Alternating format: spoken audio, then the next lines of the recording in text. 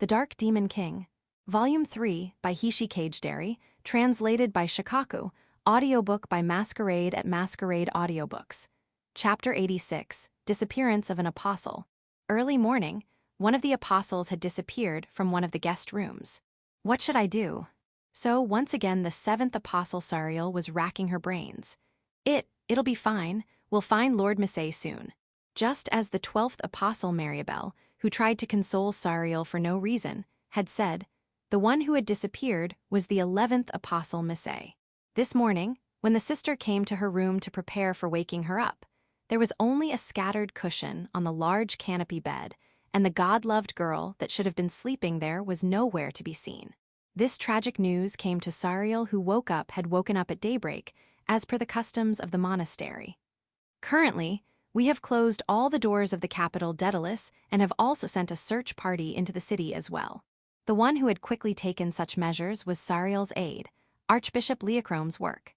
This meeting of Sariel with the three apostles was something that had been concealed from the public, and the soldiers had only been told that it was an important person. But still, since Misay's features were distinct, they could make do with just telling the soldiers about her characteristics, and even a soldier who had never seen her directly would soon recognize her. That is why, even with such complicated circumstances, as long as Misay was still hiding in Daedalus City, they would find her sooner or later. But that's only if she's still here. If Lord Misay has used her ability, then she would have already gone far away from Daedalus already. As Sariel spoke that while sighing, the faces of the beautiful brothers cramped as if in pain. You're talking about Sky Fortress Peaceful Heart.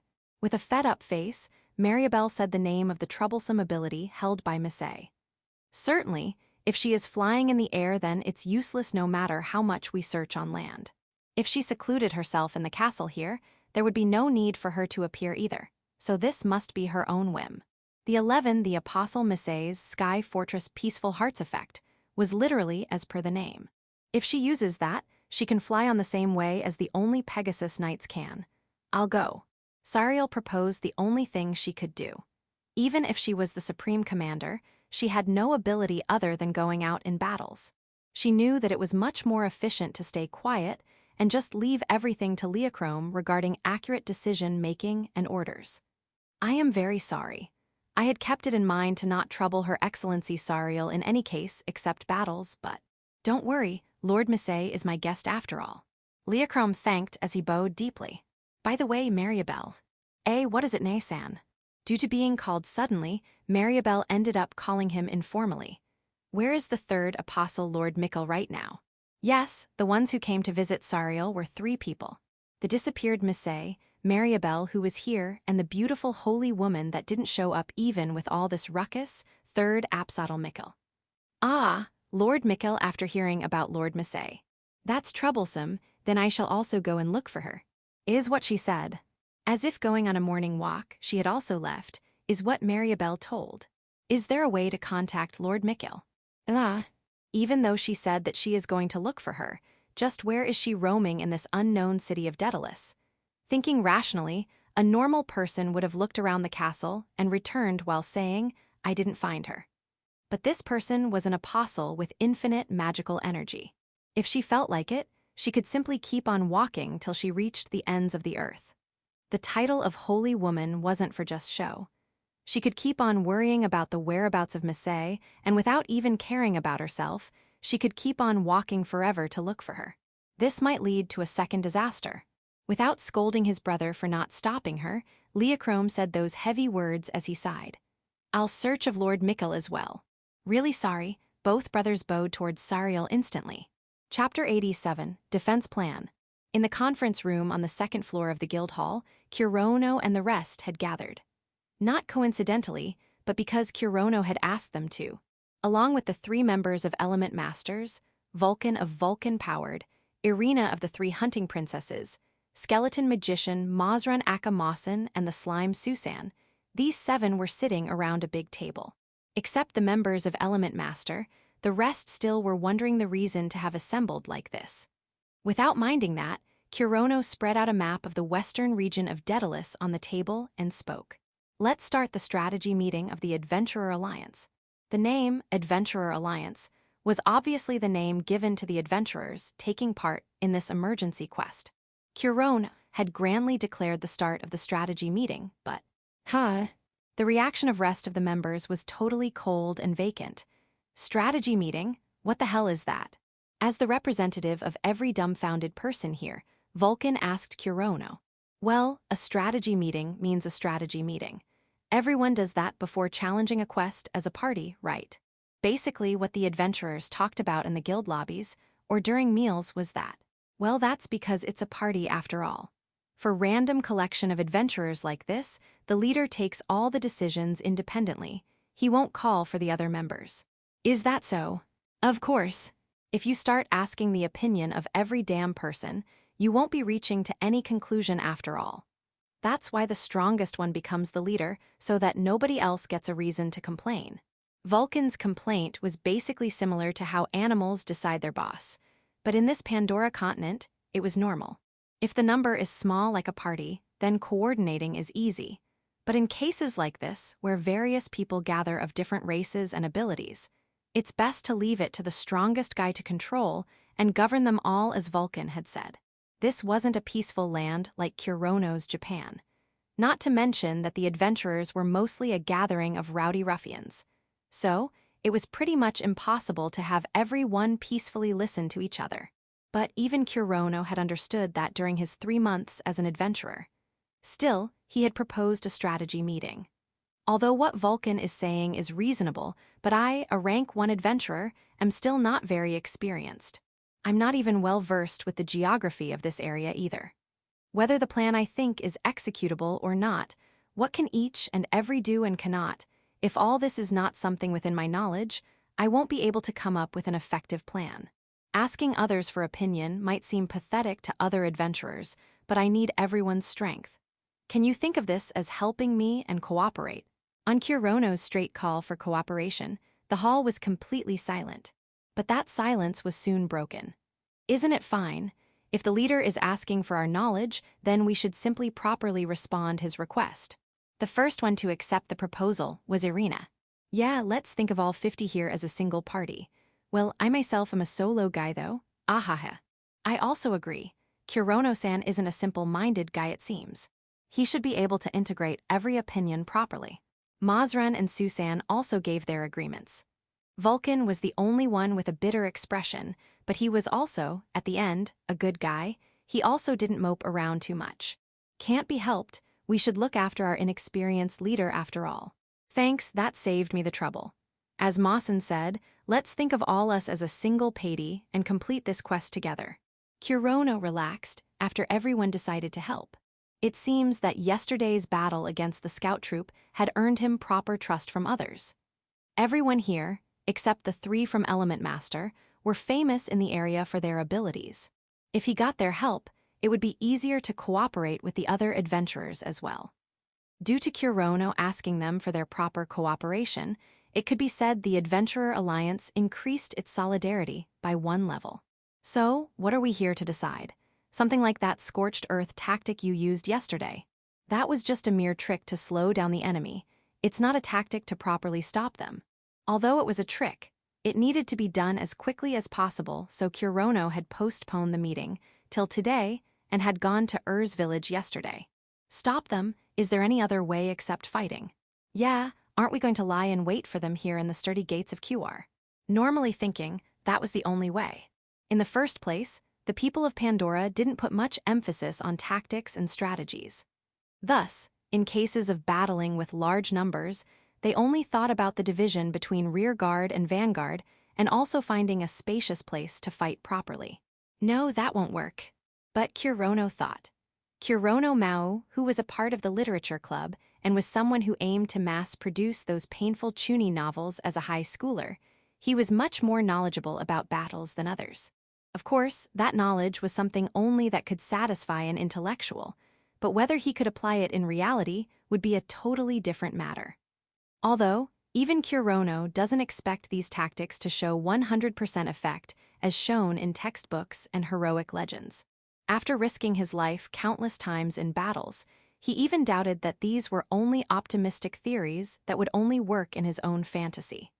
But again, Kurono didn't have anything else to rely on either. A boy of only 17 years old, the experience of such cases he had was almost nil after all, especially in cases involving tactics. If these adventurers had actual proper strategies and tactics, Kurono would not have even meddled like this. But as expected, to execute these tactics, he needed the advice of the veterans of this world. Kurono wasn't very confident regarding his own strategy, but without showing that on his face, he started to explain it. "We'll abandon QR, our defensive line will be." Kurono's finger pointed towards a point on the map, Daedalus' westernmost village of Alsas. Alsas village was a village that existed alongside the giant Rhone River that flowed from the Galahad mountain ranges. It was a village of the same size as Urs.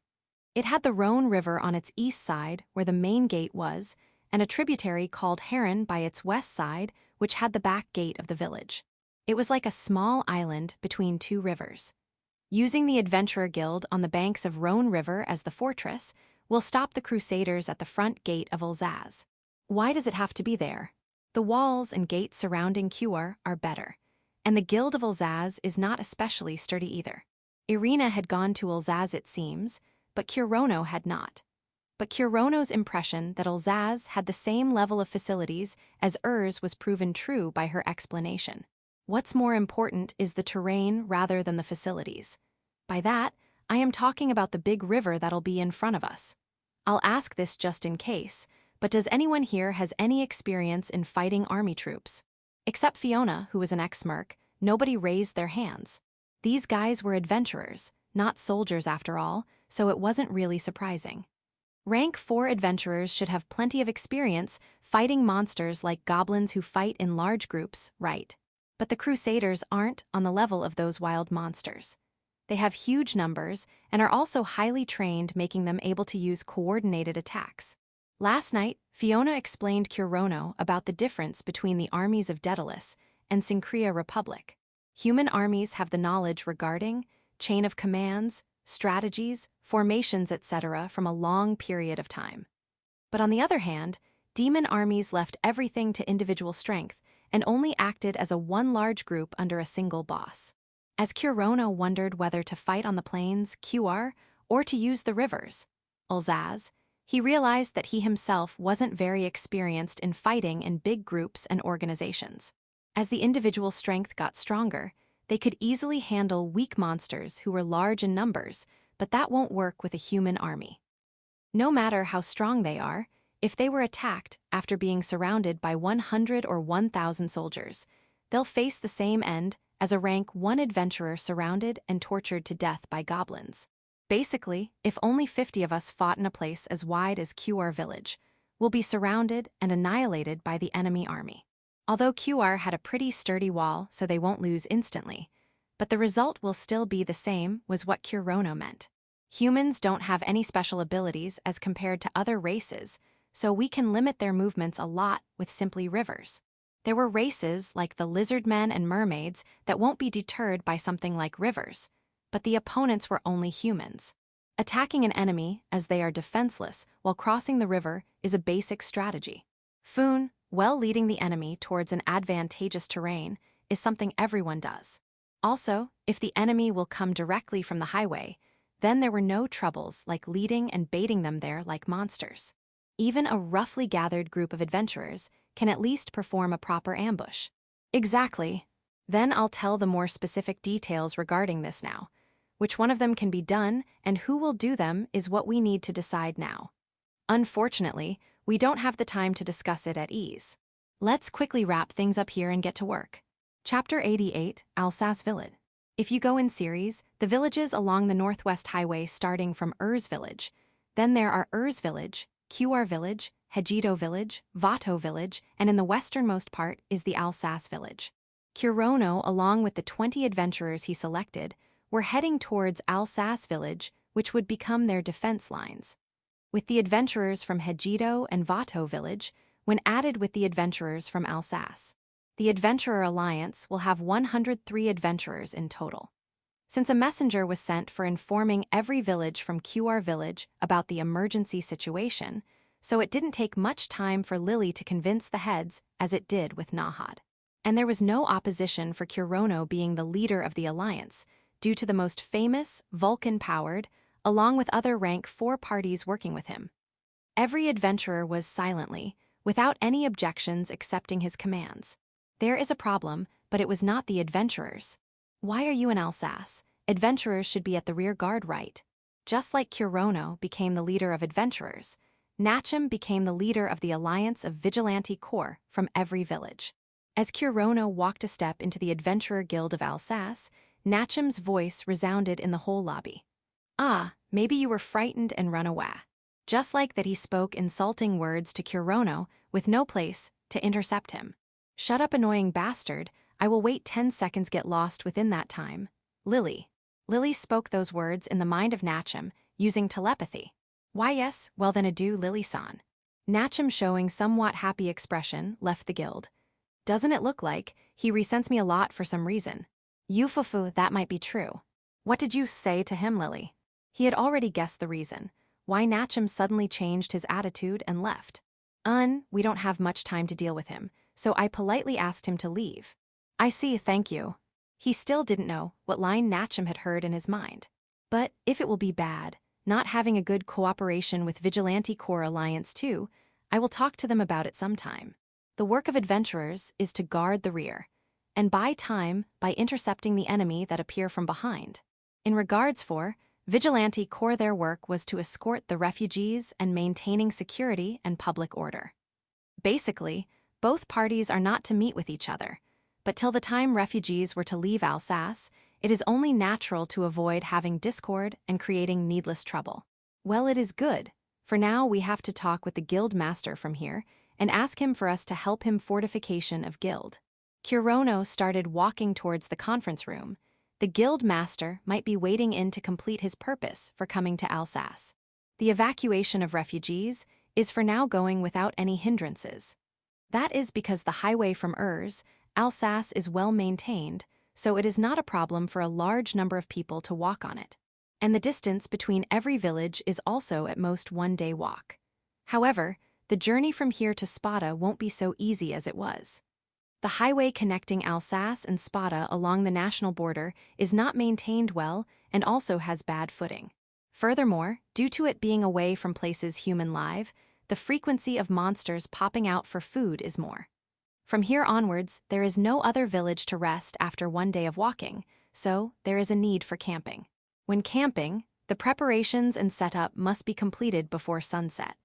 That is because they will have to secure the safe places and water sources near the camping ground. They also have to find the suitable terrain for the tent to be placed and much more reasons, and will also take time. So, if they will start setting up and preparations from evening, they won't make it in time. Till now they had villages nearby so they could walk till the evening, but from now on the walking time will have to be drastically lowered.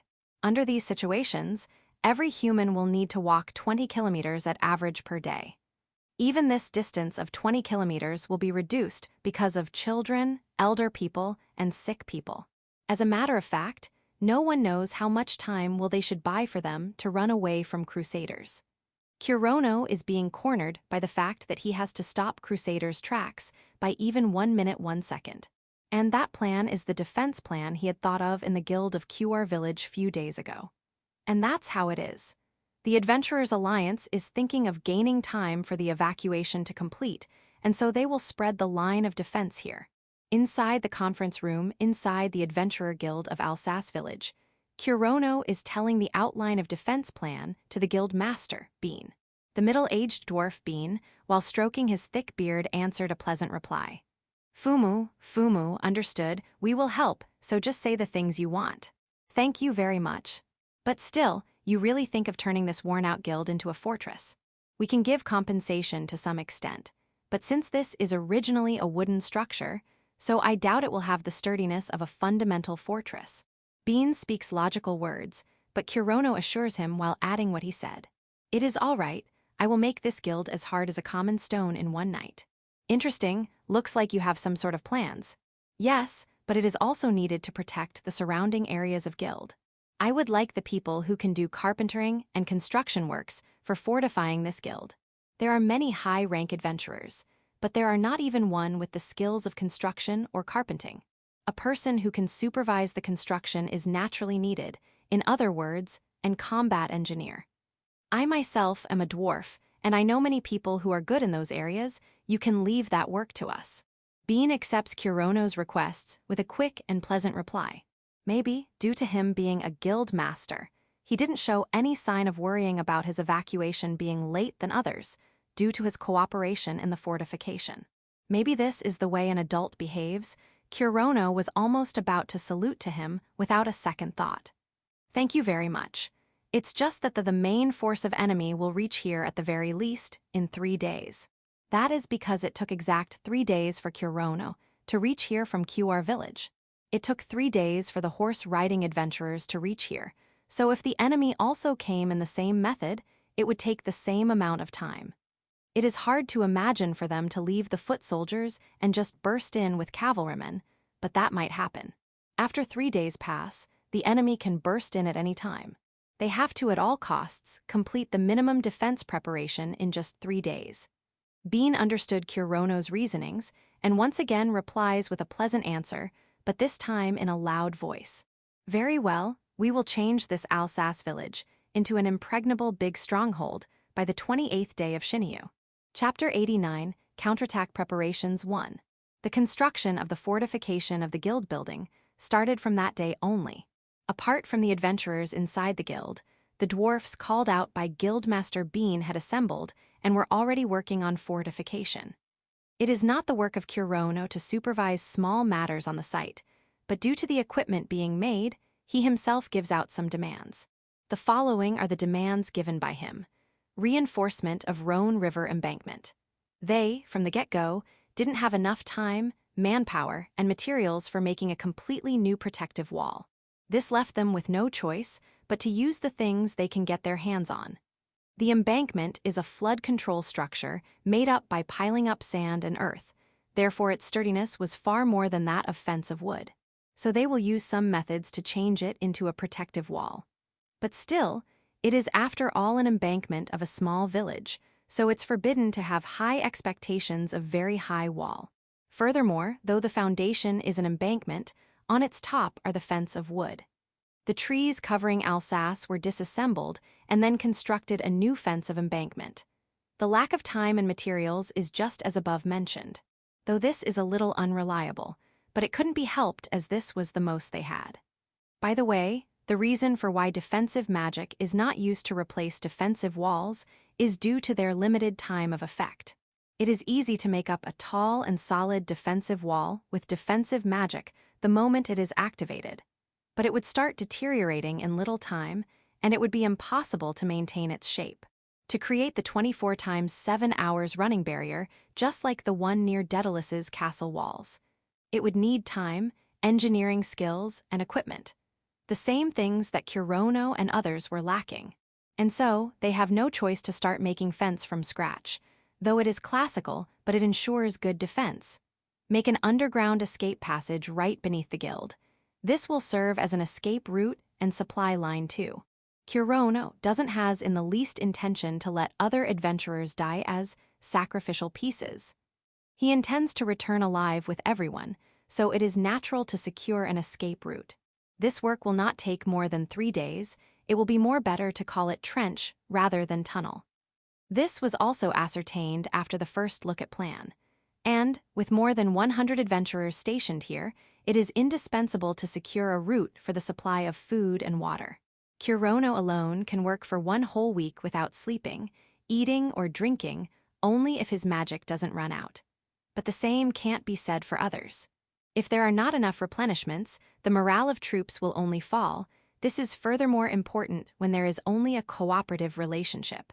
Remodeling of guild's interior for easier movement. This is destroy the walls and ceilings, which will be hindrance at the time of battle, to resupply men and goods.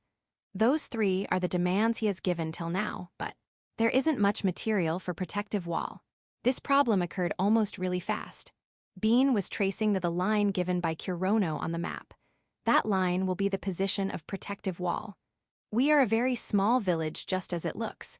We don't have enough timber, stone, and other materials as such. And to make matters worse, we don't have enough time, so we won't able to cover a large area too. Because of that problem, I would like you to make this. Kurono takes out a single wire from the shadow space. Its length is 30 centimeters. One could understand it is made from some sort of dark gray metal due to its luster. If it was just that much, it won't be much unusual.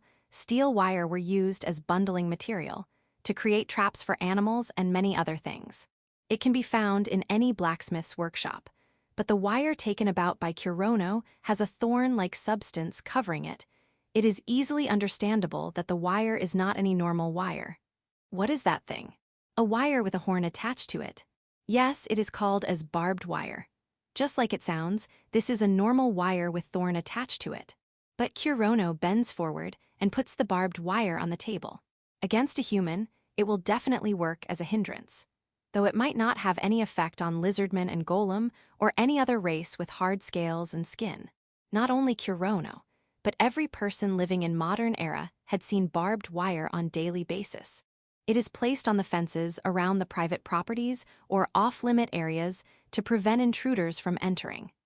This thing can be understood by this world's people if they saw a barbed wire without explaining it to them. First of all, it is made from iron, so maybe even if it had been developed, the popularization might have been slow. Fumu, I see. Really, if we lay this out, we can cover more extensive range without having the trouble of creating fence of trees. Along with that, if it is wrapped around the fence already made, it will definitely give more defensive effect, and no one would touch it without thinking twice. If only we have iron, we can make them and use them by wrapping them. Tomorrow, the previously requested bundle of iron might come. We will make use of it and use the barbed wire as a barricade. Got it, let's complete it fast. Bean, who understood its effectiveness, nods. But will it be able to block those wearing thick whole body armor? The normal attire of crusaders is chainmail under a white surcoat. This will be able to block many cavalrymen and foot soldiers. But even barbed is not all-purpose. They might have people who can jump over them, aren't I right? But dealing with people like those is the job of us adventurers.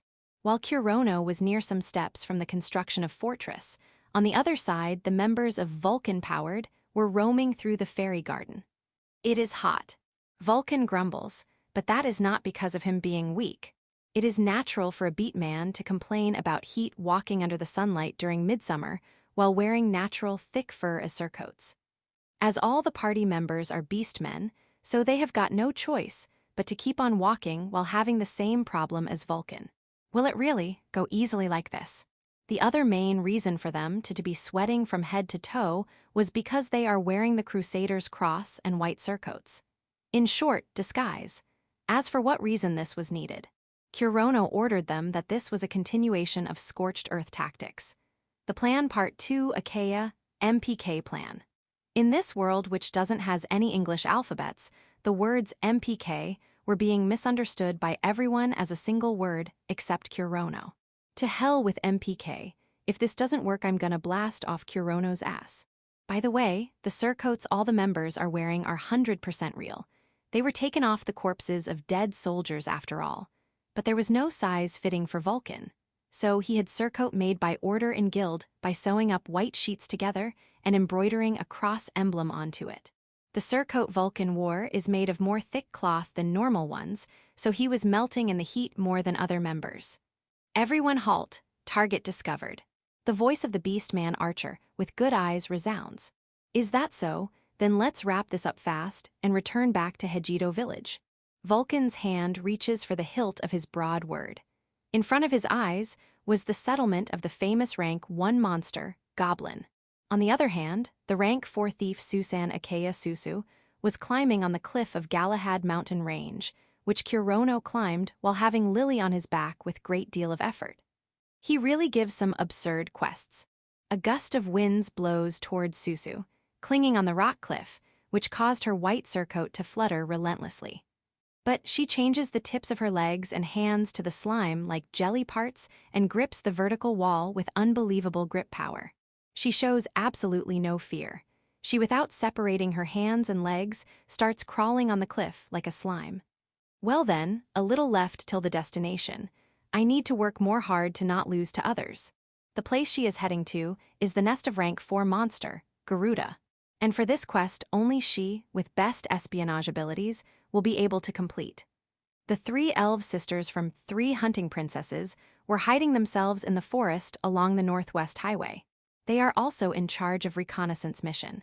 Whoa, the queue is still walking, there really are many of them.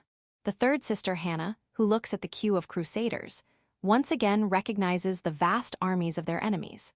The crusaders wearing white surcoats with the design of cross and holding flags with the same design are marching in a well-ordered manner while matching each other's pace. The spears of foot soldiers is lined, and in front of them are the cavalrymen covered in silver heavy armor and are walking boldly. I have only seen the army of Daedalus as big as of this scale. The 2nd sister, Laura, recalls the commemoration parade of Daedalus' army she once watched. The bright white attired crusaders are a complete contrast to Daedalus' army wearing jet black armor and helmet. The 3 are reminded of the fact that these white attired troops are the ones who defeated Daedalus' army and are now walking boldly in the territory of Daedalus. Look above over their Nisan. On Hannah's word, Irina and Laura raise up their heads and see many shadows in the midair.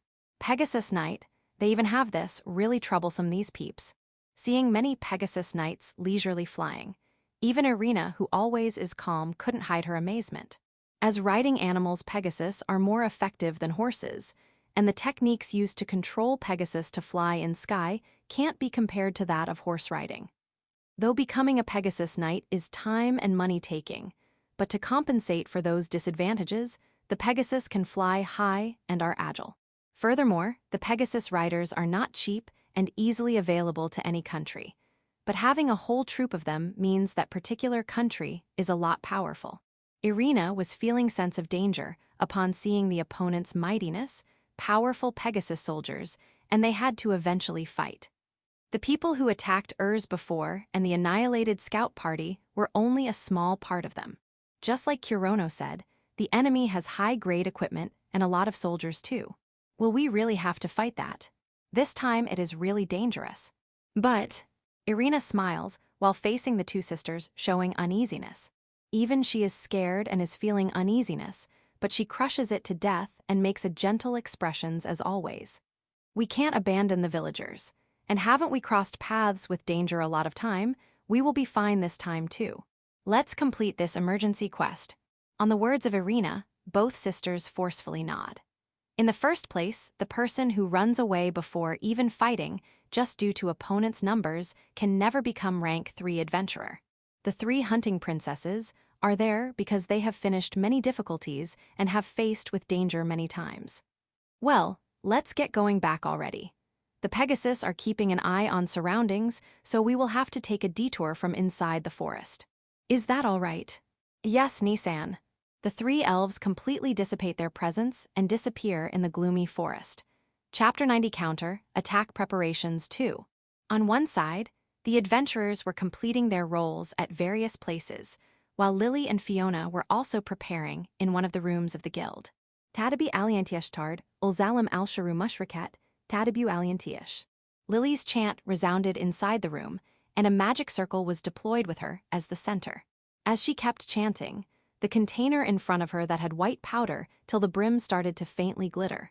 Although she was in her child form, Fiona watched as Lily showed the concentration level of a master craftsman. In contrast to Lily, who was using magic to the extent of getting a sweaty forehead, Fiona was doing a simple job of grinding medicinal plants with an even more sleepy expression than usual. Tadabi aliantiash tard ulzalam alsharu mushrikat tadabu aliantiashi. The magic circle gave off a brighter light for a second, and then it vanished. It seemed as the magic effect was shown as Lily stretched her short limbs and Fu took a breath. Is it finished? Fiona asked Lily as she took a nap. Not yet, there's still one last touch left. Lily answered with an energetic voice, even though her small face looked tired and was sweaty. Fiona impolitely thought that her child version really looked cute as she saw Lily. I see. Then you'll have to return to your actual appearance as well. Yes, Lily will work hard. Fiona once again had impolite thoughts like, so I can only see her like this now. Her normal form is wicked and mean after all. I'll also be done soon. This seems to be the last bundle of Rixay grass. There's nothing else to help with, So, till then I'll work on creating normal potions. What they were creating right now was not something normal, but special it seems. It was the fairy's miracle drug that Lily had been selling for over the past 30 years.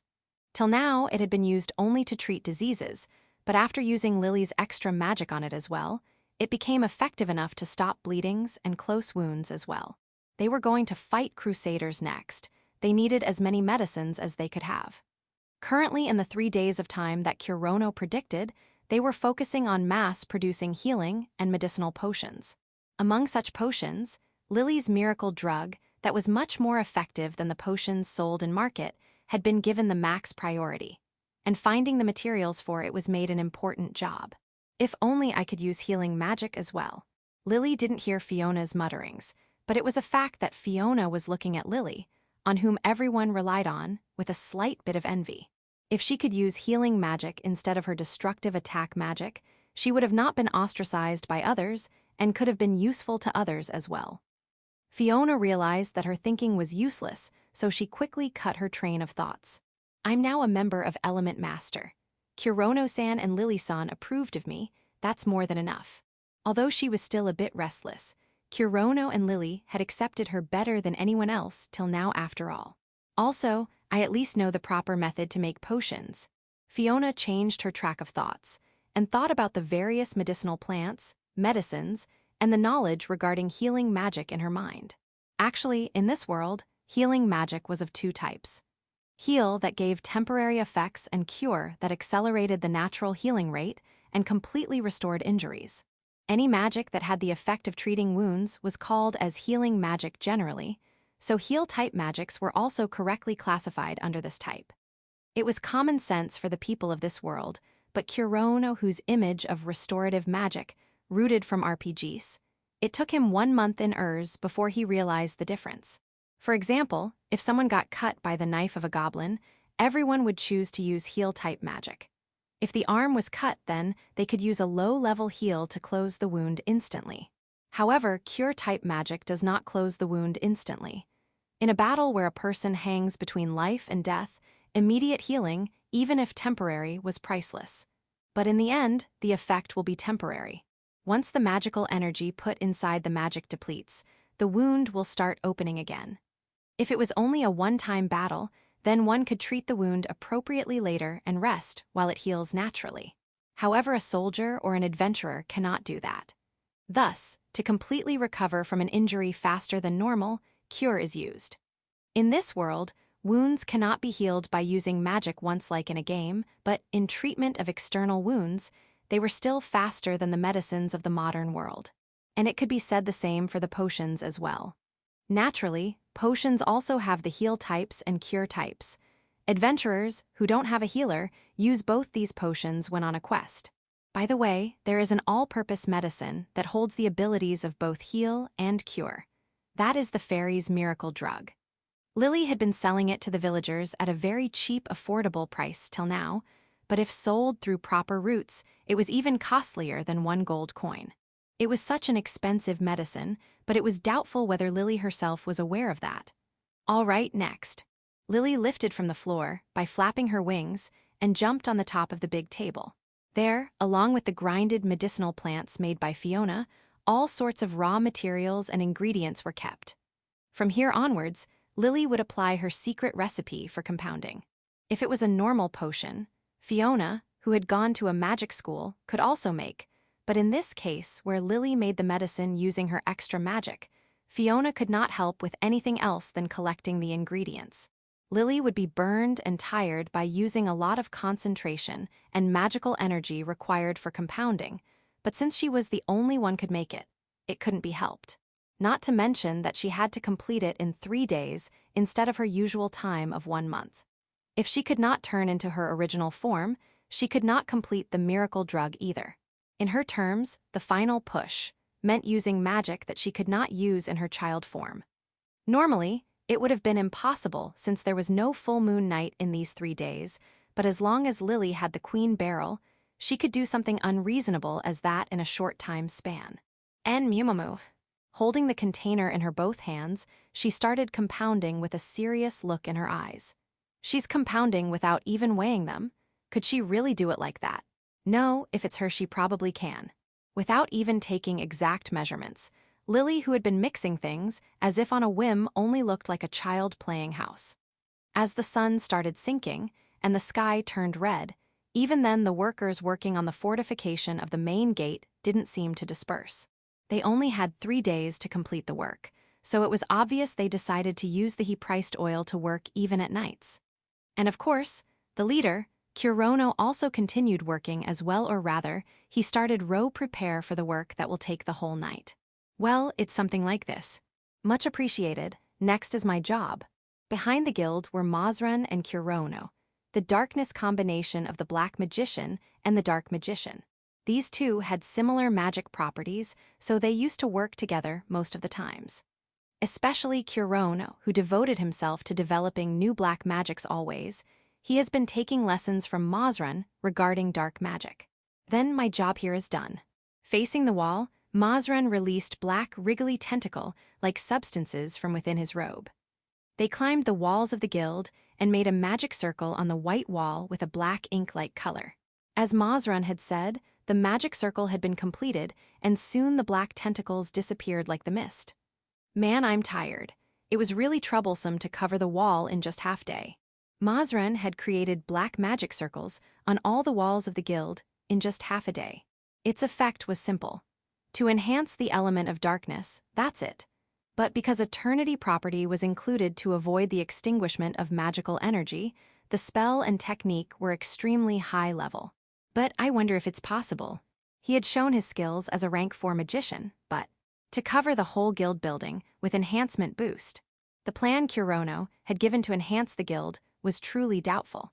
A magic to enhance and fortify a building was definitely possible, but it would take the same time and effort as the carpenters who built it took, and will require a lot of magicians to do remodeling work at a large scale together. The barrier deployed along the walls of Daedalus was a perfect example of it. According to the common sense of magicians, to apply a defensive enhancement to a 4-story building like the guild building, it would require 5 rank 3 magicians to work for a whole week. But Kurono said that he would do it alone, that too, in a single night. It was natural for Mazran to be doubtful. He felt it would be amazing if he could cover half of the building in 3 days. It'll be fine. If it's just enhancing the walls, I'll manage it somehow. But Mazran did not speak his doubts. He decided to believe in his leader's strong words and see how things turn out. I'll look forward to it, work hard, boss Kurono. While waving his skeletal hand, Mazran left. Kurono, who was left alone, spread his arms towards the black magic circle. Amazing. He could instantly feel black magical energy activating just from touching. Let's do this, blackening. To enhance his weapons and swords, as well as use them without touching, was blackening. It was a magic that he had learnt even before he left that facility. He had a lot of memories of using this magic in various situations, like in his fight against Sariel, or when he opened the treasure box, etc. And probably, enhancing this whole building will also become another one of those memories. The most common effect of Kurono's blackening was the enhancement of the material. Basically, just as how he strengthened his swords, he wanted to enhance and strengthen the whole wooden structure through blackening. But to complete blackening, he had to cover the object completely with his magical energy. And the bigger the object, the more the consumption of magic will be. And this time, the object was not a small box or sword, but a 4-story giant building. The magical energy consumption will be higher than anything, even higher than the time when the cursed hatchet evolved. But if I do this slowly through the whole night, I'll definitely be successful.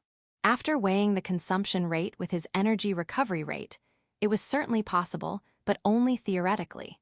Even if the black magical energy recovered with time, the concentration and patience required to use it continuously will definitely fall. Basically, it depends on my guts. Thus, Kurono's long night had started. Chapter 91, Occupation of Urs. Although there were irregularities like the annihilation of Kiven's squad and the scout troop, the crusaders finally occupied Urs on the 25th of the month of Shinyu. The main army moved only after long and detailed reconnaissance, due to which it took so much time. They have completely escaped. It was only natural. Although Nors had no proof that the villagers had all evacuated and moving towards Spada, he had still predicted it more or less. Nors had further predicted even worse things. Not just the villagers, provisions, commodities, anything valuable have already been lost. His aide, Sister Sylvia's report only substantiated it. In the first place, it was clear that the adventurers were using scorched earth tactics just from the fact that the Adventurer Guild had been burned down. Damn demons, trying to be insolent. Nors, who had experience in various battles back in the Republic, was well aware of what such tactics will have. But even then, he realized that the current situation was only worth cursing a few times. But it's not a big problem. We have the resources collected from the previous villages. Have them quickly carry it all here. Scorched earth tactics could only show their full effect when the enemy has no way of procuring supplies at sight. At that point, Nors had no reason to worry since they had sufficient supplies gained from previous villages. Then, let's prepare according to that. Nors was expecting a few words of sarcasm, so he felt uncomfortable from the obedient agreement he got. You're unusually thoughtful today, Sister Sylvia. Fighting is your role. If governing a village is not required, then my job is only to prepare supplies. It was her usual cold attitude, but her words did have some modesty. Is that so? That is so. I won't speak unnecessarily, so please command freely. I'll do that. Unexpectedly, she did know her place. She had been uselessly speaking all the time, but now that a battle has become inevitable, not a single word of opposition came from her. After all, she must have curried the Cardinal's favor with her cleverness and womanly weapons. Now that an actual battle is at hand, she's nothing but a girl who can follow orders. That was how Nors interpreted Sylvia's attitude change. Leaving aside whether it was correct or not, the current situation was delightful for Nors. There was no way they'd lose to demons, but if his aide had kept on talking uselessly, it would have spoiled the cheers of victory. Tomorrow I'll be able to rampage after a long time. Tomorrow? What? Don't you know that those demons are lying in wait at the QR village? There will obviously be a battle tomorrow. Don't you know even something like that? Sighing as if implying that, Nors further spoke. QR is the only village in this region with walls of stone. If they are going to gain time for the villagers to run away, then obviously they'll choose this village that has the strongest defense. But according to the reports of the scout troops, there were no signs of enemy in QR. What? He ended up asking her again. There's no one at QR. He felt embarrassed, but soon after his thoughts moved into a different direction. Wait, does that mean that the army and the adventurers ran away with the villagers? Phew, such cowards. Since they had destroyed Kiva's squad and scout troops, Nors was thinking that the demons will fight head-on. But after attacking the scout troops, if they ran away then, that meant that there was no ambush at QR. Could it be they thought they could stop us with that simple attack and this half-assed scorched earth tactics? No, maybe they had a falling out among comrades. Well, whatever. If the demons have all run away, there is no need to be vigilant. Let's make the army advance quickly. We can't let even a single demon run away. Nors had become passionate to start pursuing, but Sylvia remained in her usual low tension and continued her report. I'm changing the topic, but a sealed letter for you has arrived. The sender is Bishop Gregorius. It can't be an order to return, right? Although Kivan's squad had been annihilated, it was not at a level where they would be ordered to return. In the first place, Gregorius himself was in Daedalus, but he had not sent any report. Nors, who had occupied villages one after the other, there was no way he would have any problem or dissatisfaction. After thinking of various possibilities, Nors removed the seal, looked at the contents. Reinforcements. Nors unintentionally muttered, "Is it a request for reinforcements?" "It's the opposite. He sent reinforcements to us." Here read. Sylvia took the letter and spoke after reading it once. I saw ominous black shadows towards the place where Nors' priest head is going, is what is written. Is this some kind of a code? Don't know. Probably he means those words in a literal sense. Bishop Gregorius is a suspicious self-proclaimed prophet. You didn't know. Nors called his current direct superior suspicious. Even in this world, there is no such thing as an accurate future prediction. Still, calling himself a prophet will obviously lead to doubts. So, is this a prediction? He's the same as a backstreet fortune teller. Anyone can make wild guesses and prove a few true. But since he never clearly gave any prediction randomly, he was able to reach a position as high as a bishop. Rather than prediction, it is more of an estimation. Basically, he is a crackpot and calls his estimates as predictions, though I don't know why. Ominous black shadows is what is written here, but does that mean that the bishop has sensed some kind of threat, and that is why he sent reinforcements? That's the only probable explanation. But Nor's thought. In the letter, neither the details of the reinforcements sent nor their numbers, which squad, nothing has been written. It should be about 1,000 soldiers, but what he could not understand was the reason behind this timing to send reinforcements. If there really is a force that could threaten Nor's army, then it must be either a large army of undead or a black dragon had appeared. But this vague prediction could not be interpreted. The true identity of the shadow could be a sudden accident or a revolt in the squads as well. After he had thought that far, Nor's didn't feel that this reinforcement was truly meant for helping him. Worst case, this reinforcement would mix with his squad, and after the western region of Daedalus was captured completely, they would assassinate him and the achievement would be taken by the bishop.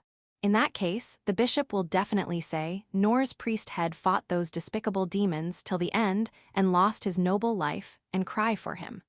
But the dead cannot be rewarded materially, so his superior, that is the bishop himself, would reap the awards. At the current stage, reinforcements are not needed. If another squad came, then don't merge with them and don't let them move further than Urs. Yes, I understand. Yes, Nor's could complete the mission to capture Western Daedalus without any problems. Even if he was not assassinated, he'll be troubled if the achievements were divided due to stupidly accepting these reinforcements. Bishop Gregorius was his direct superior in the Crusaders, but that didn't mean he could be trusted. This reinforcement sent due to the cryptic prediction, Nor's interpreted that it was but one of the trickery prevalent inside the Crusaders. Fun, always making trouble uselessly. Nor's cursed his superior without hiding it even a bit. Cyprus mercenaries that moved along with Nor's main troops had also stationed in Urs by the 25th. I snuck and looked around the village while avoiding the eyes of the soldiers so that she doesn't get yelled at. After moving around, she sat down randomly and took out a portable food out of her pouch that was made of unknown ingredients and started eating. Disgusting, couldn't they have put a little more flavor? It looked like a chocolate bar, but as I said, it had no taste and had texture like hard bread. It was a thing that made people doubtful to eat even when extremely hungry. Tsumaki, wanna eat. The black cat sitting around her legs turned and ran away. You don't have to reject me so badly. I glared towards the direction the cat ran away.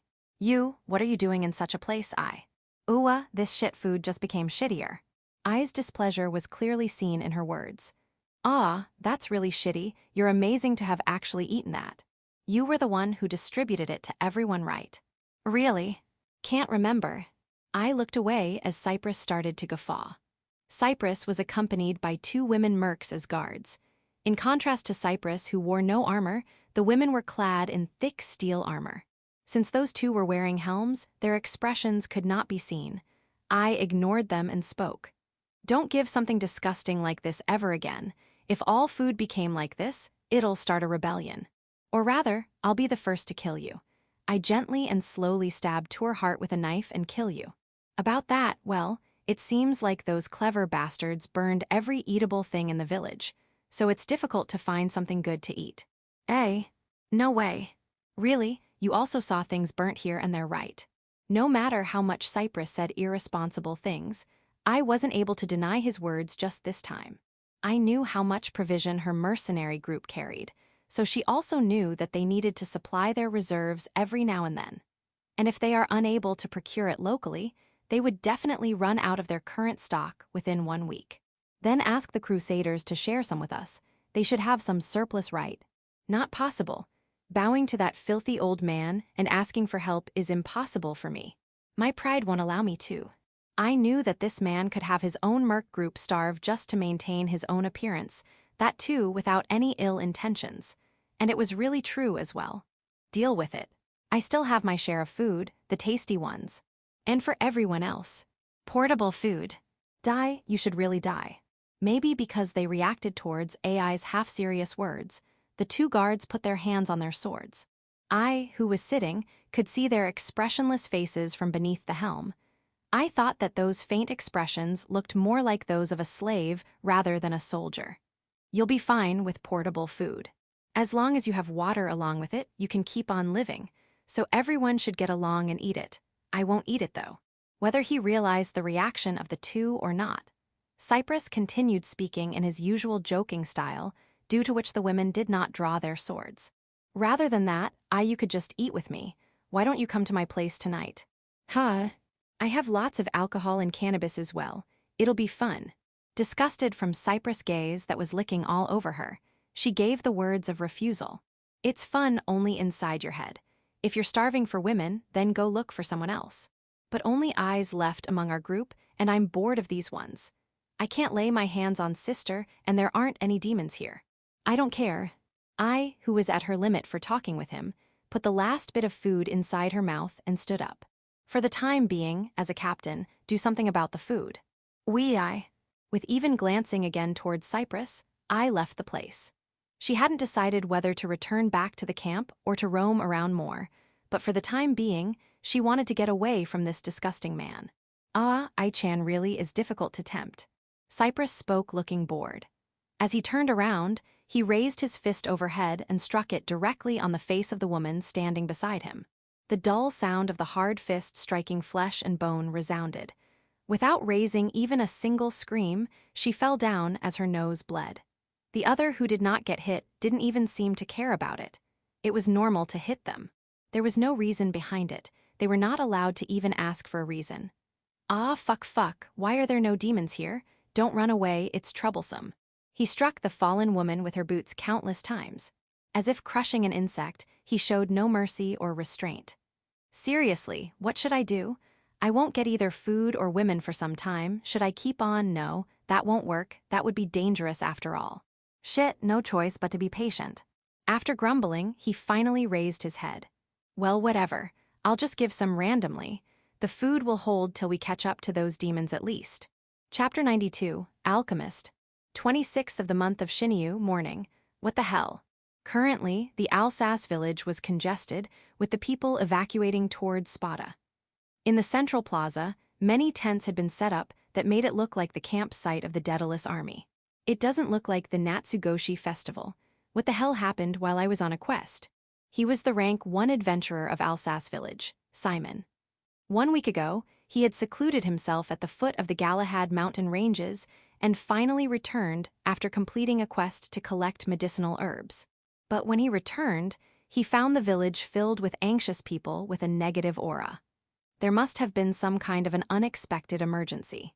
He thought that, but since he had a shy personality, he decided to directly head towards the guild rather than question the people there.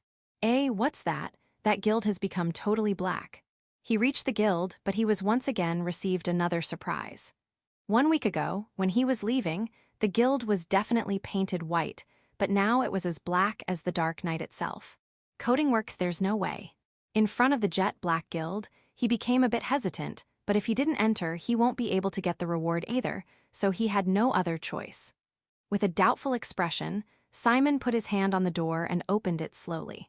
The lobby of the guild was filled with armed adventurers. Although it was a normal scene inside the guild, but what was abnormal was the sheer number of adventurers. There were just too many of them. It was like a guild of an urban city. Thinking that, Simon moved towards the counter, but he received a surprise for the 3rd time. The counter is closed. The counter won't close until an official emergency quest had been declared. A question mark appeared over Simon's head as he was unable to make any sense of the situation. What should I do? When he looked around, there were only never-before-seen adventurers. No, Simon, who had come here only a few days back as a solo, he never really had anyone he could talk to anyway in Alsace. Just what happened to the village and the guild? What should he do next? How could he get the reward for his quest? What was happening right now? As he thought all these things, Simon stood stupefied in one corner of the lobby. You, over there. Simon, who was thinking while hanging his down, heard a voice from above. As he raised his eyes, the one who stood there was a man dressed from head to toe in complete black clothes. He was also a human, but was much taller than him. Since he was wearing a robe, he must be a magician, but his muscles made him look like a warrior instead.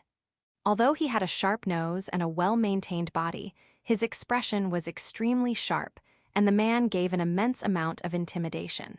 Yua, he looks like the type I'm bad against. He was not prejudiced. Since Simon had a short stature, he had the experience of being scorned by men of the same age for that. Especially those who were blessed with a better physique used to make fun of him more. But suppressing his trauma in his heart, he replied with a monotone, cold voice. "What is it, Oni-san? I haven't seen you before. Did you return from a quest just now?" "Yes," he replied coldly to the man. He talked to me at least, so I should ask the current situation from him as well. Simon thought that. He wanted to ask for an explanation, but the man spoke first. "The thing you're holding, is that a gun?" Those words made Simon widen his eyes in surprise. "How do you know that?" Point of view changed to Kurono. After completing the blackening of guilds successfully, everyone, especially Mawson, "Amazing boss Kurono, I knew you could do it. I believed in you till the end," kept on praising me. After that, I returned to the lobby. My body wasn't weak enough to get tired with just one all-nighter, but due to continuously using magic, I was still mentally tired. I was about to return to my room and take a 1-hour break, but that's. As it suddenly came into my view, shockwaves ran through my brain. The one I was looking at was a single elf. I clearly make that out due to the characteristic long pointed ears. He had gray short hair, emerald big eyes like Lily, and had a cute girly face. Wait, is it a guy? He was wearing a dark blue coat and leather boots and trousers. I could make out from his attire that he was probably a guy. If he was wearing a skirt like the 3 sisters of 3 hunting princesses, I would definitely thought that he was a girl. Anyway, I wasn't shocked because I fell in love with that boy girl, but because of the weapon he was holding. Isn't that a gun? That long iron cylinder was definitely like that of a gun. When that boy girl looked the other way, I could also see the grip as well as the trigger. I'm pretty sure now. It looked like a shotgun, no, it looked more like a rifle without the stock. I did see some crusaders holding bowguns, but I never thought I would see guns in this other world. I became high with tension even after the all-nighter by just seeing that. Of course, to avoid suspicion of the other adventurers, my face was still in a poker face from outside. I'm curious now, wait, couldn't that gun become a major power for us? In any case, since an emergency quest has been made, he will also become a part of our alliance anyway. I should talk to him now. I moved towards him, who was standing in one corner of the lobby looking somewhat lonely. Damn, I'm a bit nervous now. Why does it feel like I'm hitting on some girls in a city? Not that I have ever done it actually. You, over there. Calmly and normally I called him, "Hey." He raised his head and looked towards me with upturned eyes. You, now that I look closely, that face is really cute. I am changing it from he to a she. What is it, Oni-san? Were my weird thoughts exposed? She answered with a monotone, cold voice while releasing a really rejecting aura. I really am shocked from that clearly super cold reaction. Well, my eyes have always been bad, and I am also wearing a full black-looking robe as well. Anyone would get a bit vigilant against a suspicious-looking person, right? Let's leave it at that. I haven't seen you before. Did you return from a quest just now? Yes. So she really was an adventurer. That means she doesn't know the current situation. It's natural after all. Some who returned yesterday were also the same as her. But she really is giving off a seriously gloomy aura. I'm being unskillful here. Even though I haven't gotten to the main topic, the next words will definitely end the conversation if it goes on like this. I need to ask her about the gun quickly. The thing you're holding, is that a gun? How do you know that? Was my question such a surprise? Her cute eyes opened wide as she looked at me. Do people not know about it normally? Unless it's a real weapon maniac, nobody knows about guns. Normally, you said, is your common sense normal? In just a few seconds after meeting, my common sense is being doubted already.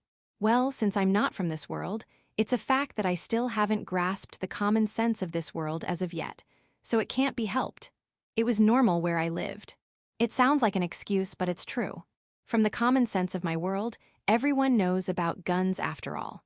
Especially guys like me, though I'm still not at the level of being called a gun otaku.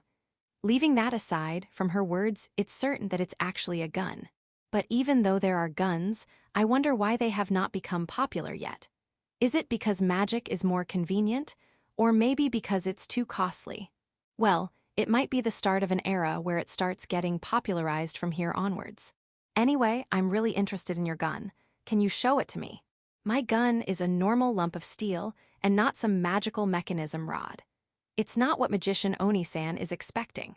I see, there must be rods that look like guns as well. My black ballista replica also shows the same effects like a gun if it was shaped like a gun. Rather than that, if it doesn't use magic, that means it is an actual gun that shoots lead balls with gunpowder, right? I want to see that real gun. Oni-san, why do you know even that? Huh, didn't I hear the same thing just a while ago? Her surprised expression also came for the second time. I created this gun that uses gunpowder instead of magical energy to shoot bullets. I have never told anyone about this structure, so why do you know that? Wait a second, this girl just said that she created it. Wait, I want to confirm something, but those guns that the weapon maniacs know about are all gun-shaped rods. That's right. And you created this gun that fires bullets without magic. Could it be that you compounded the gunpowder by yourself as well? It's not something as amazing as compounding, but yes, that's why there's no way anyone else knows about guns that uses bullets. No wait, could it be? There are already such guns at Oni-san's homeland. In front of her, who had started muttering to herself, I got an even bigger shock that the time I saw the gun. A genius. The history behind guns wasn't something shallow. The creation of matchlock, invention of gunpowder, was made through various trials and errors. To create that from nothing, that too alone was impossible. No, she must have gotten some kind of a hint. Even so, in this world where gunpowder doesn't even exist, to have created a gun alone. You're a genius. Yes, there's no other way to describe this. Oh, Oni-san. Right now, I might be looking at a great inventor in front of me. Amazing, this is amazing. Please show me that gun, I beg of you. Ooh, if you go that far, fine. Maybe she had been pulled by my vigor. She was showing a troubled face, but I didn't really care about that right now. She timidly handed the gun to me. Thank you. As I took it, I could feel the heaviness of the iron in my hands. I had held model guns, but this the first time I held an actual one. But somehow I know from this weight that it's a real gun. Does it have bullets inside right now? No way, I have removed them for now. Nothing will happen even if you pull the trigger. It's just a pipe of iron right now. Then, there's not a chance for an accidental discharge, either, so I can observe it with relief. It feels like a hunting gun. Its appearance is that of a hunting gun without the stock. But after matching its appearance with the ones in my mind, I found a gun that matched it better. A contender. It was a single-shot pistol developed by the America's Thompson. It looks really similar to it. But since it's meant for her use, the grip is somewhat smaller. It looks more like a compact version of it. It looks like a hunting gun, but its barrel is long, even longer than the contender probably, though I haven't seen an actual one. But its structure is more or less the same. Since there's neither a bolt nor a magazine, it needs to be loaded after every single shot.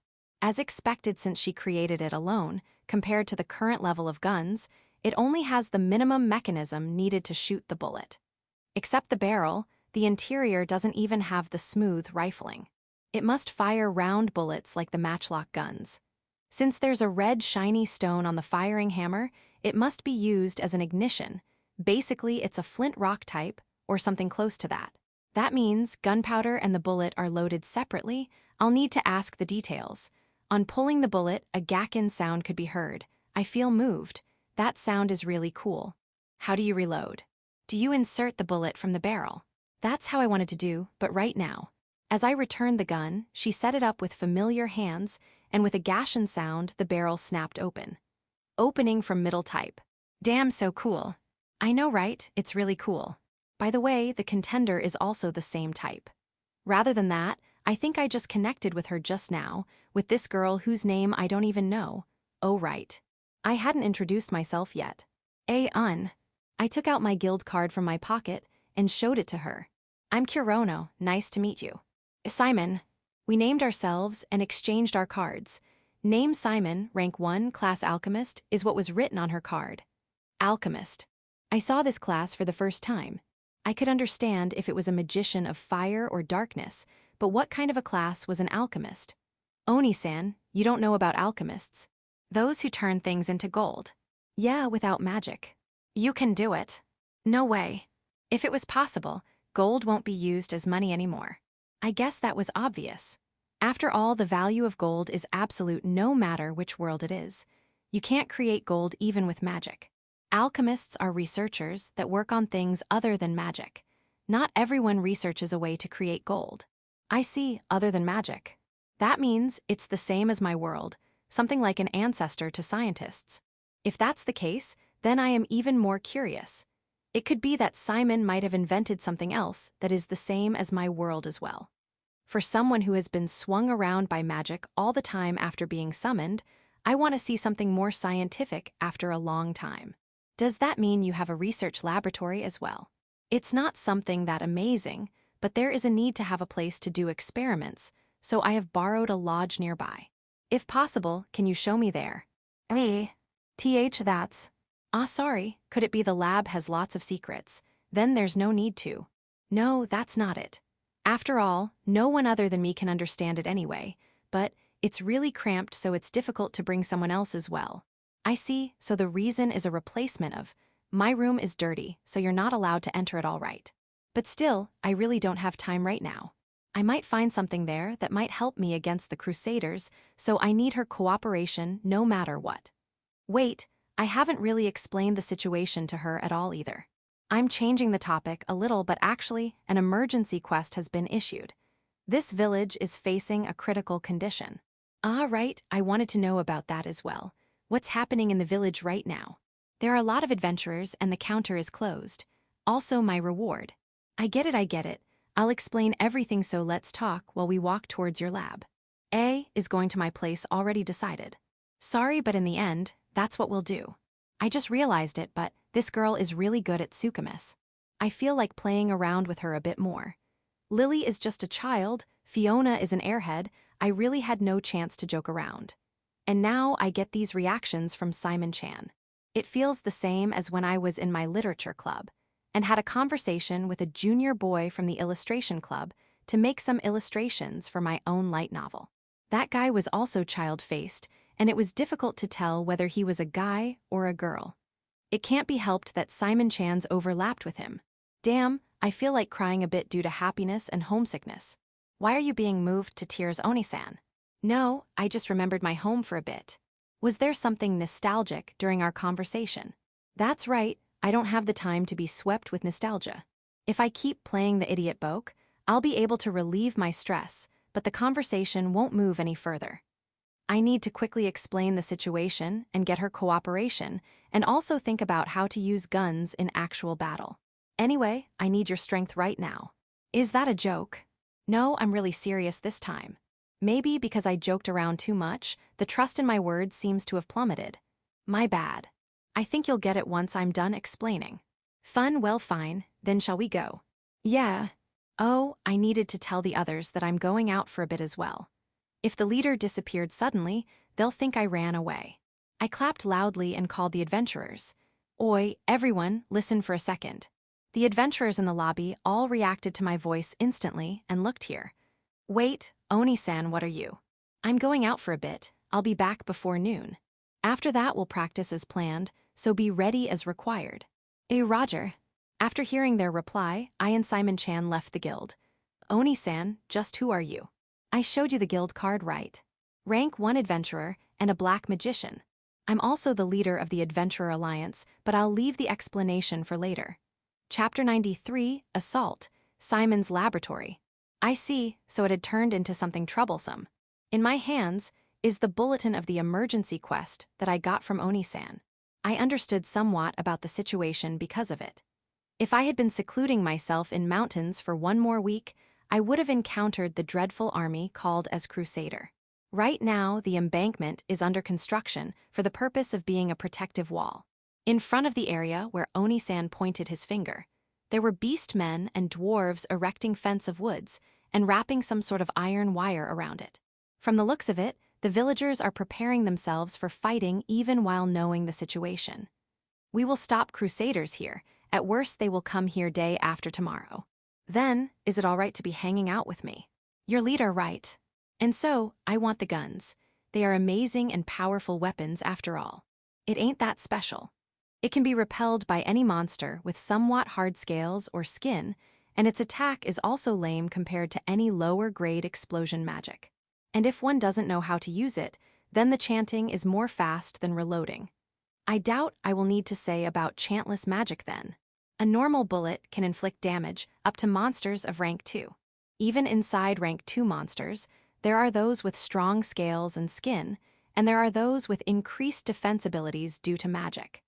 And not only monsters, an armor enchanted with defense magic can easily repel the bullets.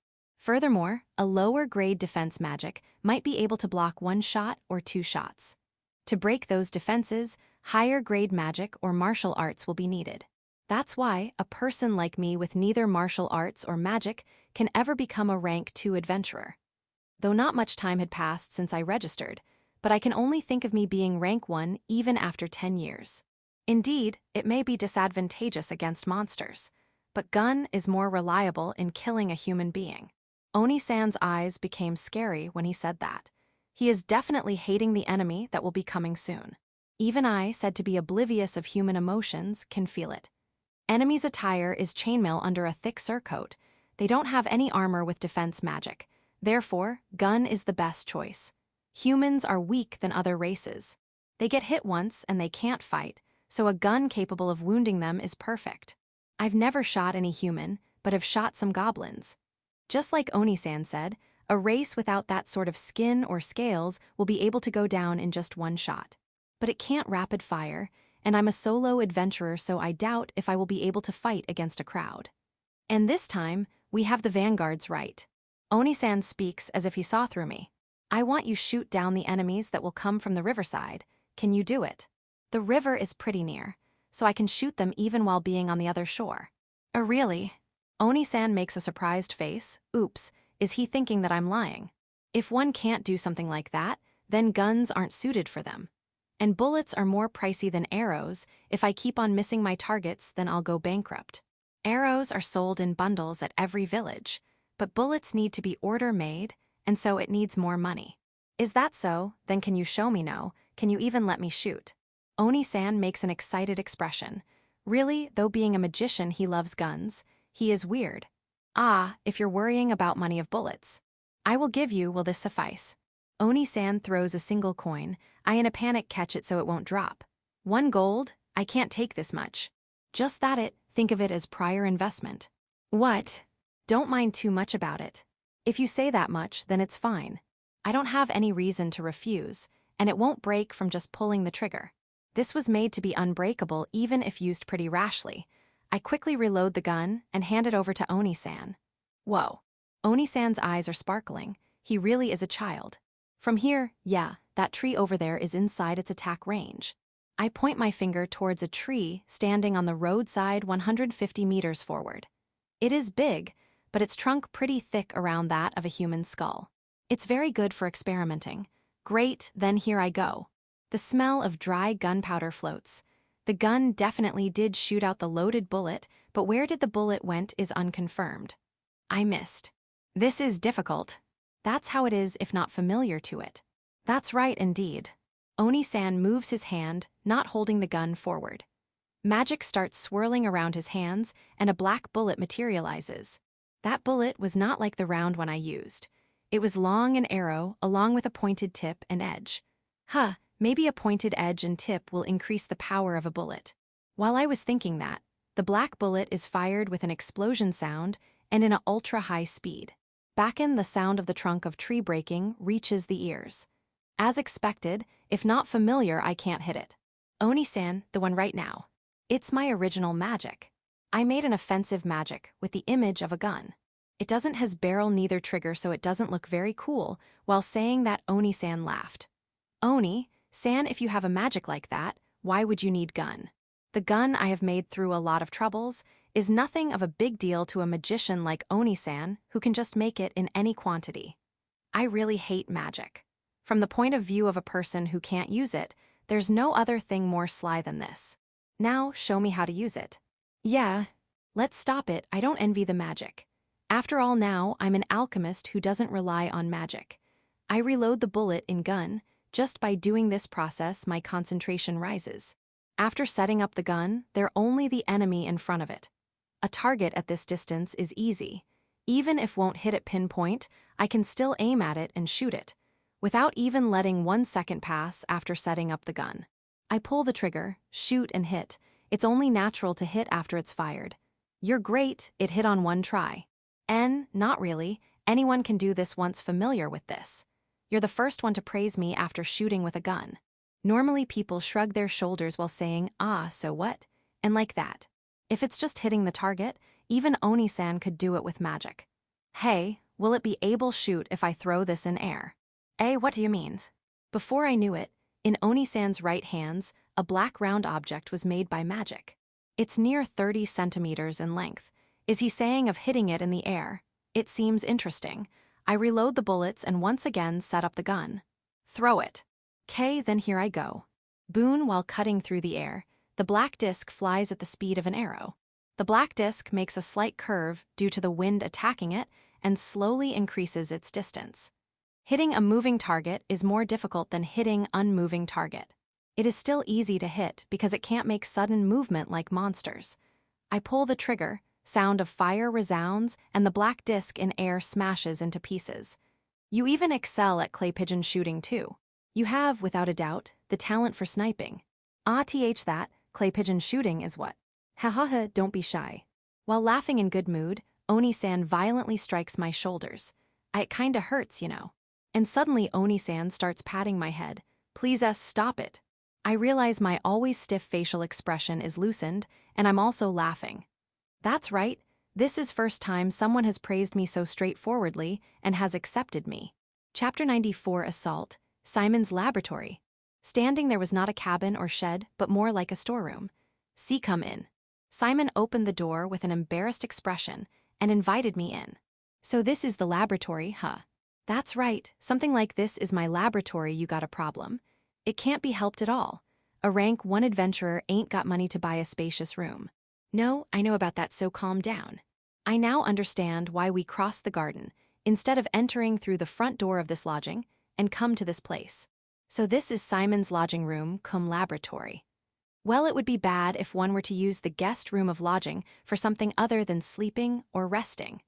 And with the income of a rank 1 adventurer, acquiring a spacious room for sleeping and work is impossible. I understand that Simon sleeps here and does research. I also agree on it, but still. Pitiful. I spoke my feelings in a low voice so as she can't hear. Sit down. She pulls a chair of woods from under the desk, she might be using a lot, and offers it me. There is no other chair, and so Simon sat on the bed. Hey, now that I look at it, that is just some wooden boxes lined up and a sheet is spread on them. Where the hell is bed then? It's really bad. Shimon-chan looks like the protagonist from Unlucky Human that premieres on World's Masterpieces show. Really pitiful. Oni-san, you just thought of something rude just now, right? No, I never did. Still, this place has the feeling of a laboratory. After inspecting the room, the first impression that comes is damn full of things. On the desk, there are many thick books which look like old-fashioned dictionary, lined one upon another. Various tools are scattered too. There are also mechanism for making tools, a suspicious bright colored liquid, raw materials like fangs and scales of monsters. These all were spread on the desk, table, shelves, floor, everywhere. Yep, it has the feel of laboratory. Almost to the extent that it coincides with my fantasy images. This really is the laboratory of an alchemist. I can say that without a doubt. Well, I don't know how other alchemists are though. I don't have much time, so let's get right to the main point. Yeah. Maybe I released a somewhat serious atmosphere. Simon showed an expression of nervousness. Indeed, the talk from here on is me speaking as the leader of Adventurer Alliance. First of all, I need to confirm one thing. Will you accept the emergency quest? Of course, I'm also an adventurer, and I have no objection in accepting the request. Simon replies immediately without any hesitation. This time is pretty dangerous, you know, no one can guarantee your safety. That isn't something you say to an adventurer. If it was someone else, that person would definitely snap. But still, I will take that as a warning. Sorry, I just wanted to confirm. Most adventurers follow after strong people, but Simon didn't feel like that to me. And she also seems like someone who never fought at front lines, so I wanted to confirm her determination. And so, I want Simon to help me with something. Unfortunately, we don't have much time, so I don't know whether it will be done or not. What is it? I want you to make a machine gun. Lily and Fiona came down to the first floor lobby through stairs as if they are really good sisters. Creating potions tires the eyes. Yep, and that's so repeatedly. After completing the compounding, which included staring game and weighing to split the potions in accurate quantity, both came down for resting and eating food. By the way Lily compounds is through measuring by the eye. She somehow compounds the raw material while playing a staring game with them. Thank you for your hard work. Will you take a breather from now? The one who calls out to them is the dark magician skeleton, Mazran. For the Republic, it may be someone who might become a subjugation target as soon as he is spotted. But Fiona is already familiar with his appearance, resembling that of Grim Reaper. Yes, we got hungry. Ahahaha, it's always that. Don't finish up our all provisions before the fight. I'll try to. Hey, where is Kurono? Lily restlessly surveys the lobby, but she couldn't find the black tall figure. The leader Kurono is a lot busy. If it was someone like Vulcan, he would have silently waited for the enemy to come, but Kurono, who is giving his all in preparations, and is the busiest person here.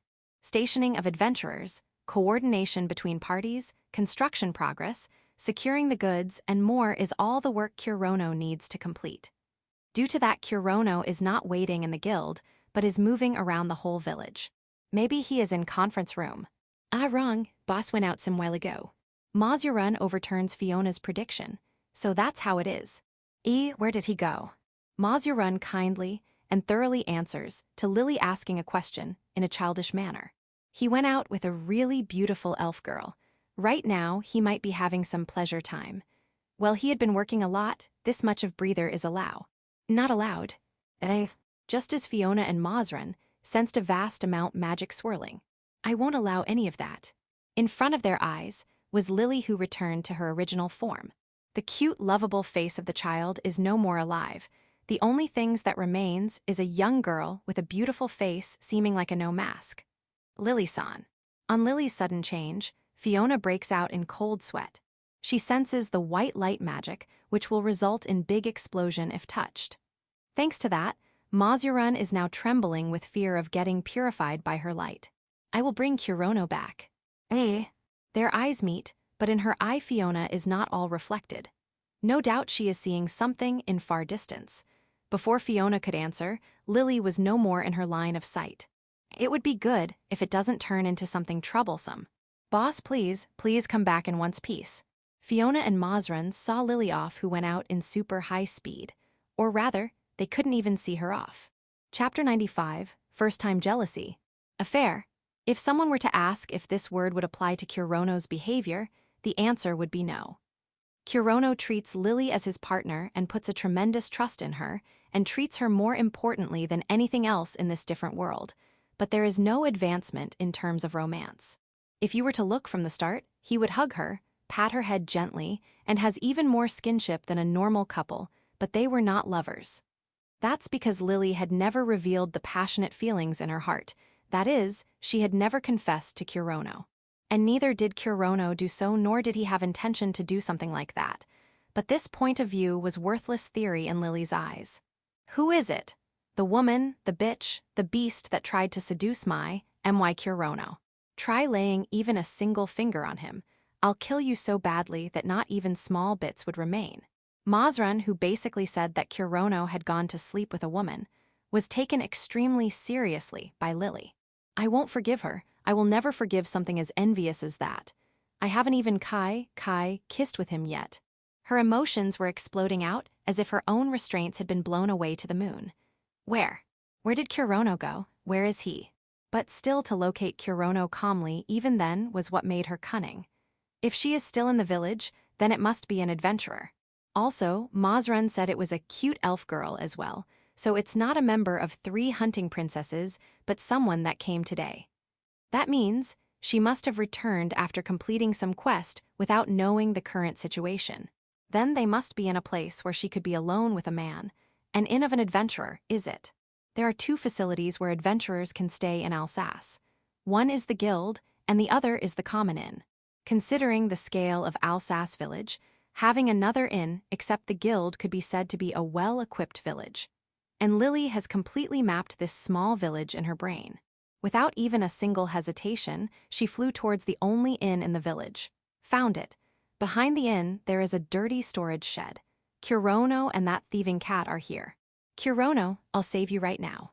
Thinking that my Kurono could be dirtied right now, I felt every second was precious. Thinking about it from outside was nothing but a waste of time. So I'll break in from the front and take the shortest distance towards Kurono, but I'll still take care.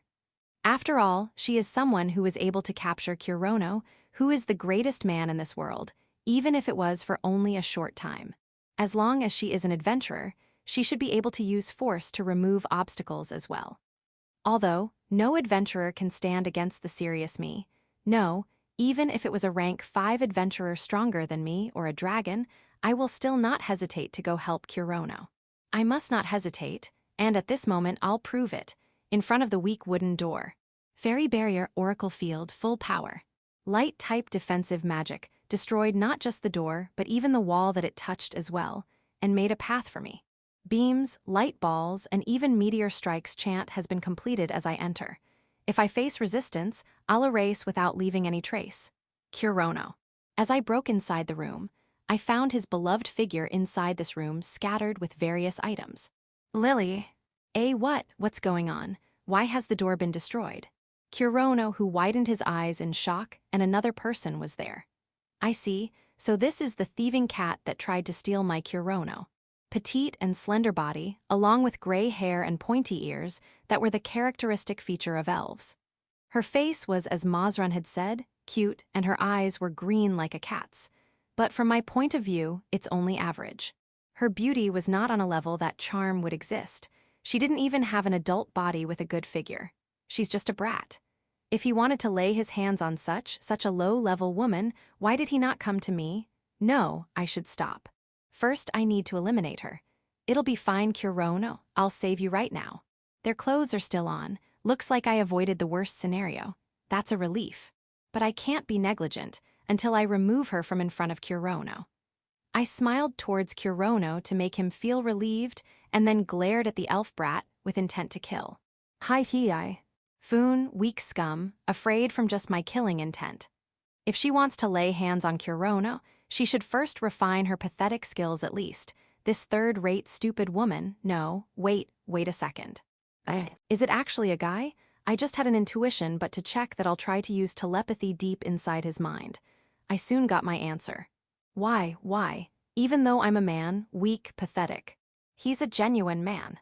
He looked cute as tears appeared in his big round eyes, but this elf is definitely a man.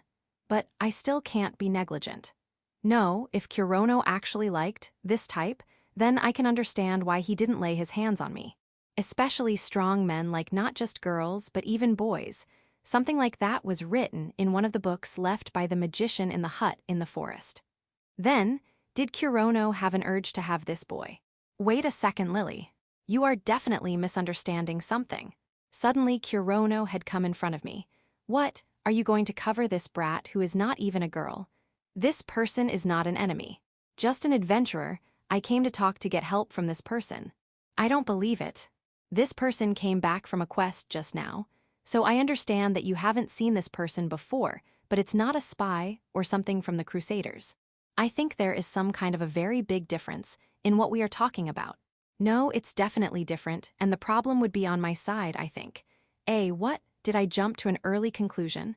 Okay, so calm down and listen. Oh, I see. That's fine. At least, I don't sense any sexual urges from Kurono's outer layer of thoughts, at least. There's no feeling of trying to hide a secret. He's only trying to somehow stop me from acting while misunderstanding things. I see. He was just a cooperator. Then, that means I was having an embarrassing misunderstanding only, so everything will settle peacefully here. Then, let me hear the details as well. I decided to obediently back down. If Kurono does not have any feelings for this boy, then I have no problems. What's more problematic is what that skeleton bastard irresponsibly said. What? What did he mean by, he must enjoying himself right now? Damn him, this isn't a joke. Due to that, I ended up showing Kurono such an unsightly part of me. I'm not gonna calm down until I at least hit him with one of my light beams. This is Simon, a rank 1 adventurer. And after introducing myself to this guy called Simon, I listened to the situation from Kurono. Though now that I know that she's not an enemy, woman, my interest in him has almost disappeared. And so, I ask Simon to cooperate with me. For the rest, I'll just vaguely listen and act as I am convinced, and this mess will be settled. Or so it was supposed to be. Why are you making such a scary face, Lily-san? Could it be that Kurono-san really was? No, it was nothing. It was just a misunderstanding of that vulgar skeleton. On Fiona's question, Lily made an effort to answer as calmly as possible. But Lily didn't realize that Fiona still said that she had a scary face, even though Lily had returned to her child form. I see. Then that's fine. It's not rare to see a party disbanding due to a love affair after all. How rare of Fiona to say something decent. Have you experienced it? No, I only saw something like that happen, so you can say I was an observer. I see. Well, be relieved. Kurono isn't a weak man who can't control his sexual desires. And Lily left after saying that she needed rest. She was heading towards the room used by Kurono. The person himself, Kurono, was still talking with Simon in that lab cum storage room that suddenly had better ventilation due to the door disappearing. Lily entered the empty room and jumped on the bed and stretched her limbs. It's irritating. Lily pulled the blanket and buried her face in the pillow and breathed the scent left by Kurono. Normally, there was nothing more relaxing than this aroma, but right now, it only created waves in her heart. Why did Kurono? Such. Just what was it? She didn't know why she was so disturbed, but she knew the source of that feeling. He looked so happy. That was how Kurono was with Simon. The existence of guns. Alchemy that didn't use magic. As she was listening to him, she realized that Kurono was extremely attracted towards the ability possessed by Simon. That was so clear that she didn't even need telepathy to know that. Delight, curiosity, expectations, and other such strong feelings mixed together were clearly delivered to Simon as a straight compliment. I don't know that. I never got such feelings, I never received them. Lily had certainly created an emotional bond with Kurono, and also built up an unbelievable amount of trust in each other as well. That was no doubt about it. They clearly had a strong bond with each other. For Kurono, in this different world, no, in his whole life, except for his family, there was no one more important than Lily. Kurono's trust and deep affection were both, without a doubt, real, and Lily also understood that. But affection and interest were two different emotions. Lily certainly possessed Kurono's feelings, emotions, but she never made him interested in her. Simon's existence had pulled Kurono's interest, which Lily had been unable to, completely through alchemy. As to why Kurono was so interested in alchemy, Lily didn't look into his inner thoughts. No, she was unable to look over the construction. But rather than the reason, the fact that Simon had pulled Kurono's interest in him was, I don't like this, why someone like him? Above all, she couldn't simply accept it. Lily, until now, was never dissatisfied with her current relation with Kurono. No, just due to Kurono's behavior, but Lily herself was satisfied as well. For example, appearance. There are many beautiful women like Fiona and Irina that appeared in front of Kurono. But she didn't think that she was inferior to them in looks, thus she never became jealous of their beauty. Kurono, who fought with his life on the line as an adventurer, she even had the strength to fight beside him, so she never felt tormented by powerlessness either. Yes, I am the perfect partner for Kurono, I don't lack anything. That was what Lily thought. But today, with the appearance of the man called Simon, the fact that she could fulfill his heart was overturned. Why is this so frustrating? And so Lily became aware of the emotion that was rampaging within her. That was, for Lily who possessed absolute beauty and strength, an emotion she had never experienced. A primitive emotion that comes to humans instinctively, that has been labeled as one of the major sins, a negative emotion. I see, I am feeling jealous. Lily, for the first time after being born, experienced jealousy. Chapter 96, MPK Tactics. On the 26th of Shinyu, the crusader troops led by Nor's finally occupied QR that was also empty like Urs. It should be obvious, but due to Kurono's scorched earth tactics, they were unable to procure provision from here as well. As long as there was no one in QR, Nor's knew that this would be the case and was thus patiently waiting for the supply of provisions. Nor's expected this to continue till they reached the westernmost village of Alsace as well. Since not a single demon could be found in the area, he expected to catch up with them by the Galahad Mountains near the border of Spada, beyond the village of Alsace and territory of Daedalus. Between Alsace and Spada were mountains, and the distance was also big. They might have quickly evacuated till Alsace, but from here onwards even those demons would have difficulty in traveling, and thus their speed will drop greatly as well. Even if they had departed 1 week earlier, he could easily have the cavalry overtake them. So without any worries or impatience, Nor's was moving the troops normally. But on the 27th of Shinyu, when they reached the village of Hejido, in front of the village that should be empty, Nor's felt some unrest. No, it was more of a bad premonition. And that soon came true. Ooh, this storehouse is still all right. The soldiers exploring the Hejido village raised their voices in joy on finding a storehouse that wasn't burned at all. It'd be nice if it's a food storehouse. No way, it should have valuables instead. Stupid, there's no way there would be a valuable storehouse in this countryside village. Oi, stop with your stupid talks, and let's examine it already. Roger. Under the command of their squad commander, the soldiers reached towards the door of the storehouse. There was no lock, so it was easily opened without any resistance, and they entered the dim storehouse. Doesn't something smell? The soldier that led the way. As soon as he realized that smell of a beast, his words were interrupted. When he realized that his stomach had been impaled by a spear, he screamed with fright and pain. As he fell down as he kept on screaming, numerous blades rushed onto him, and his death cries were soon drowned out. Oi, there's something in there. What is it? Be careful, there are. They were unable to make out the identity of the things that killed the soldier inside that dim room. Move outside. While swinging his sword towards the invisible enemy, the soldiers ran outside. Yuga, it hurts. Wait, my leg. 2 soldiers fell down as their legs were cut. One of them was carried away by another soldier, but the other couldn't make it and was dragged away inside the dark storehouse. While trying to ignore the screams of their comrades, they finally came out after 2 soldiers becoming victims inside. Shit, what the hell is this? Outside, the soldiers aimed their arrows towards the door and lied in wait. Soldiers who had sensed something wrong had also started gathering here. The soldiers took their stances and prepared their weapons to fight against the invisible enemy that dwelled inside that storehouse. It's coming out. While raising an unpleasant voice, some beast-like, monkey-like creatures jumped out. Fire. The moment they realized that, they fired the bows towards the door. It's goblins. Someone shouted out the identity of the figures jumping out and getting hit by arrows. Shit, an ambush by the demons. They were hiding in there. Goblins that wore ragged clothes and were wielding chipped spears, rusted swords, and maces made out of bones appeared. They were clearly not the type of demons that lived in villages. They were stray goblins that lived in hills, aka monsters. Why were they here? There were many soldiers who doubted that, but right now they didn't have the time to sit and think about it. We'll clean up those goblins, after me.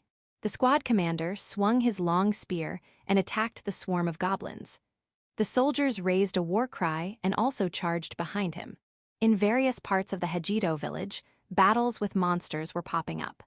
The main street where the commander Nor's was not an exception either. After hearing the cries of monsters and the war cry of the soldiers, he had pretty much understood the situation even before the messenger came to give the report. A demon ambush, is it? They seem to be only wild monsters. There's no sign of any villagers. They didn't know the reason behind why the monsters had appeared inside the village, but Nor's knew what he was supposed to do right now. Send some soldiers to every platoon from here. Also, I leave the retrieval and treatment of the injured to you, Sister Sylvia. Roger that, and what are you going to do? Ha, isn't it obvious? Nor's got down from his horse, drew the giant mace hanging on his waist and lightly lifted it and put it on his shoulder.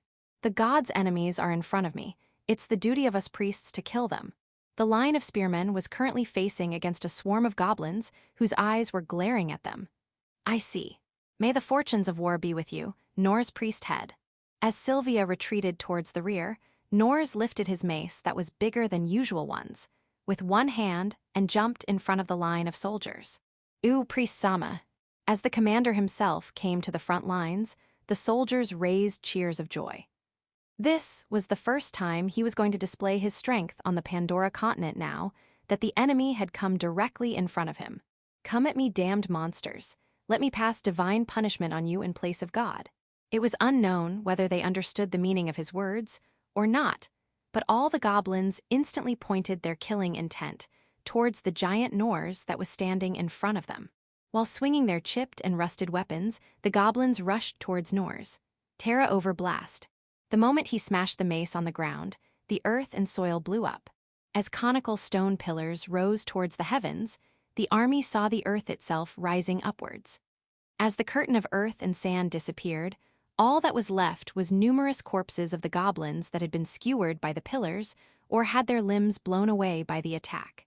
The lucky goblins that were outside the effective range of the magic were still alive, but they had already stopped charging towards him like before. Nors thought that the goblins would be annihilated if he ordered an assault now, but looks like they have a boss as well. Beyond the stabbing pillars, he saw a goblin that wore a better fur pelt as a robe and also had a bone wand in its hands. Seeing that, Nors didn't give the order to attack. Is it a magician type? I need to bring it down first, otherwise there would be useless injuries in the army. And the boss was also accompanied by numerous subordinates, and half of them were equipped with bows. And they were also already aiming the bows this way. Thulathanar Mutikadet Isal Shulatsu. The goblin boss voice was thick, but it was clearly a magician's chant, and quickly a fireball appeared on the tip of its wand. Espers burst too. As the chant completed, a red-hot explosive fireball with diameter 30 cm was fired by the goblin. As if matching with the boss, the archers also released their arrows. Terra armor shield. The goblin's attack approached, but it was stopped by the defensive magic used by Nors. The thick hard rock wall projected from the ground and covered everything from one end to another and stood in the way of the fireball and the arrows. Do. The sound of explosion resounded and the rock wall vibrated, but it easily stopped the attack without receiving even a single crack. Ha! Terra blast. With a roar, he launched a no-chant wide-range attack magic. Nors's mace struck the wall of rock, and the wall broke. No, it broke into numerous pieces of rock that were the size of a head and rushed towards the goblins like cannonballs. Using the wall as a shield, then turning it into an attack, was one of Nors's signature moves. The rock cannonballs approached at high speed. With a gushary sound, the small bodies of the goblins were squashed by the tremendous force, and death cries resounded. Then, now's the chance. Attack! Nors gave the order to attack. And thus the swarm of goblins that met with Nors's main troops were annihilated in a matter of 10 minutes. Section. Before the night came, the monsters inside Hejito village were annihilated, and they finally completely occupied the village. Nors took his troops towards one of the storehouses. Inside that, the reason behind the monsters appearing in the village was present. This is. Inside the dim storehouse, a sturdy steel cage was there. Inside it, 4 corpses of goblin children were kept. They must have been killed by the troops that found this place, as many arrows used by the crusaders were stuck on them. Nors narrowed his eyes due to seeing something so filthy, and one of the soldiers gave an explanation. We have found these things all over the village. They probably stole eggs or children of the wild monsters and locked them up in these cages. Looking closely, there were many scratches on the cage grids. Monsters who didn't have the skill to break open lock like a thief must have tried to break open the cages to save their children. But a rank 1 monster could not display enough strength to break open the cage. Then, the demons used these monster children as bait and lured the monsters inside the village to ambush us.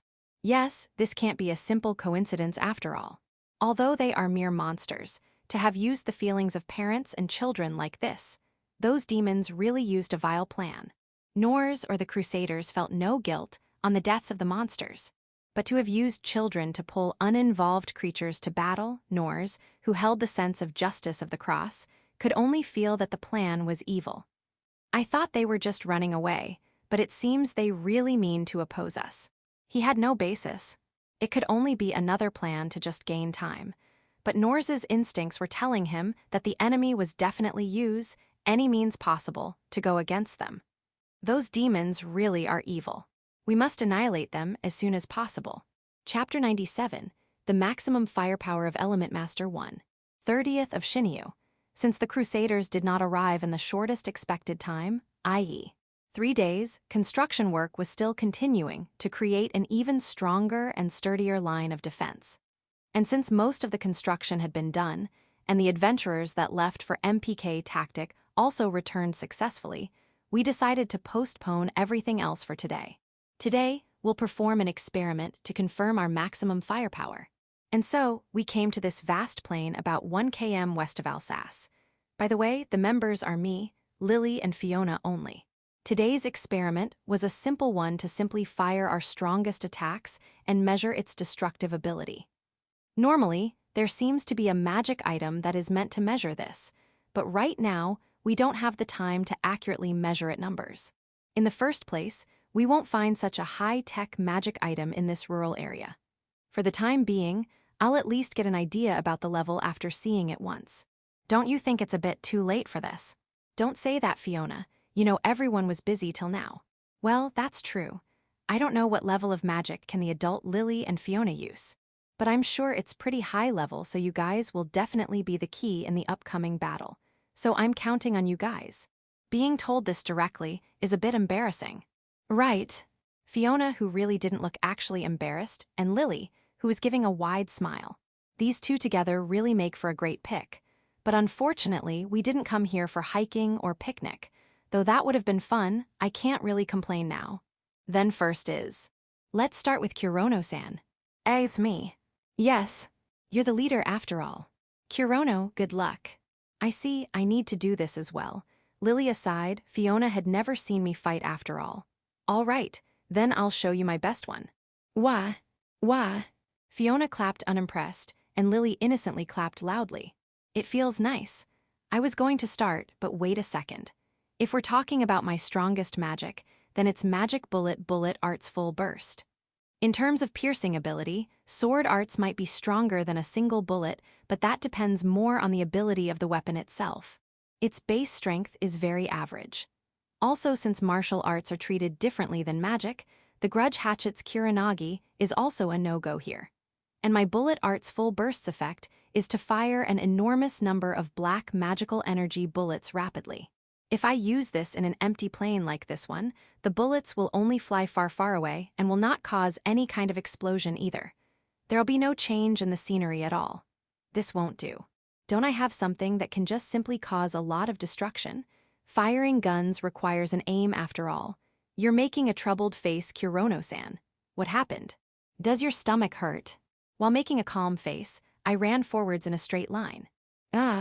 I heard the voices of the two I left behind, but I dashed without paying attention. After running for about a 100 m, yeah, it should be fine here. Shadow Gate. Shadow Gate is the same as Shadow Space that I had been using till now, but after taking lessons in techniques from the Dark Magician Mawson, Shadow Gate is the leveled-up version with more capacity and faster deployment speed. By manipulating the shadow, I created a circle-shaped shadow of diameter 1 m on the ground. Controlling the shadow basically shapes my own shadow into different things, so enlarging it and reducing it also possible. But it can't separate from the caster himself, so even this big circle is connected with me with a small shadow. Crusaders' armaments were around 1 set right. Fourth dimensional pocket really makes me feel like that robot cat, especially now that the goods inside have increased. From inside the shadow, I brought out the basic equipment of Crusaders that was a surcoat and chainmail. All that's left is to randomly create a humanoid shape and make it wear this. Materializing magical energy is the speciality of my black magic. I can create a body as long as I don't focus on sturdiness, durability, etc. A randomly created weak thing won't be of any help in a battle, but it can at least become a target aim for me. I created a body of around my height, though it was shaped like a sheet plank. I made it wear the chainmail and surcoat, and it was complete. Well, this much is fine. And I once again dashed back to where Fiona and Lily were. All right, then I'll show you my best one.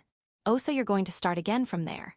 Fiona's cold words stabbed me, but I'll pretend to not mind it. I think you would have already understood, but I'll fire my magic towards that.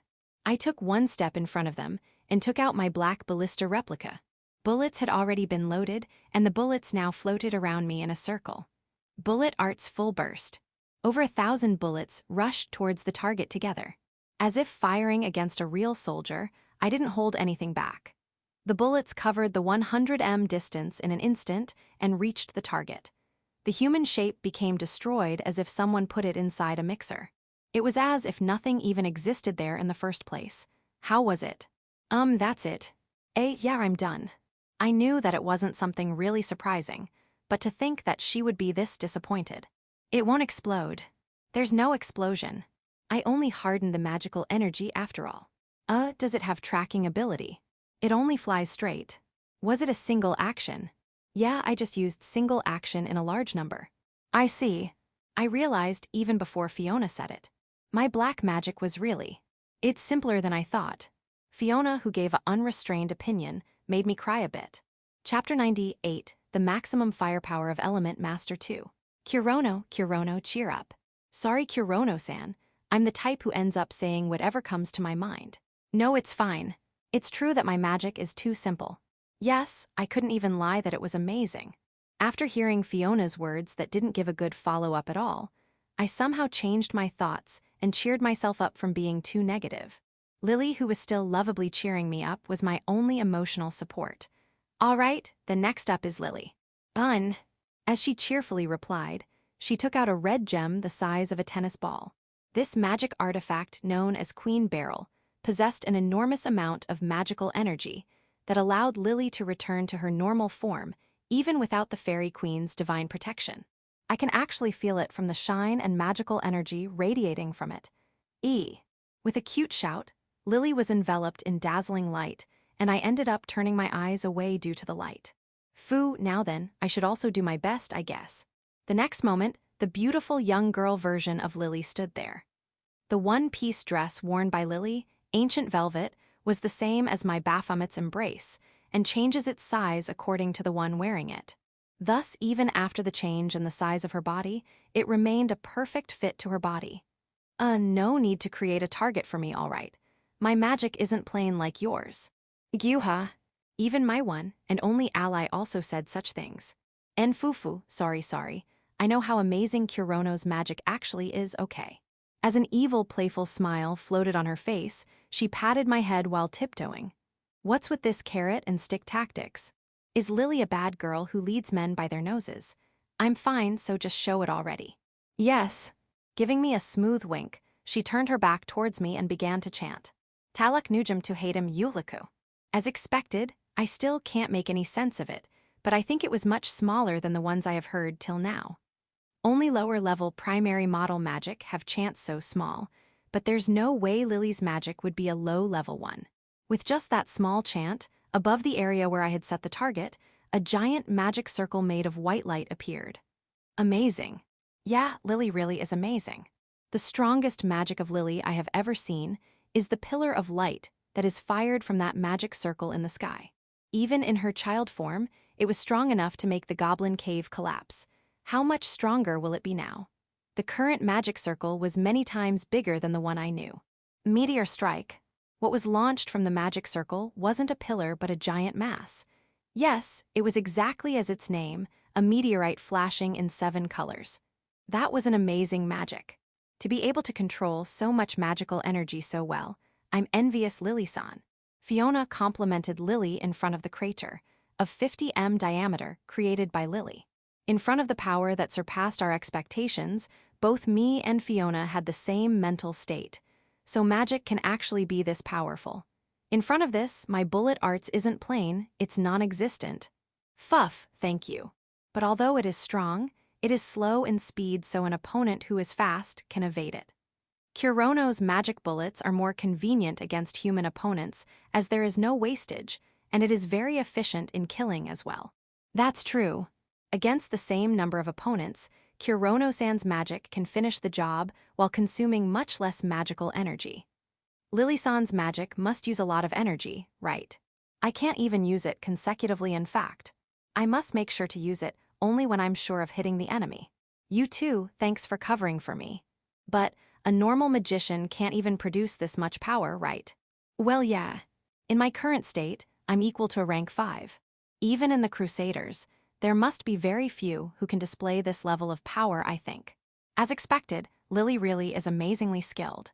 Even though it's only for 30 mins, you still will be our pillar of protection. Yufufufu, that's right, so compliment me more and more. She leaned in close to me just like when she is a child. It's really embarrassing when she does that in her girl form, but damn, she's too cute. Then, lastly, it's my turn. Give it your all. My expression that had relaxed, while I fawned over Lily, became stiff and strict again, though my hand was still patting and caressing Lily's head. Yes, as per your demand, or rather, I want you two to see my full strength right now when we have the chance. Fiona can't control her magic properly, so she would often attack in an excessively wide range. Basically, there was a risk of friendly fire, so she was not taken in by any parties apparently. Let's just say that only after seeing her most dangerous one and accepting it will she become our true party member. That's why I wanted to see her full strength. Use the strongest when you can. Okay then. And then she raised her staff Aints broom overhead and began her chant. At the same time, at Alsas village, all the adventurers that were preparing and working stopped moving. A loud sound of an explosion, as if a volcano erupted, resounded, and a large black cloud appeared in the sky. What the hell is that? That direction, that's where Kurono and the others went to experiment, right? Even Vulcan and Irina, who were high-ranked, were baffled by this. That means it's due to a magic. I think so, but the place where the supposed magic was used was approximately 1 km away from here. To be able to see it even from here, the fact made the adventurers instantly shudder. What outrageous power! The black smoke kept on rising towards the sky. The fact that this thick smoke, that could only been seen in cases of forest fires, was caused due to a single magic would have instilled fear in the hearts of adventurers, even those that have learnt attack magic. Flames means it's that gluttonous witch girl. I think I saw her magic once at Urs, but it seems that was not her full power. Kurono and that small fairy were already a weird combo, and now they also have a witch with outrageous firepower. What's up with his crazy party? There was not even a trace left of the crater made by Lily. That's because an even larger crater of about a 100 m diameter has been created in front of me. Kurono, are you all right? Yeah. Lily was still hugging me from the front. Her oracle field had also covered me inside it. Thanks for protecting me. As long as you are fine. Yes, the moment Fiona used her strongest magic, Lily ran towards me and protected me. The crater was created about 100 m away from me, but she must have done that to protect me from the shockwaves that were created. The crater created by the giant explosion had almost reached in front of us. If we had been inside the range, I really don't want to think about it. How was it? And the culprit who brought this giant destruction, Fiona turned towards us normally. How was it? Isn't that obvious? Amazing, Fiona. With this we can win against the Crusaders. Ha ha ha ha. Yes, amazing, at least the power was amazing. This is far beyond my imagination. To have displayed this level of power alone, she is an incredible magician. Just how much of an idiot are the people in the Republic to have let her go away? Well, whatever. Thanks to that, I was able to meet Fiona. That too, at this timing when the Crusaders were approaching. I am happy that Fiona became our comrade. I'll have you use this power to its fullest. Standing in front of her, I clearly gave words of acceptance. I see, I'll work hard. Her tri-cornered hat's visor bent down and hid Fiona's current expression. Somehow her answer didn't seem too energetic.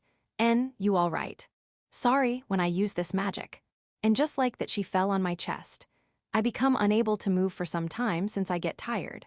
This is the exact reverse of the time when I fought against the Crusaders in Urs and was saved by Fiona. Just how she held me back then, I also decided to gently catch her in my arms. I see, take rest then. Yes, I'll accept your offer. It's a bit embarrassing, but I continue talking for the time being. But still, If you fall after just one use, then you'll have to think of the right time and place to use this. Yes, but Kurono-san, please think that for me. All right. I'll have you use it right when it counts the most. As I simulated the battle with the crusaders in my mind, I held Fiona up in my arms. Basically what you would call a princess carry. Fuwa. Kurono-san, this posture is. You can't move right. I'll carry you like this till the village, so don't worry. That's not exactly the problem here. Fiona brought her hat even more in front of her face and hid herself. Could it be that she's thinking something like, don't touch a woman's body so casually? Or something like that. I did it with absolute good intentions, but did I go too far? Should I put you down? That's not it, no, then quickly take me to the village, please. Oh, leave it, mate. Let's go then. The moment I thought that, a small impact came from my back. Kurono, I can't move either, so carry me. Lily. As I turned to look back, carry me as well. Lily asked me while smiling cutely as usual. But I can tell, her eyes aren't laughing, actually, they are scary. And no, Lily, weren't you energetic just? I'm tired. My fatigue came in just now, so carry me and hold me. Doing it just for Fiona is not fair. Got it. I don't think I can go against it. At the end, I worked hard to walk to Alsas village 1 km away while completely carrying both Lily and Fiona. And, needless to say, all the adventurers greeted us with a warm gaze without saying anything. Chapter 99, The Natsugoshi Festival 1. Normally, the Natsugoshi Festival was held on the 30th of Shinyu, but we still continued with our preparations. Or so I thought. What the hell is this? As I returned from the construction site of the protective wall by evening, the lobby of the guild was filled with lantern-like decorations, and the dull guild hall looked like a festival ground now. This is strange. When I left the lobby during the morning, it was the same as usual, but was it decorated while I was out? Oh, you're back, Kurono. Vulcan, what the hell is up with your getup? It was Vulcan who appeared first, but currently he was wearing a happy coat over his large frame and a headband on his wolf head. By the way, on the back of the happy coat, the character for Summer/Natsu was painted on it. Well, that's obviously because the Natsugoshi festival is today. Come on, hurry up and change quickly. Everyone's waitin' for ya. Vulcan looked at me as if I asked something stupid and handed me a set of happy coat and headband. I didn't hear anything about this. Neither did I hear anything about the fact that we were celebrating the festival, nor did anyone told me that the dress is an almost traced copy of what the Japanese wore during festivals. If there was a fun doshi to go along with it, it would have been similar enough to make a claim in court and win. Why are you making such a face? The enemy is currently focused on occupying the Vato village. They won't come here today. Is that? Certainly, as per the reports of the scouts, the enemy won't be here by the speed with which they are advancing. Then tonight, it might be nice to actually enjoy the festival. No, looking at the hopeful eyes of the adventurers in the lobby, I really don't have the option to deny them. All right. I took off my trademark black robe and the shirt beneath it and put on the happy coat. I fired myself up as I tightened my headband. Yeah, I'm already in a total festive mood. All right. Let's do this tonight. Oh, that's the spirit, Kurono. Come on, go and quickly raise the cheers. I took the sake cup prepared by Vulcan and moved towards the middle of the lobby. Everyone already had a sake cup in their hands and were waiting to put it to their lips. This atmosphere, I don't need to give any long speech, just one word is needed. I lifted my cup and shouted, "Cheers!" Now that I think about it, it's the first time that all the adventurers are partying together like this. On the day the alliance was formed, we did go drinking in the QR village, but at that time, only the adventurers of QR were present, and the number of adventurers was much less. I needed to use this chance to increase my friendship with the adventurers. I went around making courtesy calls around the big table and was busy left and right. Well, considering that we have been working together for so many days, all of them had already become my acquaintances. How hardworking. At the end, Vulcan said that to me as I returned to my seat. It is important, you know. I wonder if only I think that since I am a Japanese. Well, it's fine, now that I am done greeting everyone, I can finally sit down and eat some food. Oh right, where are Lily and Fiona? They were at the table during the toast, but did they go away to have some girls talk with female adventurers? She'll be back soon. Well, You can increase the friendship among your own party now." Saying that, Vulcan stood up and left towards another table. Well, that's how it is, so I'll also take my leave. After Vulcan, Mawson also left towards another table. What's going on? I had various doubts, but I was the only one left on the table. What could it be that I'm being avoided, just when my heart was about to start aching? Kurono-san. The ones who appeared were Lily and Fiona, the members of my party. Why the hell is Lily in her normal bishoujo form? It's not the full moon today, no, that's not it. The most surprising point isn't that. What the hell is that costume? That costume, if I had to use one word, it would be bunny girl. The two girls were currently clad in black cloth that was like a swimsuit, and it covered only half of their chests, and their legs were fully visible. I don't know how, but on their heads, two fluffy bunny ears were attached. Yup, it's definitely a bunny girl. Does it look good? How is it? Lily, who had absolute confidence in Fiona's eyes, were swimming here and there, and her cheeks were dyed red with embarrassment. If you were embarrassed, then don't force yourself, is what I was thinking. But seeing Fiona's super rare expression worth 1,000 gold coins, I decided to change my thoughts. I was well aware that Lily was beautiful enough to possess charm, but Fiona, who looked shy standing along with her, was almost equally comparable. It suits you, yeah. I had already been charmed by the two, but somehow I gave a reply. Yufufu, that's good. With a wide smile, she walked towards me, and as if she was still in her child form, she sat on my lap like it was normal. Wait, Lily. What is it, Kurono? As she sat sideways on my lap, her bare legs fully came into my view as she crossed her legs, and at the same time both of her hands locked around my neck. Dangerous, her face is too close. Know her body that touching me is even more dangerous. I shouldn't have removed my undershirt as well. Her body touching directly my kin is too dangerous. It's not at a level a high school boy can tolerate. Calm down, don't lose control. Wasn't she completely naked the first time I saw her in this form during that full moon night? Compared to that, this much is no problem. Boo, but still, for some reason her body isn't shining like a fairy at all, and she looks totally like a normal woman. What kind of trick is this? Is this also magic? Damn, Lily's extra magic is too convenient.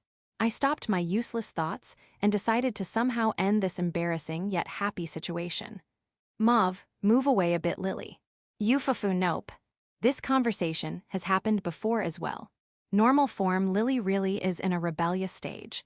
This 32 or old, isn't her rebellious stage coming a bit too late? Look, I can't eat like this. It's fine. I help you eat very nicely. Those emerald eyes shined mischievously towards me. Somehow it feels the same as looking at a prey. Basically, I have no way to run away now. That's, how should I say, embarrassing. People are looking as well. It can't be helped then. Lily gave a devilish smile. I'll let you go if you kiss me here. She said that as she showed her cheek to me, that became slightly red. Are you serious, Lily? Fufu, let's test whether it's a joke or not, Kurono. As she said that, Lily closed her eyes and turned her head away. If I move even a little bit forwards, my lips would reach her cheek. Come on, be fast, even I'm a bit embarrassed. Is what she said, but her voice sounds totally composed to me. Now I feel stupid to be the only one worrying too much. I don't know whether Lily's either drunk or joking or teasing me or serious, but I'm not gonna hesitate from just a kiss on the cheek, or I'll be an embarrassment as a man. Well, I did call it just a kiss, but this is the first time for me to have kissed a woman on her cheek. Here I go. The moment I resolved myself, before I could feel a soft sensation on my lips. So bright. A bright white light struck my eyes. What the hell, I was surprised. Damn it, as I thought that, my eyes recovered from the whiteout. Hurry up and kiss me. As I lowered my sight, instead of the Lily who was erotically showing me her cheek, the child Lily was sitting on my lap now. Yes, kiss on the cheek, right? Without thinking anything else, without any problem or reluctance, I lifted the small Lily in my arms and put my lips on her round cheek. Kaya. Lily twisted around with embarrassment. She really is cute. Yup, Lily should be like that always. Now go sit on your seat properly, Kay. Yes. With a love-struck, Dara happy expression, the child Lily sat down on the seat right of me. Her bunny girl outfit had fallen down since her body became small, but her bunny ears were still in place. Lily returned to her nostalgic fully nude body that was gently covered with the shining white light unique to the fairies. Phew, I feel tired suddenly. Too bad for Lily-san though. Before I realized, Fiona had sat down on my left. Of course she's still in her bunny outfit, but she already had stacked up plates filled with meat in front of her as usual. Maybe because she saw my and Lily's embarrassing exchange so closely, she had already returned to her usual cool expression. Fiona won't ask for a kiss as well, right? Do you want me to? Sounds really fascinating, but I'll be troubled if you ask right now. Then, as a replacement, I'll help you eat. Due to that sudden reply, I was surprised. Seriously? No need to hold back, this is a special service after all. Special service, because it's a festival. In the first place, I still don't know the reason behind the bunny outfit. Then here Ahen. Disregarding my doubts, Fiona presented the dish to me in her own pace. The thing brought in front of me was a mysterious meat with gravy. No, it should be Dordoth's meat. I ate it a long time ago back in the Urs village guild. Say Ahen, Ahen. All right, I get it. I'll eat it now, so don't rush me so much. She isn't even giving me time to reminisce about that time. I bit into the meat in front of me. Untasty, the mysterious Dordoth meat is really tasty. I see. Fiona once again stabbed the juicy Dordoth meat with a fork. I once again open my mouth and wait to be fed, but nom nom, it really is tasty. Weren't you going to feed me? Now I feel stupid to have opened my mouth like that. I gave you one bite, isn't that enough? She implied that all the rest was for her only and started eating the meat at high speed. No, yeah, I was stupid to have expected anything. Fiona's service time ended very quickly, and she was now inside her own world of tasty foods. Kurono Maou. The voice that came from my right was that of an angel, no, of a beautiful fairy. Holding the fork with her small hands, she presented the food towards me. Ooh, thank you, Lily. The taste of the food inside my mouth, I felt, was even tastier than normal. Affection is a really amazing thing. Chapter 100, the Natsugoshi Festival 2. And after this and that, and chatting and laughing with Lily and eating my meal, I once again decided to pull out this topic. By the way, just what is that costume? Is there something weird about it? Fiona looked at me as if she really didn't know what I was saying. Could it be that she has already forgotten what getup she's in right now because she's always wearing a witch's robe? Are you talking about this? After looking at my face and her own body about 3 times, she finally understood. It is apparently a traditional costume worn by young women in this area. Bunny girl is. That is a very lewd tradition, I must say. It's meant to be worn at critical times. What kind of time is that? Lily-san said that I should use this opportunity to wear these clothes and give Kurono-san some service as thanks. Is that so? Yes. Fiona said that brimming with confidence. Where did the embarrassment when she came first go? She is making a face that has no regrets. Well, I can't say that I am not happy, but it can't be helped since it was too abrupt. To appear in a bunny outfit out of nowhere and then tell me that it's the traditional costume here is something I could never even imagine. But really thank you. Don't mind it. I honestly gave her my thanks. Lifting Lily on my lap, I patted her silky soft hair. Thanks, Lily, it made me happy. She seemed embarrassed, but she smiled happily.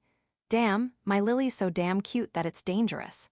But, as I looked back towards Fiona, I once again thought that the costume was really amazing. I understand that wearing such an outfit just to thank me is really impressive, but that doesn't change the fact that the amount of body exposure is really stimulating. And since she is usually in that witch robe, let alone body, even her body line is barely visible. Due to the hentai synergy caused when something who is usually hidden becomes so exposed, the level of impact I received is immeasurable. Besides, Fiona's face is so high-leveled that it doesn't get overshadowed even with Lily around. In terms of adventurer rank, it would definitely be rank 5. Golden eyes that were as bright as the sun along with light blue short hair. From the point of view of a Japanese, it might be strange and magical, but somehow amazingly, it perfectly suits her. Although her body doesn't glitter, I could see her transparent like white shoulders and legs.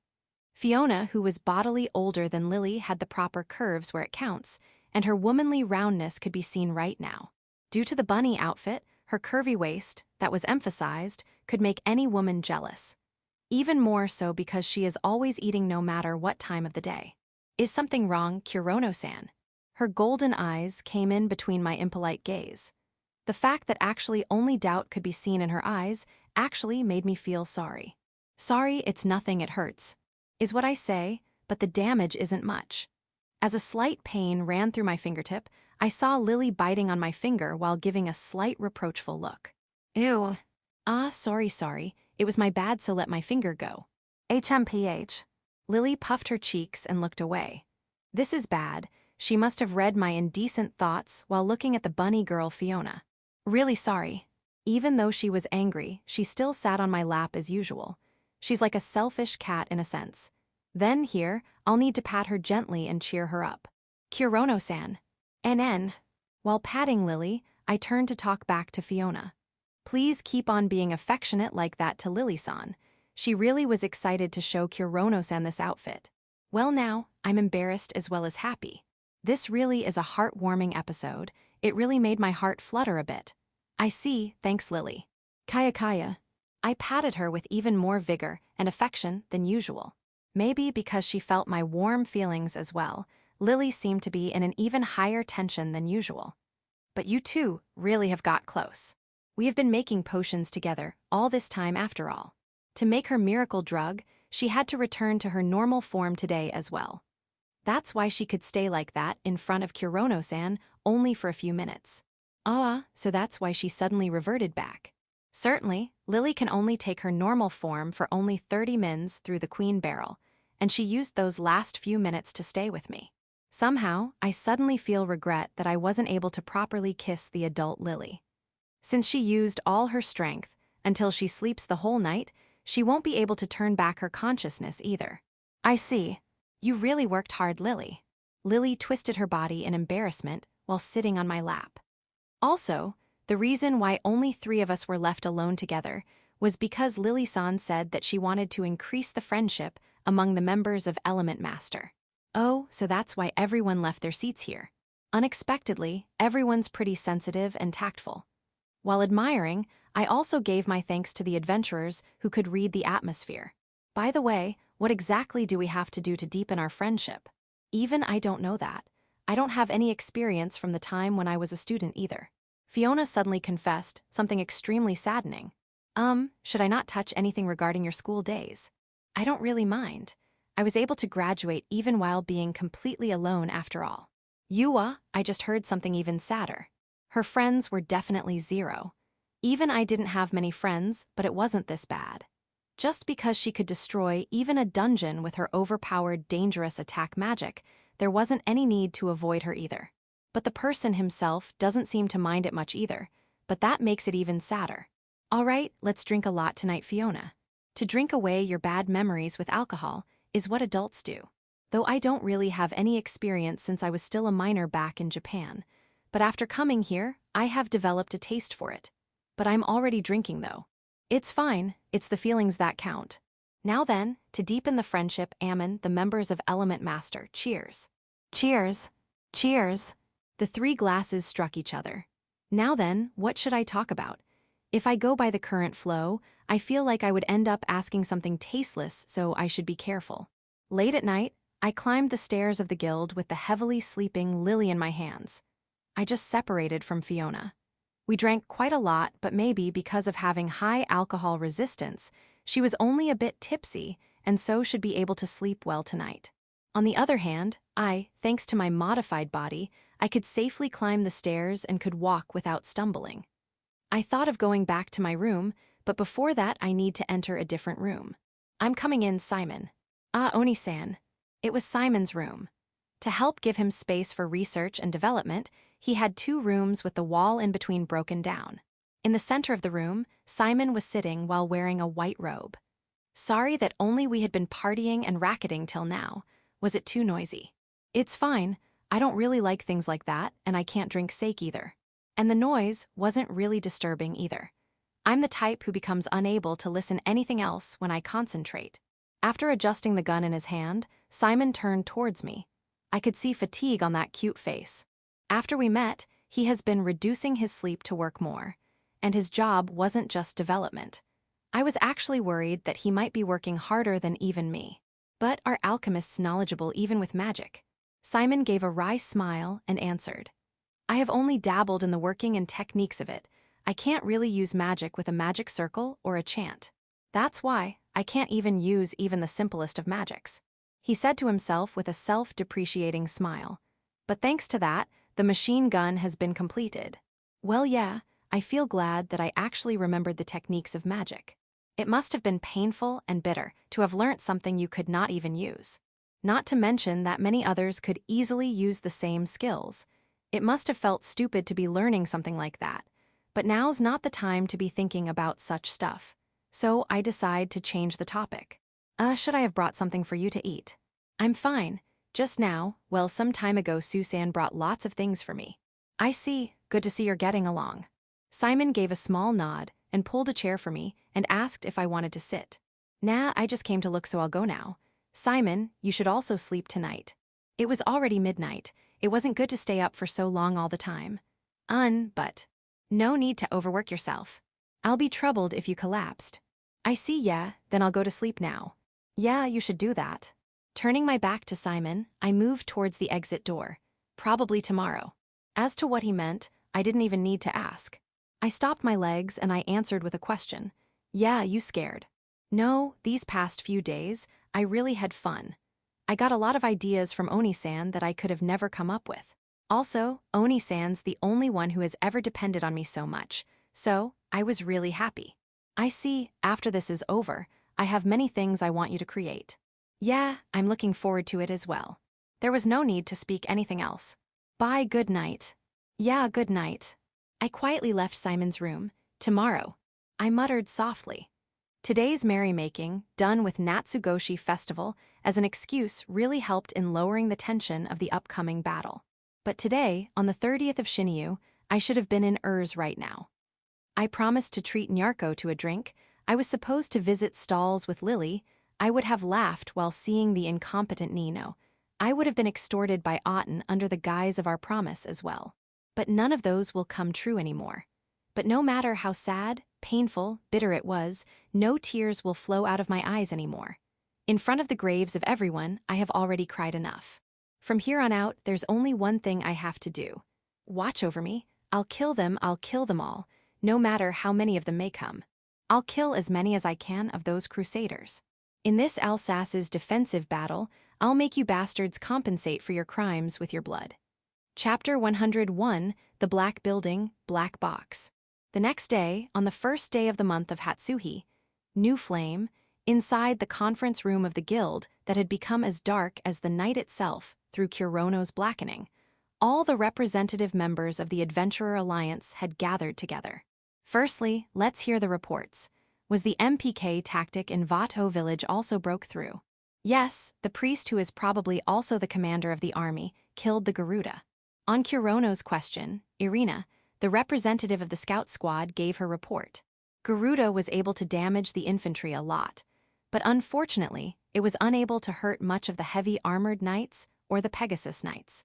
The priest, who uses light and earth magic, led the vanguard himself and killed all the monsters in Vato village.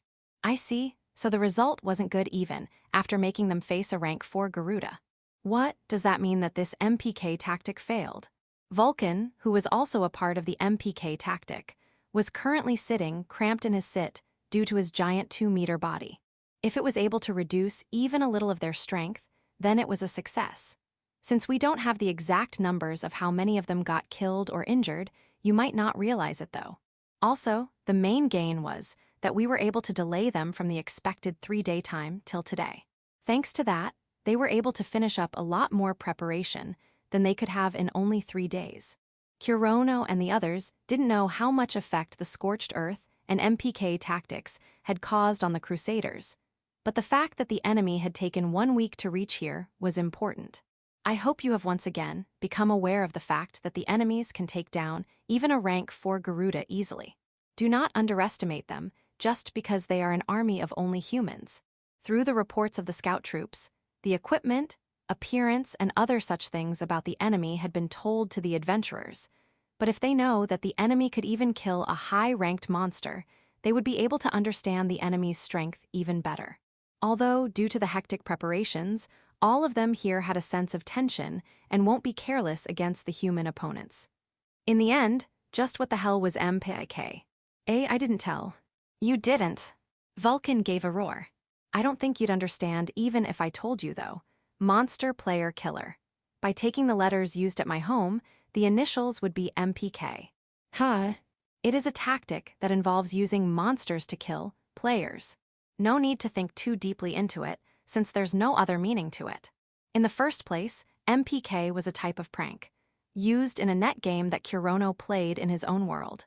Since in that game, players couldn't attack players, there was no way for one player to kill another. But using the traits of active monsters that would attack the player as long as it entered their range, they could make many monsters target themselves. And they would move towards another player who might be in a different battle or was AFK while taking a break. And then that player would teleport away from the place, and the monsters would end up attacking the player remaining there. And as a result, they would be killed. By the way, one of Kurono's friends was an expert at MPK. Anyway, MPK tactic was a tactic influenced and adapted from such a useless game and was used to lure wild monsters and make them attack the crusaders. To lure the children of monsters might sound like an inhumane tactic, but luring monsters and using them as decoy wasn't problematic for the adventurers who would take any method to complete a quest. At least, it wasn't something like a taboo that might have made Vulcan and the others doubt Kurono's character and nature. At the same time, the adventurers that kidnapped the monster children, or eggs, were made to wear the costume of crusaders to make the enraged monster possess clear hostility towards the crusaders that came to the village. The important part starts from here onwards. If the crusaders have occupied Vato village, then that means that they will definitely come and attack this place by tomorrow. On Kurono's words, the adventurers realized that the decisive battle was nearing close, and a sense of tension hung inside the room. Just now, a few enemy scouts had appeared nearby the village. The enemy will be aware that we are preparing to counterattack and are lying in wait here. Kurono gave a slight nod to Irina's report and continued speaking. Probably, no, definitely, the crusaders will attack Alsas village tomorrow morning. Bean-san, how much has the construction been completed? Alsace's guild Master Bean, who had been appointed as in charge of the construction and fortifications, cleared his throat once with a yuhen and began his report. Defenses have been prepared as much as we could. Thanks to the iron barbed wires, the infantry will not have it easy invading this place, but stopping the Pegasus knights and the heavy armored knights will be the job for you guys. That's enough. We'll stop both of those definitely. On Kurono's strong, reassuring answer, Bean gave a hearty laugh and said that he will be depending on him. Ooh, also, the installation for that was also finished earlier. By that, you mean the giant ballista. In Kurono's mind, he remembered the big wagon pulled by the dwarves that was carrying the ballista that was the same ones as those on the walls of Daedalus. For the time being, I have positioned it at the main gate, so use it well. Kurono didn't know from where he got something like that, but Kurono decided that it would be insensitive of him to ask something like that, and decided to just accept it gratefully. Thanks for the fantastic romantic weapon, Bean-san. What, it's fine, use it till it turns to waste in this battle. Leaving its history aside, Kurono was happy for the increase in their firepower.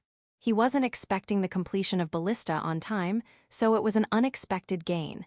But he also asked for the increase in firepower that he was expecting. That is, the machine gun. How is on Simon's side? Yes. Maybe because a lot of adventurers had gathered here, Simon stood up with a nervous expression. All gazes focused on him, and among them, ew. Lily's hostility-filled gaze was also included. Oni-san. What happened? Somehow, Lily-san seems to be glaring at me. Hey Lily, are you still minding that? Ew. Seeing Lily puff up her cheeks, Kurono recalled Lily and Simon's first meeting.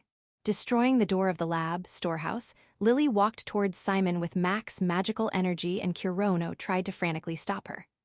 After that event, even in her child form, Lily seems to be hostile, or rather vigilant, towards Simon.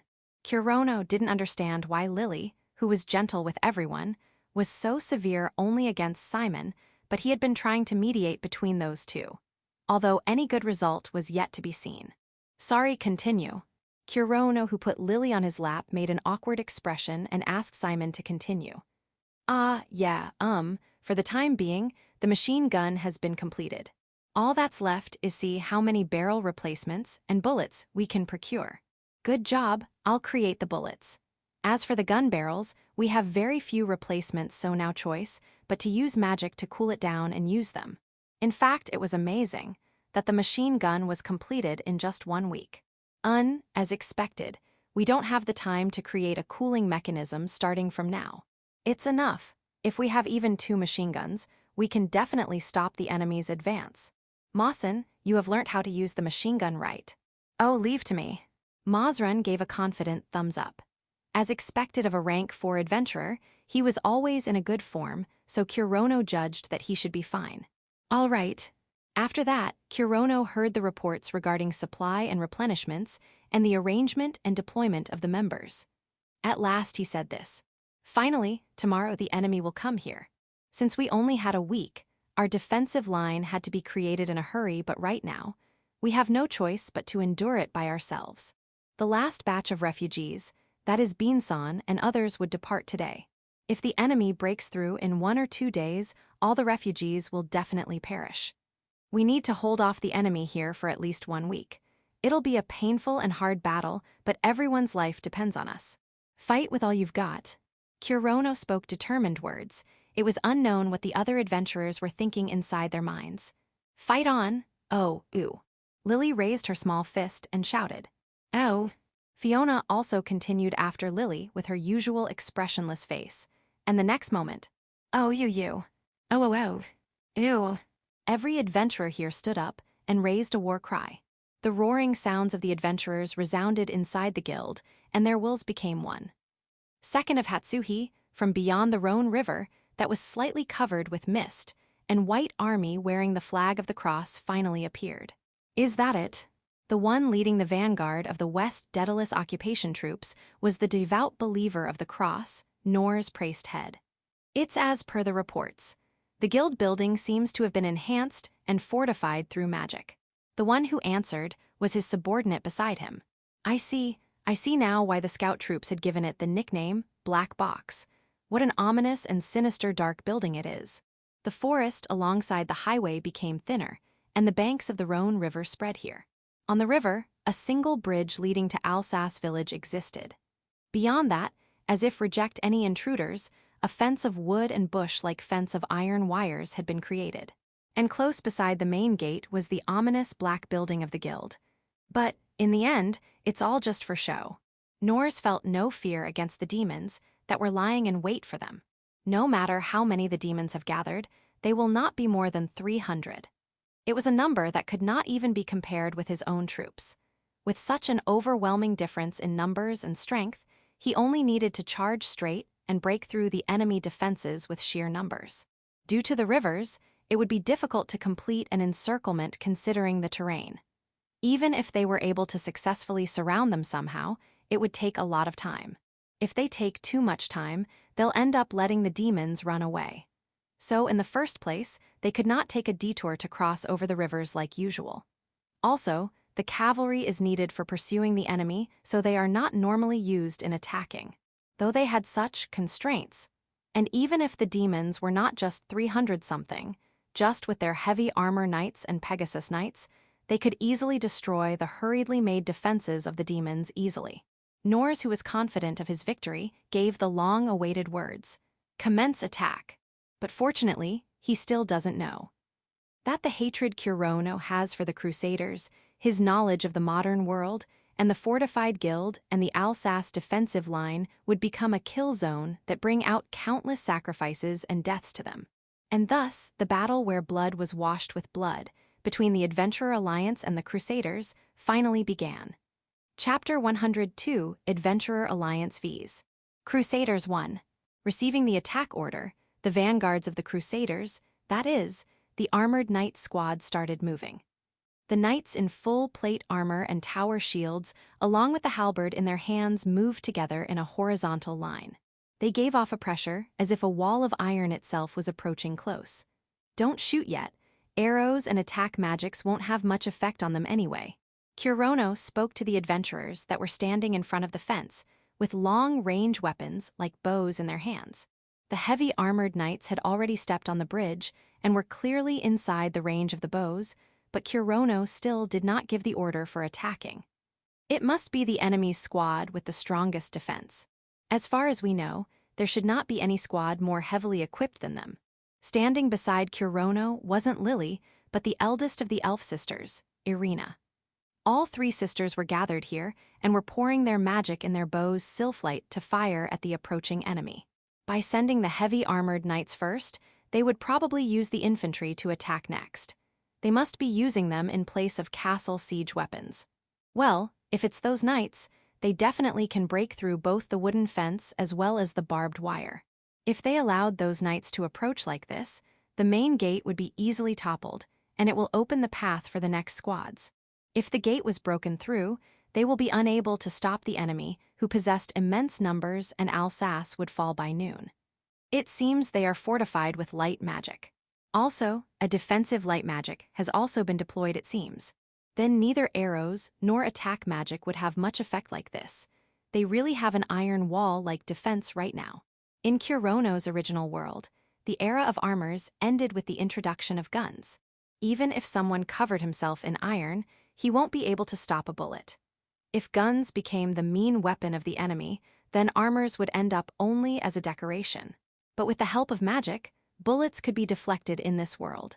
Their advance would be difficult to stop with just the firepower of the Adventurer Alliance. Fiona had told Kurono about such ranks of armored knights that use composite union magic to obtain an extraordinary defense. These heavy armored squads were able to completely defend against long-range attacks to compensate for their slow movement speed. Then what could they do? How could they stop such a squad that possessed such an immense defensive ability? It was a situation that would make everyone else think that it was over, but... Kurono, you're laughing. Yeah. Kurono was laughing. Well, I can't help but laugh. I really didn't think that such an amateur tactic would actually go so well. The knight squad had approached them much closer on the bridge. The sound of their steel heels as they marched could be heard by every adventurer here. Yes, they were currently exactly in the middle of the bridge. Do it, blow up the bridge. The moment he heard that sound, Nors suddenly regretted a lot of things in his mind. Why did he make them advance through the bridge without even checking thoroughly? Why did the enemy choose a place like this that was surrounded by rivers to make their last line of defense? Why, at the last moment, had he underestimated them and thought that there would be no trap? But all these thoughts were now too late. That's why they were called as regrets. No matter how much he regretted it now, the lives lost would not be returned. Yes, the heavy knights that fell into the river would never show their silvery splendor ever again. Don, the sound of explosion roared. I am impossible. Nors, as well as the troops waiting alongside him, could not believe the scene for an instant. The bridge on the river was supported by numerous thick pillars that would not crumble no matter how many carriages drove over it. That could be seen from a single glance. There's no way it would have collapsed from the weight of those knights. But those pillars had easily crumbled and collapsed along with the exploding flames that blew up. By the time they realized it, it was already too late. The enemy had laid some kind of trick on the bridge, no doubt. Cutting some important parts, or maybe they weakened the structure itself and then destroyed the bridge at the perfect timing through the use of some kind of remotely controlled magic.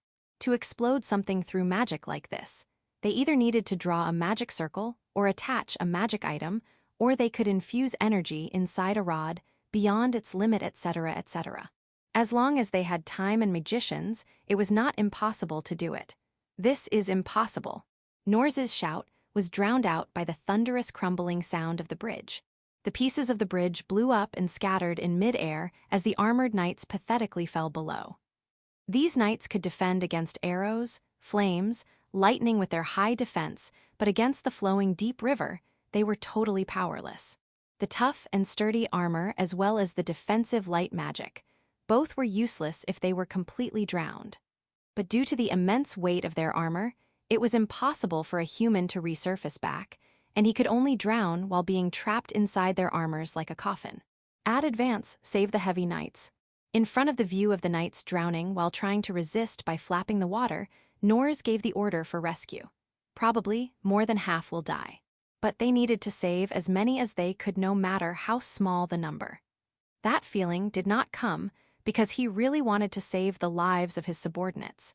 He only wanted to lessen the responsibility of letting the knights die due to his own negligence by saving at least a few knights. As various thoughts came into his mind, Nors ran towards the river leading his troops. Look, the ones who fell in places where the depth isn't high are still alive. Hurry up and pull them out. The Rhone River did not have a despairing depth that could drown all of the heavy knights. Knights trying to desperately come towards the shore while only a small part of their helmet was above the surface could be seen here and there. They need to at least save those. That thought was also completely destroyed as another thundering, explosive sound resounded. What was that sound? Dio dio dio dio, a sound like a river that flowed at high speed during heavy rains came from upstream. Impossible, every soldier thought that, but the sound kept on getting louder. The weather was absolutely clear today. It hasn't rained at all. There's no way the river water would have raised. But the sound only came closer. Dio dio dio dio dio. By the time they realized, a giant wave came and devoured everything inside the river, whether it be corpses or living ones, without any distinction. In just a few seconds, all the knights and soldiers inside the river had completely disappeared from the river as the flow of the river settled. Section. A few 100 meters upstream from the collapsed bridge, a single witch was standing. I wonder if that much was fine. It was Fiona Solil, the member of Kurono's party element master and clumsy and reckless witch who could not control her own magical energy. She was also the reason behind the flash flood that drowned the knights in the river. The method was very simple. Fiona had simply fired the highest level of water magic that could generate an enormous amount of water into the Rhone River. Inundating a castle normally required the creation of a dam and time to hold up water there, but Fiona had created both the conditions with a single magic. Yeah, it worked brilliantly, Fiona. In Fiona's hand was a lightly shining white crystal. From it, Kurono's voice could be heard. Using Lily's telepathy as a basis, this crystal could be used to talk with people who were far away instantly. The enemy will soon realize that there is a magician upstream, so quickly return here. Roger. After the short conversation, the crystal in Fiona's hand broke. Since it was an item made hurriedly without using any proper techniques and design, the time allowed for communication was small. It was a use and throw item. Just because there was magic, it is impossible to create something convenient like an all-purpose cell phone, but for the time being it was plenty useful. Phew, I am not really used to using water magic. Fiona threw away her water magic enhancing wand that had become useless with a single use, and started walking back towards the village as per Kurono's orders. Maybe because I used an element I'm not used to, I've gotten hungry now. Ah, I really want to eat an ice candy right now. Didn't you just eat breakfast? Kurono's voice could not be heard here. Chapter 103, Adventurer Alliance vs Crusaders. 2. Seeing the heavy knights drown in the river in front of them, the crusaders' advance had completely stopped. They actually wondered whether they should continue or not. Seeing the heavy knights being annihilated in front of them had caused them to think of retreating for now, but attack will cross a river of such a level without a bridge. Nors chose to attack. Boo, but I'll be the vanguard. Follow me. Before his subordinate could even say anything, Nors started moving towards the river. Since the commander himself had taken the initiative and moved, the troops couldn't just stand and watch. Follow the priest. There are no more traps. Attack. Revenge for the knights. Kill the enemies. Kill the demons. In the name of God, exterminate the demons. The troops resolved themselves and jumped into the river. After confirming the advancing soldiers, Nors gave further orders. Magician Squad use boost enhancements and magic shields to protect the soldiers crossing the river. Let the Pegasus Knight sortie as well. Every one of them obviously understood that they'd be defenseless while they were crossing the river. Rather than forcing the magicians to cross as well, Norse decided that it would be better to use them to help the soldiers through force boost to stop them from drowning and by putting up defensive magics to protect them from long-ranged attacks. Priest Sama, will we able to break through their gate without the magicians? It's just some wooden fence and some iron wire spread out for no reason. We need neither castle siege weapons nor magicians' squad to break through something like that. Once the soldiers charge, the gate will immediately fall. Norse thought that they were lucky that this village didn't have a stone wall like QR. There was huge difference between a wall of wood and one of stone. Robbers or bandits might be stopped by the wooden fence, but it doesn't have the strength to stop such a number of soldiers. Also, I'll destroy the gate myself, so there is no problem, right? Norse gave a confident smile towards his subordinate, and the troops knew that it was neither a joke nor was he overestimating himself. He clearly had that much power. The monsters that had attacked them in villages had been dealt by Norse himself after all. The whole occupation army had already deemed Norse as a hero of great valor and strength. Oi, incoming, put in all you've got and advance. Literally, a rain of arrows came down upon Norse and the soldiers that were moving through the river. From the other side of the protective wall, or maybe from the Black Guild, the demons had fired arrows from their bows. The sound of cutting air resounded, and sharp arrowheads rushed towards the troops who had no choice but to advance steadily. Light wall, Lux wall defense. Norse's defensive magic was deployed, and a shield of white light covered around 10 odd meters area around him. Also, the defensive magic casted by the magicians on the riverbank also took effect and protected the troops from the rain of arrows. But it was unable to protect every soldier crossing the river, and those who were unluckily out of the range of the defense magic had their bodies pierced by numerous arrows. Quite a lot of casualties are appearing, but there is no other way. Without even glancing towards the soldiers falling one by one, Norse kept on moving forward without any regrets. When Norse and others reached the middle of the river, the depth of the water had already become a bit more than their heights, and they began to gasp as they swimmed while bearing the weights of their armors as well as their weapons. From there onwards, the attack became even more violent. Along with arrows, low-level fire, ice, and wind attack magic also came raining down on them. Seeing various elements raining down felt like as if it was a natural disaster, but it was very normal for a battle in this different world. And of course, even Norse had been expecting that. But still, the amount of lightning magic used is much higher. Is it a coincidence? A magician could not use all the elements. Usually it's 1 or 2, and in rare cases, at most 4 elements. The affinity of an element depended on their personal constitution and did not have anything to do with someone's talent as a magician. Basically, if a large amount of magicians were gathered and asked to fire together, they all will not be able to attack with the same element. Since they are fighting with their lives on the line, it should be obvious that they would use magic that they are most used to. It was the same for even demons. Just as how a beast would use his claws and fangs, they would use the most familiar magic without any doubt. That was what Norse was thinking, but the fact that almost half of the attacks were of lightning element, he had no choice but to rethink again. No doubt the enemy is using lightning magic on purpose, and the reason behind it was simple enough that even a soldier who had no knowledge of magic could understand. Jailia, oi, don't come closer to the point where it falls. You goddamn idiot, do you think I can dodge inside this river? Even if it doesn't hit directly, you'll still be struck by electric shock. Get away. I'll drown. After all, the number of soldiers falling due to lightning magic was too big.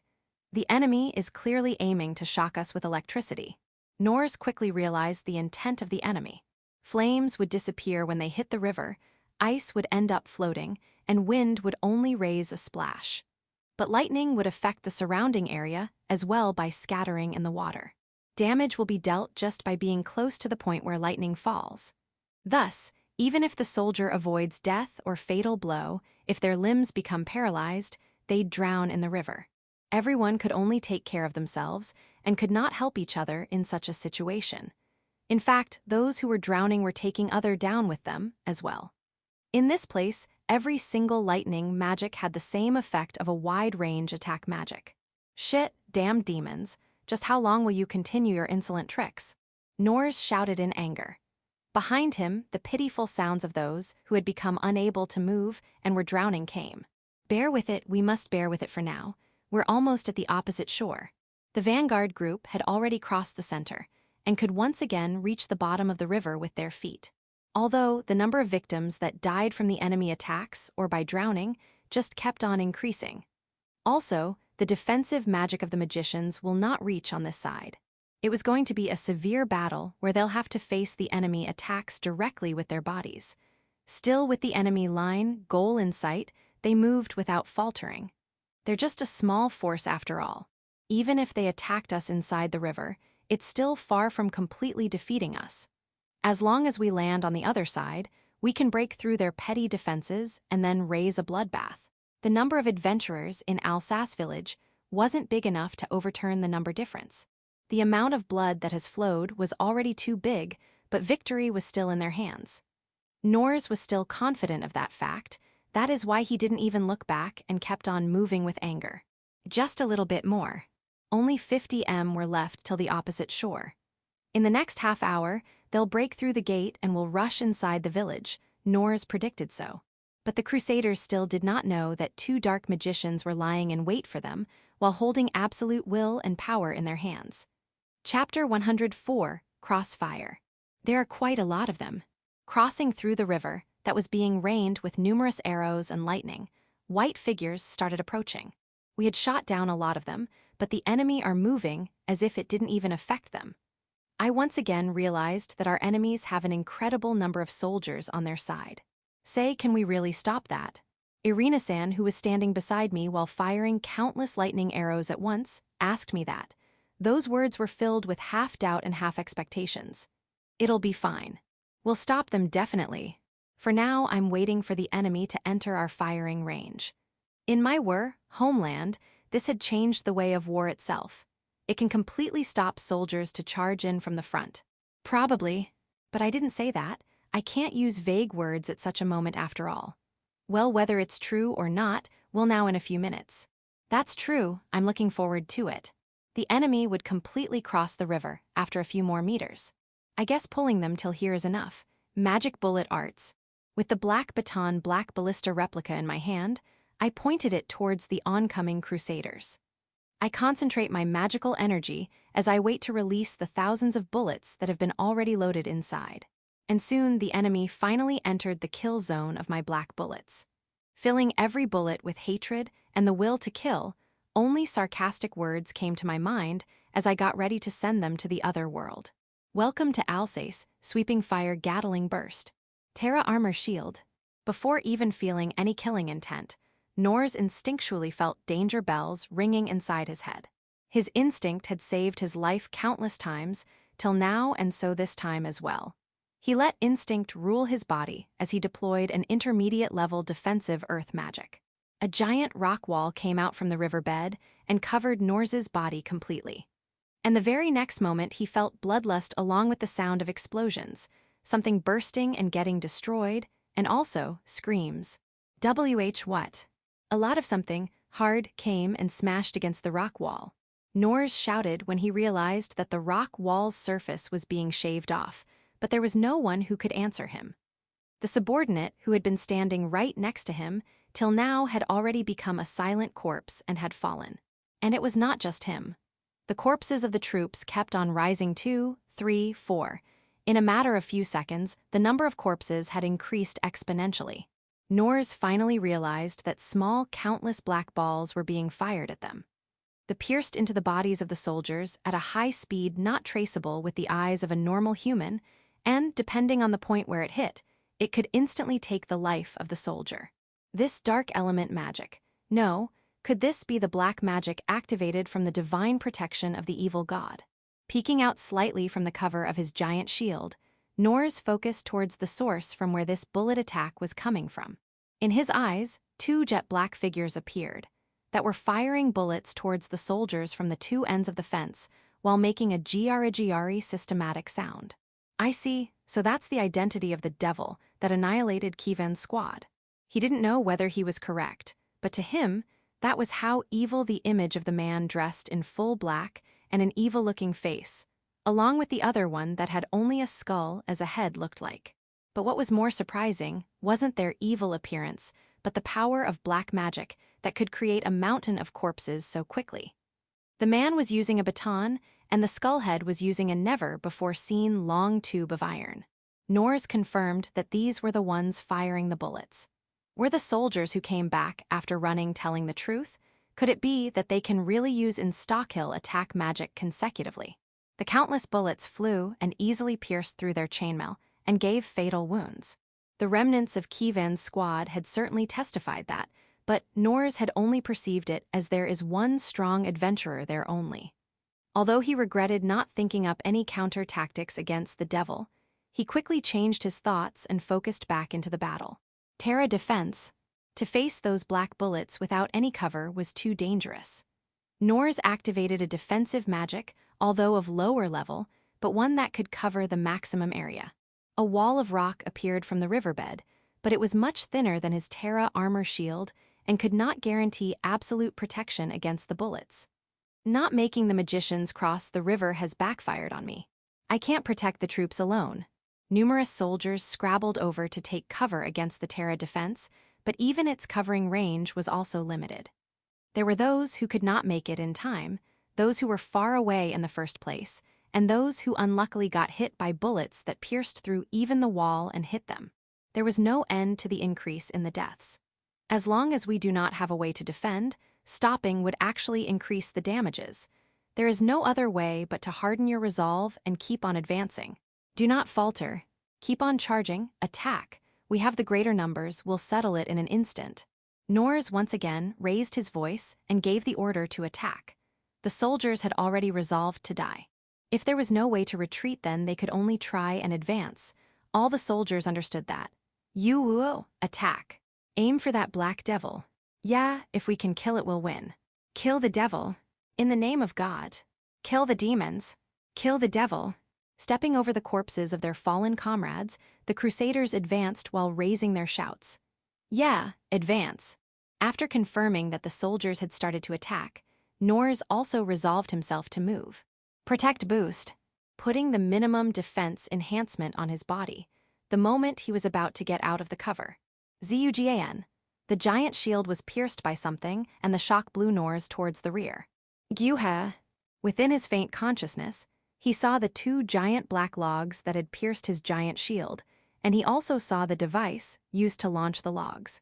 A ballista. Why do they have something like? Priest Sama. Priest Sama was shot. The shouts of the troops felt very distant to Nors. Don, don't be flustered, I'm fine. He realized that two soldiers were supporting him, but his vision was spinning around as if he was drunk, and he couldn't even make out their faces. Don't mind me, go, retreat is not. While his consciousness became even fainter, in the skies above, he clearly saw countless shadows even then. The Pegasus Knights have arrived. With this, we'll win. As Nors gave a smile, he let go of his consciousness. With soldiers attacking from the ground and the Pegasus Knights attacking from the air, the defense of Alsace protected by the devil will definitely fall. Nors was still sure of his victory. Amazing, this really is an amazing weapon. Mazrun was excited as he fired the machine gun supported on a carriage. His appearance was definitely like a death god, and now that he had taken so many lives, he truly could be called a reaper. Take that, good job coming from the other side of the sea just to die. Hiyaha, his hyena-like laugh didn't suit the image of a death god at all though. But the machine gun was clearly the weapon of a death god that could take lives in an instant. Also only he, a dark magician, could make use of this. Kurono had requested Simon to make a machine gun, but in this different world where neither science and tech nor the machine industry had been developed, they could never make a machine gun similar to that of what exists on Earth. What Kurono wanted was a substitute magic for his magic bullet arts. He wanted to build a weapon that would rapid-fire bullets with magic and not with gunpowder. In short, this was magic staff based on a machine gun. In the first place, guns were only of such type in this world. Its appearance was only like a box with a grip from which a barrel tuck out. From Kurono's point of view, it was a very ill-formed gun. But its inside was built with a magic similar to Kurono's magic bullet arts, which made rapid firing of bullets possible. And the only one who could use this magic technique was the dark magician Mazran, who had the most similar type of magic to Kurono's black magic. Mew, no good, the barrels heated up. Quickly change it. Yes. 2 goblins quickly started to replace the barrel of the machine gun. Thanks to the practice done just for this day, they were able to work very smoothly. In the first place, the magic formula behind the machine gun was to cover the technique equations with actual material substance. For example, the gun barrel had the effect of deciding the bullet's direction and stability of the trajectory. When you think of firing bullets with magic, one has to put magical energy and concentration to fix the above aspects as well before using the magic itself. By using the substance, called gun barrel, the amount of techniques and formulas required were lessened. The staff that is the weapon of a magician was meant to reduce the burden on the caster. This machine gun was also made with the same effect in mind. Kurono's magic bullet arts were made with an image of gun in mind in the first place. Conversely speaking, if a shape like a gun was also given, most of the formulations could be left out. The magic effects required to fire the machine gun are loading the bullet and a force to be used in place of gunpowder. The bullets are summoned directly inside the chamber, and then all that's left is to use dark magic to bring out enough pressure to fire the bullet directly out of the barrel. Mazran could exhibit both these magic effects well, which is why he could use the matching gun to display the same destructive strength as Kurono. By the way, since the part of firing the bullet is done through magic, there is no trigger even though it's a gun. Boss, how's it over there? Since Lily's telepathy was currently covering all the area in the surrounding of the main gate, anyone could freely talk as long as they were in the area. Mazran communicated with Kurono, who was many meters away. I can still keep on firing. What about you? I can make bullets, but the barrels are exhausting very fast. I won't last too long like this. I guess that problem would come considering how hurriedly we created it. But right now, we have no other choice. Use them as much as you can without destroying it by cooling them. Leave it me. I might not look like it, but I'm pretty damn good at economizing. Ahaha, Kurono gave a wry smile as he heard Mawson's usual cheerful laugh. The barrel has been changed, Mazran-san. Right. Then let's start firing back again. He once again clasped the grip and started a full burst against the advancing army. Crusaders that attacked with a tremendous number. The only reason they could not come any closer was due to Kurono and Mazran were holding the line through their cross-firing. That idea came from the time when Kurono had single-handedly killed over 100 soldiers of Kiven's squad at Ur's village. Although at that time he was under the berserk state due to the cursed hatchet, his memories of that time were still vivid. After Kurono became the leader, when he was using his almost nil experience to think up plans, he once again realized the tremendous effect shooting had against them. To have been able to kill more than 100 soldiers alone was due to simple advantage that a gun had over a sword. And so he thought that if he was able to prepare even one more machine gun-like attacking method, they could use crossfire to efficiently kill the advancing troops of the enemy. Crossfire was called so because 2 machine guns were used in a line that their target range intersected at a point. It was a tactic that was very efficient when defending. This tactic had first appeared during World War I, but was also used in the Russo-Japanese War as well, or so Kurono remembered. And the same scene was once again revived here in this Alsace defensive battle as well. The distance to the other shore was only about 10 meters, but it was distance that no one was able to cross to.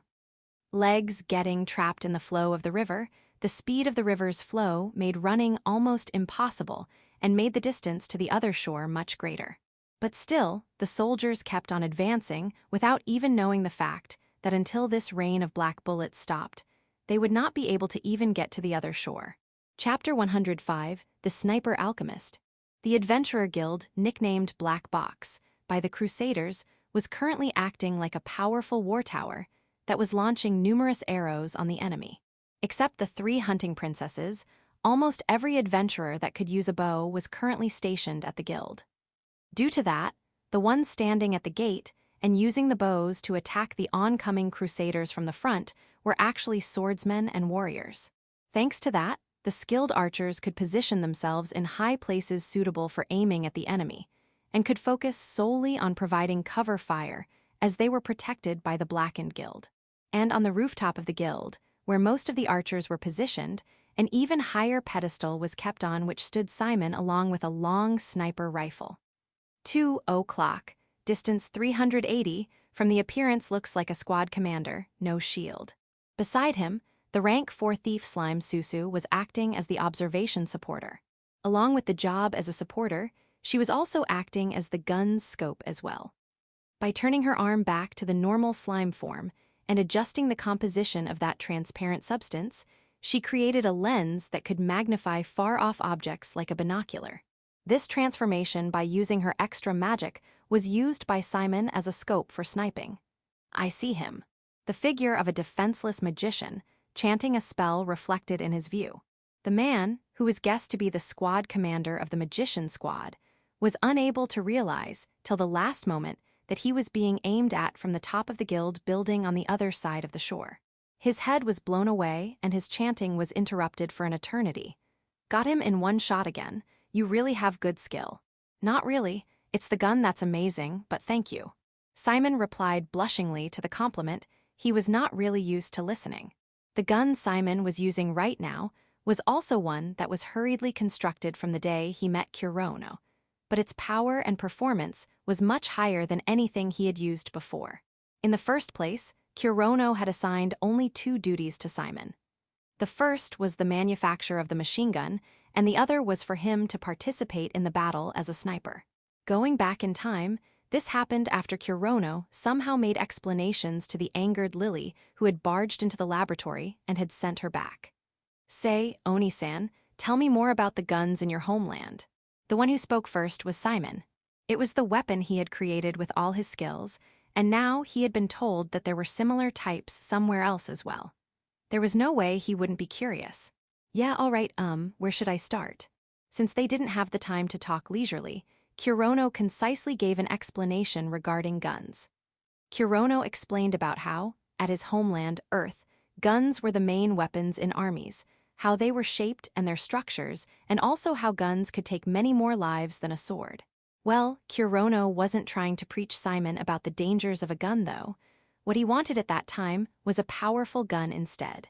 There are 3 improvements you can do right now. One is to attach a stock, second is to apply some rifling in the barrel, and Kurono activated his magic bullet arts on his fingertip and placed a black bullet made out of magical energy in front of Simon. Last is to use my bullets. This is the same bullet that Oni-san used with his magic just now, right? Yeah, although I can't make gunpowder, I can make countless steel warheads. If you could apply eternity property on them, they would last for numerous days, and we can create more than creating bullets from scratch. But without gunpowder, it won't fire. I'm not a magician. The gunpowder I'm using right now is a fire-type magic stone. It's not something very cheap. Even if the effect was same, the raw materials for gunpowder were different in the different world, it seems. But to Kurono, the change in raw materials wasn't something to be concerned with. All that was needed was to fire the bullet properly. Thus the only part he needed to concern with was the procurement of the gunpowder mentioned by Simon, but magic stone. Kurono had no idea what it was. But Simon didn't really think too much about it and continued speaking. I'm talking about that red gem that can be seen on top of fire staves usually. You do know that magic staves are much higher in price than swords, right? With the amount I have, buying even a single one is a bit doubtful. The reason why Kurono, a magician, did not know about magic stones was because he never really had the need or chance to buy magic staves. By the time he registered as an adventurer, he had already gotten the black ballista replica, so there was no need to buy another staff. In the first place, Ur's village's item shop didn't have a black magic or a dark magic staff. But still, he had seen magic staves many times and also understood its structure, so he could quickly understand what part referred to the magic stone. But it's not necessary that a magic staff would definitely use a magic stone, but that's a different matter altogether. Then, how many magic staves would you need to have sufficient gunpowder? If I have 10 of them, then I'll have enough till the next year, but seriously, that's asking too. Then I'll prepare 10 for you. What? What is that not sufficient? That's not it. How will you prepare 10 of them? Well, we can use anything left in the village freely after all. We should find enough if we search the weapon shop's storehouse, right? What's with that bandit-like thought process? Isn't that robbery? Well, that might be true, but for Kurono, who had gone as far as to use scorched earth tactics, he had absolutely no hesitation in using any resources available to them. Simon felt unease looking at Kurono's use all that is available attitude. I'll let you have the preference in using the things in the village. Also, you'll need a smithy to create guns as well, right? I'll prepare one of that for you as well. To Simon, who had been only able to do research with his small budget, it was too attractive of an offer. I'll be in your care then. As a result, Simon decided not to mind the trifling details and started with the manufacturing of the gun. And what he had created was probably the first ever sniper rifle in this world, called Yatagarasu, that he used to deal headshots one after the other to the enemy magicians. By the way, the naming was done by Kurono. At my homeland, the gun used by the head of mercenary long ago was called Yatagarasu. When he heard the name, Simon somehow instantly liked it and accepted it. This Yatagarasu is really an amazing gun. Thanks to Oni-san's advices, I was able to make something of this level. Simon's prided gun was still firing bullets from its muzzle and was shooting the enemy magicians down. As expected, it was still a single-shot type, but Simon, who had an immaculate aim, had a kill count higher than anyone on this rooftop. But not yet. There's still room for improvement in this gun. Even the machine gun should be able to fire without the use of magic as well. From the day he met Kurono, his head had become filled with all sorts of new research. That was how invaluable the information and knowledge brought by Kurono was for Simon. That's why I can't die here. I have too many things that I still want to build. I'm not going to be killed by some men who appeared out of nowhere. Simon's survival instincts were working stronger than ever before. But in contrast to the hot and passionate thoughts, he was still coolly and calmly shooting down every target. And that's... what is it? The one who recognized that the earliest was Susu. The Pegasus Knights have appeared at 11 o'clock. Can you see them? Looking through the slime lens scope, the figures of the Pegasus Knights flying over the forest far away could be seen. There are more than we thought. Yes, but we have no choice but trust right now. Yes. Once again clutching the grip, Simon once again showed maximum concentration. He still did not need to face against the Pegasus Knights. He just needed to kill as many magicians as he can right now. The fearsomeness of the Pegasus Knights had been heard from a lot of adventurers, but Simon did not feel any fear towards the Pegasus Knights approaching this place right now. That's because the one who was going to face those Pegasus Knights was the even more fearsome fairy. Chapter 106, Fairy vs Pegasus Knights. In a certain room of the guild, Lily was sitting alone on the floor. Just outside the thin walls, a battle is taking place, and a lot of blood is flowing on streets. Naturally, the great noise is also reaching that room too, but strangely, inside the room was an atmosphere screaming, dead silence. That is something the figure of Lily sitting on top of a shining magic circle, with her eyes closed, might be making the atmosphere. She is playing the role of communicator between adventurers through the magic circle, through which she is using the telepathy magic. And that role of hers is soon going to end. Lily, I think you have heard already, the Pegasus Knights are here. Yeah. Kurono's voice resounds in Lily's head. Understanding the meaning of the words, Lily speaks a word of affirmation and nods with her small head. I will cut off the telepathy from now on, change to analog communication methods. The moment after Kurono gave these orders to every adventurer, the telepathy network disappeared. Right now only Kurono and Lily can talk through telepathic means. Sorry, Lily, I gave you the most difficult role. No way, it's all right. A pure reply, without any sarcasm. Lily takes the queen barrel placed on floor in front of her. I leave it up to you, Lily. By the time Kurono's faith-filled words reached in her head. Yeah, just leave it to me. The little girl was no longer there. All that stood was a beautiful girl with long, slender, and well-proportioned body. Lily, who took the power from Queen Beryl, takes action to complete her role. Just wait, Kurono. I'll beat those sluts covered with feathers soon enough.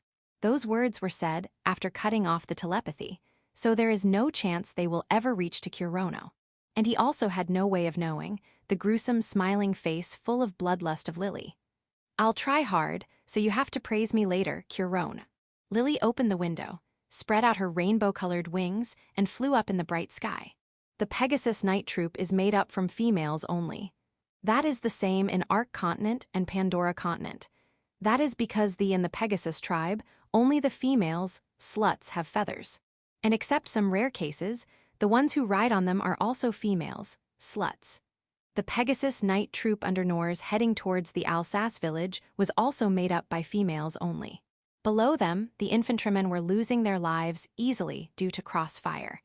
Seems like the rumor of the devil is a truth.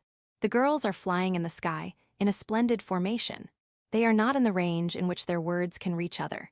But due to them, each having a telepathic magic item, they can talk with each other while flying with no problems.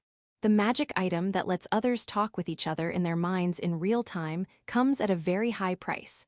But the class called as Pegasus Knight have more than enough value to have them. How horrible they are, I can see the bloodied river from here. If we don't support them, we will only have more useless casualties. Really, I don't care if it's a devil or crap, but I really don't think that this sort of attack will keep on continuing. Isn't that all right, to just let the men keep on attacking? Soon enough they will break through that gloomy forest. That's right, the infantry are expendable assets after all, just let them have their way. Shut your mouth, though only we can hear us, that is problematic statement. Yes. The girls' voices were not filled with any tension while heading to the battlefield, where a lot of their comrades have died. That was neither because of no fear of death nor faithfulness to mission. That was because the difference between infantrymen and Pegasus Knights. In the first place, the defensive power of Pegasus Knight is at another level compared to infantrymen. Infantrymen will die from an arrow or two, but that is something impossible with Pegasus Knight. The armor of the girls are enchanted with boosts such as lightweight, force, and concentrate. Only the elite soldiers expert in martial arts magic can wear such high class and more. The infantrymen are incomparably inferior in armor and even skills. In the battlefield, the possibility of the girls returning alive is obvious. None of them are thinking that hostility from the attacks going on below them that have killed a lot, the soldiers can kill them too. But you girls are going to die here. That time, the voice of a beautiful girl is heard. No, heard is not the right word here, that is, because it resounded directly inside their minds. Who is it? The captain of Pegasus Knights notices that the enemy, a demon, has appeared. My name is Lily. Welcome to Alsace village and goodbye. The voice of the beautiful girl the girls heard was transparent and beautiful, but all were mixed with malice, enmity, and bloodlust. Stay vigilant, we might be targeted. Yufufu, foolish person. The Pegasus Knight Troop takes battle stances, and Lily's voice ridicules them. Meteor strike. Above the Pegasus Knight Troop, cutting through the clouds, a rainbow-colored light appears. A scene that looks like a star is falling down in the night sky. The high-speed light draws near the Pegasus Knights as if it has its own consciousness. From above you say, the attack Pegasus Knights have to stay vigilant for is the anti-aircraft magic attacks from the surface. The only ones that can attack from above them are Pegasus Knights, dragons, or else some sort of flying monster. During a battle, it is very rare for the existences of those who can go above Pegasus Knight to appear. And it is unthinkable that the poorly made demon army would have an existence like that. That's why they are only vigilant of surface attacks. The only time they can die is the time they will cross swords with demons. That is how it was supposed to be, but the reality completely betrayed their expectations. A massive meteor is heading towards them from above, having unbelievable mass and destructive power. The attack came at them when they were not on guard and has closed its distance so much that they cannot evade it anymore. They deploy the strongest defensive magic they can in the short amount of time. An intermediate-level defensive magic is deployed boasting of great defensive power. In addition, both the attack and defensive magic are light, so their compatibility is not bad. That's why it will be easy to block. We can break through it, we will definitely break through it. The Pegasus Knight Troop leader thinks as such while heading towards the collision time between both parties. Ahahaha. Waste, waste, waste. The rainbow-colored meteor light and white-colored shield. The girls believed they were evenly matched in this contest of magic, but the shield is smashed to pieces after a few moments from the impact and becomes a part of the 7-colored mass of light. And the rainbow-colored light engulfs the captain along with some Pegasus knights and explodes in the midair. The explosion sound and shock wave from blast jolts the bodies of all the remaining Pegasus knights. No way, Captain. Hey, you're lying, right? What the hell is that power? Unbelievable. The traces of the people engulfed in the blast are now not present on the face of world. The flesh and blood left of some cannot be distinguished between human or otherwise. The numerous pieces of bloody meat scatter far away in the sky and fall down to the ground. Now there is no trace of the girls in the explosion. The only thing left is the blood, some meat, and the remains of magical power. Quiet down. I, the vice captain, will take the right to command. The enemy is above the clouds. Take the interception stance. I see, so you're the next boss. At that time, for the first time, the Pegasus Knights saw the figure of the girl named Lily. The girls of Pegasus Knights, mostly made up of beautiful girls, were themselves entranced by her. The platinum blonde hair, the juicy white body, and the beautiful emerald green eyes that can charm anyone regardless of gender. The figure of her floating, wearing a jet black cloth, and the 2 pairs of rainbow-colored wings closely resembles the image of the fairy's princess that appears in the fairy tales. But the girls soon return to their senses, as they recognize her as the enemy that deployed a powerful magic that killed their captain along with some comrades of theirs. And, more than anything else, when did she? I came just now. Lily was standing on the back of a Pegasus behind the vice captain as if holding her from behind. The enemy is already in front the girls. In their hearts filled with fighting spirit and enmity, fear is spreading, and it's impossible to tell which emotion is dominant. Deploy Oracle Field. Lily, while putting her hands on the shoulders of vice captain, activates the extra magic the fairies boast of. The pale green-colored light is a magic for protection from outside attacks, but it's not for protecting those inside it. Lily has not the least intention to save the enemy, in other words the humans, so she is using this barrier as a deadly weapon. The vice captain suddenly realizes the abnormality that has happened to her while being captured in the barrier of a radius of 2 meters. What is this, hot? Inside the oracle field is full of high heat. And that's so, that can melt the arrowheads of more than 100 arrows in a second. That heat has far surpassed the temperature any existence can live in. While feeling the heat that can melt the body from inside Lily's hand, the vice captain takes her leave from world. The skin is heinously burned and in the next moment turns into ashes. The figure of the beautiful Pegasus Knight is now nowhere to be seen. The only thing left is the corpse of a Pegasus, which has only the legs and armor left. All other things are burned and have turned into ashes already. Now then, the Pegasus that has died by fire and has only armor and bones left has no more power to keep on flying in air, and by following the gravity's order falls down. Lily pays no attention to the person that was present in her hands just some moments before, as if she has completely forgot her existence and has no interest in her at all. If you guys are going to surrender obediently, I will leave it at this. Of course, I'll guarantee your safety. Lily asks the Pegasus Knights while her face makes a bewitching smile. Then, decide fast about what you're gonna do. Don't underestimate us, damn brat. Along with the abuse, the line Sajida flies towards Lily. Did you think we, the Pegasus Knights, will surrender by getting scared of a single damn fairy? The Oracle Shield completely repels the arrow. Lily did not suffer even the damage at the level of static electricity. I see, so that's your answer. The Pegasus Knights ready their spears and spread out while taking battle stances.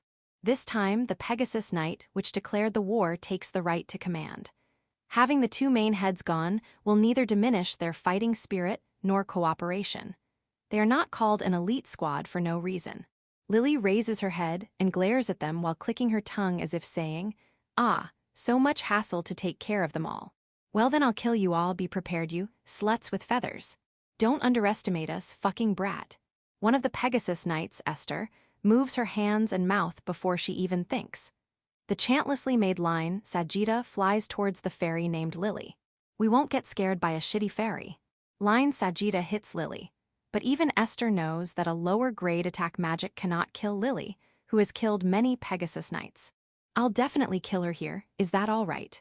She asks everyone through telepathy and came back 4 replies immediately. I agree with you, Esther, I'll follow you. I also agree. I'll take the revenge for Captain. You won't stop. Let's go back. The replies from every squad leader were in agreement and disagreement, both in the ratio of 50-50. Then retreat, Kami and Kathy are rear guard unit. We have to take revenge. Yes, let's join our powers and fight. The opposing parties also, in the end, agreed with them. They can kill her by throwing attack magic at her from left and right, up and down. But that is only when the opponent is a human. Lower grade attack magic is only for stopping her movements for some time. We can't kill her until we've stuck our spears into her. Frank and Matey, don't let her escape, cover us, and also stop her from chanting, or else something terrible will only come towards us. Kami and Kathy will attack with me, get ready. Understood. Ish, why are we in the assault group? It really is super scary. You foolish sisters are only good in attack, that's why. What's that? Complete discrimination. Even I am only good in martial arts, and am a muscle brain. Stop spouting rubbish. Want to get down to ground from here by falling who? Yes, got it. It's good if we go right. Esther, Kathy, and Kami start moving their squads for attacking. Regret it that you have picked up a fight with us, you damn single fairy bastard. And so the battle between a single fairy and many Pegasus knights started 100 meters above Alsas village. Chapter 107. Soldiers roll. No good, the gun barrel is overheated. It won't shoot unless it's cooled down. Kurono, after hearing this message, he thought finally the time had come. He knew from the start that the crossfire will not keep on continuing for always. Some crusaders who are unhurt will reach near the unreliable protective wall. Understood, Mawson is to be on standby till the cooldown time is over, and after it's complete, immediately start firing. The adventurer, given the role of messenger, runs towards Morzen to relay the message given by Kurono. After giving the instructions, Kurono stops his Gatling burst and takes a deep breath. Along with taking the breath, Kurono shouts with determination, "Open the gates. I'm going outside." That voice was heard by the adventurers standing near the gates, and even by the archers confined in the guild. Uawu.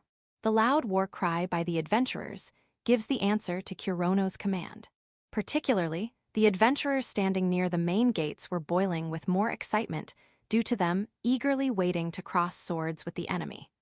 Seeing the large number of enemy heading towards them caused their blood to boil strongly rather than being intimidated. Finally our time to show off. In front of main gates is the platoon made from strong swordsmen and warriors, starting with Vulcan as their head. They are the reckless platoon, which will jump out of gates and kill of the enemy. The platoon is made up from many different species, such as human, beastman, elves, lizardmen, orc, and golem. But they are all waiting impatiently for the gates to open. Before anyone knew it, Kurono was already in front of them with the Haru Ritsu in his hands. Listen well, everyone, this is the first turning point. We have buy time for the crossfire to restart. During that time, protect this line of defense at all costs. It's not much of a problem to cool down the barrel with ice and fire magic. But the problem is to keep on repeating it as fast as possible for the firing to keep on continuing. This maintenance is the most important. They can't just destroy the machine gun on the first day. They have to keep on using it for the battles coming tomorrow and day after tomorrow for stopping the enemy. Let's go. Kurono wears his robe and faces towards the main gate that is about to open. Assault. The sound of door opening and the war cry of adventurers resound simultaneously. The platoon, made up of 24 people, jumps at the crusaders coming towards at them like some wild animals that have been freed from a cage. Kurono's orders reach to the ears of sniping pair of Simon and Susu encamped on top of guild. Assault already. If I had time, I would have made a more decent gun barrel.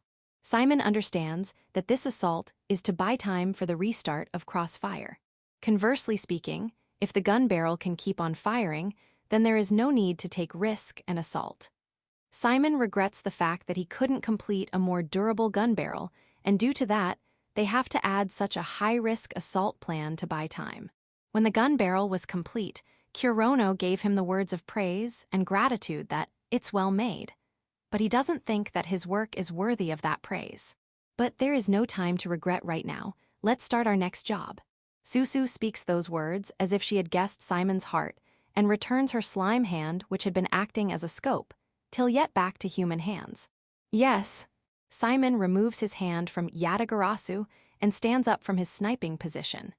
Originally, they had to go down from the pedestal using the ladders, but it's better to hurry up, jump off like this. Before Simon knew it, Susu took Simon in her arms and dived from the pedestal together. The height of pedestal is just 3 meters, therefore. Before Simon could say anything, they both landed on the roof of Guild. Simon didn't notice since there was no shock of landing felt. Thank you very much. For the time being, she just gave words of gratitude.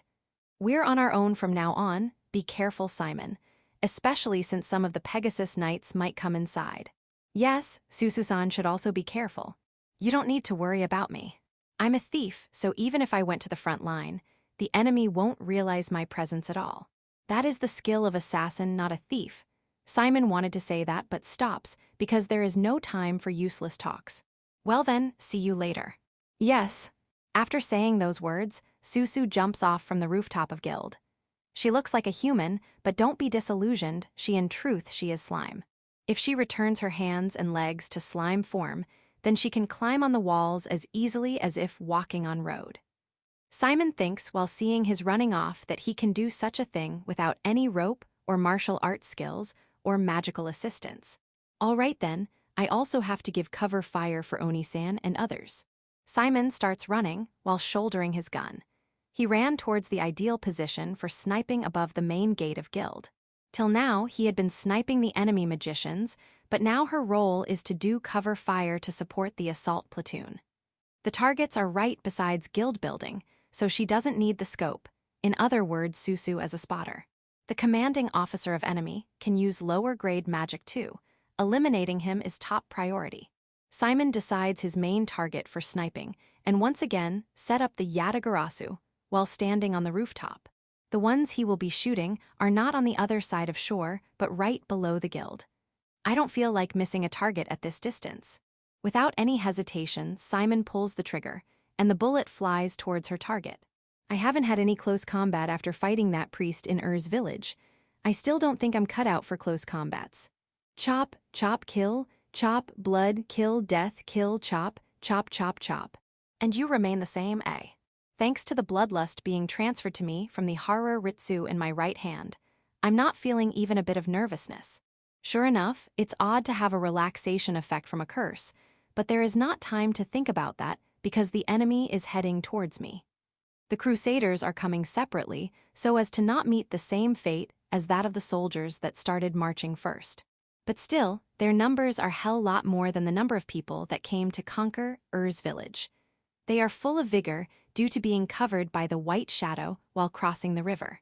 Really great, I will give you more than enough blood to drink for you to evolve one more time. For the time being, I have no other choice than to keep on killing them starting from the ones in front. After closing a lot of distance between the enemy, I load the magic power and increase the physical power in leg and leap in one spurt.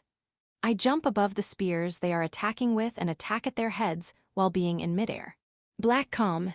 I release martial art in midair and cut the heads of soldiers in 3 pieces. The heads and chainmail both get cut cleanly without any resistance. As always, this does have really terrific cutting ability. The blade emits a resonance, as if being delighted to taste blood after 1 week of wait.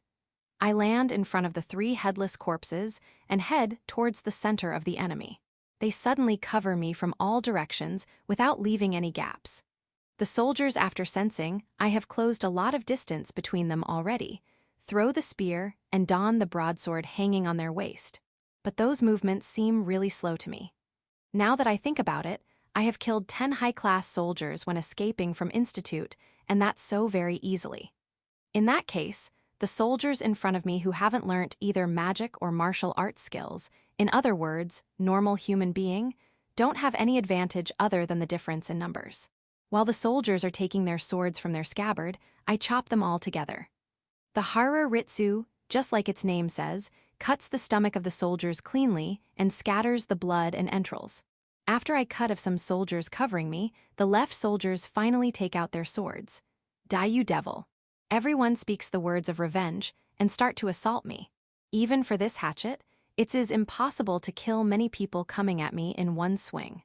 They attack at me in large numbers, but I have already learned how to cope up with attacks like these during the mobility experiments. Shadow Gate, Sword Arts. A black shadow spreads below my feet and a jet black sword appears from it. Pierce through. 10 blackened swords are deployed and fly towards the soldiers coming to attack me. Without even looking at all soldiers that are in my blind spots of vision, I somehow know that my swords have pierced through them. Though I'm not moving my hands, but I'm controlling the swords, so the sensation of cutting gets transferred in my mind. The soldiers coming at me all get purged, and now I can finally concentrate on new enemies coming at me from front. I jump to the interior of the spear that is pushed towards me and cuts the soldier diagonally from shoulder. After killing him, I realize that after 10 seconds from landing, the impact I have given the soldiers by killing all the soldiers coming at me from all directions is massive. The soldiers point their spears at me and are standing in the deadlock position, which is just some meters away from me. This damn devil, Yuwu. After breaking the silence of some seconds, a single soldier extends his spear from right behind me. But the 10 swords that have been released from Sword Arts are still in good condition, and so deal with the attack that is coming from behind me in a flash. I don't have to look back, just instruct a single sword to fly towards the soldier at my back. The speed of my sword piercing through the soldier's chest is more than the speed of his spear coming towards my back. Raising a voice of agony, one more soldier falls down. As if the soldier got cold feet, they moved even further back and then encircle me. If you're not coming, then I'm coming. Having hatchet in my left hand and the baton in right, while having 10 blackened swords protecting my back, I take a step forward. Having the Haru Ritsu that can cut clean even the defensive magic, while deploying bullet arts that can rapid fire like a machine gun, and having 10 swords from Sword Arts that cover my blind spots. I can easily fight against many enemies by alone. I am a magician, so it's natural for me to do close combats with the support of magic too. It didn't work with Sariel, but it will work out with normal soldiers until I pass out by the lack of magical power. Don't let them break. For now, it's more than enough to hold down the enemy at front lines as an adventurer. Trampling the corpses of soldiers, I deploy all the swords I have towards the soldiers remaining in my surroundings. Chapter 108, Fairy V's Pegasus Knights 2. The wings of a Pegasus did not just flap like a bird to fly. By the laws of physics, a pair of wings was not enough to make a horse fly, not to mention that it could even fly at high speeds. But in this different world, it was a reality that the Pegasus could carry humans and move in mid-air well enough to battle. This was because in this world the power known as magic exists. If you were to say that Pegasus flew because of magic, then those wings were the magic, the device that allowed them to fly. The Pegasus Knights had casted speed boost on the wings, which allowed them to fly at even faster speeds. Speed boost. As Estel and the others in the vanguard used their magic, the Pegasus's speed increased instantly and reached a level that could not be followed by normal men. The fact that they had not gotten out of their formation, even at such a high speed, was the proof that these girls were extremely skilled at riding their Pegasus and had incredible teamwork as a squad. The girls looked like a swarm of meteors in the sky, and Lily, who was releasing light, looked like a star. Purple Lightning Assault Line Charge. Estel released her martial art against Lily, who was inside her oracle field. If that skill had hit a normal human, his whole upper half of the body would have been completely blown away. That was how high-leveled martial skill it was. The giant lance enveloped in lightning was launched with a tremendous force. Estel's lightning and Lily's light clashed. The sound and light of countless sparks flew. After firing her attack at Lily, Estel decelerated as the speed boost ran out and clicked her tongue while on top of her Pegasus. It's too hard, damn it. Her attack could only graze the outer layer of the oracle field and had come nowhere near Lily's white soft skin. Obviously, the lightning attack had been completely defended against. From behind Estel, another wave of lightning sounds came. The other Pegasus Knights also used the same skill one by one. Probably only 3 or 4 of them hit, including her own attack. Rest all had been evaded. Estel figured that out without even looking back. a hard defense along with great evading ability was not something that could be easily dealt with. Not just Estel, but every Pegasus knight here was thinking the same thing. After finishing their attacks, Estel's group turned in the air and once again set their sights at Lily. They noticed that the part of the oracle field that had been scratched and slightly damaged quickly regenerated and became as good as new. So she even has regenerative abilities. Damned monster. As if not allowing to even curse her, Lily fired beams of light. Seeing that, Estel quickly pulled the reins and took evasive actions. She skillfully dodged the beam that held enough heat and power that getting hit by even one of those would not end with just a few burns. Estel wasn't the only one who was being targeted. Everyone in her group was attacked by the beams without any discrimination, but only Estel could dodge all the beams. The rest of the knights were all shot countless times. As expected of the armor that had been loaded with defensive magic, they didn't become unable to fight just by getting hit from one or two beams as long as they guarded in time. But damage was clearly accumulated on their bodies. Shit, this one's really dangerous. Even though we haven't dealt any damage to her, our side's already losing endurance. Estel started to become impatient and flustered. It's almost been 30 mins from the start of battle. In that time, Nina, who was injured, had left the front lines, but there were many among them who had taken a lot of damage. If the battle continued with the same pace, sooner or later they will start to become unable to battle. Some might even die. Kaya. From below her, a bone-chilling scream came suddenly. As she looked that way, one of the knights and her Pegasus had lost consciousness, it seemed, and were running unsteadily. Damn it. Someone support her. Since the distance from her was too far from her, she quickly gave an order, but Lily was faster to aim for the weakened prey. Even among the countless of them, Lily could clearly discern which of them was the weakened one. The attack fired by Lily towards the knight who could neither evade nor defend was not a beam but a ball of light. Although slower than the beam, the ball of light could accurately track and pursue the target. At full strength, the Pegasus could have run away, but now that the knight was on her limit of both willpower and stamina, she couldn't do so. The 5 balls of light that were fired slipped through the knights that came to help her, as if making fun of them. The sound and flash of explosions spread all over.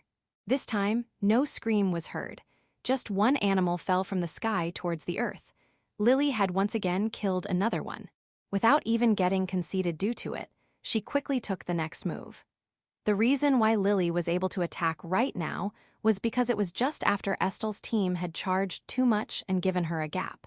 After the girls had attacked, to stop Lily from chanting, a rain of attack magic was casted towards her. Flan's team and Matey's team that had the job to obstruct Lily once again restarted their long-range attack magics.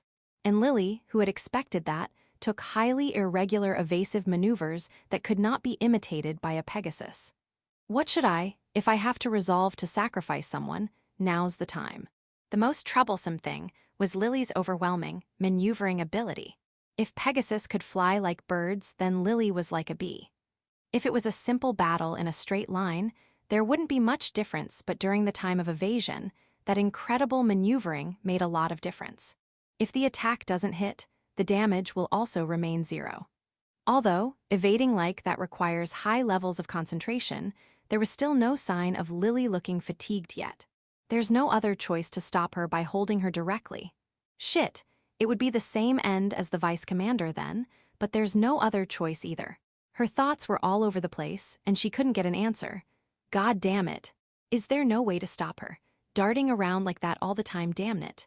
Although she shouted that through telepathy, none of the answers that came back were good. Are you saying that this late? Nobody would think that we would be exhausted so much against one enemy, right? That's true. It's frustrating, but it's true that we'll be the ones at disadvantage if we attack from the front. If there's something we can still do, then this is the time to do it. Our magic won't last forever. They still couldn't come up with a decisive plan.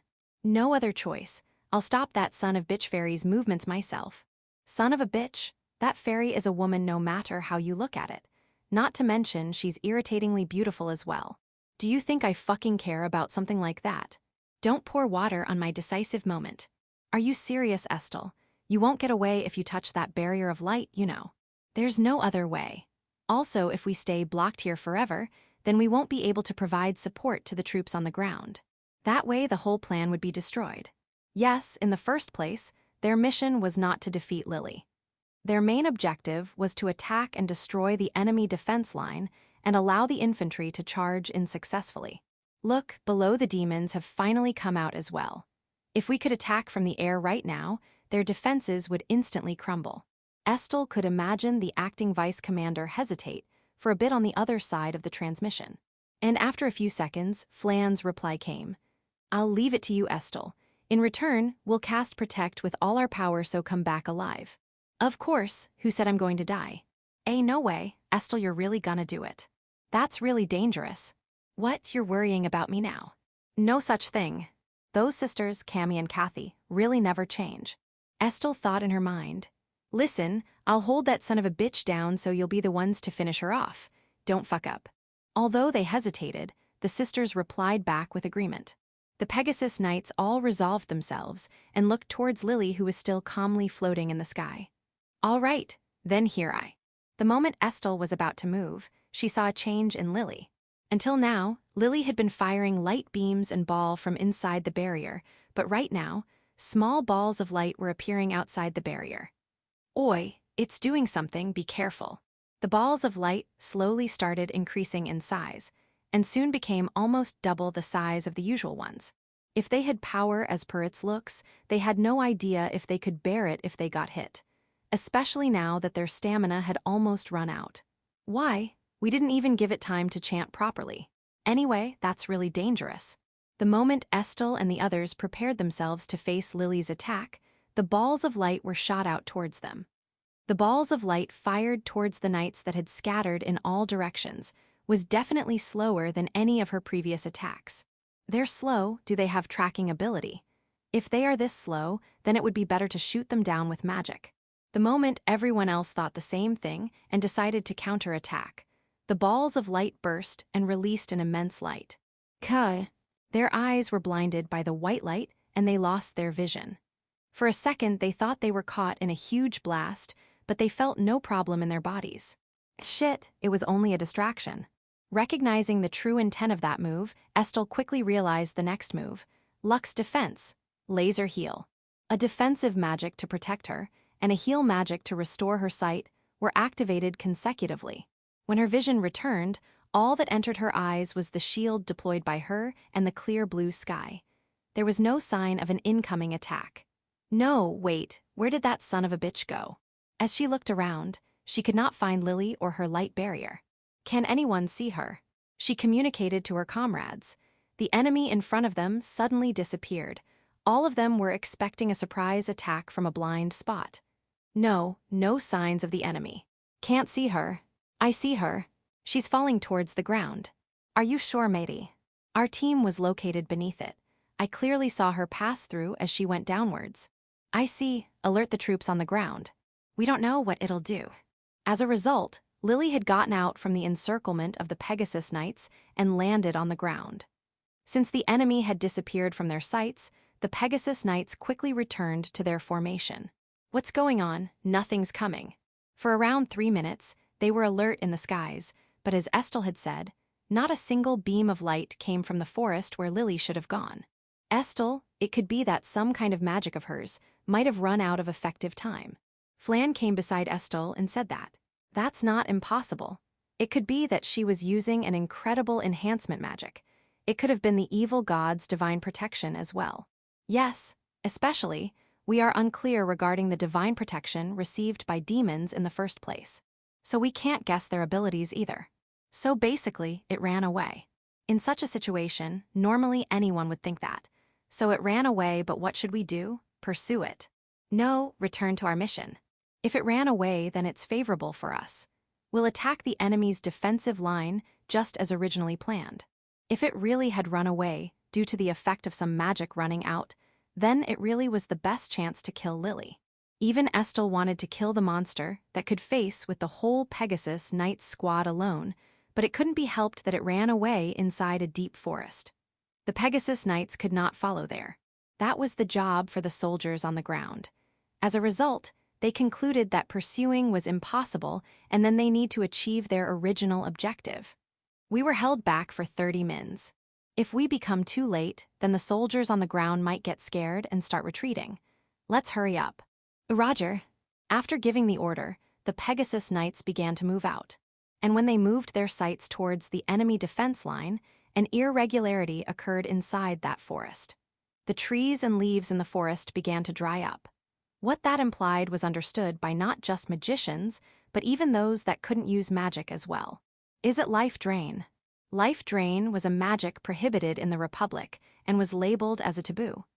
It was a simple magic that could only absorb even the life force along with the magical energy, but its effect was tremendous. If used carelessly, it could turn this land into a barren wasteland where not even weed would grow for the next 100 years. In the Ark continent, there was an area that had completely lost all living things due to it. Leaving the effect on surroundings aside, it even had the danger of taking away the life force of allies as well. And not to mention that the user of life drain would usually start taking pleasure in stealing the life force of others and turn into a madman. Thus it was a taboo, but this wasn't the Ark continent but the Pandora continent, a land ruled by demons. It was obvious that the rules of the human society wouldn't apply here. Even if it was a taboo for humans, there was no need for demons to avoid using it. All units, be on guard, that thing is still coming after us. As tension appeared among the Pegasus knights once more, they once again realized that the threat of Lily had not yet left them. Chapter 109, The Divine Protection of the Black Gods. Lily, who was hidden inside the deep forest, sneered at the Pegasus knights for not choosing to pursue her. "En fufu, even though you people had the chance to kill me right now." Of course, even if the knights had decided to pursue her, she would not have just gotten herself killed easily. It was only a matter of probability. The Pegasus knights had no chance of winning while they were in the air, but if they had pursued her now, they might have had at least a chance to win. Those guys guessed correctly that the effect of magic had run out, but their choice on how to deal with it ended up being a mistake. The Pegasus knights had already looked away from where Lily had gone and had concentrated completely on the battle below. Considering that the enemy's only airborne fighter had run away, that decision wasn't exactly wrong either. But how foolish. Do they think that I won't return back to the front lines? Or could it be that they simply don't even want to consider that possibility? According to Lily's words, it was as if the girls simply wanted to believe that the effect of magic on Lily had ended. And Lily's telepathy proved that it was actually half correct as well. To the girl Lily, it was easy to read opponents' outer thoughts, who had not specifically casted Mind Protect, even during battle. Lily clearly understood what the girls were thinking and how they reached their current conclusion.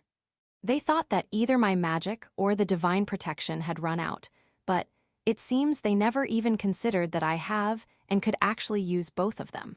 The reason why Lily had used the flashy distraction to run away inside the forest was because the 30 min effect of the Queen Beryl had run out of time.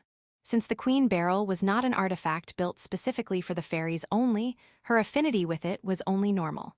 That's why there was a limit of 30 mins. Any further than that would place immense burden on Lily. "Fufu, let me show you the divine protection of the Fairy Queen."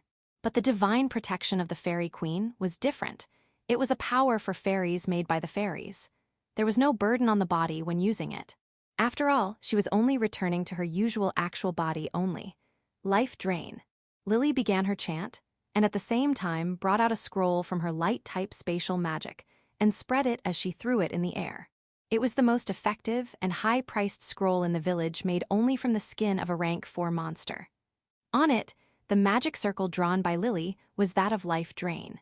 The scroll that activated on being infused with magical energy became particles of light and drew a magic circle with Lily as the center. And the effect of the magic displayed itself as the life force of every single living thing in the surrounding began to be absorbed forcefully. "Now then, surrender your pitiful lives to me." The absorption of life force, with Lily as the center, attacked every living thing inside the forest like a giant tornado. The green plants withered, the insects crawling on the ground stopped moving, birds in the air fell down. By the time the herbivore animals in the surrounding realized what was occurring and tried to run away, their bodies had already stopped moving and lost their lives. It was the same for the carnivorous hunting animals as well. The males became vigilant, but soon fell down, and the females tried to protect their babies or eggs, but lost their strength while embracing them. Naturally, the children left also had no way to resist it either. The newborn lives quickly lost the heat of their bodies. Even the small lives that had not even born and were still inside the eggs were absorbed as well. It absorbed indiscriminately all and every life in the surroundings. That was the magic known as life drain. This should help me last 20 mins at least. But for Lily, it was nothing more than a necessary step for preparation. It was a necessary price to be paid, an offering, a sacrifice to obtain the divine protection. Oh, my pure, lovely, and beautiful queen. The origin of magical energy was the world itself, but the origin of the divine protection was the gods. Then it needed to be drawn not from this world, but from the world of gods. And it was the soul that was connected to the world where the gods were enthroned. All the magical energy within the 100m area around Lily had been offered to the gods through the gate inside Lily's soul. And as Lily's body was filled with the divine protection, she shouted. With gratitude and respect in her voice, she shouted the name of the god that granted her the divine protection. Fairy Queen Iris. Lily, who had once again attained her true form with the help of the divine protection, flew towards the skies once again, leaving behind only a pure white withered forest of death. Till now, Kurono had never seen divine protection. Strictly speaking, all of Kurono's powers were the divine protection of the black gods, and all of Sariel's powers were the divine protection of the white god. But these two were unique cases. Kurono, who had received it through experiments, and Apostle, who received it suddenly one day out of nowhere, were the exception among exceptions. Then, just what kind of person would normally receive the divine protection? The most universal answer would be a strong person. On the Pandora continent, various types of divine protection not related with battles also existed, but they would never be noticed. The only thing that could be clearly shown was the strength in battle. In this world of powerful demons, where the rule of survival of the fittest existed, it was an obvious fact. Usually whenever someone unusually strong appears, it means that he must possess some sort of divine protection. Its effect could be allowing the use of a special magic, increase in physical strength, replenishment of magical energy, increase in elemental affinity, change in body shape, etc., etc. There were truly too many types of it, and each and every one of them provided an immense amount of power to the person. Conversely speaking, as long as one wasn't strong enough in the first place, he would never attain a divine protection. That level would be around rank 3 as per adventurer levels. To be accurate, in the second half of rank 3, a power close enough to a rank 4. Since Kurono had only done rank 1 quests after coming to the Pandora continent, it was normal that he had never been together with any strong adventurers that might possess DP. But it was different now. The attack squad led by Kurono were all adventurers of rank 3 and above. Leaving the rank 4 werewolf aside, there were also adventurers of strong races like orc, lizardmen, golem, as well as humans and elves that possessed various martial art skills.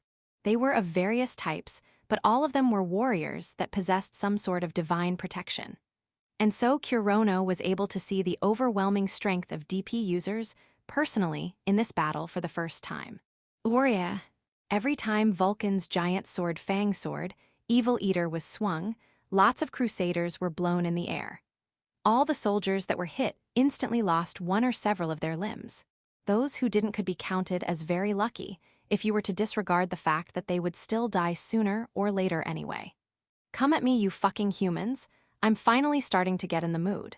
Bearing the blood-smeared sword on his shoulder, Vulcan, who smiled fearlessly towards the soldiers, was the exact image of the fearsome demons told in the Republic. But the soldiers will not fall back, they could not do so. After all, to kill, annihilate such creatures was their creed. Do not falter, attack him together.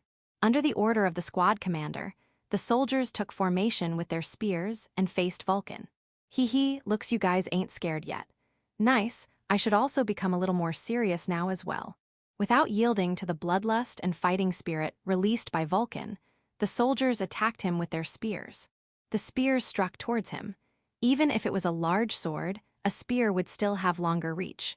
In front of the wall of spears that provided no escape, Vulcan chanted the name of his god. The lone wind-clad fang, orphan wolf Wolfigand. The power of the DP spread throughout his body in an instant as he became even calmer while facing that wall of spears. Air slash. The power of wind dwelt inside the single horizontal slash made by the large sword. Since Vulcan possessed perfect control over his sword, it didn't eat the magical energy of the wind created. The martial art air slash that was released was a slash that became much longer and reached many meters further and completely mowed down anything in front of it. The spears that were only a few centimeters away from his body were instantly blown away, and the soldiers had their bodies split apart in two and died while still believing that their attack had connected. Vulcan, who had killed numerous soldiers in a single attack, shifted his sights and had already decided his next prey. The one who lay in the sights of the brutal wolf was the squad commander dressed in equipment better than other soldiers. That equipment was not just for show. He really was stronger than other soldiers and possessed lower-level magic as well as martial arts. Vulcan thought that if 5 of such soldiers of his level had attacked him at once, he might have taken at least one injury. Oh gee God, grant me protection.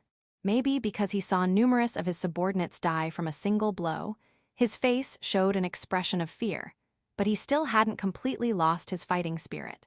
He didn't just chant a prayer to his god, but also an attack magic was activated. You can't kill me with just Isajita. Although Vulcan acknowledged that his opponent was brave enough to have not run away instantly, but that wasn't enough to lessen the gap in their strengths. Especially now that my DP is activated, I won't even take any injuries. The DP of Orphan Wolf Wolfigand, its power was wind. Those who receive its DP have their body clad in wind. On attacking, the blade of wind will also apply force. The wind pressure would act as a defense to lessen the incoming damages, and while running, strong winds will carry the body. This effect that increases attack, defense, evasion, everything in a balance was extremely advantageous during such battles where one faced many opponents together. Thus defending against or evading this ice Sajita was easy. If he wanted, Vulcan could even just charge straight forward and cut him down instantly. Vulcan finally decided his course of action and stepped forward with one of his legs that had become even lighter due to the wind, and agilely attacked like a strong gale. Ice Sagittarea. Hi. Vulcan stopped moving. Before his attack even reached, blood spewed from the squad commander's neck, and he fell down before he could even attack. I didn't even do anything, though. Vulcan was in doubt, but he soon got his answer when he looked closely. Stealing my prey isn't allowed, Susan. Fufufu, it's first come first served. Without any hesitation, the rank 4 adventurer Susu replied with a smile. Clad in a gray robe, she was a woman with no outstanding features. She was so mediocre that while walking through the streets, 9 out of 10 men would not even look back at her. But holding the big dagger in a reverse grip that had cut through even chain mail, she was a rare existence that could calmly converse while smiling even with Vulcan, who was releasing an immense amount of fighting spirit. No, what was more fearsome was the fact that even Vulcan would not have realized that she was even there if he hadn't concentrated properly. She hadn't used magic directly to conceal her presence. She was simply a master in concealing her own presence so much that she was like a pebble on the roadside that wouldn't even enter someone's thoughts. Especially in such a scene of carnage where blood and blades flew around, it was almost impossible to meet her face to face like this. You're pretty fired up this time. Well, yeah, I need to show my coolness to my partner after all. Looks you've taken an interest in that brat. I didn't think you'd have such a taste. After he said that, he realized that Susu had already disappeared from his view. Before he could even think of where she had gone, a voice came from behind him. I won't deny that I'm not interested in him, but the way you put it is not good. You really lack delicacy. Damn, I really couldn't see her this time at all. Along with stealth, is her movement speed even above Wolfigand? Is she seriously using her DP, this slime woman? He came to the conclusion that any more useless chatter would only bring unnecessary trouble, and decided to apologize honestly. My bad, it's good if you two get along. Of course, by then, let's work hard for a little while longer. As he looked back, Susu had already disappeared. Vulcan felt as if he had been talking to a phantom till now. To use Shadow Walker, Hanzoma's DP, she really isn't a thief but an assassin. Well, whatever. Which god's skill they use is their own choice. There's no need to speak uselessly about it was how adventurers worked. Stopping his thoughts there, he turned towards the soldiers that were crossing the river and coming here. For now, I just need to have as much fun as I can. Swearing that he won't let his prey be stolen this time, Vulcan raised his large sword and joyfully rushed towards the enemy group. Vulcan's gray fur that were clad in the winds as he ran around like a storm killing his enemies was truly the true image of a person who had received the DP of the orphan wolf Wolfigand. Chapter 110. Fairy V's Pegasus Knights 3. Lily, who had regained her strength with the help of the DP of Fairy Queen. Iris, once again, entered into battle in mid-air against the Pegasus Knights, who were getting more and more fatigued. Igni's charge. Kami released a charging attack, but the Lance of Flames was still unable to pierce through Lily's oracle shield. Ice charge. After her, Kathy attacked Lily with an ice-type martial art skill. The strength of the skill was average, but on using fire and ice-type skills on the same target consecutively, it could even smash through an iron door due to thermal expansion. But Lily's oracle shield kept on shining the same as usual, as if ignoring the laws of physics. Agn, I've had enough. Nothing's working at all. The complaint made by two came to Estel's ears through the transmission. So it's the same as before. This should be a battle where the enemy can't retreat either. So she thought that maybe Lily was acting strong and her power might have fallen, but it seems she was wrong. Even though they had used up quite a lot of energy and stamina, the enemy was still full of magical energy. No, hasn't she got even stronger than before? She remembered that previously, such charging attacks had at least created some slight cracks on the shield. She had no way of knowing whether this was because they had gotten tired, or the enemy had gotten stronger, or was it due to both? No other choice. Remember what I had said some time ago. Estel would stop her Lily's movements by directly going close, and Kathy and Kami would use that chance to deal the finishing blow. It was extremely dangerous, but she could not think of any other way, and neither did they have the time to think up a plan leisurely either. Yufufu, it's useless. Estel clearly heard that voice inside her head. The source was the same transmission method, but this wasn't the voice of a comrade. This voice was, "Yo, you bitch." Such a shabby telepathy technique, I was easily able to cut into it. It was certainly the voice of Lily, who was in front of them. From Estel's point of view, she could still see Lily dodging the attacks of Flan's squad and Matey's squad even now. But the voice that came over from the transmission was elegant and relaxed, as if she was talking over a cup of tea. "This fucking son of a bitch, underestimating us, I'll kill you with my lance right now. Weren't those stupid sisters supposed to deal the finishing blow to me? To forget the plan you made yourself, is your mind turning hazy already? Oh my, humans really do grow old too quickly." Estel realized, this is bad. She had been completely monitoring our transmissions. Even if it was a simple plan, if the enemy knew about it, it'll make a huge difference. Shit. Estel broke into cold sweat. Whether Lily knew that or not, she kept on talking in the same way. "Fufu, you have a bad mouth, but to sacrifice yourself for your comrades, you have a pretty cute side as well. Stop messing around. Don't speak like you know everything." No magical energy was flowing inside the transmission device. Her voice shouldn't have been transmitted nor received, but the voice from the speaker still didn't stop. "But don't you have some lingering regrets remaining before sacrificing yourself? I know it very well. You even have someone you love hidden deep inside your heart." Stop. She realized that her own voice had started shivering. "Calm down, it must be a bluff. Seeing that I'm a woman, she's just saying things randomly. The name of your loved one is..." Stoop. The name Lily took was the same as the person that appeared inside Estel's mind. WHWHY, why does she know? Without minding the dumbfounded Estel, Lily continued speaking. "My oh my, he really is a cute guy with brown hair and big round eyes. He's like a cute little pup, makes you want to tease him. I see, she can look inside a person's head and thoughts even at such a distance, and so accurately what the hell. She didn't intercept our transmissions, she has been reading our thoughts from the very start." As Lily accurately described Estel's loved one, Estel finally realized the precision of Lily's telepathic abilities. At the same time, having her thoughts and heart completely broken into, left Estelle extremely discomforted. That's not good. You haven't even confessed to him and you want to die here. Shut up. Be silent.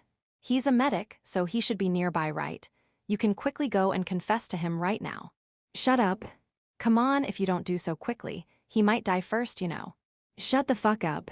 It took you so much time to finally get along with him, so you can't die until you make him yours. I said shut up already. Estelle shouted as Lily sneered and ridiculed her. Ahahaha, you really are cute, to get so shaken just by talking about the man you like. This woman on the other side of the transmission was clearly speaking words meant to shake her. And Estelle was aware that she really was completely shaken and disturbed right now. Estelle steadied herself and made herself ready to face the next scary words that woman might speak to her. Evaded Estelle. She couldn't recognize whose voice it was in that instant. All she knew was that a white beam was approaching her from the front. And the source of this white beam was the finger of the being that flew inverted in mid-air inside the oracle shield. Just how long had she been targeted? To have not sensed an attack filled with so much killing intent, this would have never happened if it was the usual Estelle. It was really simple. She had been simply shaken and misled by Lily's words and was caught off guard. Damn, I must avoid. Pegasus's white wings fluttered in midair. Gah! Estelle screamed due to the pain and heat. An unbelievable level of pain ran through her whole body.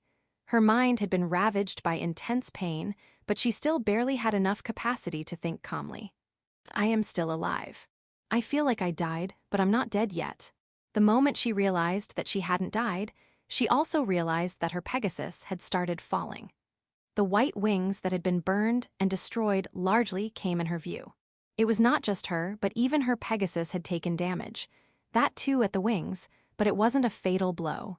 Show some spirit, damn it. A Pegasus can't fall like this, come on. Spreading its wings once more, the Pegasus somehow maintained its balance in mid-air once again. Before she realized, she was inside the triangle formation made by Flan and her two subordinates. It took some time before she realized that they were here to protect Estelle from Lily's attacks. Laser heal.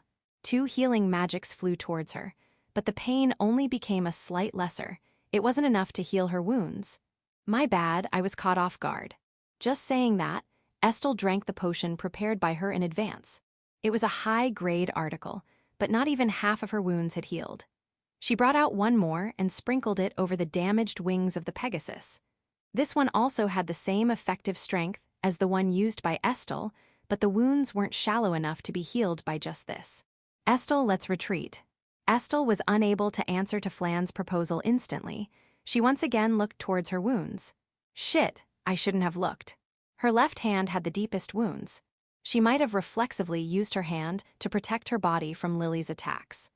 The plate armor with defensive magic had been completely burned away, and the attack had deeply wounded her. The wound started from her left hand and reached towards her shoulder, stopping just barely before it reached her neck. If it had reached a few centimeters more, her head would have been separated from her body, no doubt. It seems Lily's beam attack had mowed down the Pegasus's left wing along with Estelle from the left side. It's not that I can't fight, but I won't be able to stop that bitch's movement properly, but still. Don't joke. I can still fight. That's not it. Look, Estelle, the ground forces have started retreating. What? As she looked downwards, she saw the soldiers moving in the exact opposite direction as before. But considering the mistakes made by them, she wasn't in a position to abuse the soldiers either. Let's retreat. Roger. After hearing the response, Estelle looked towards Lily, who was still not moving and floated in midair. It wasn't a distance where she could have seen the expression on Lily's face, but she knew that Lily was laughing right now. Bye. After you return, have your beloved one to heal your body and heart, Estelle. Lily, who spoke that through the transmission, flew back towards Alsace without pursuing the Pegasus Knights. Got 'em, Knit, making fun of me till the very end. As Estelle cursed at her, only Lily's smiling face appeared inside her head. She wondered whether that was also due to Lily. Chapter 111. Flame Rampart. The 24-man assault party was fighting by the riverbank by using martial arts, magic, and DP, and had yet to suffer a single casualty. But the number of enemies crossing over the river was in hundreds. Even if they had been fighting with the vigor of a mighty warrior able to match countless, it was still impossible to stop all of the enemy soldiers, to not let them pass through. Passing through the rain of arrows and magic, also making through the blades of the assault party, the infantry soldiers had finally reached Alsace village's protective wall. But still, the soldiers had been yet unable to cross through this thin, weak-looking fence of wood. What's with these iron wires? The soldiers stepped onto the barbed wires without any hesitation, and the next moment they regretted it. This thorn-filled wires of iron pierced through and coiled around their legs, giving great pain, and also slowed down their advance. Yura! Go back to your homes, you damned humans. The adventurers on the other side of the fence, who stood there to intercept the unmoving soldiers, shouted and cursed at them as well. This squad was made with adventurers of an average of rank 2 and were weaker comparatively. But since they had been working as an adventurer for the past many years, they were still skilled warriors from the point of view of the soldiers. The spears that stabbed from the inner side of the fence expertly killed the soldiers one by one that had been trapped in the barbed wires. But on the other hand, the crusaders still advanced with their big numbers, and soon a lot of soldiers had joined the fight in front of the protective wall. Nissan, isn't this starting to get more and more dangerous? The members of the 3 hunting princess that were fighting on the front lines like brave Valkyries. Out of them, the third sister Hannah raised her voice. Calm down, we're still fine. An elf would not panic in any condition. Laura, are the preparations done? Yes, Nissan. Hannah had already switched to a spear, and had been killing the soldiers that had been trying to cross over from the past 5 mins. On the other hand, the eldest Irina and the second sister Laura had knocked an even bigger lightning arrow with their sylphlight. The enemy had been advancing in front of them, and it was a situation where they could hit even if they fired with their eyes closed. But the enemy was not in their sight right now. Everyone, get away from the fence. On Irina's voice, Hannah and the rest of the adventurers took one step back from the fence. Seeing that chance, all the soldiers clung to the fence and tried to climb over. Thunder emission line blast. A lower-grade, wide-range lightning magic was fired from the bow. It was impossible to attack every enemy with just 2 of such attacks, but iron wires had been spread around their legs. The fence was also wrapped with iron wires as well. The lightning fired from the wind lightning bow sylphlight was first absorbed by the barbed wires coiled around the fence, and quickly the lightning circulated to all the barbed wires spread around. At this moment, the barbed wire turned into electrically charged barbed wires. The soldiers clinging to the fence suddenly stopped moving like insects that had pesticide thrown on them, and the soldiers that had their legs trapped in the barbed wire were electrocuted and lost the strength to fight. See, we're still fine. Right. Irina's face showed calmness. Hannah understood the difference in the level of tension between her and her elder sister. Everyone get ready. More of them are coming. The soldiers directly in front of the protective wall had been wiped out, but once again, more of the enemies appeared. They didn't have the time to get happy just by killing one wave of enemies. The adventurers psyched themselves once more and faced the enemy. Nissan, the next one might not work this well.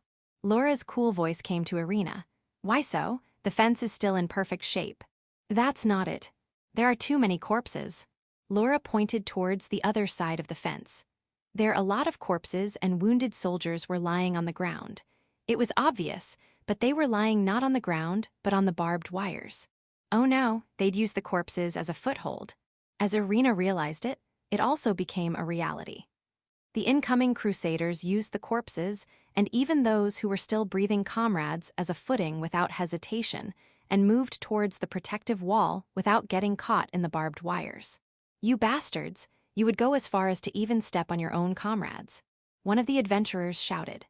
For adventurers who stressed on teamwork, the actions of the crusaders who, let alone the corpses of their comrades, without helping even those who were alive and stepped on them, were unforgivable. But for the soldiers, it was a natural action to take. Even on Earth, using the bodies of their comrades to cross barbed wire was a tactic that was much used. Though only Kurono knew about that fact among the adventurers, for the crusaders it was simply using a convenient footing that they found.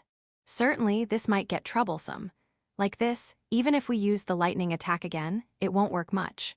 From here on out, they had no choice but to stop the enemy with pure strength. Resolving for that, Irina and Laura drew their weapons and faced their enemies with even more vigor. At that moment, "I'm back." With such a yell, the crusaders heard the unforgettable explosive sound of the devil. With a giari sound, with black muzzle flashes, black bullets that pierced through even armor flew here. "I have made you wait, everyone. The machine gun is back again." Once again, the shirkle storm of bullets attacked the crusaders. Mazran held the machine gun's grip and fired towards the crusaders attacking the protective wall. Phew, it sure came back at a great time. Irino showed a somewhat relaxed expression and looked back to give orders. "Then, let's go and meet Kurono-san and the others." The one who stood there was the witch dressed in black clothes, different from Kurono, Fiona. "Then, I'll be counting on you." "Yes, leave it to me." Fiona brought out a large horn from inside her trademark witch's hat. Putting her small lips on the horn, she blew air into it. "Boonn." A sound loud enough to drown the shouts of the soldiers, and the shooting of the machine gun resounded. It was certainly loud enough to even reach the ears of Kurono and the rest of the assault party beyond the protective wall. Point of view to Kurono. "It's the signal of the horn, everyone fall back." As the sound of the horn came to my ears, I gave the order to retreat. Though I say so, everyone should have heard it, so they really should not need my orders anyway. "Yura, come at me." Among the blood-smeared soldiers, it seems there was one who had even forgotten the signal and kept on fighting. "I'm talking about you, Vulcan." Magic bullet arts. I sent a bullet to his temporal region. It is one of those soft ones that I used in the duel. Ouch, what Kurono? Don't interfere, damn it. Two soldiers who got caught in his swing were blown away as he turned back with angry words. "Retreat. Did you not hear the horn?" "Ah, yeah, such a signal was there as well." "You, if I had not said anything, how long were you going to fight? Till you died?" Black smoke. For the time being, I released a smoke screen as I took the muscle-headed, fighting crazed werewolf with me back to the village to retreat. With the appearance of the black smoke all over the place, the soldiers seemed on guard thinking it might be poison. But unfortunately, this smoke had no attacking abilities. It's just a smokescreen. It's a magic of which I have memories of having used first against Sariel to run away from her. But since there is no attack that might hit me accurately even with this smoke, it is a much more comfortable situation than that time. As expected of a skilled adventurer, even the skill to retreat is flashy. All those who had been encircled by the soldiers and were currently in melee used this chance to slip through the gaps and started retreating. But still, there is no other way to stop the enemy here on these open plains. As expected, the soldiers chased after us who were falling back. The demons are retreating. After them. Since we started to retreat, the crusaders became livelier. If we kept on moving backwards like this directly towards the gate, they'll also enter through the gate when we enter. Somewhere, we needed to hold them off to gain enough time for us to get back inside. But that was not my job. "Move it, Aura." Vulcan began to take down the enemies that had slipped through us and had reached the protective wall. The soldiers who had ended up as a victim of a pincer attack were easily driven out under the blades of the assault party. Yeah, first of all, we need to get rid of the enemies near the gate.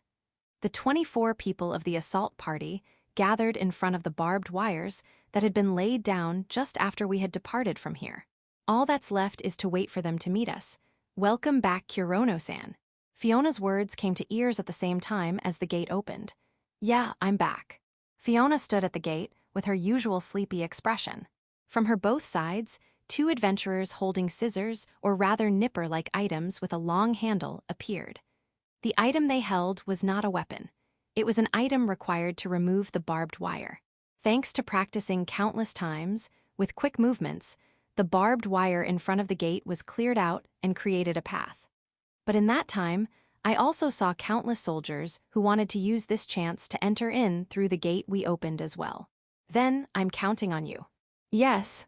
Without even minding the soldiers approaching from behind, we calmly entered through the gate while listened to Fiona's chant. "Lab Ulnar, Iakaf Jidar Hajiz Limain, Althabit Lehab Harushi Thulathakiku." I, who was not a normal magician, did not know what that chant meant, but I knew what magic was about to be activated. It was the same line of magic that saved me back at Urs. I had seen a magic that looked like an advanced grade giant wall of flame, but the magic she was about to use now to stop the enemy was, this time, truly the advanced-level defensive magic. Igni's Rampart Defense. It was truly an eruption, a shield of fire, a wall of flame. Such an expression would not fit it. A large mountain of red burning flames possessing extreme temperature had risen up here. Just as how magma of a volcano could not be stopped no matter how many humans jump in, this Igni's Rampart Defense had clearly stopped the countless troops. Amazing. Thank you very much. I wasn't the only one thinking that. The adventurers as well as the crusaders who were trying to attack had been captivated by it. And, without losing a single person from the 24-man assault party, everyone had safely entered back in the village and the gates had been closed once more. And at the same time, the flame rampart swayed like a mirage, and the next moment, it disappeared completely as if it was just an illusion. Chapter 112. A Temporary Retreat. After returning back through the gate, I, along with Mawson, once again attacked the enemy with our crossfire. Quite a lot of them had come close to the gate, but after the crossfiring restarted, we were able to push them back away once again. I once again realized the astounding killing ability of the crossfire once again, but if the machine gun stopped again, we'll have to leave through the gate once more. This time we had returned without losing a single person, but on the second time, casualties will definitely arise. On top of that, even I can't continue to fire bullet arts infinitely either. Although we still had margin, if we kept on continuing like this, and the enemy continues to advance in the same pace, it's doubtful whether we'll be able to hold them off for even today. But that thought ended up as a needless anxiety. The enemy is falling back. After we started the crossfire for the second time, we pushed back the enemy soldiers that had come close to the protective wall. And then soon after that, the enemies started to retreat one by one. Oi Kurono, they're escaping, but is it fine to not pursue them? Vulcan had thrown away his bow and was ready to jump out of the gate. Well, it is basic to go after the escaping enemy, but we won't pursue. All right, leave it to wait what? Calm down, Vulcan, and remove your hand from the handle of your sword.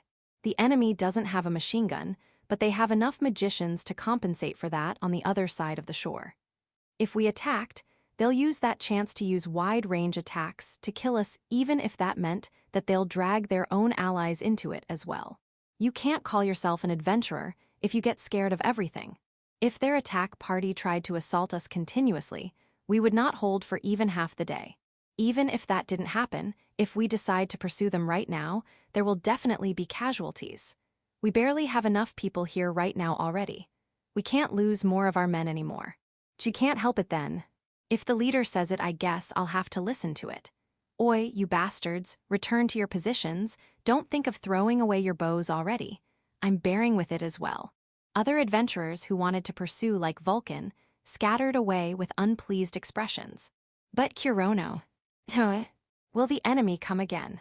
The crusaders retreated back to the other shore, and the Pegasus knights in the air have also seemed to be disappeared.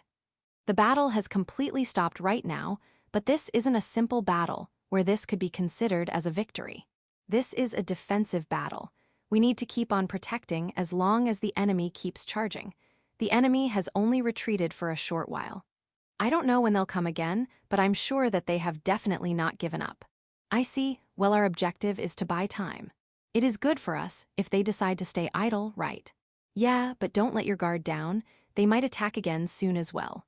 There's also a chance that they might plan a surprise attack or a night attack as well. Be prepared at all times. Just what kinds of plan will the crusaders come up with? I have no way of knowing. So that we aren't taken by surprise, we'll have to keep watch 24/7. We'll have to continue this situation where we won't know when the enemy will come attacking for a whole week. Fatigue will definitely start piling up even if we don't enter into a direct battle. From here on out, it's a war of attrition. Just as the sun had begun T90 set, Nors, who had been hit by the ballista's attack, finally woke up. Seeing his surroundings, he quickly realized where he was. This was the Crusaders' encampment in the Vato village, and currently he was inside one of the hurriedly constructed field hospitals. Since most of the buildings had been destroyed by the scorched earth tactics used by the demons, they had used a comparatively large house in its place. Nors was the only one on a bed, since he was the commander of the troops. The rest of the injured soldiers had been laid down on the floor directly with just a sheet. Irmu. As he raised his still paining body, one of the medics who realized it quickly came here.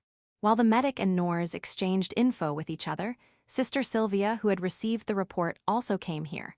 How is your condition? No problem, I can fight again soon enough. If the demons tried a surprise attack right now, he had healed enough to have picked his mace and gone back to the battlefield again. Conversely speaking, if it wasn't an emergency situation, he wouldn't try and move his body right now though. It'll be troublesome if you died easily. Please try to act a bit more prudently from now onwards. Go rather than that, what happened to the battle? We have occupied Alsace already, right? Hearing that, Sylvia gave a sigh and told him otherwise. No, the attack has been stopped and the troops have retreated from Alsace for the time being. What did you say? What is that supposed to mean? Nors raised his voice due to the unexpected reply, but Sylvia was still calm since she had expected that reaction. The enemy defense line was much more solid than we had thought. If they had continued like that, there would have been only an increase in our damages, and so the decision to retreat was made. Fuck that, just how strong can that meager protective wall be? Do you know how many soldiers we? Let us talk about the details after we leave this place. You'll have to listen to the reports made by the commanders of every squad as well. After saying just that, Sylvia left the room. Impossible. Even though so many soldiers, and even the Pegasus knights had been mobilized, and we couldn't topple a single small village. Nors, without even realizing that Sylvia had already left, held his head in his arms as he tried to accept this incredible fact. It was a battle in which he had absolute confidence, but first, the complete heavy-armored knight squad was killed by the enemy. He himself had fallen to an enemy ballista attack. And to top it off, they had been unable to capture Alsace in the end. This was completely unexpected. To have retreated from a small demon force while leading a large army, it was a massive failure both as a commander as well as a believer of the cross. It was so bad that it might have been better to have been killed in action, but Nors quickly rid himself of that thought. The ones he needed to curse were those despicable demons who used evil underhanded tactics. He will definitely consign each and every demon in Alsace to oblivion. Even if he has to face some kind of punishment after this battle, he will definitely deal with those demons before that happened. Especially that black-dressed magician called as the devil by the army. He would make sure to crucify that bastard till his body rotted to the core, otherwise Nors wouldn't feel satisfied. Damned demons, although I had no intention to let any of you live in the first place, but don't think you will die peacefully now. Chapter 113, The Night on the 2nd of Hatsubai month. Looks like the crusaders have completely retreated. The white large army that attacked is nowhere to be seen right now. Only some small groups might be hiding on the opposite shore to observe us. The main force should have returned back to Vato village. We somehow made it today. I murmured and closed my eyes. In truth, I didn't want to sleep in the guild room, but Mawson persuaded me, saying, relaxation is also an important part of work. To stop the advance of enemy soldiers, the main fire powers like me, who can use bullet arts, and the machine gun shouldn't be away from the gates. In near future, either me or Mawson will have to stand near the gates as guards. This guarding system is difficult for an ordinary human to pull off, but my body is a lot more tough than that of an ordinary human, and Mawson is also near a demonic beast. We both can move without any rest for at least 1 week. But like normal humans, many other races also can't do work without any rest. If they don't take any rest then, it will only accumulate fatigue and will result in the decline of war potential. Though I say that, the ones present here are adventurers. It won't be a problem if everyone takes rest by turns. They are happy that they will be able to rest on the bed inside guild rather than sleeping outdoors, which is the inevitable process during quests. Of course, there are not sufficient number of beds, and more than half are sleeping on the floor. But when the casualties increase, it won't remain the same. The total number of casualties today were only 2. They died by having spear struck into them when the enemy approached the defensive walls. Seeing from the results that just a group of 100 people stopped a large army with a really low loss percentage, from the standpoint of plan progressing it is unbelievably good. Even if it's like this, it is not easy to break the defenses. When an adventurer dies, it is their own responsibility. But if they died under my commands, the level of responsibility is different. Just by making a single mistake, others can die easily. That is something which is unbelievably fearful. I once again realized it after hearing the casualty report. I will worry about it later. I have already made up my mind. I, and everyone too, will make sacrifices to buy time for completing the evacuation. Right now, there is no time to worry about other things, or thinking, or even getting shocked by them. The thing I need to think right now is only about are the tactics for the plan. How will the enemy move, attack, and how will we take advantage over their actions? There are a lot of things to think about. Furthermore, the data I've earned today is valuable. After all, this is the first head-on collision battle against the Crusaders. I now know the number of people on their side and how they fight. Just from the results, it is superb. It's on the level of overwhelming victory. We have 2 casualties, but it won't be strange for their side to have casualties exceeding 1,000. There is healing magic present. So many injured will be revived in full power and be ready to face off tomorrow. But the people who have died are also in great numbers. There is no doubt that we were able to reduce the military force of Crusaders exponentially. However, I know that it's not enough for the collapse of the army. Even including the casualties and injured ones, it won't even reach to 1/3 of their whole force. But still, there is no doubt that nothing went wrong from the trap of breaking the bridge to controlling the flow of battle, no, rather it went just too smoothly. The battle is not over with this. Looking at the long term, we will have to retreat in near future, and the enemy will not let us do that. If the commander of the enemy has a lot of pride, then right now his face might be red from anger. After all, he couldn't siege a small village after mobilizing a large number of soldiers. If we assume that, then it won't be strange for him to attack without taking the casualties into consideration. It's simple but with 100% success rate. If he takes a step forward than my tactics, then Alsace will fall into the hands of enemy. The time limit of continuing crossfire is really bad, but nothing can be done now. How will I be able to stop them during the cooling time? In the end, it comes to crushing them with power, The solution is only all of us giving our all to stop them. I can't think of any plan in this short amount of time to overturn tables on them. No, in the first place, the god gave us luck that we were able to continue the crossfire without any difficulties. The Crusaders are already pretty tough.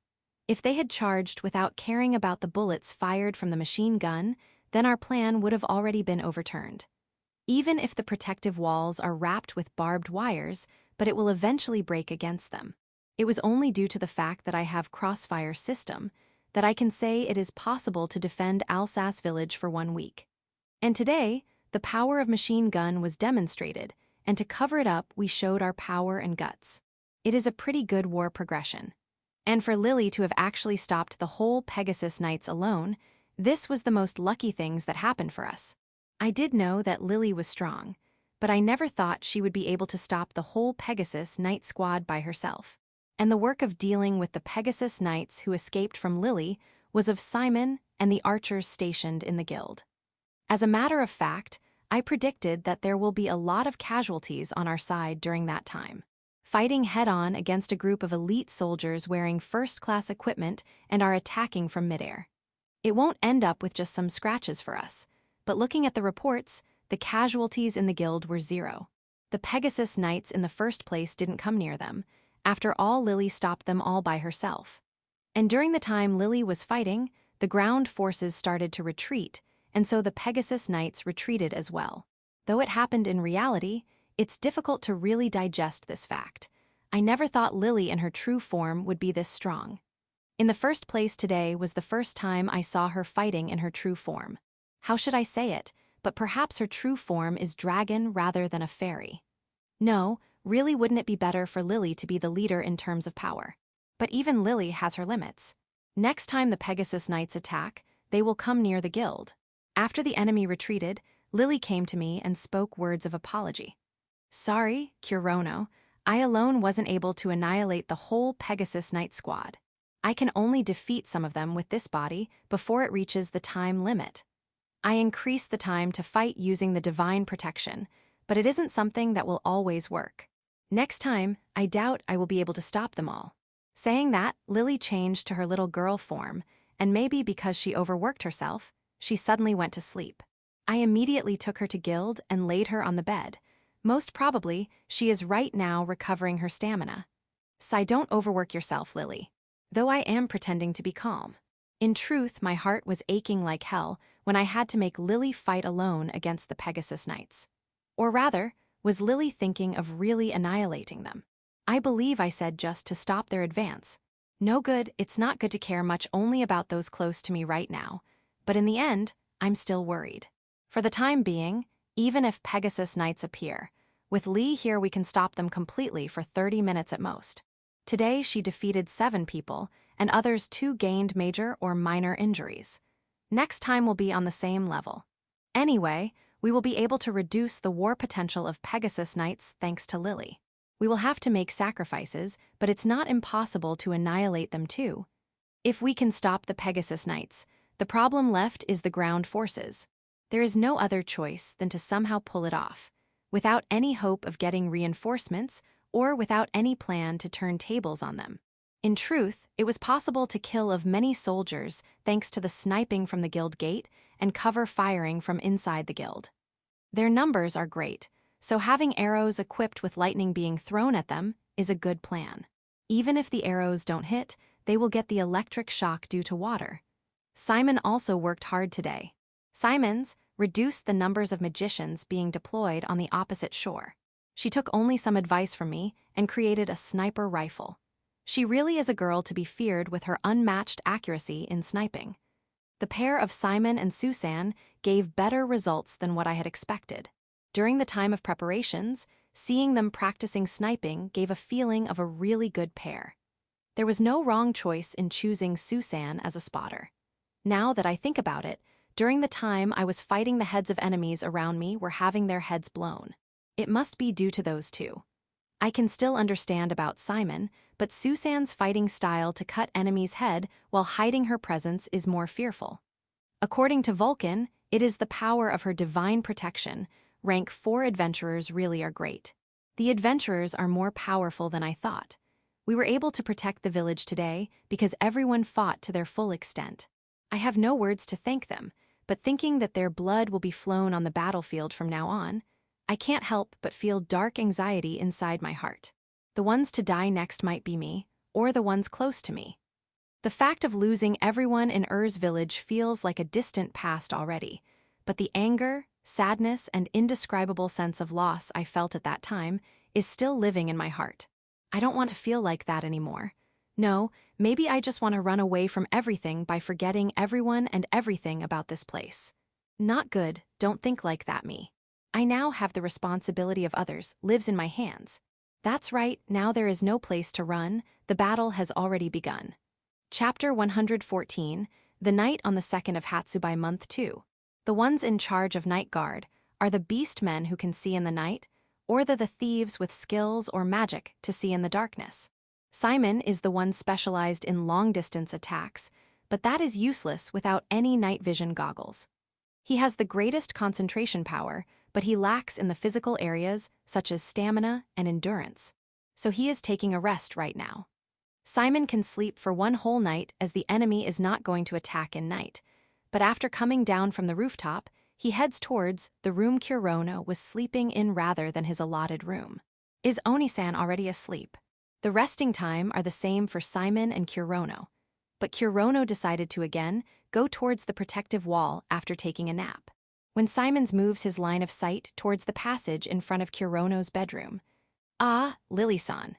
Lily is small, but one can identify her thanks to her 2 pair of wings. In the first place, the ones with the appearance of a child within the Adventurer Alliance are only Simon and Lily. NH, what are you doing here? Crap, her mind right now is that of her original self. It would have been better if she had the child's mind, but this one is really scary. It is already a common knowledge between the Adventurer Alliance about Lily's dual personalities. Simon is also not an exception, but rather he learnt it fast that Lily has dual personalities.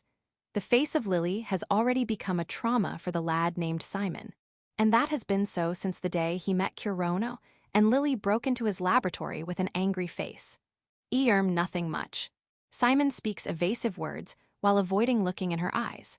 However, Lily already has a rough estimation for his actions without even using telepathy. But there is obligation for her to show that she understands his actions. I see, Kurono is already sleeping, so come later.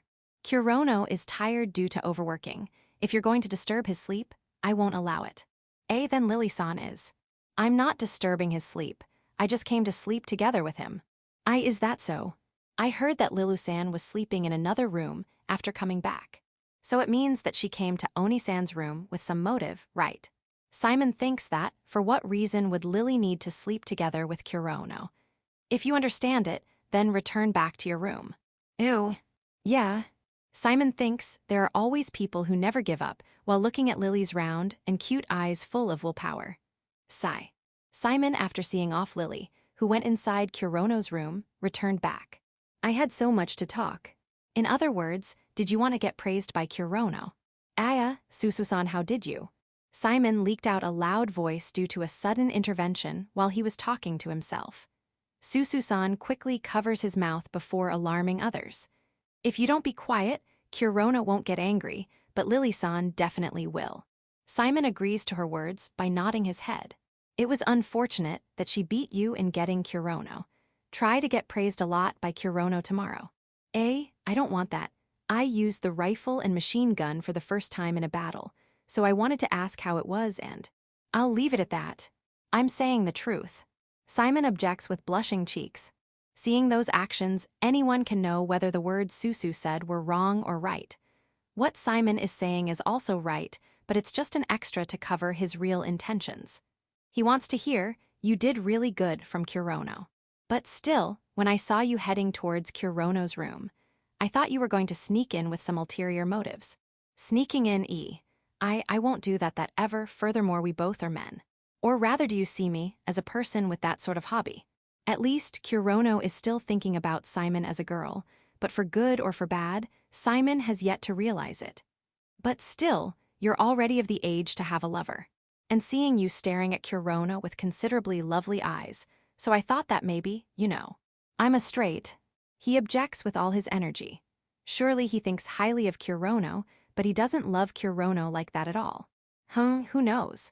We have the 3 hunting princesses and the magician Fiona and many girls with good face, but you don't seem like you have any interest in them. If I look at them with those eyes, won't I be just a pervert? Simon accepts the fact that the girls Susu recommended are beautiful, but he doesn't have any crooked aesthetic feelings. Then maybe Lily-san. That person does look beautiful and all, but I won't recommend her. Lily-san, please, no way in hell. No matter how much beautiful she is, it's natural for anyone to not like her if they are glared at every time they meet her. Then, whoa, I got it. Please stop this topic right now. I'm no good with talk about love and all. So you don't like the ones with small chests? Please listen to me. Simon drops her shoulders while sighing. He looks down at his feet while thinking of a way to escape from this strange talk, then looks up with an idea in his mind. How about this? 2 mountains start swinging in front of Simon. How did your chests get larger? Oh, is it good to take that reaction as proof that I also have some hope? I was just scared. Susu shows a somewhat nasty smile. Just some seconds before her chest was like the Great Plains, but now, as if they had gotten the blessings of Mother Earth, there are 2 large mountains present. Its size is about the size of Simon's head. That mass, which has already surpassed the level of large, is bursting out of the thin shirt. What is this? I'm a slime, so I keep my appearance as plain as possible. But if I want, I can change the breasts and many more things, just as you are seeing right now. When she says that, her breasts swing in a seductive manner. Simon instinctively stares on them. A man cannot look away from a good thing. That aside, what do you think? What do you mean? Susu takes a forward-bent posture to look in Simon's eyes, as he is short in height. Just below her face was the deep cleavage peeking out of her shirt. Simon tries to avert his line of sight with his face completely red. Susu notices his innocent actions. What I mean is, but it is impossible for Simon, who is a noob in relationship experiences, to know what was going on Susu's mind. This thing. Before Simon knew it, his right hand was gripped, and even before he could resist, his hand touched the great mountains. A soft and warm feeling reaches his palm. The only thing between is a thin shirt. The feeling alone is enough to shatter the calmness of a man into pieces. Wah! Sorry, it's already time for me to sleep. See you later. However, looks like it was too much for Simon to handle. Simon, in a panic, shakes Susu off and ran off with a really red face towards his room. Ahaha, he's really cute. Susu sees Simon off with a smile. I might get serious next time. Saying that one phrase, Susu left from that place without making any sound. The crusaders stationed in Vato village. In truth, they should have occupied Alsas village by now. But they were obstructed by the defensive line of demons hiding in Alsas village. Anyhow, now they will have to stay in Vato village for some time. That is the same for the Cyprus mercenaries too. They were, as usual, at the campsite away from Vato village. Cyprus, who is always lazy, should have been in the bed with his women subordinates in night, but he is currently within the forest that is a little away from the campsite. Cyprus is leaning against a long tree. In his hand is a short wand. At one glance it looks like a branch of a black tree, but on its surface white-colored geometrical pattern is drawn all over, and its ends are sharp like that of a spear. Handing me a fucking old version of Arania? This is crap. It's a hassle to activate its effects every day, bastards. While saying complaints towards the person who handed the Arania, to him, he stabs the tip of the wand in the ground. Murakabet Siriat Limualajet Alrakik Alinkabat. The wand reacts to Cyprus's chant, and the white geometrical pattern starts glowing. Along with that, the point where the wand is stabbed, the white pattern starts spreading on the ground. The magic circle of 1 meter was created. It seems like a spider's web. Arania. The magic he used is summon. The ones who came out are, just as the name says, spider servant. From inside the spider web, many black spiders crawl out as if coming out of water. The sight of many large spiders gushing out from the ground will give an unpleasant feeling to any person instinctively. But Cyprus, the summoner, shows no expression, as if saying that it is natural and sees off the spiders. The spiders disappear towards the other side of the dark forest in the blink of an eye. However, they all come back within 1 minute. Tusk, many have been reduced, this shitty product. Their appearance is the same as the ones he just summoned, but they are the ones which were summoned yesterday. The work of Arania is observing. The Cyprus mercenaries were ordered to remain in Vato village, and so he used this servant to observe the flow of fight. Demon this and that, these bastards came back after losing. Well then, let's see what happened there. Cyprus takes one spider on his hand, and then the fragments of images and sounds emerge inside his mind. To read from this demon, a skill is needed, but for Cyprus who summoned them, it is really easy to read all the data recorded in them. Whoa, elf girl discovered. This is good, this is what I was searching for. A picture of 3 elves with blonde hair and blue eyes appears. The face of the 3 is really beautiful. He then sees the scene of soldiers dying due to the lightning arrows fired by the 3. But with just the demons, this much casualties. Cyprus was going to say some foolish phrase, but while he is watching the video in his mind, his face color changed. At first he was showing off a smile while looking for his prey, but now all the emotions have gone from his face. I see, so that's how it was. Cyprus throws the spider in hand while murmuring. The spider runs towards the magic circle and disappears like a frog jumping inside a pond. Interesting, now this is what I was waiting for. It's like the fate is guiding me. Just what might be giving him this much joy. Cyprus returned back to the campsite in a good mood. Chapter 115 Bombardment 1. The night of the 2nd had ended. It was now the 3rd. As the sun rose, beyond the Rhone River shining with the light of the sun, the army of white once again appeared. From the roof of the guild, where I stand, I can look even till the northwest highway on the other shore of the river.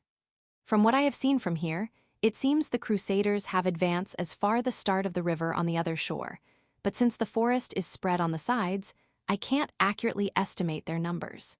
They don't seem to be crossing through today. Yeah, they might have made some other preparations. Beside me, Simon talked to me while holding the first ever sniper rifle of this world, Yatagarasu.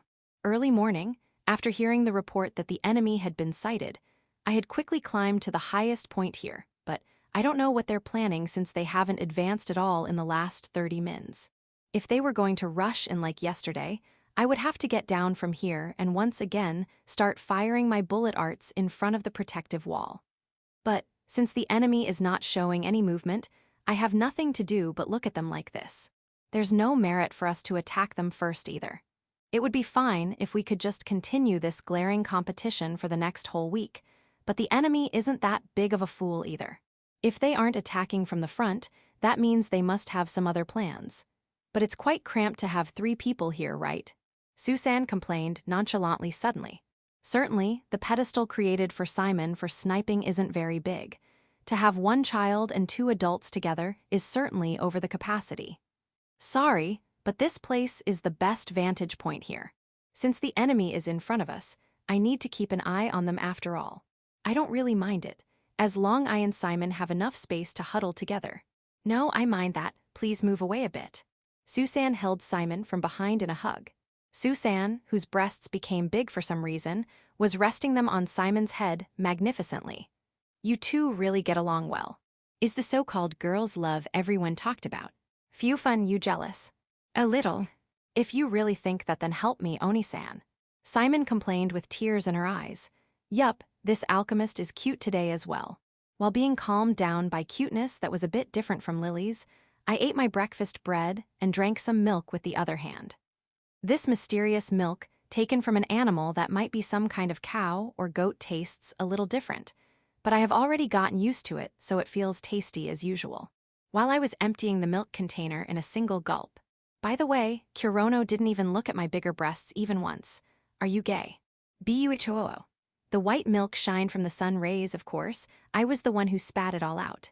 Yua, Oni-san, that's dirty. Buha Jeho, what the hell are you saying suddenly? I glared at Susan, who just dropped a bombshell level of comment, while I was enjoying my milk.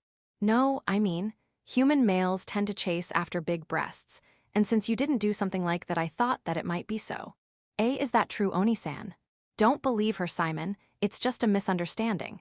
I'm perfectly straight. Fumu, I heard the same thing yesterday as well. Huh? No, don't mind it.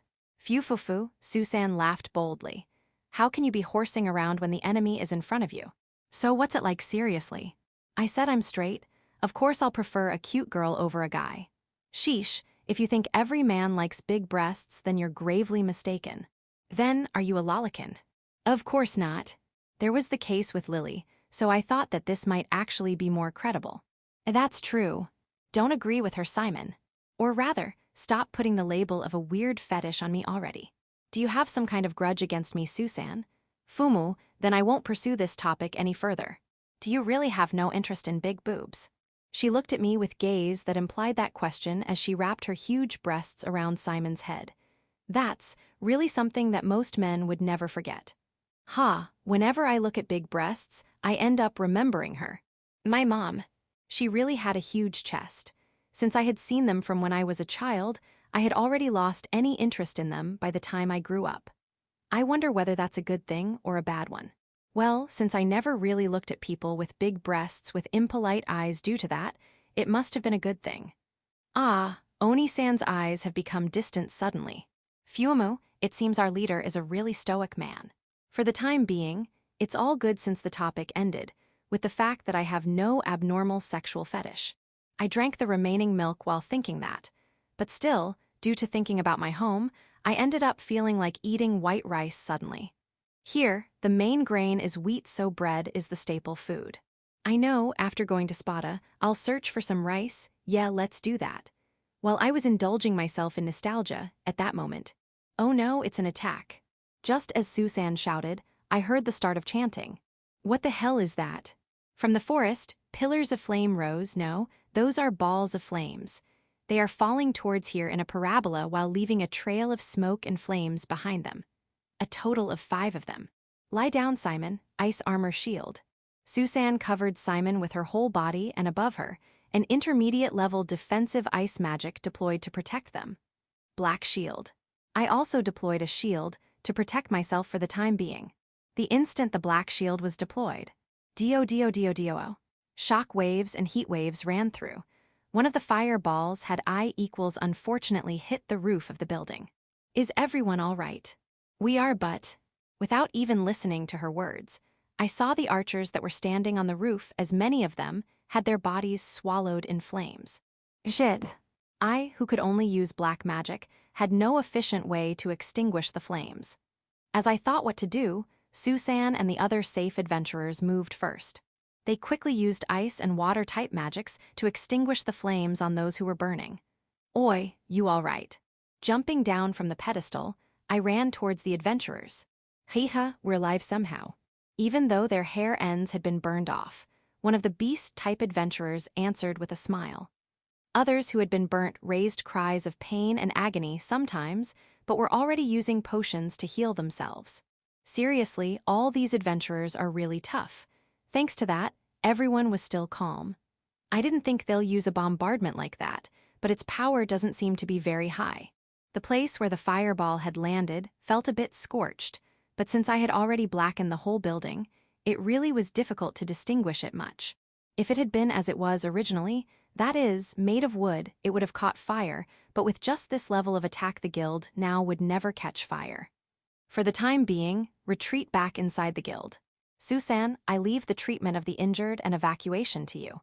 I'm going down. Roger that. I was heading towards the protective wall. There were more adventurers there to act as guards. I need to quickly tell them to go back inside the guild as well. Oi, another round is coming. From behind, someone's voice came, and once again another fireball appeared. Shit. To use bombarding attacks from such a long range, anchor hand. I didn't even have the time to normally go down the steps. The best and shortest way was to jump down directly from the roof. It was the improved version of the anchor I used back at Daedalus to climb the castle walls. It looks pretty much the same as that time, but it had become able to change its shape freely like a tentacle, allowing for even more complicated maneuvers. The black wire-like tentacles that stretched out of both my hands fixed themselves on the railing of the roof, and I threw myself in the air. At the same time, another fireball hit the roof and exploded. But the heat waves and shock waves didn't reach me, as I was already running vertically on the walls of the guild. Chapter 116, Bombardment 2. Take shelter inside the guild for the time being. Hurry up. I gave the orders to take shelter in a loud voice after reaching the protective wall. These guys weren't villagers but adventurers. They calmly followed my orders even under this rain of fireballs. Oi, what the hell is this rain of flames? It's really annoying. Vulcan had raised his large sword overhead as an umbrella and made a really irritated face. Many of the fireballs dropped near Vulcan, but they were quickly absorbed by his sword in no time. Evil Eater really is an amazing ability. With such an item, I can understand why Vulcan is so composed. They're firing these little things from afar. Should I go all out and take care of them right now? No, I want to avoid attacking as much as I can. Then what should we do? Should we just sit here while they shoot at us? The fireballs only seem to be getting even more vigorous. Each and every one of them has an effect of spreading fire in a radius of few meters from the landing point, but its explosiveness is not really great. Now then, I wonder if this is the maximum power of this long-ranged attack, or are they holding back the power? If they could carpet bomb with an explosiveness of TNT of 10 kilotons, even our remains will be destroyed.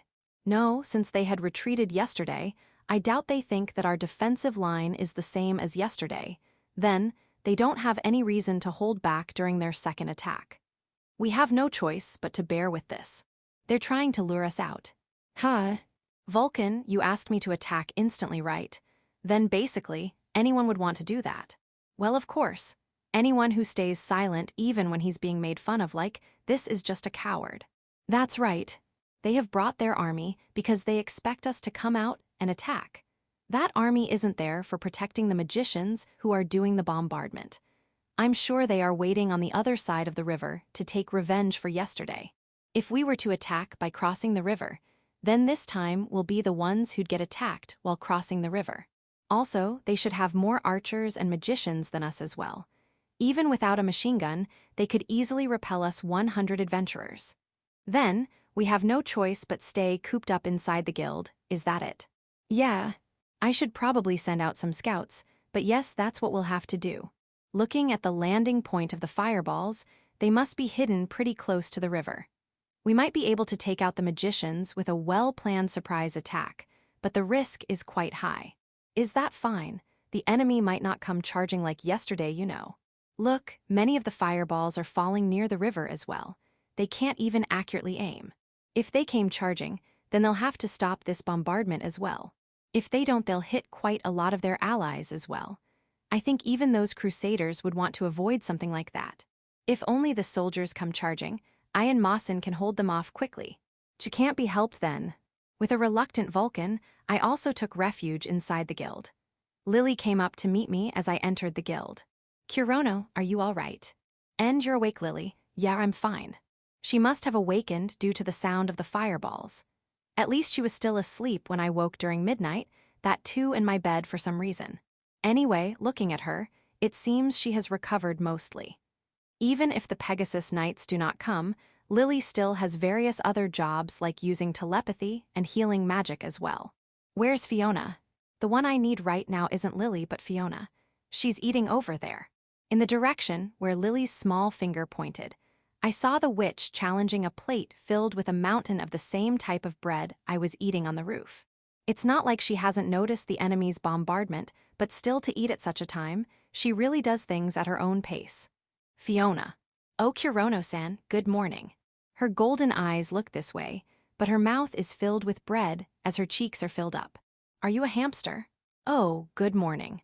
Since you're eating breakfast so elegantly, it's fine to think that the enemy's attack is not a big deal, right? And that's right, Goku. Before answering, she drank her milk from her cup, no, her giant mug. I wonder if she'll also spew everything out brilliantly like me if I asked, is Fiona a lesbian? At such timing, I'm afraid of what'll happen after that, so I decide not to ask such a thing. Puha, its firepower is on the same level as Igni's Sajida. It's just a simple attack with long-range catapult technique included in it. I guess there's no problem since Kurono-sen came to me. So it was the right decision to not attack. Yes, it must be a tactic to bring out the simple-minded demons from their point of view. Even if we don't go out, they'd fine if the guild building catches fire. I see, so my prediction was right more or less. As long as we are in the guild, this bombardment is nothing more than a disturbing noise to us. But if we go out carelessly, there's the danger to be burnt badly, so I want to avoid that as much as possible. Is there any method to deal with it? Won't it be fine if we fire back as well? How many magicians do we have that can actually do that? That's true. Even if it's a simple magic, it's still a union magic used by multiple magicians together after all. I doubt we'd be able to do a proper bombardment. Only those who have cooperated and practiced as a team can use union magic. We quite a lot of skilled magician adventurers among us, but they are all specialized in solo play. A strong team won't be created just by gathering some strong magicians randomly. Especially, it's impossible to learn how to use a union magic in such a short span of time. If only we had a cannon or something. I guess I'm asking for too much. Even a genius alchemist like Simon wouldn't be able to build a cannon so quickly. In the first place, we have neither the materials nor the facilities to do that. How about having just Lily-san attack from the air? If the Pegasus Knights came inside those 30 mins, we'll probably be defeated. I guess so. The girl Lily held fearsome strength to face off against the Pegasus Knights alone. But there's a time limit of 30 mins in which she can show her full strength. I can't let her go to the front lines recklessly. Rather than that, since we have no other force that can fight against Pegasus Knights in mid-air, I can't have her sortie until they appear. And don't treat Lily like a convenient pawn. I think she'll happily go and attack if Kurono-san asks her though.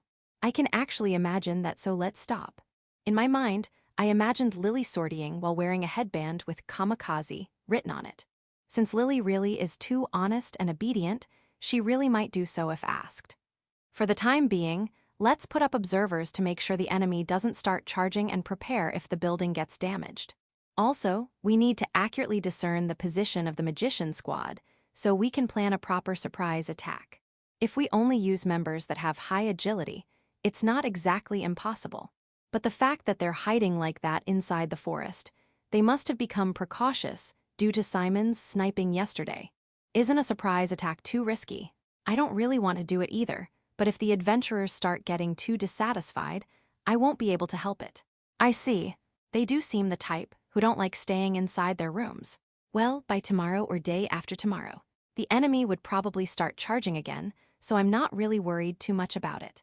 How can you say that they won't attack today? They had been obstructed so much in the river just yesterday. The next time they come, they'll at least prepare a bridge or a boat. In the worst case, they might even prepare a raft. I see. Certainly, that does seem plausible. If only the soldiers are coming, we can simply repel them back like yesterday. But if they prepare a way to cross the river, the next battle will become much harsher. After all, the heavy knights and magicians will also come to this side. The first time, the enemy attacked with only force and vigor, so we were able to successfully push them back. But the next, the enemy will come at full alert, and then it'll be the true battle. In the end, the things we can do now are limited. Yeah, let's just wait patiently till the enemy comes charging here. Chapter 117, The Situation on the Opposite Shore. Estel, who had been officially named as the commander of the Pegasus Knights, was standing with disheveled brown short hair and a clear, drowsy face. As long as she remained silent, her tall height and well-proportioned face would give an impression of a gallant young woman, but her slackened expression was spoiling her own atmosphere. Jan Estel, who opened her mouth, large as she yawned, didn't even feel the tension of the situation, where she might need to go into the battlefield at any moment. Cover your mouth with your hand when yawning, it's immodest. The one reprimanded her was the eldest member of the squad, Flan. She had been also officially appointed as the vice commander of the Pegasus Knights. She enjoyed a lot yesterday. So it can't be helped. The two who said that with indecent smiles on their faces were the sisters, Kami and Kathy. Shut up, be silent, stupid sisters. She glared towards the two sisters with an even sharper gaze than her usual. But the sisters seemed unaffected, probably, because they had gotten used to it. What do you mean by enjoyed? The one who asked that innocently was the youngest of the squad, matey. You don't need to know yet. Flan, who decided that it was not something to be told to a child, drove matey away to the other side. With a question mark floating above her head, matey shook her red hair side tail and left obediently. But still, aren't you a bit too relaxed? If we get an order to attack, our opponent will definitely be that fairy. We'll need to. That's exactly why Flan. That cheeky fairy bitch won't come out from such a shabby bombardment. Also, that black box building doesn't seem like it'll get destroyed either, explained Estel. But our opponents are demons, you know. They aren't stupid as we think. At least they have better brains than Kami and Kathy. What's that supposed to mean? Voices of protest came from her side, but Estel ignored it and spoke further. Probably, she's the strongest demon with a DP inside Alsace, then she'll be the boss or something close to that position. If those guys with proper intelligent minds are at the top, they won't take any stupid actions. The Pegasus Knights were currently acting as the escort for the Magician Squad, conducting the bombardment on the Alsace village. Although only one, if the enemy has a strong enough fighter that can fly, there was a need to protect the magicians from any attacks from the air. And the only one who could do that was these girls' squad. Conversely speaking, as long as Lily doesn't appear, they have no job to do. They just have to stay on standby inside the forest till the bombardment ends. If Estel's words were correct, not just Lily, even other demons would probably not come out. And considering that not a single demon was seen even after some time had passed after the start of the bombardment, it was at least half correct. Well, let's rest as much as we can while we have the chance. My crotch hurts, I don't want to sit on a horse right now. Ahaha, Estel laughed vulgarly as Flan showed fed-up face and gave a sigh. I don't think anyone would like being forced into it, you know. Even if the other party is a man. Inside Flan's head, the scene from last night came to her mind. Estel went and invited one of the medic boy to her tent, kidnapped him and took him inside her tent. Then I'll be gentler tonight. This is still a battlefield in case you have forgotten. It's fine, I'll make sure nobody finds out. Flan really had no choice but to sigh again. Although not to the levels of Kami and Kathy, Estel was also a problem child back when they were in the military academy as well. She wasn't the type that'll obediently listen to what others say. I might die next. I'll have as much fun as I can in the time being. You're speaking timidly, unusually. Did you get attached to the man? That might be so. Estel answered Flan's sarcastic question with a serious face and without any anger. Then her sight moved towards her wounded left arm. As a Pegasus knight, she had received preferential treatment, and thus it had healed enough to be able to move freely again, but the scars had still remained. But I need to pay back the debt to that bitch for my comrades, and this arm as well. At the camp of the Cyprus mercenary group, built a bit away from the Vato village, the 87 members were currently standing in the central vacant area. Since they were not an army, they stood without any order or lines and were simply standing however they pleased.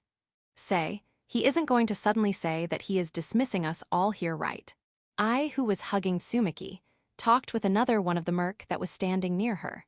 No way, we haven't even done anything like an actual job after coming here even once. Maybe we are finally getting to do something. A man much larger than I, and had a face very typical of a mercenary, answered. Those guys from Crusaders weren't able to capture that whatever village, right? This is a chance to quickly earn a name for ourselves. The one who said that energetically was a young boy mercenary. No, he was an adventurer to be exact, but had joined with the Cyprus mercs for the Pandora expedition, just like I. Chance, is it? But I feel that we won't really get to do something like that. I feel that there's a wall between the original members and us adventurers who joined later. Well, that's true. They look like normal mercs at a glance, but they're somehow very obedient. It's really uncanny. I felt the same. I haven't even been able to even talk to them properly. They're definitely hiding something. They looked towards the original members of the group with eyes of suspicion. The group was originally made of around 30 people, but for the Pandora expedition, they recruited members from the guilds, and as a result 50 adventurers like I also participated with them. However, although they were an 87-man mercenary group traveling together. But from the adventurers' point of view, the members who were already a part of the group felt a bit weird to them. It was just as how the man or the boy had said. They rarely spoke and were too obedient for mercenaries who used violence to control everything. Although, due to that there were no disputes or troubles among the adventurers and the mercs, and it was always the adventurer side that started a quarrel. It's a rumor, but apparently they are a slave army. That commander Cyprus sure loves to throw money, but it still seems a bit unbelievable. But I guess a young man from a rich family leading a brainwashed, slave army fits quite well as well. If that's true, then it seemed more plausible if he was forcefully leading them through the use of authority. Well, does it even matter? We'll make do even if that flippant leader ran away. We are adventurers after all. That's true. Well, even then, it might be good to be dismissed earlier. Oi, he came out. As I raised her eyes on the man's words, Cyprus came and stood over a wooden box-like stand with his usual listless expression. As usual, he wasn't wearing any armor either, and his clothes left his chest bare, and his tone was still the same joking-like even when he was in front of all his members. Has everyone gathered? It's troublesome, so I'll keep this short. We are going to attack that whatever village where those demons are. A commotion rose among the members, but it wasn't really too surprising either. Since they were unable to defeat the enemy yesterday, this time they were going to use the mercenary group to try and corner those demons. Since they had brought these mercs along, they needed to use them as well. We'll depart tomorrow and attack them just like that. Well, everyone prepare suitably as you wish, that's it, dismissed. Without taking even a single question or doubt, Cyprus quickly left the place. A proper job finally. Starting with the boy, most of the adventurers were happy that their turn had come, but I's expression wasn't very good.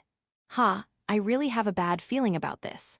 Chapter 118, Sacrificial Pawn. The next day, on the 4th of Hatsubai, the fireball bombardment was still continuing from early morning. Just because they have a lot of magicians, it doesn't mean they have to fire so many stupidly. Geez. As I looked outside from the window of the guild, I suddenly noticed a group different from the white crusaders even beyond the river shore. That is, are they a mercenary group perhaps? You don't appear so suddenly, Fiona. It seems the witch, who appeared beside me out of nowhere, could also see that group. But all of their outfits looked different just like us. Yes, due to the Pandora expedition, all the adventurers had been recruited by various mercenary groups, and it seems the various crusader squads have hired these groups. Oh right, Fiona was also a mercenary earlier, right? Accurately speaking, I was an adventurer that became a part of one of the merc groups. But at my time, Virginia felt like it'll fall sooner or later, so there weren't many people there. So it's different now, is it? To conquer all of the territory of Daedalus, the crusaders received various reinforcements from their HQ. It seems the mercenaries were no exception either. Are they strong? There are those who are famous for being strong. Strong to beat us easily even if they fight us head-on, but other than those rare exceptions, rest are simply not worth mentioning.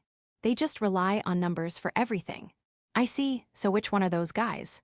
The strong merc groups will use the same equipment and flag like an army. Since they don't have something like that, they must be some random merc group. I'm relieved that they are not strong enough, that we need to be extremely cautious against. But just a single group of mercs had the same number as ours. They'll give the same level of threat as the crusader army. As I was thinking such things, a report from one of the surveillance squad came to me using Lily's telepathy network. Kurono-san, an enemy squad that seems like mercenaries are heading towards us. They are already near the opposite shore. This voice belonged to one of the rank 1 summoner, who used windwolves as servants. In such a situation where I can't send everyone around the village, such guys are a really big help. I can see them from here as well. The bombardment is still going on, but we have no choice but to move out right now. I looked towards Fiona and asked. We had turned them to Swiss cheese just the day before yesterday with our crossfire, but still, they are sending the merc squad as a sacrificial pawn. Is that what the enemy commander is thinking? In such a harsh battle, it has always been the mercenaries who have to bear the full brunt first. They are the ones who are hired after all. It'll be fine as long as they could at least die fighting, right? I see, I learnt something new again. Concentrating on the telepathy, I notified each and every adventurer holding up inside the guild. Enemy is coming, get to battle positions. Ooh, so that's the rumored black box, it really is completely black. While being on the shore of the Rhone River that was being rained with arrows and lightning, I nonchalantly gave her impression. In front of her, she could see the various mercs, without any sense of unity, trying to cross the river while clinging on to a log. Compared to the day before yesterday, the logs made things better, but the actual situation of the battle was in fact deteriorating instead. The demons didn't have a lot of archers, but their accuracy was top class. Just like before, due to the lightning magic, electric current ran through the river and many of them were drowning due to it. And the worst thing was... What? Oi, what was he shot by? Someone put up a shield. We can't move forward with so many difficulties like this. With a GRIGRI sound, countless black bullets were flying all over the place. Its source was from 2 places. One was a magician in full black clothes who was firing from his baton, and the other was a skeleton demon who looked exactly like the Reaper from Fairy Tales, who was firing the bullets from a weird tube-like item. The crossfire created through the firing of the sure-kill black bullets were the same as the day before yesterday. Any idiot who tried attacking directly from the front was instantly slaughtered. But those who had defensive magic or defensive martial arts were still somehow alive even inside that black storm. Come on, hurry up and move, guys. Let's go and kill some demons, Jayahaha. The only one who was still getting fired up even in such a situation was the commander Cyprus. Just as I had thought, he clearly showed that he did not care even a single bit about the lives of his subordinates. But still, the mercs who were crossing the river and were starting to attack did not even hear his voice. NN. Ah, thank God, I-chan had not yet started attacking. With his usual grinning face, he approached I, who was also standing on the riverside. Yua. And the same as usual, I also showed her plain displeased face. But if he were to back off from just that, Cyprus wouldn't have involved with her in the first place. While the demons' attacks are really amazing, everyone's so desperate. But really thank God, if I-chan had gone there. Cyprus gave a glance towards the other shore. In his view, one by one mercs, whose names he didn't even know, were spewing blood and falling. You would have clearly died. That would really be troublesome, after all I have yet to lay my hands on you. You can't die just like that. I have few sources of enjoyment anyway. Oh, then you should go there and do something about it. I pointed towards the Alsace's gate as she glared towards Cyprus with disgusted eyes. There, a magician whose defensive magic had been destroyed was blown away from the volley of bullets. No way, I would be an idiot to go there. Huh, weren't you the one who ordered the attack? That's because the old man Nors gave me that job. If I didn't do it, I won't get the money, you know. Well, it seems quite a lot have died already. I should probably call them back now, lol. If I can earn money like this, then merc work is super easy. Guffawed Cypress as he said that. I glared at him with disdain and said, if you're going to return, then do it alone. What? I-chan, could it be that you want to attack as well? Let's not do that, come on. Let's return together and do good things with me. I nimble dodged Cypress, who cheekily stretched his arms towards her. I told you to not touch me. Rather than going back with you, I'd rather go there. Oi, are you serious? Just be more obedient and... Then, let's go, shall we, Tsumaki? Ignoring Cypress' words, I took her cat Tsumaki and moved towards the river. Since she had already moved away from Cypress, she didn't know what kind of expression he was making, but I had no interest to know it either. Just in front of I was where the river started, and many other mercs were also about to depart. She moved towards one of the logs to go towards the other mercs. All right, let's go. Oh, you. Oh. The brave shouts of the mercs and the stupid-sounding shout of I were raised in a chorus. And thus the mercs started rowing towards the river that was still quite cold. From the air, the rain of arrows and lightning still continued. Close. The man in front of I blocked an arrow that was coming with perfect precision towards her with his buckler. Ooh, thanks, old man. Don't call me an old man. Or rather, aren't you an archer as well? Why don't you fire back a little? Ah, is that so? Then I'll fire with all I've got. With a full smile, I skillfully climbed over the log. By the way, Tsumaki was over her head currently. I held the log between her pretty legs underneath her miniskirt and took a stable stance. The reason the log didn't roll over was because other mercs were also using it as a support. You'll shoot from there. I'll shoot with all I've got, so I leave advancing to you guys. Even though you're so heavy. How rude. Just fire already. Everyone looked at I with eyes filled with reproach.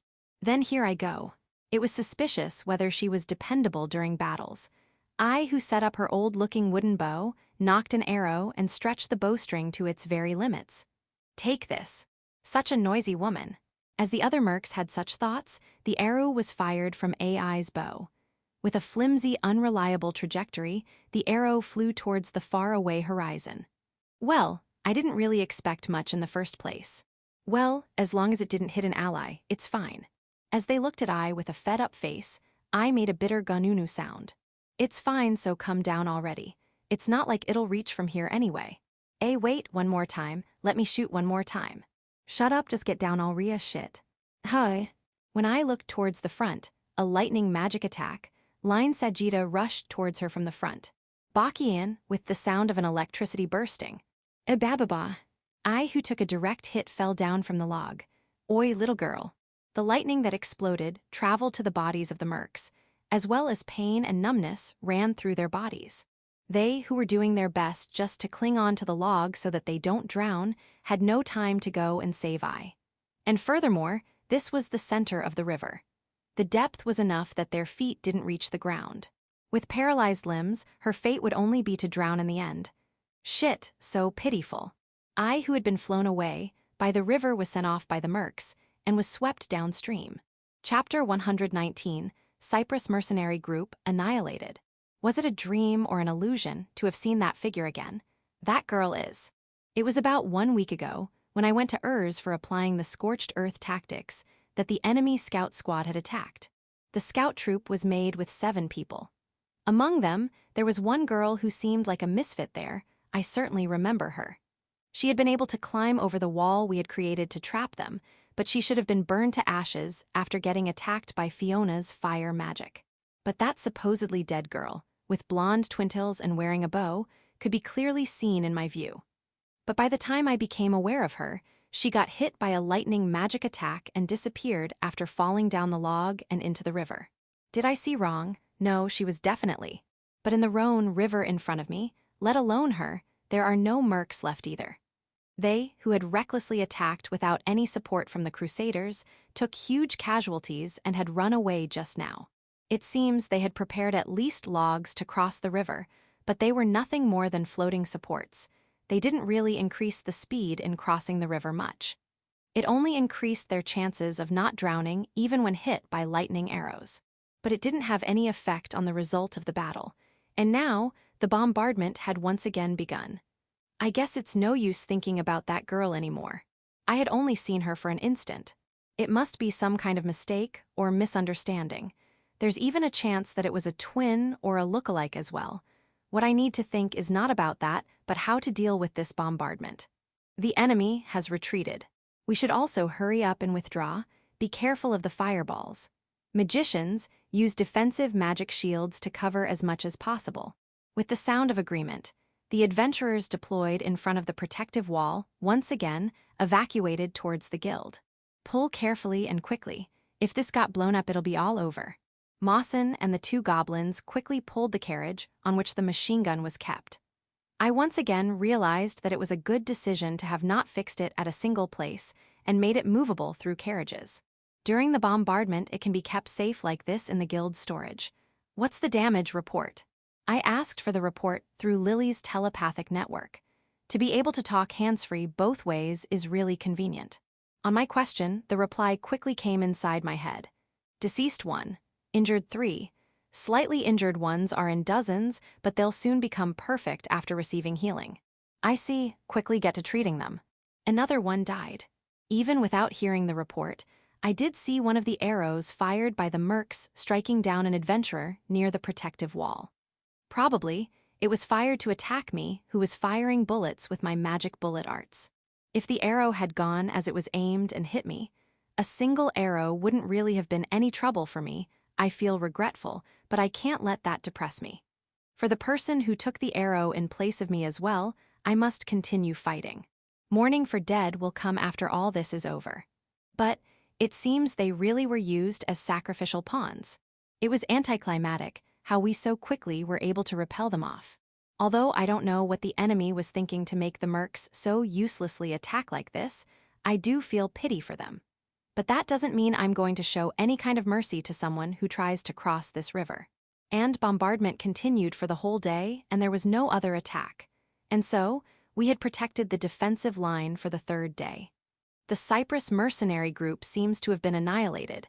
Only 21 came back alive. And along with the leader Cyprus, most of the original members have gone missing. Nors gave a smile after hearing Sister Sylvia's report. I see. It's refreshing to think that Grinning Face is now at the bottom of the river. Nors had always felt unpleasant about the fact that he had to take that group of mercs with him, since the Cardinal Mercedes had ordered so directly. It would have been one thing if he had hired them himself, because he considered it necessary. But there was no way he would silently accept it, just because his superior asked him to take them with him. On top of that, the leader Cyprus had a personality who liked fooling around.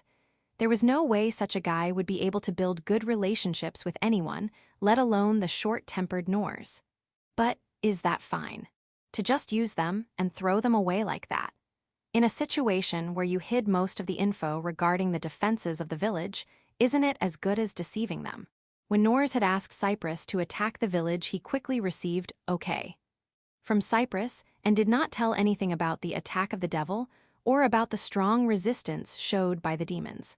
Cardinal Mercedes had only asked me to take them to Pandora Continent with me. He didn't ask me to bring them back alive as well. Isn't that just sophistry? No, regarding their treatment, I was told that I can treat them the same way as any merc group would be as long as I take them with me. There's no problem, even if they got annihilated during their jobs. In the end, Nors had no idea why Cardinal Mercedes had asked him to take this merc group with him, but he had already taken care of that troublesome group. He had no need to think about useless things. He could be happy without hiding anything. Is that so? What to do with those who came back alive? Abandon them is what I want to say, but it'll become troublesome later. Pay them as per the contract and ask them to leave. They're just impertinent mercenaries. After facing something like that, they'll happily go back. Then, as you say, Sylvia completed the decree quickly and gave it to one of the soldiers. With this, the order would be executed as per Nors's will. Since they, the employer, was obediently paying them, there won't be any problems from their side. But that devil's attack really is troublesome. Nors knit his brows. After seeing the mercs being pulverized under the enemy's crossfire, he once again realized the power of that attack. Since they were able to use it today as well without any problems, it means that there's no use limit or time limit on it. The limit Sylvia talked about wasn't regarding the number of bullets or the barrel that needed to bear exhaustion while firing. It was regarding a more stronger magical limit that exists in this world. For example, just as how Lily could only return to her normal form during full moon nights, there were magical limits like a specified time, period, season, or the positioning of the stars, only during which an ability could be shown. It also included using magic items or special catalyst that could not be used again after one use. Only, the stronger and stricter the limit was, the effect would be proportionately larger. Even if the crossfire was an extremely powerful attack, it was not a large-scale magic that would require a certain limit, it seems, or so Sylvia believed. If she were to guess, it was a magic that could be used easily without much labor or effort.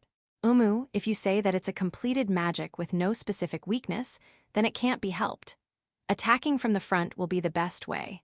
Above all, we still have an overwhelming number of troops still remaining. Also, that attack had stopped for some time in between. That means it can't be used infinitely. That would be so. If repeated twice or thrice, the interval should also get bigger. As long as we don't think about our damages, we should be able to overwhelm them with sheer numbers. They didn't have any definite proof, but considering the theory of magic and the situation, it was the most plausible situation. Nors also agreed to it. Right, what happened to those reinforcements that Bishop Gregorius was sending? On the basis of the prediction, that was sent a few days earlier. It had been written that some reinforcements were sent this way. We have not received any report that such a squad has arrived or is approaching as of yet. As long as it isn't a lie, these reinforcements sure seem to be moving very leisurely. Fun, I don't care either ways. I don't want to keep a weird squad near me. It'd be better if they didn't come at all. Is that so? Either way, no new squad will come here till the next attack at least. The next attack, eh? Reacting to those words, Nors gave a smile similar to a carnivorous animal.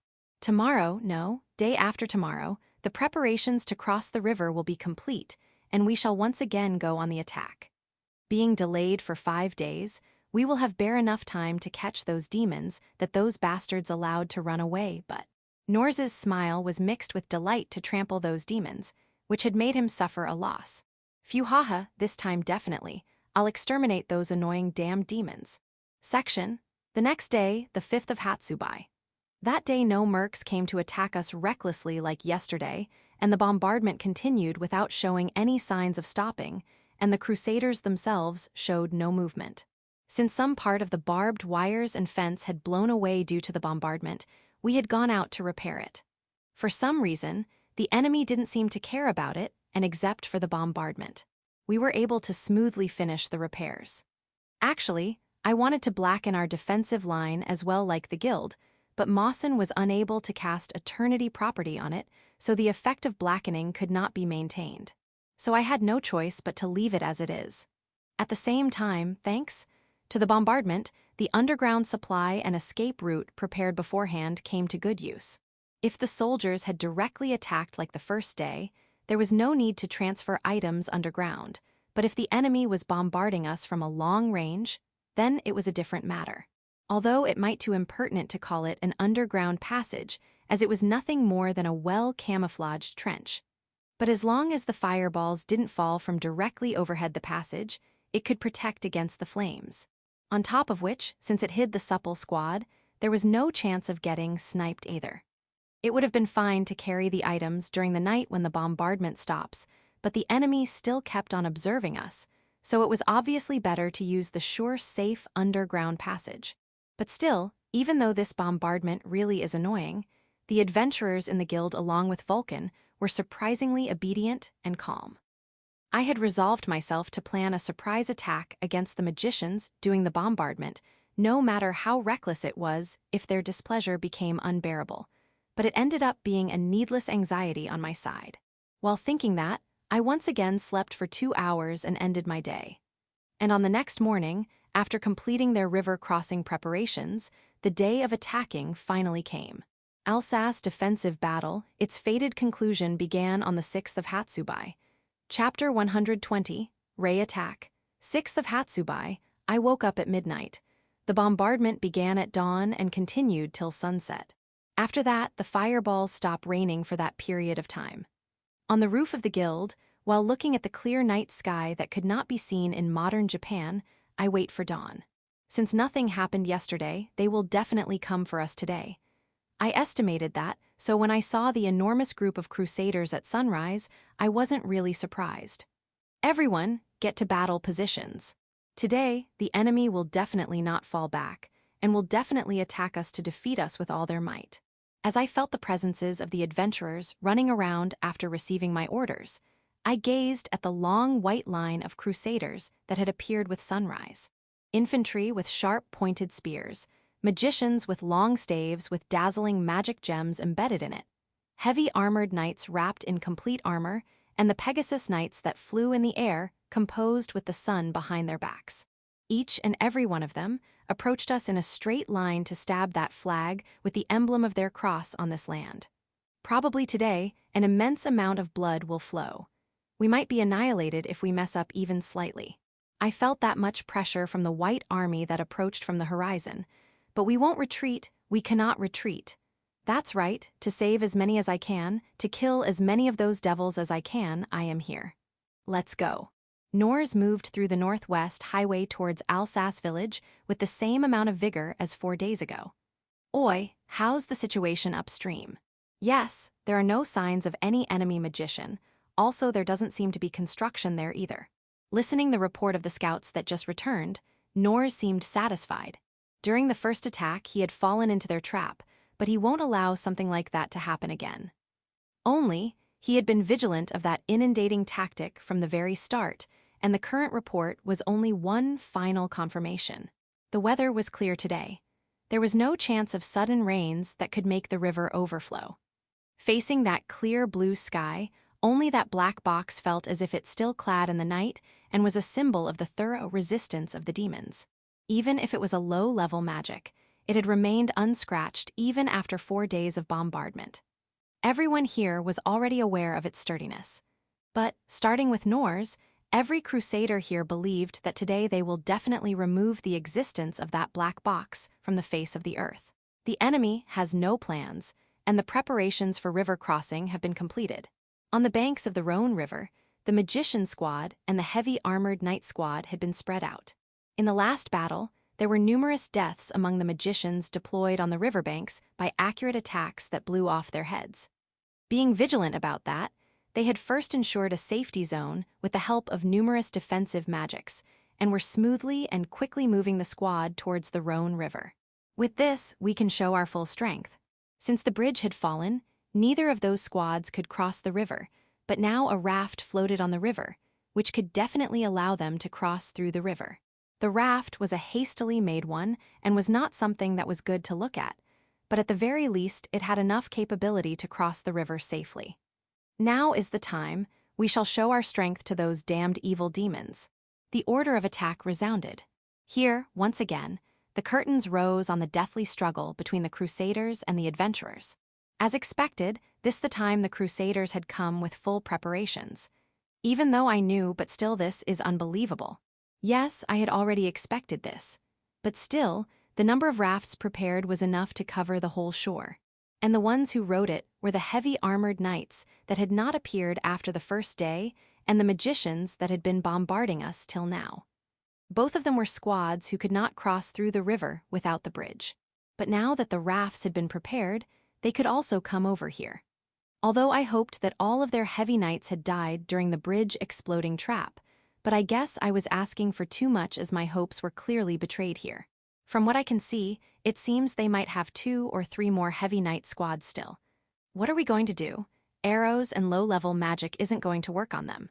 Just as Irina said, that armor possesses defensive strength stronger than it looks. And the magician squad had deployed numerous defensive magics, which couldn't be broken through from just long-range attacks. Till now, since the magicians could not cross the river, they could only cover the infantry on half of the river with their defensive magic, but if they rode on the rafts, even our protective wall will come inside their effective range. Considering that they are being protected by God knows how many magic shields, I don't know how many of them can we kill with our crossfiring. Conversely speaking, if only we could take care of these 2 squads, we'll make through this.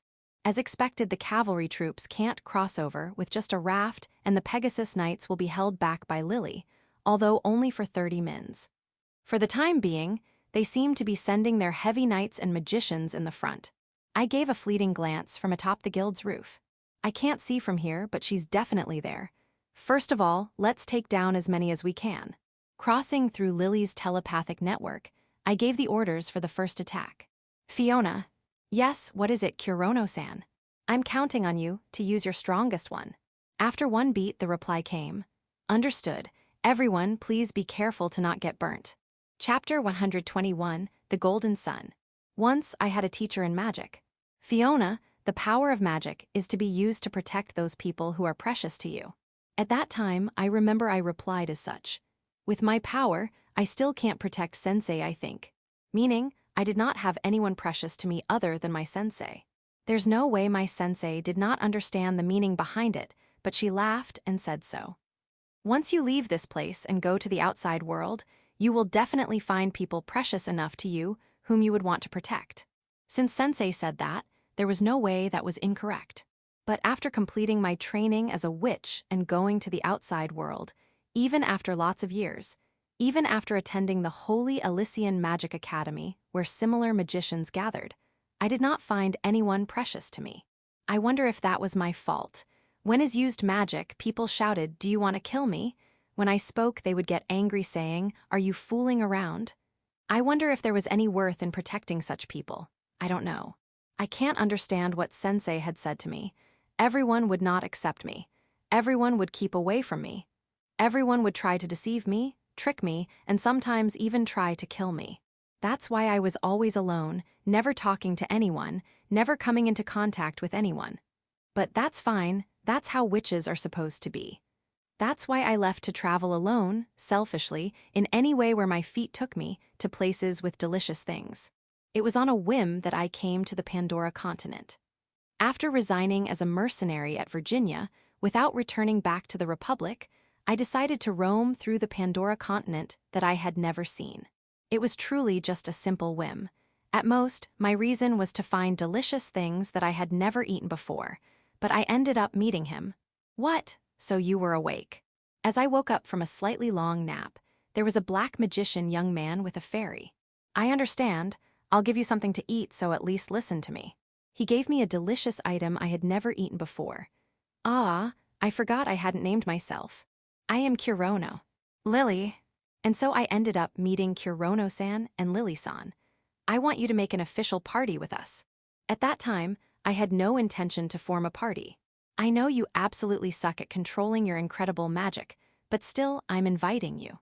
On Lily-san's words, I was unable to find a reason to reject her, and so I became a member of a party after a long time.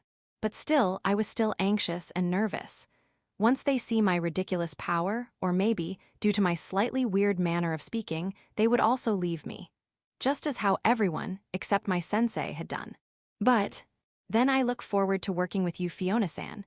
I also welcome you. I understand, I'll believe in you. You're already my party member after all. Yeah, Fiona's magic is really amazing. I'm glad you're a part of my party. Amazing, Fiona. We can win against the crusaders with this. H. It's fine, it's the feeling that counts. Then, to deepen the bonds among the members of Element Master, cheers. Before I noticed, my anxiety and nervousness had already disappeared.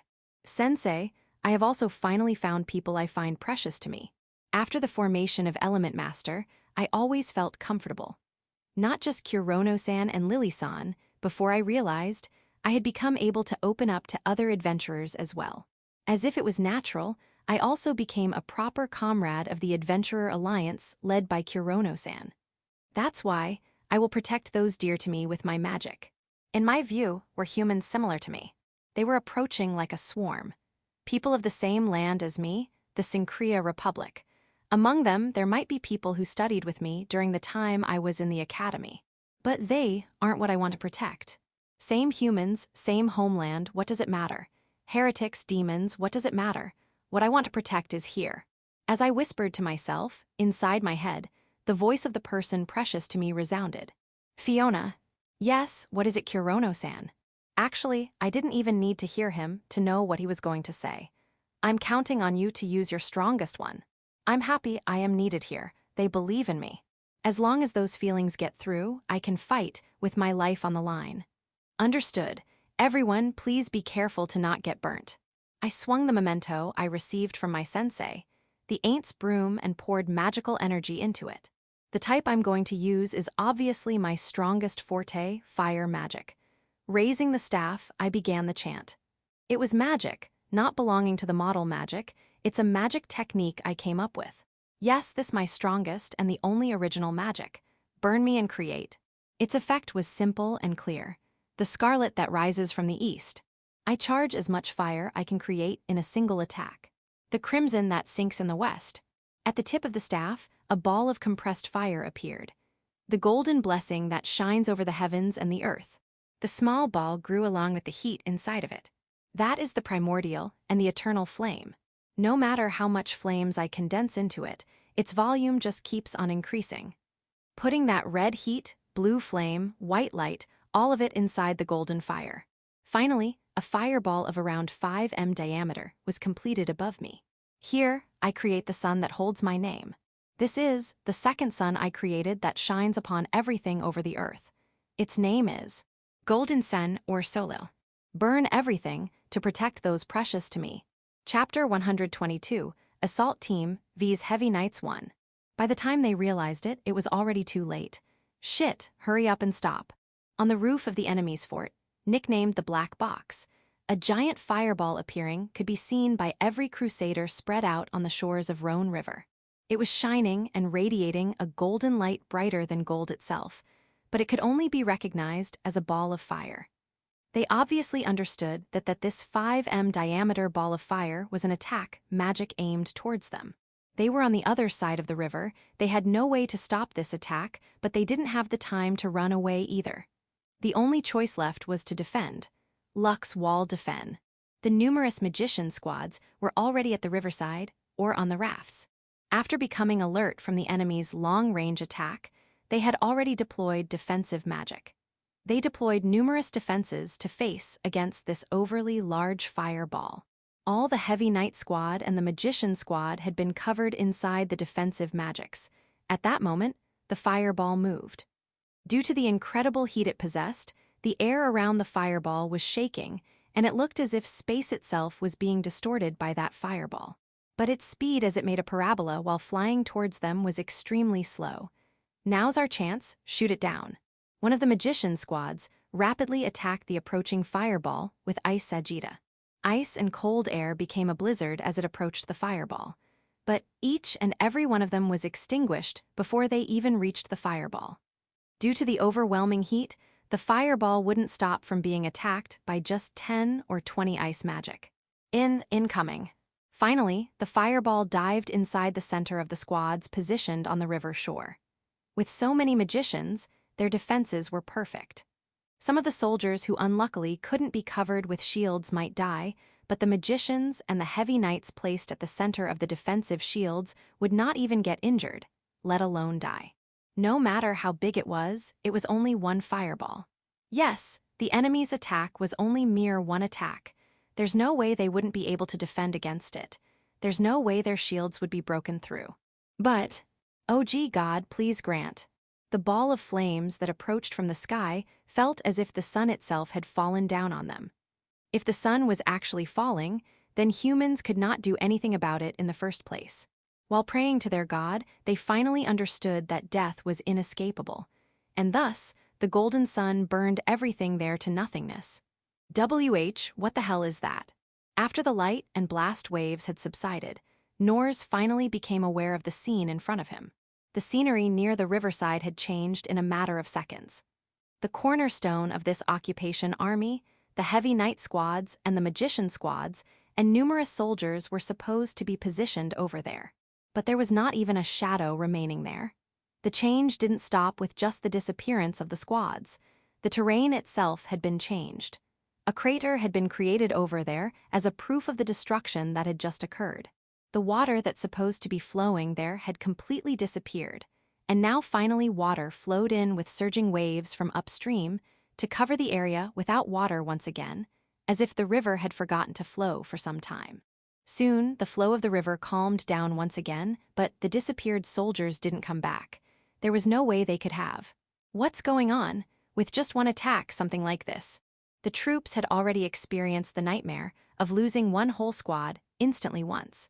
But this time, they had lost much more troops at the same place. Norse could not have predicted this. No matter how strong their opponents were, after all, they were nothing more than some few demons holding up inside one rural village. They, who were not even a part of an army, should not have possessed a first-class magician squad or an ancient weapon either. Nevertheless, for such a high-level annihilating attack to be fired on them, not just Norse, no soldier could have predicted that. Please, calm down a bit first. A cool voice struck Norse's mind that was in chaos. Sister Sylvia, why are you here? I'm the vice commander after all. It's not weird for me to come to the front lines, right? Rather than that, you should quickly give new orders, or you'll be unable to cope with it. Yes, it is as you say. Shaking his head, Norse forcibly calmed himself down. He wasn't the only one who was shocked by what they saw. The troops were the same. If he didn't give orders quickly, they would be unable to take the offensive once more. Quickly retrieve the injured. That fireball was probably the enemy's trump card. They wouldn't be able to use it consecutively. On his orders, the soldiers who were dumbfounded began to move in a panic once again. Deploy a new squad. We have taken severe damage, but we haven't been annihilated. The attack will continue as planned. Make preparations for the magicians and the heavy knights to cross the river. Yes. After he saw the soldiers who had taken orders scatter in different directions, Norse finally recovered his composure as well. Damn demons, don't think we would fall back from something like that. Yes, if we fall back now, then we'll be doing exactly what they want. Since they didn't use this attack the last time, this attack must have been their trump card, as you had said. We still have more than enough troops to attack them. If we, according to the plan, there will be no change to the fact that we'll capture Alsace. Just like last time, they had taken a severe blow at the beginning, but it was still not enough to change the course of battle. The crusaders still had a great amount of infantry, magicians, heavy knights, Pegasus knights, cavalry, etc., to easily complete their task. Although this battle had already become a humiliation for Norse which he'd never forget. But I will not tolerate a loss. Definitely, I'll stab our god's great flag on that annoying black box. Norse, who was burning with anger inside, gave orders for attack as soon as the preparations were done. No matter how many casualties may arise due to the demon's resistance, today he will definitely not retreat. He will win today, he swore to his god. Is everyone all right? I had already estimated that Fiona's golden sun, or Solil's aftermath, would reach even our protective wall, so we had already deployed numerous defensive magics with a wide range beforehand. Soon replies indicating their well-being came back to me, and looking through the surroundings, there doesn't seem to be anyone that's injured either. It seems we were able to keep through it perfectly. Amazing, the enemy squad that had been there till now has completely disappeared. I completely agree with Irina's comment. I had seen it before already, but still I was surprised once again. Yeah, it destroyed through shields and armor, as if they didn't even exist. The magicians and the heavy knights that were approaching here with rafts just a few seconds back have completely disappeared. It did fall directly in the middle of the enemy group after all. I don't even need to know what happened at the center of the explosion. But it seems the enemy is still eager to attack. Once again, the soldiers started coming to the riverside. And maybe because they were cautious of getting sniped, defensive magics have been deployed as well as they floated the rafts to cross the river. So it's a war of attrition from her onwards, right? Yes. The enemy still hasn't lost all their magicians and heavy knights.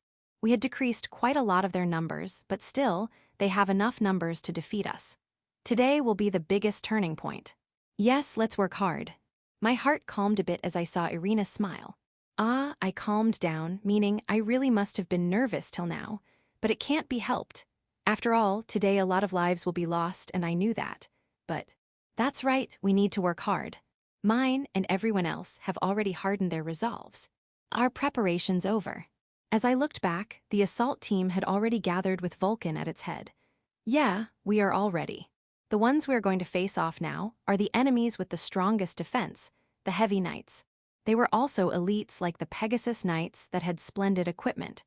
We can't stop them like we did with the infantry soldiers. Since they have high level of defense, our crossfire won't be able to deal with them.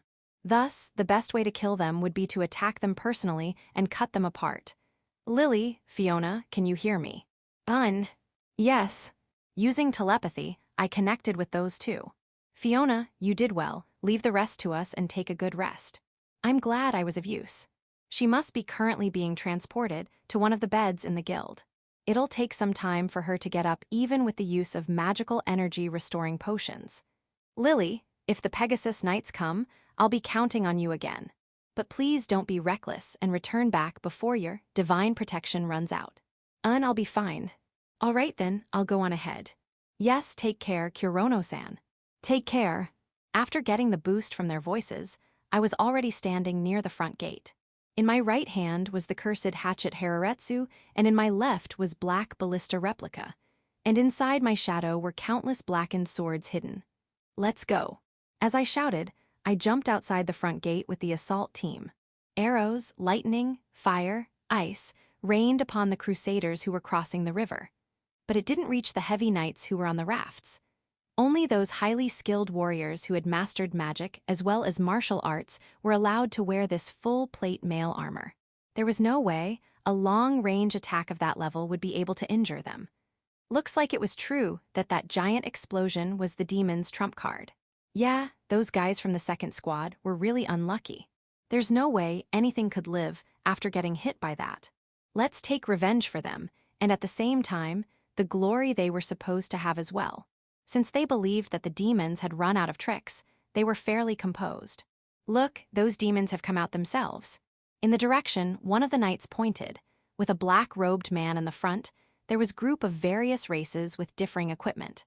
Even if they were of a different race, they could easily infer that those demons were adventurers. But that group of adventurers had been able to keep the soldiers in check on the first day, that too without getting any casualties. They were a truly skilled group. Each and every heavy knight here knew that this time the adventurer's target was them. Say, isn't that man in the black clothes in the front the rumored devil? Yeah, no doubt about it. There is only that skeleton in black clothes on the front lines other than him, or so everyone said. Since a human's wearing that, no doubt that he's that bastard devil. So let's go exorcise that devil. Since he was wearing a helmet, his face couldn't be seen, but no doubt he was currently smiling. All right, get down from the rafts. Take formation, we'll scatter the enemies in a single attack. As per the orders of the squad commander of the 3rd Heavy Knight Squad, the Heavy Knights jumped down from the rafts into the shallow areas of the river. Even with the river's flow, the Heavy Knights perfectly took their formation and prepared themselves to attack the approach demons. Let's go! We'll kill the evil demons and raise the honor of the knights.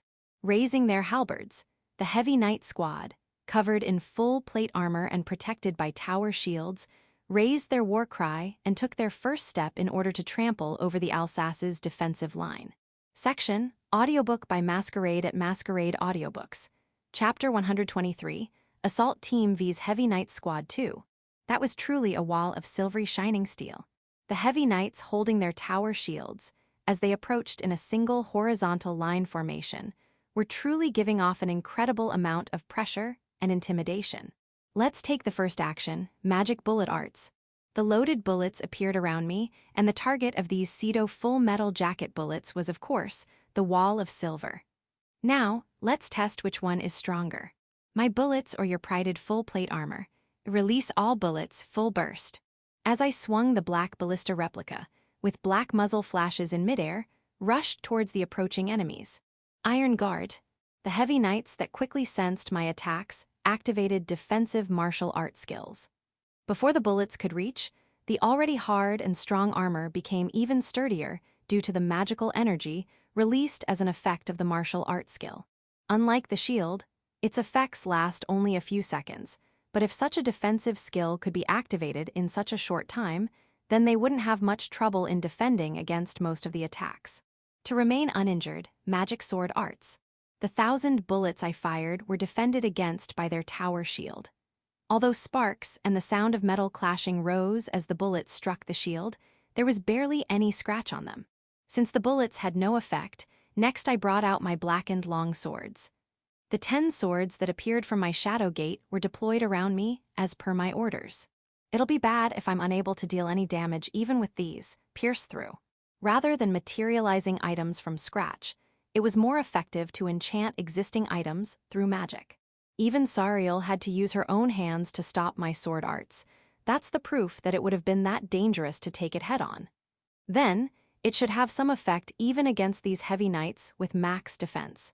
As per my will, the blackened swords flied like hawks aiming for their prey. It works. The clash was over in an instant.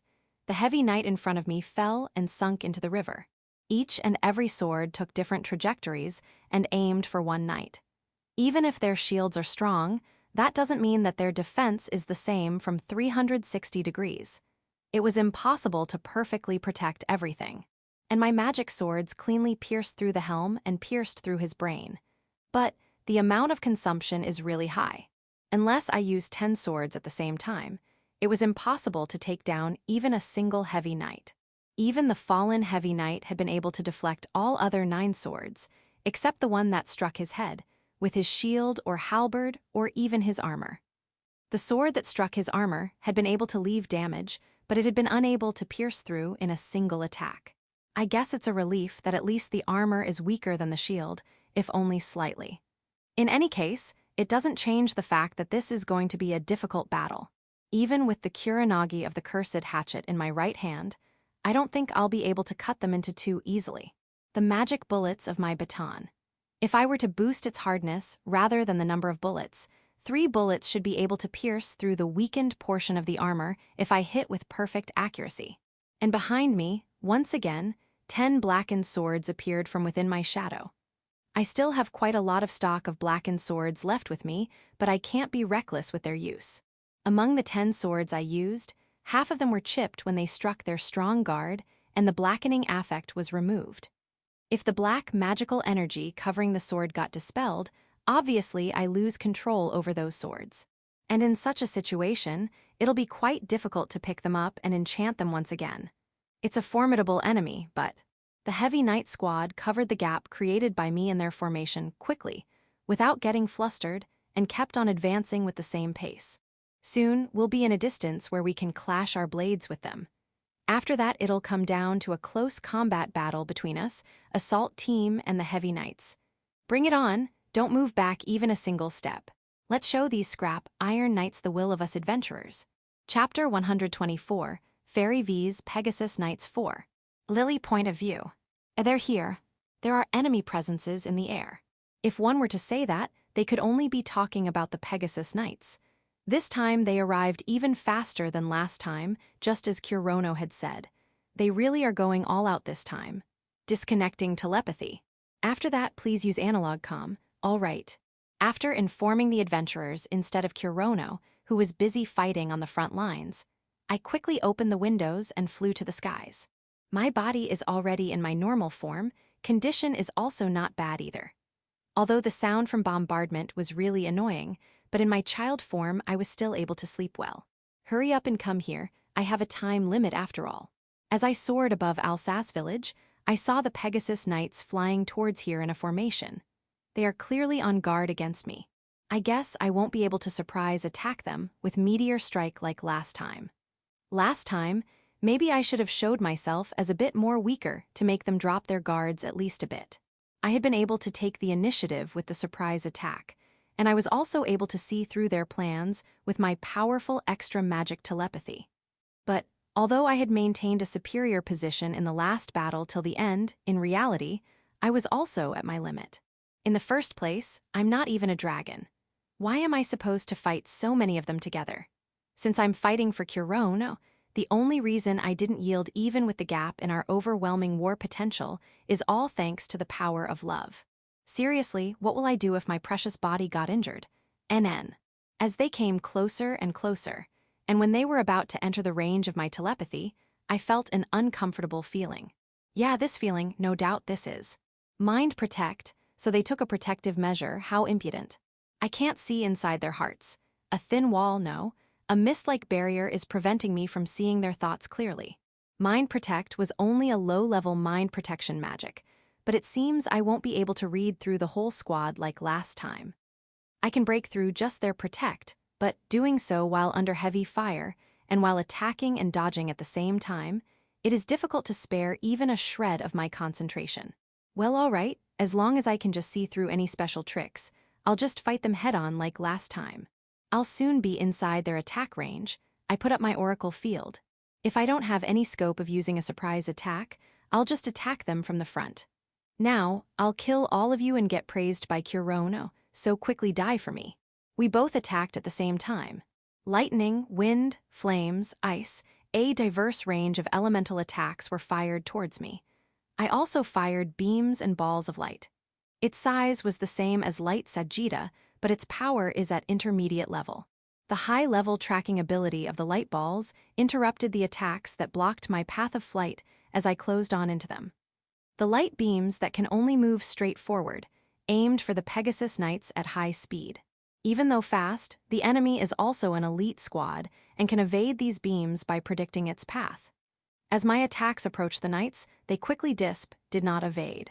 They turned back. I thought they would scatter and move to surround me, but my prediction was overturned. I wonder what they were thinking as they turned 180 degrees, even with an enemy like me in front of them, and started returning back. Wait a minute.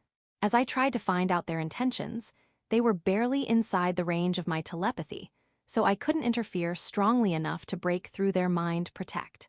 For the time being, I should get closer to them to attack as well as to read their minds, so I started to chase after the running Pegasus Knights. But, in a straight line, they were slightly faster, and they were slowly getting further apart. I raced my flying speed to pursue them, but no, I can't catch up. Any more and I'll be chasing them too far. I lowered my speed and stopped in midair. It'd be too dangerous to go too far away from Alsace. In the first place, luring an enemy like me, then trapping them was a very basic tactic. If that was what the enemy is aiming for, then I have no reason to go along with it. As I thought of returning back, the next moment, the Pegasus Knights once again turned back. Once again, they approached me as they fired a volley of magic attacks. I don't want to move any further than this, no choice but to move backwards. A volley fired from barely within their range was easy to dodge as well as to intercept. I began to retreat and move backwards while still facing them. As I did, the Pegasus Knights maintained the same distance as they flew this way, and every time I entered their range, they would start firing magic attacks towards me. Could it be? I stopped in midair. The Pegasus Knights also stopped in midair. If I advanced, they would retreat, and if I retreat, they would advance while maintaining the same distance. And the attacks were nothing more than a way to try and harass me. They're trying to buy time.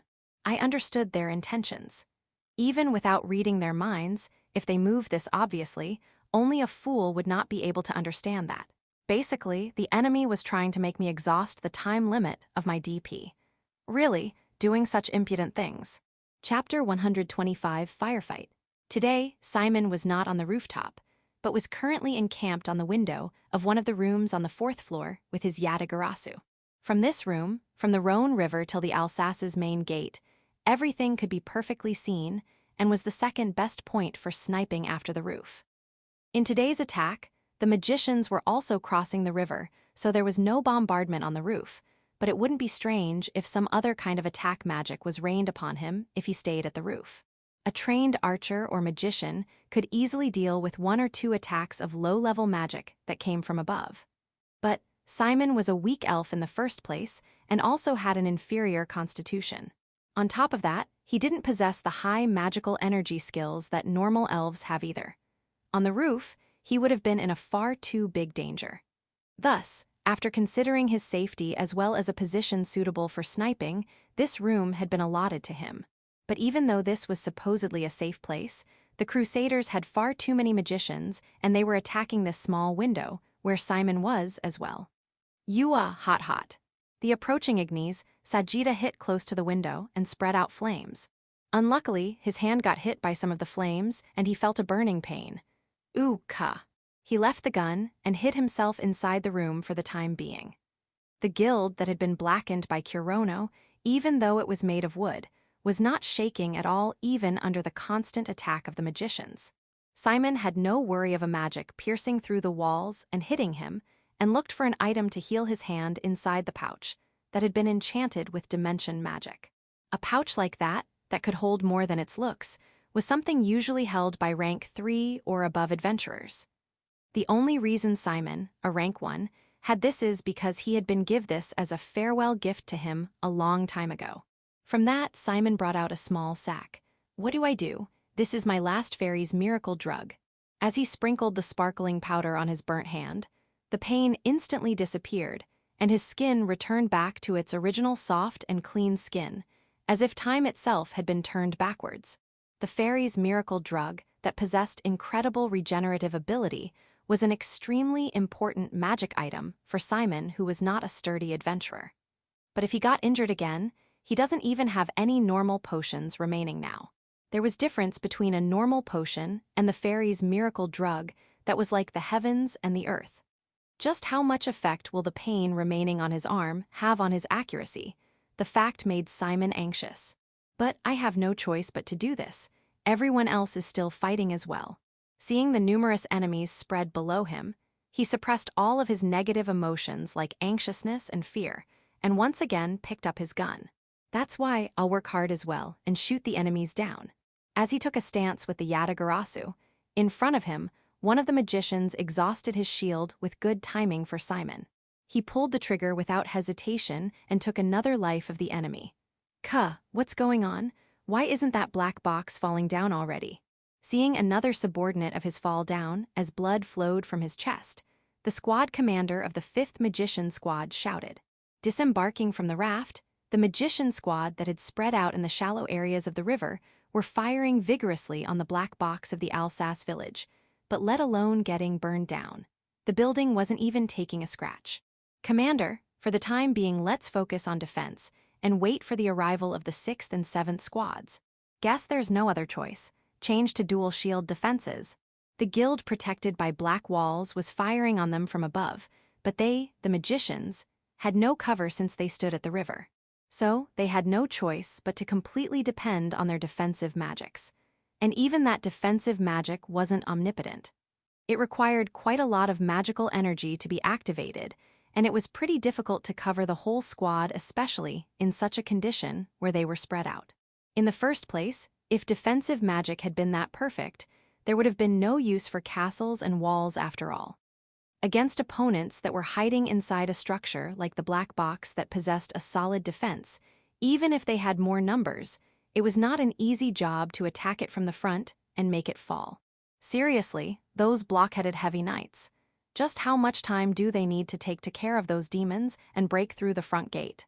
As per the plan as well, the magicians were not meant to take down the guild by themselves. They were only meant to support the infantry and the heavy knights as they broke through the front. Thus they were firing towards the enemy archers and magicians in the guild to prevent them from attacking the soldiers. Although, with just their attack magic, they had actually thought they could destroy the guild, which is why the commander was getting irritated when he failed to do so. And on top of that, their allies' attack wasn't going too well either. They were getting delayed from their actual plan. Although they didn't doubt their victory, they couldn't stay calm within either. In a little more time, soon the soldiers and the heavy knights will break through that flimsy protective wall. As expected, we shouldn't be too unreasonable and just support them as planned for now. Omu, it is as you say. To lose your life in such a skirmish would be. At that moment, a black bullet attacked the commander's head. Co-commander. Piercing through the forehead, it made a big hole from behind the head from which blood and gore spewed out. It didn't leave any scope to even try to heal him. Aim for that window. Don't let the bastard hiding there shoot anymore. Seeing the threat of the enemy sniper, that could accurately aim through the slight gap inside the shield. And locating his position, the vice commander gave orders now that the commander had died. Our damages are too great. Hurry up and break through that protective wall. Chapter 126, in front of the protective wall. In front of the Alsas protective wall covered with barbed wires, the machine gun was raising a loud firing sound as it mowed down the soldiers trying to push through. This overwhelming scene was the same as the first day, is what they wanted to say, but, this is bad, it won't hold on much longer like this. The situation was slowly, but definitely turning to the worse. Stop complaining, Mawson. Look, the enemies are coming from there. quickly turning the barrel of the machine gun. He showered bullets towards the crusaders who were jumping over the corpses of their comrades and continued advancing. Kurono had led the assault team to defeat the heavy knights, so obviously he was not here to use crossfire. With just one machine gun, as expected, gaps would be created due to which the soldiers were able to approach much closer. This is too difficult. Today the enemies have come with lots of magicians, the soldiers with shield magics are too damn hard. While creating dark muzzle flashes, the black bullets were being fired like a storm, but it was still taking a lot of time to pulverize the soldiers who now had the support of the magicians. And in that time, the enemies would approach even closer. Yuo, that was close. An Ignis Sajida flew towards Mazran from the magician squad that was supporting the infantry soldiers. The fire arrow was on course to a direct hit, but air shield. Hannah of the 3 hunting princesses instantly deployed a defensive shield and blocked the arrow of flames. Thanks for the help, little girl. Don't call me a little girl. From my perspective, every woman is a little girl. While cracking jokes, Mazran continued using the machine gun. The soldiers' advance had yet to lose its vigor. But, seriously, it'll be bad if it goes on like this. As Mazran gave a fleeting glance to another direction, he saw numerous magicians and soldiers with bows in every direction. Sometimes, a log-like arrow would be fired from the ballista that would destroy a part of the enemy force, but in front of such an overwhelming amount of troops, the number that was killed was not even worth mentioning. It was clear that they lacked the firepower to repel the enemies. Since the enemy magicians were continuously firing towards the sturdy guild, they adventurers could not hope for support and covering fire from the guild either. Although, thanks to that, most of the enemy magicians were not attacking in front of the protective wall either. Even the heavy knight squad was kept in check, thanks to the high-leveled adventurers led by Kurono. But still, it still doesn't change the fact that most of the enemies were attacking this protective wall. Just like the first attack, the infantry soldiers kept on attacking, and to top it off, since the magicians had also crossed the river, they were helping the soldiers with shield and boost magic as well. Even now, when the machine gun kept on firing, they were still letting the enemy come close, which was not a very good situation. And probably, Mazran wasn't the only one who thought that. Everyone in front of the protective wall was thinking the same thing. When the machine gun becomes unable to continue attacking, they would not even last 10 mins. If Boss could take down the heavy knight squad and return, we could still make it through. But he was not able to do so, will have no choice but to retreat. He still had quite a lot of replacement gun barrels, but it won't be long before he runs out of them as well. But still, right now, Mazran suppressed his anxiety and kept on firing the machine gun and creating death for the enemies. The commander of the magician squad, supporting the infantry soldiers' attack, calmly looked at the ongoing battle. Our casualties are great, but we'll break through soon enough. So it seems. While looking at the 5th magician squad, that was continuing the attack on the black box, with eyes of pity. He rejoiced at his good luck on getting a job that had him in a safe place while supporting the advance of the soldiers.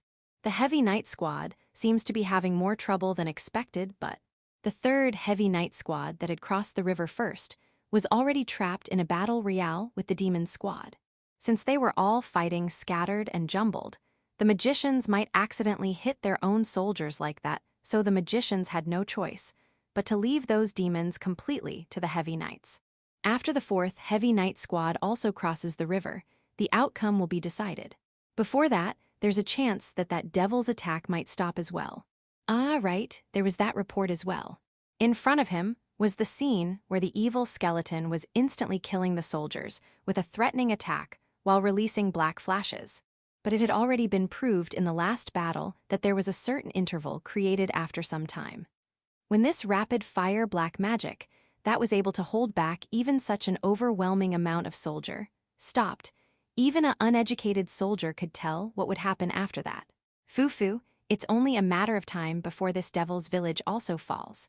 Chapter 127, Assault Team vs Heavy Knight Squad 3. A few meters in front of the Alsace's main gate, on the shores of the river, currently the fiercest battle was taking place. Gua! An orc warrior easily swung around a heavy great sword as he slashed around. Guard! The facing heavy knight blocked the attack with his shield and pushed out to repel the attack. Although it was Orc who possessed superhuman strength, if a trained heavy knight pushed along with a martial art, even an Orc would end up stumbling. Charge. Seeing the stumbling Orc, he released the martial skill that increased the thrusting power of the halberd, charge, and pursued him. But the enemy wasn't weak either. Even while in a collapsing posture, he swung his great sword with one hand and endured the charging spearhead. The Orc who blocked the attack took back a few steps and once again increased the distance between the two. Ha ha, damn demons, to think they would be this strong. The commander of the 3rd Heavy Knight Squad involuntarily muttered so. When he saw around just 20 demons jump out from the main gate, he thought of it as a great chance. They were the best warriors among the demons that were protecting the village of Alsas. If he could take them down, the rest of the attack would be easy. Above all, he had the confidence to do that as well. But still, after they actually crossed swords with them, this was the result. Due to the overwhelming strength of the demons, their line formation was soon disrupted, and it turned into a chaotic melee battle. Even though the Heavy Knights had the superiority in numbers, the Heavy Knights with the so-called invulnerable defense were falling one by one. Due to the unexpected strength of the demons, his commands and orders were also not taking much effect. And the demons only gained more and more vigor as they kept on attacking while raising bone-chilling roars. Even those demons had fallen victim to their halberds as well, and their numbers had fallen to 2/3 RDS of what they were. And even among those, less than 20 demons remaining, there was barely anyone that was still unhurt, and were drenched in their own blood, as well the blood of their opponents, and had become completely clad in crimson.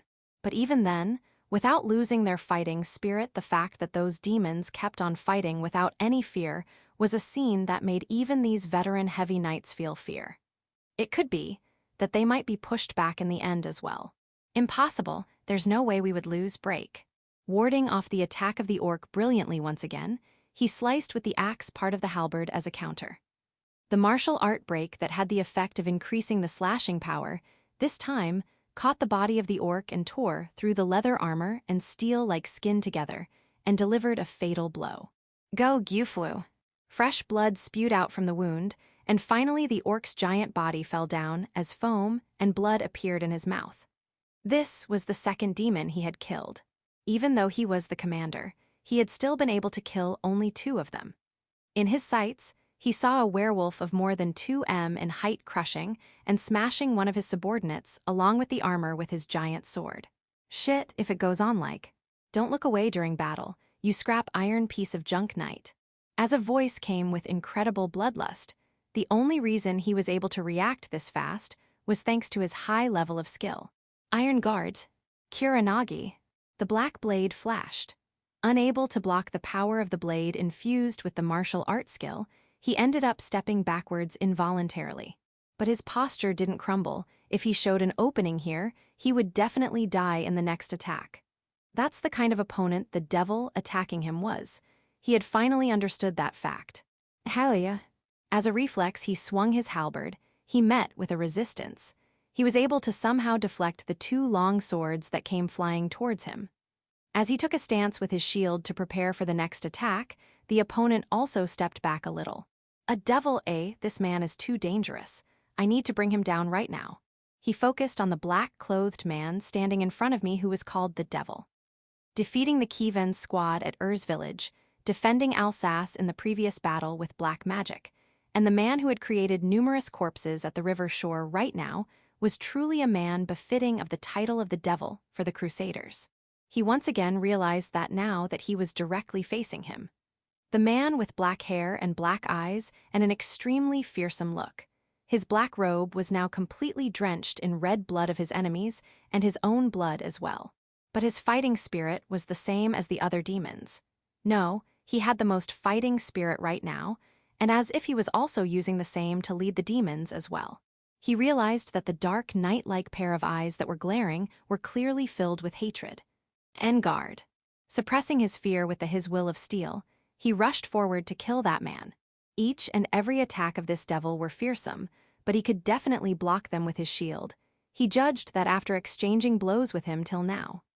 Even that ominous-looking hatchet's martial art was unable to cut apart his tower shield and had stopped at just scratching the surface. I'll close into him and first block his attack with my guard, and after he loses balance, I'll finish it with either charge or break. While abiding by the basics of the fighting styles used by the heavy knights, he began his attack. He clearly had enough defensive ability to stop the enemy's attack. And furthermore, he also possessed attacking power to kill him in a single blow as well, which is why he didn't need to use any tricks. It was a basic tactic, but it had no openings and was a perfectly completed tactic. Yuwu. Magic bullet arts. The devil fired the black bullets that had become a fear for the soldiers towards his shield. Something like this won't stop me. A quite strong recoil ran through his arm, but it was not enough to stop his attack. Without getting deterred at all, he kept on rushing forward. Kuronagi. Igard. Both used the same skills again, but this time it was the other martial art user who stumbled. As if he had run into a giant stone, his Kuronagi was unable to cut through the tower shield and... Gah! The devil lost his balance. A clear opening was created, and the knight was not naive enough to let it pass, otherwise he would have never become the commander of a squad. You're mine. He swung the halberd, and released the martial art that could cut away even rocks, break. I told you, didn't I, to not look away. As the devil laughed while saying that, he simply needed to swing his halberd over him and end it. But his hand didn't move, no, he felt his whole body losing strength.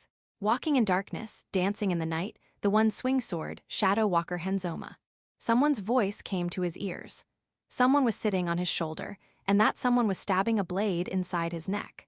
He didn't know what had happened, but the devil in front of him could clearly see it. A single woman had approached while using her divine protection's ability to its utmost to hide her presence. That woman had climbed on the knight's shoulder and had deeply thrust in a dagger knife from the gaps in his armor into his neck. Kiwaha. But in the knight's eyes, he could only see a fatal amount of blood spewing from his neck and the devil in front of him laughing.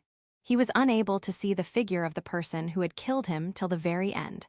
Chapter 128, The Four Battlefields. Thanks for the help, Susan.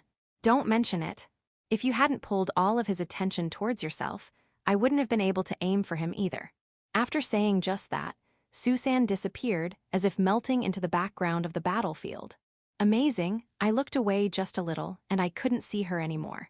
But this is bad. If it goes on like this, we'll be more or less annihilated like this. We had brought down the heavy knight, who was probably the commander, but there won't be much effect on the battle just due to loss of commands. If we fight so jumbled like this, they wouldn't be able to retreat either. Ouch, ouch, just how long has it been since I got so hurt?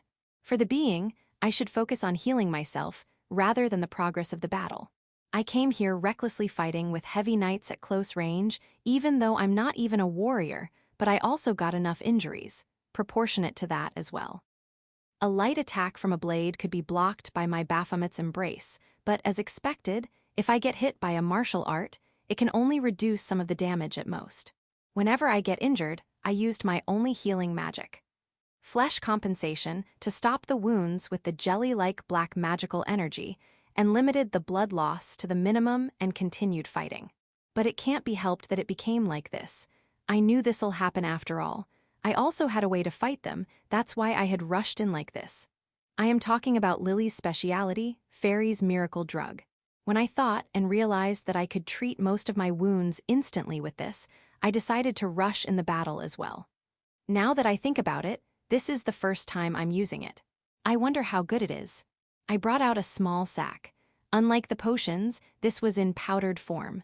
Quickly, I removed the seal and opened the sack. Inside, a sparkling powder that looked like sugar was kept. The light being released was very similar to the white light that usually wraps around Lily's naked body. But I don't have the time to slowly observe it. Quickly putting the powder on my palm, I applied it directly to my wounds. Yuo, this is amazing. The pain is completely disappearing. Its effect was as I had said. The moment it touched my body, the pain completely disappeared. The flesh compensation made by black magical energy also completed its healing effect, and the wounds completely regenerated. On top of it, I even felt my fatigue disappearing as well. This is certainly an all-cure medicine. Thanks, Lily. You're welcome. I'm happy that you liked it. Suddenly, a voice resounded inside my head. There's no way I would have hallucinated it.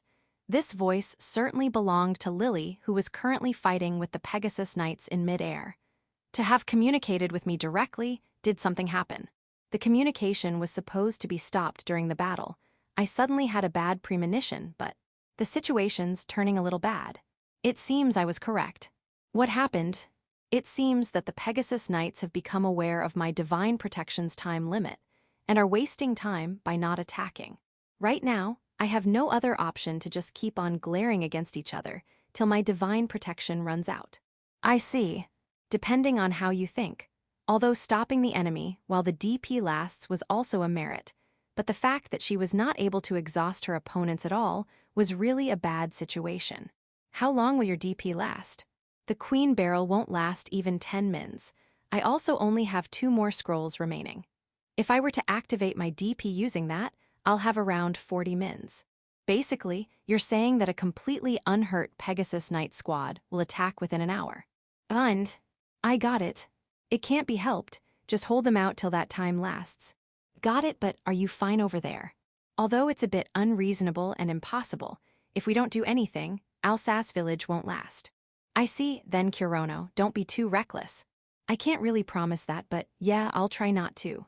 And so the communication with Lily also ended. This really is turning worse by the second. The current Alsas defensive battle is divided in 4 major battles. The first is between us, Assault Team and the Heavy Knight Squad. The second is the glaring battle between Lily and the Pegasus Knights in the air. The third is the firefight between the Magicians and Simon and the others at the guild. And the fourth is in front of the protective wall, between Mawson and his machine gun against the attacking soldiers. These 4 battles are, even though there's an overwhelming difference in our numbers, somehow still miraculously holding out. All this is thanks to Lily in mid-air, the blackened guild that remains unaffected even when getting hit by lower and intermediate attack magic, the machine gun that is one-sidedly killing the enemies, and last but not the least, the dire efforts made by every adventurer to keep on fighting. But all that is only temporary. If we give even a single opening, they will quickly cut through. And this could happen in any of the ongoing battles. No, going by the flow, Alsace will definitely fall today. And only we can do something to reverse that. If we could at least completely crush our opponents, the Heavy Knights, our chances of prevailing would rise. We could strike the Magician's squad, or go back to the protective wall to strengthen our defenses. Especially if I could go back to resume our crossfiring, we could be able to instantly turn back the attacking soldiers. To get through today, we need to defeat the Heavy Knights no matter what. If we can't, we'll have no other choice but to be drowned by the overwhelming amounts of enemy forces and lose. I think we have killed quite a lot of Heavy Knights, but as I looked towards the river, I saw another squad of the same armored knights embarking on the raft and crossing to this side. 1 more squad left. I exhaled involuntarily. We had drove these Heavy Knights to annihilation after a lot of sacrifices. But nevertheless, the enemy, as if it was only obvious, is sending out another squad. Our numbers have already lessened, and including me, almost every member of the assault team is injured. Finally, the heaviness of the word annihilation was starting to bear down on me. But no choice but to do it, The moment I was about to once again charge towards the Heavy Knights, the telepathy crystal inside my bag started shining to tell me that a message was being transmitted towards me. To get a message here meant that probably something unexpected has happened. After Lily, I became anxious thinking about the arrival of another emergency, but I quickly responded to the transmission. What happened? Kurono-san, it's big trouble. The contents told to me through the transmission was, "What did you say?" was a despairing thing that thrusted defeat in front of me. Chapter 129, Miscalculation. The job of guarding the boundary of Alsas village was usually handled by thief class or any other quick-witted and agile classes. However, to keep an eye on the surroundings in a large area, the duty was given to summoners. It was not really a major class among adventurers. Among the 100 adventurers in their alliance, only 3 were summoners. In the first place, a summoner was a derivative class of magicians that focused on training monsters through spells and using them as familiar servants. By using rank 1 monsters like dagger raptors and windwolves, they could cover a large area in their surveillance. And that was applicable even when the battle was going on. In the first place, due to the terrain around the sillage, it was almost impossible for the enemy to surround them or lead a surprise attack. So this familiar was only sent out as just a bare minimum precaution. It could be said that it was actually meant more to make sure that monsters don't attack the village rather than the enemy coming from the rear, which had been deemed impossible. But the reason why they could immediately realize that the impossible situation had become a reality was thanks to this familiar.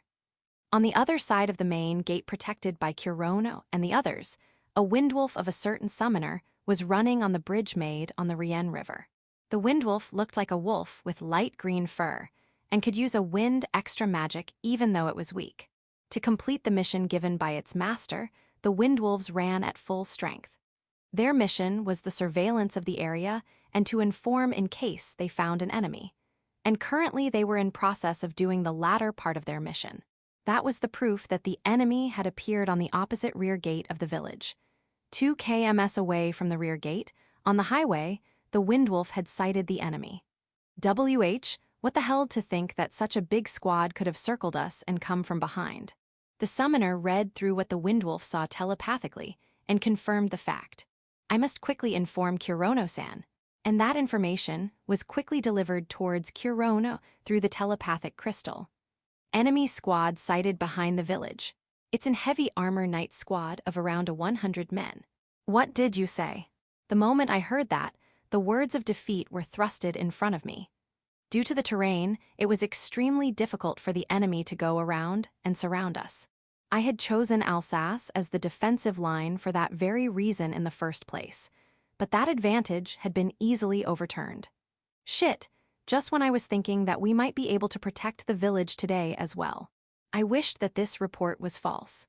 I wanted to think that, but the option of continuing the battle while ignoring this report could not even exist in my head as I calmed slightly down.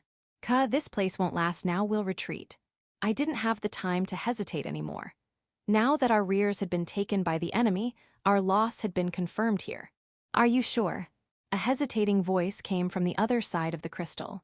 Yeah, we'll abandon Alsace. Give the signal for retreat.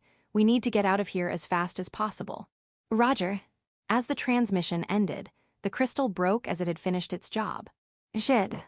Why? How did a low-mobility squad like a 100-man, heavy knight squad come to Alsace from behind? There was a detour, but if they used that it would have taken at least 1 week. I don't think that's possible here. Even if they had forcibly gone through the thick, dense forests, there's no way we would have not realized a 100-man squad passing through. We were definitely that vigilant, but not a single movement had been seen by our observations. I had no idea what kind of magic had they used to get so suddenly behind us. No, maybe they might have a convenient magic that allowed them to transfer a whole squad to other places instantly. Then what should I have done? Should I have also created a protective wall on the other side as well? We barely had 1 week before the enemy came at us from the front main gate. We didn't have surplus time to create another protective wall on the rear, which had low chance of getting under attack. It was more than enough that we were able to deploy guards there. Thanks to that, we had been able to at least sense the enemy before they came rushing in from the rear gate. I guess our luck hasn't run out completely. I need to think that way, or I won't be able to keep on going on like this. All right, calm down, just think about running away now. Don't think about anything else. I can regret as much as I want later. If I, the leader, was late in giving my directions, I would end up sacrificing that many of my allies. Calming down my heart, as I threw on a switch in my head, the signal of retreat, the sound of the horn, resounded throughout the battlefield. As the sound of the horn resounded, a black and white smoke spread out all over the front main gate. The demons are retreating. Don't let this chance escape, we'll press in. On the other side of the river, Nors shouted in a loud voice to give his orders. The smokescreen enveloping the battlefield was a trick to assist their retreat, was a fact that was truly obvious. Phew, finally the balance has been broken. So it seems. I thought that it might last a bit longer. Sylvia standing beside him also agreed to his statement. Certainly, the assault team made up of the elite demons had decreased quite a lot of their numbers, and were still attacking the heavy knight squad with full vigor. Even Nors had understood that, but seeing them suddenly retreat, he didn't find it very doubtful either. With this, we'll finally capture this annoying village as well. Nors, who had now become certain of his victory, loudly laughed as the crusaders attacked while crossing the smokescreen. A dazzling flash attacked the eyes of the Pegasus knights in the air. TCH, she ran away. Seeing Lily, who had run away using this chance, Estelle cursed. It seems she's heading directly towards the black box. It still isn't the time for her limit to end though. I see. It seems the battle has been settled on the ground. Seeing the smoke rise near the main gate and the Rhone River, they understood that the demons had started to retreat. Will they run away like this, or will they coop up inside the black box and fight it out? What do you think, Flan? I doubt they would run away directly, but in any case, what we have to do remains the same. Hi, that's true. Then let's start the pursuit. With Estelle at the head, the Pegasus Knights began to move towards the Black Guild of the village to attack it. Kurono point of view again. With Vulcan as the lead, the assault team had kicked away the soldiers near the protective line and retreated till there. As their rear guard, I was firing magic bullet arts beyond the smokescreen to hold off the enemies. When you use all the smoke balls, it really produces way too much of the smoke. When the assault team had retreated in the previous battle, my black smoke was more than enough, but this time we need to get everyone till the guild to escape. Since the black smoke wouldn't be enough to cover the whole surroundings, we had to use lots of a famous item meant to use for fleeing called smoke ball. The two smokes, black and white, were acting as a blinder in front of me. The preparations for the wall are not done yet, eh? While pulverizing the soldiers that were running through the smoke with spears with my bullets, I steadily moved closer to the gate. Since Fiona was still in bed, the other magicians were deployed to make a wall to stop the enemies this time. As I was thinking that the preparations should be completed, magical energy ran underneath my feet and indicated that a magic was about to be activated. Get back, don't get swallowed up inside the wall. As I took a big leap backwards from that place, the magicians activated their wide-range defensive magics. It appeared as a bulwark made of fire, ice, and earth, and stopped the advancing enemies in their tracks. In front of me was the jet black death wall defan that I hadn't seen since the time we fought against those scout troops. I should also learn to make at least a shield of this level. As the various types of walls stopped the enemies, I rolled in through the opened main gate. Good job coming back, boss. I made it somehow. Masen came towards me while holding a wand that had ominous-looking design in the shape of a skull. All right, we were the last ones. Yes, everyone else has already rushed inside the guild.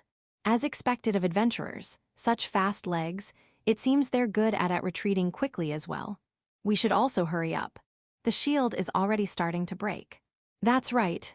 While giving a last glance as a halberd pierced through the death wall defan, I jumped inside the entrance of the guild. Chapter 130, The Fall of the Black Box. Inside the guild's lobby, every remaining adventurer had assembled and were beginning to evacuate through the escape route. Seeing everyone's injured and worn-out bodies, I once again realized that a fierce battle was taking place everywhere. And above all, our numbers had decreased. We were 103 adventurers in total, but especially today, we lost 20 men, leading to a major decrease in our forces. But we're still inside battle. I don't have the time to grieve for them.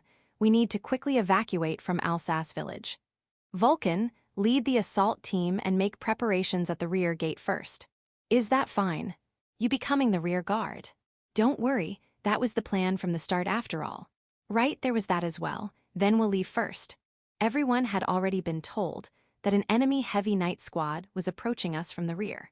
And to escape through the highway, we'll have no other choice but to break through this 100-man squad. That will be our last obstacle. Ah, Oni-san. Simon, whoa, it seems you had it tough as well. Simon, who was shouldering the Yatagarasu, was completely covered in soot. Looking closely, Simon's slender white arms had places that had red painful-looking burns as well. She must have been targeted by fire attack magic. There were a lot of magicians after all. Every time I shot, 10 fireballs were returned back towards me. It really was a pain to deal with. She gave a wry smile while saying that. It seems she's still energetic. But I'm glad you were fine. Come on, Simon should also hurry up and leave. Then I'll be going first. As she said that, Simon's head jerked suddenly. It was a reaction as if a hammer had been hit, but what had hit her head wasn't a mass of steel, but a mass of boobs. How can this be? Simon, you're injured, come, show them to me. Ah, Susan. Maybe her DP was still active. Susan, who appeared out of nowhere, hugged Simon from behind. Simon tried to get away while being embarrassed, but couldn't get away from Susan's serious locking arm. At the same time, every time Simon turned his head, the massive breasts on top her head swayed and bounced as if it was a slime. Wait, it really is made of slime, right? Don't play around and go, you two. Oh, my bad, then let's go, Simon. See you, Oni-san. Simon looked like he wanted to say something, but in the end, was carried away by Susan. As I sent off those two women who got along well, most of the other adventurers had also departed, it seems, and the usually busy lobby not felt very lonely. As I was feeling sentimental like that, the last member also returned. I'm back, Kurono. Since Lily was holding back the Pegasus Knights till all of the rest evacuated, she was the last one to return back to the guild. It's good that you are still safe. We were only glaring each other after all. She had already returned to her child form, but her mind was still in the normal state. I also confirmed from the air, a white armored group was heading towards us. I see. If it was just infantry soldiers, it would have been much easier though. But is it fine? We have only stopped them for 5 days. There's a chance that they might catch up with the refugees, you know. Yeah, but we could make use of guerrilla warfare in the Galahad mountain ranges to stop them for 1 more day. Really? Probably. We won't know unless we try. Lily's mean-spirited smile was painful for my heart. Please don't show such an evil smile while in the child form. Foo-foo, it'll be fine. We'll make through somehow. That's true. Then Lily, go first. There's no way I'm going before you. I'll always be together with Kurono, and I have no intention to be away from you. Since there was need for Lily to be in the rear guard with me, I wanted her to leave first, but she clung on to my hood of the robe as usual. I can't even shake her off like this. Can't be helped. As I patted her head, who was sitting around my neck like a cat, she really calmed me down amazingly, even though we were inside a battlefield of carnage. You seem to be pretty carefree, even under such situations, Kurono-san. Fiona, is it fine to walk already? The black-clothed witch Fiona also appeared with her usual sleepy expression. But was it just me that felt that her expression was also giving off an extremely cold feeling? Complete recovery is what I'd like to say, but at least I can walk normally for now. I received a lot of potions after all. I could imagine Fiona gulping down all sorts of potions on her bed in my mind. Then I'll go first and prepare the horses. I'll leave it to you. After seeing Fiona off as she disappeared into the underground escape passage, the sound and the shock waves shaking the guild became bigger. Soon, this place will also become dangerous. Especially the entrance. They must have brought a battering ram as it's making a loud banging sound. No matter how much I have enhanced it, it's only a matter of time before they beak through if it continues like that. Now then, time for me to use my last trick as well. Point of view change.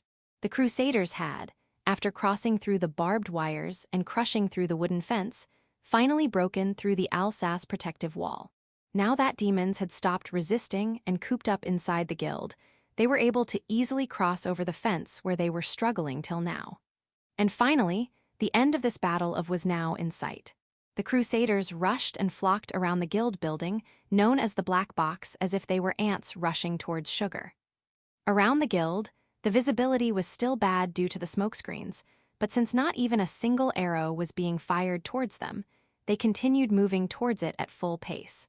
Only the Pegasus Knights were unable to attack since they could not see the enemies from the air and were on standby in mid-air.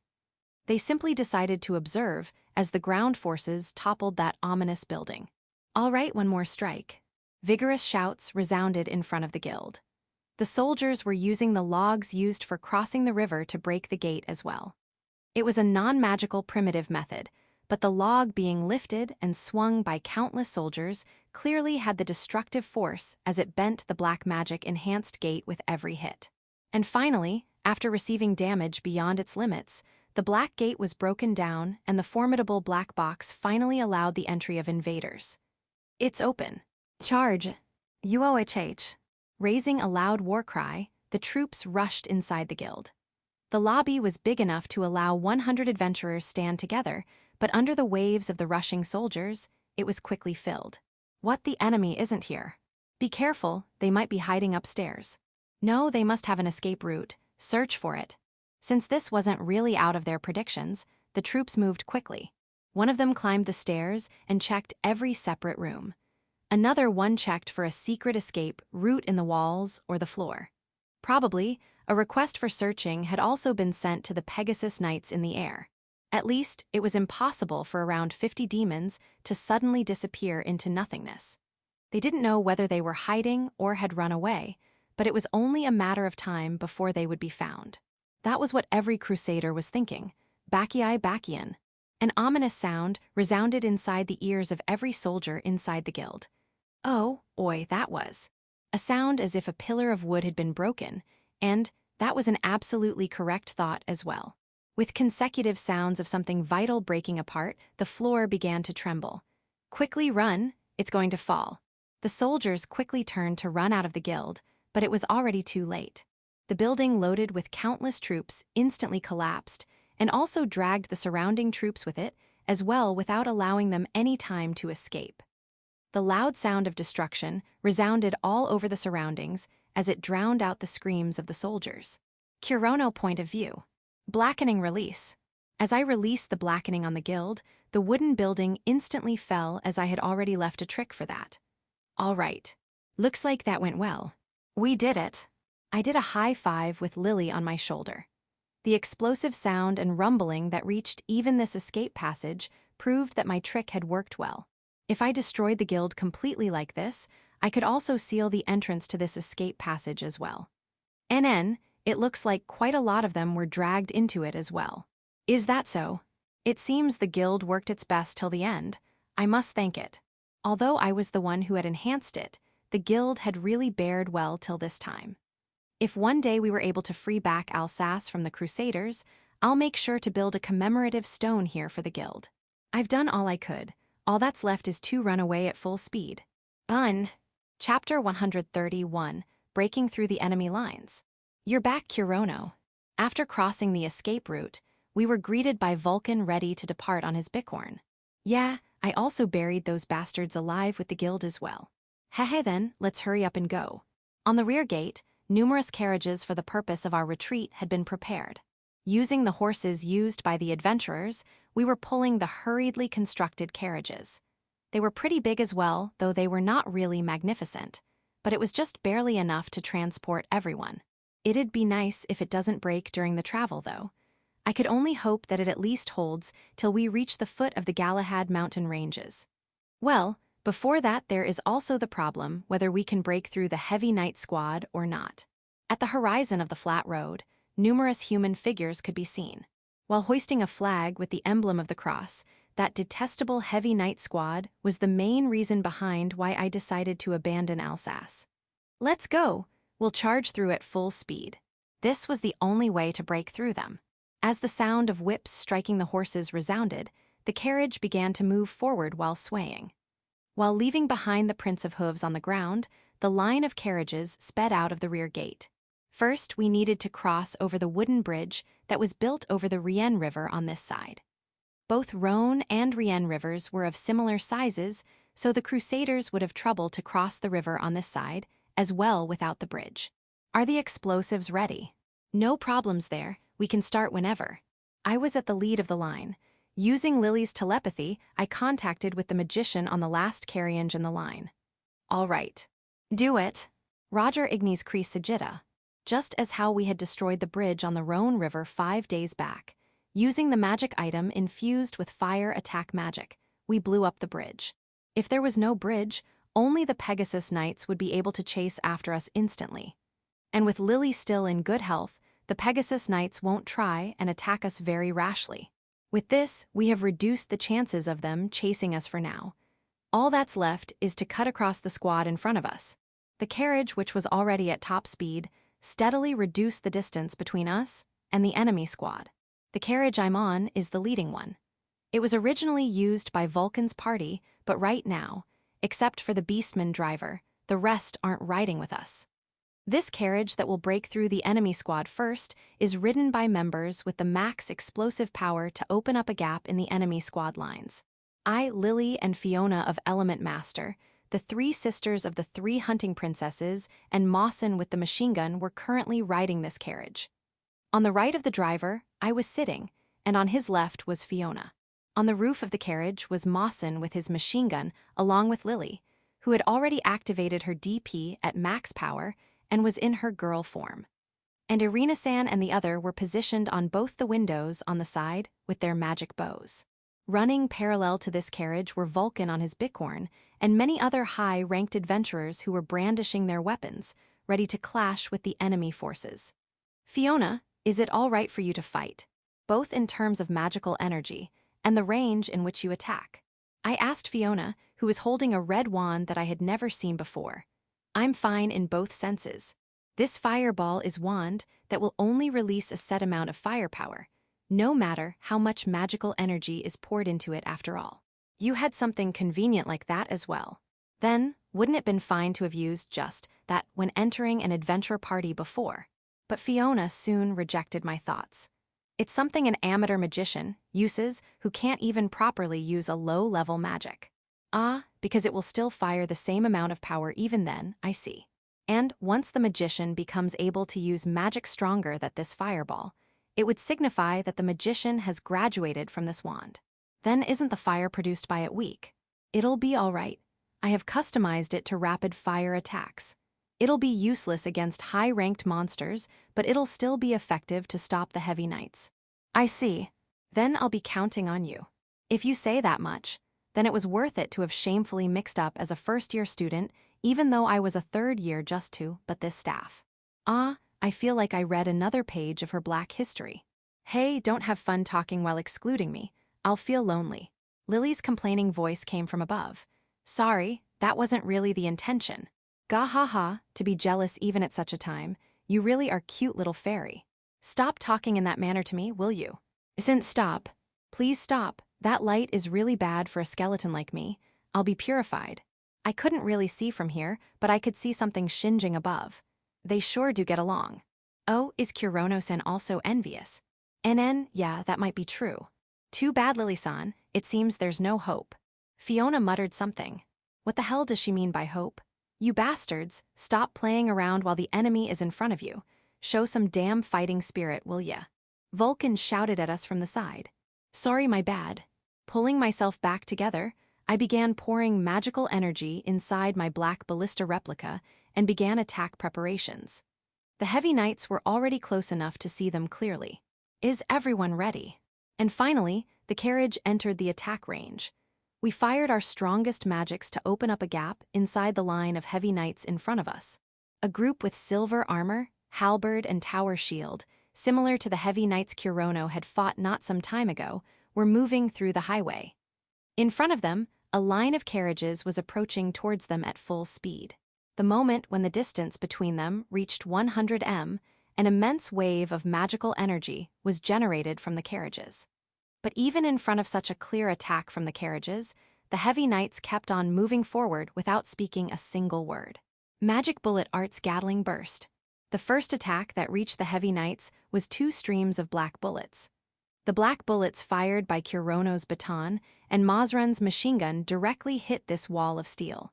With a violent metallic sound, a huge dust of cloud was raised from the bullets that dug into the ground. After the fast bullets, a bunch of fist-sized fireballs and lightnings attacked. The fireballs were Igni Sigita, fired by Fiona using custom fireball. Although not as fast as Kurono's bullets, those fireballs attacked at a speed that could overturn common sense, and exploded as soon as they came into contact with the steel armors and stopped their advance. With an electrifying shrill sound, the members of the 3 hunting princesses fired an intermediate-level wide-range attack magsai, line over blast with their bows. Passing through the metal armor, the lightning attacked with an even bigger effect and range. They had been struck pretty hard by the bullets, fireballs, and lightning, but the strongest attack had yet to come. Meteor strike. A light magic circle appeared over the heavy knights, and a mass of rainbow-colored light fell down from it. So that the carriage could pass through, Kurono had warned Lily to not create a crater, so Lily had held back quite a lot, but it still had enough firepower to blow away the heavy knights on the highway. A 7-colored explosion and shock waves covered the area, but Kurono and the others' carriages kept on moving without paying it any mind. Their formation had already been disrupted due to the meteor strike, but the heavy knights once again began to move with their halberds to seal the highway. But by that moment, the leading carriages had already thrust into the group of heavy knights. Vulcan, under the DP of Wolfegand, attacked the heavy knights with his large blade enveloped in wind. And Kurono, who had shifted from long-range magic bullets to his cursed hatchet in his hand, released his martial art towards the knights coming towards him with their halberds. Kuronagi, the jet black slash cleanly split the heavy knight's halberd and armor together. But at that moment, Kurono realized the abnormality in that heavy knight squad. Kuronagi, I released my martial art skill to block against the halberd aimed towards us. The blades clashed for a second, and the ominous edge of the grudge hatchet Hararetsu cut apart the steel handle of the halberd without any resistance at all, and further moved on to split the full plate armor as well. But it's weird. This feeling was definitely weird. I had felt something was strange when they didn't use any defensive martial arts, nor any defensive magics, even though we had started to attack them from a long range, but now I'm sure. These guys aren't heavy knights. Hooray!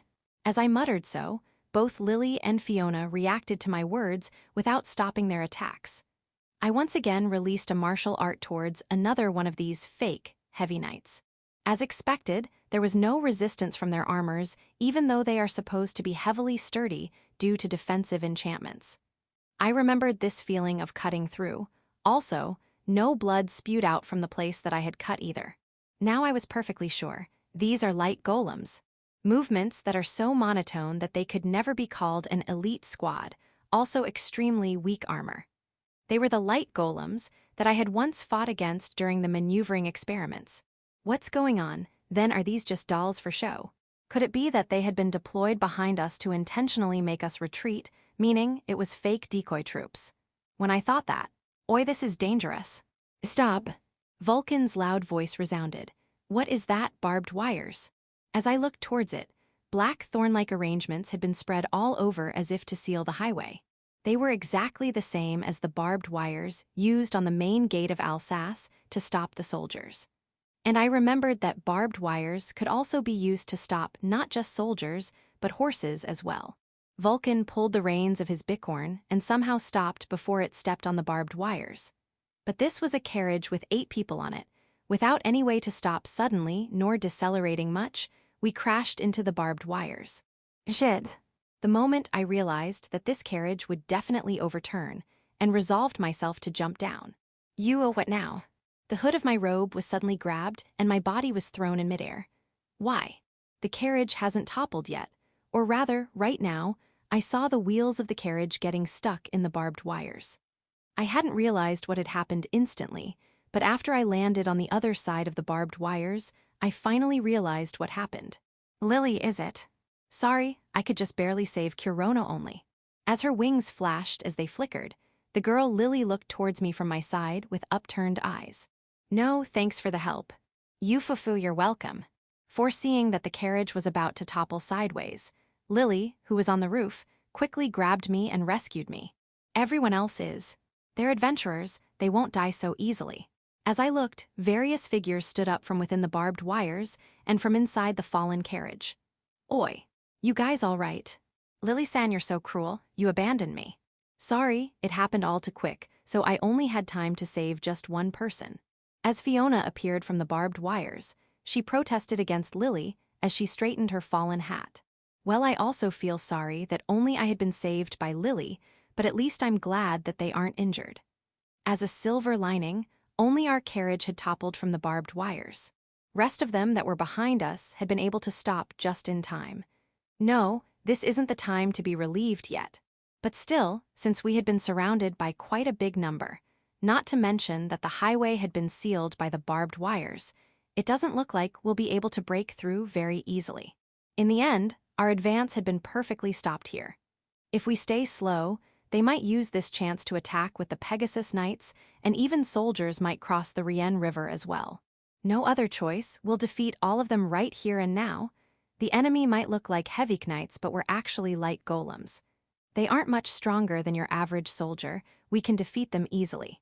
On the other side of the barbed wires, the adventurers climbed down from the carriages and quickly drew their weapons. As expected of adventurers, they were able to quickly deal with the changing situation without panicking. Ora Kurono, don't be lazy and come over here as well. Vulcan brandished his large sword as he shouted towards me. Oh, I'll be there soon. Nano, you have to stay here. Suddenly, a man's voice came from my side. Who is it?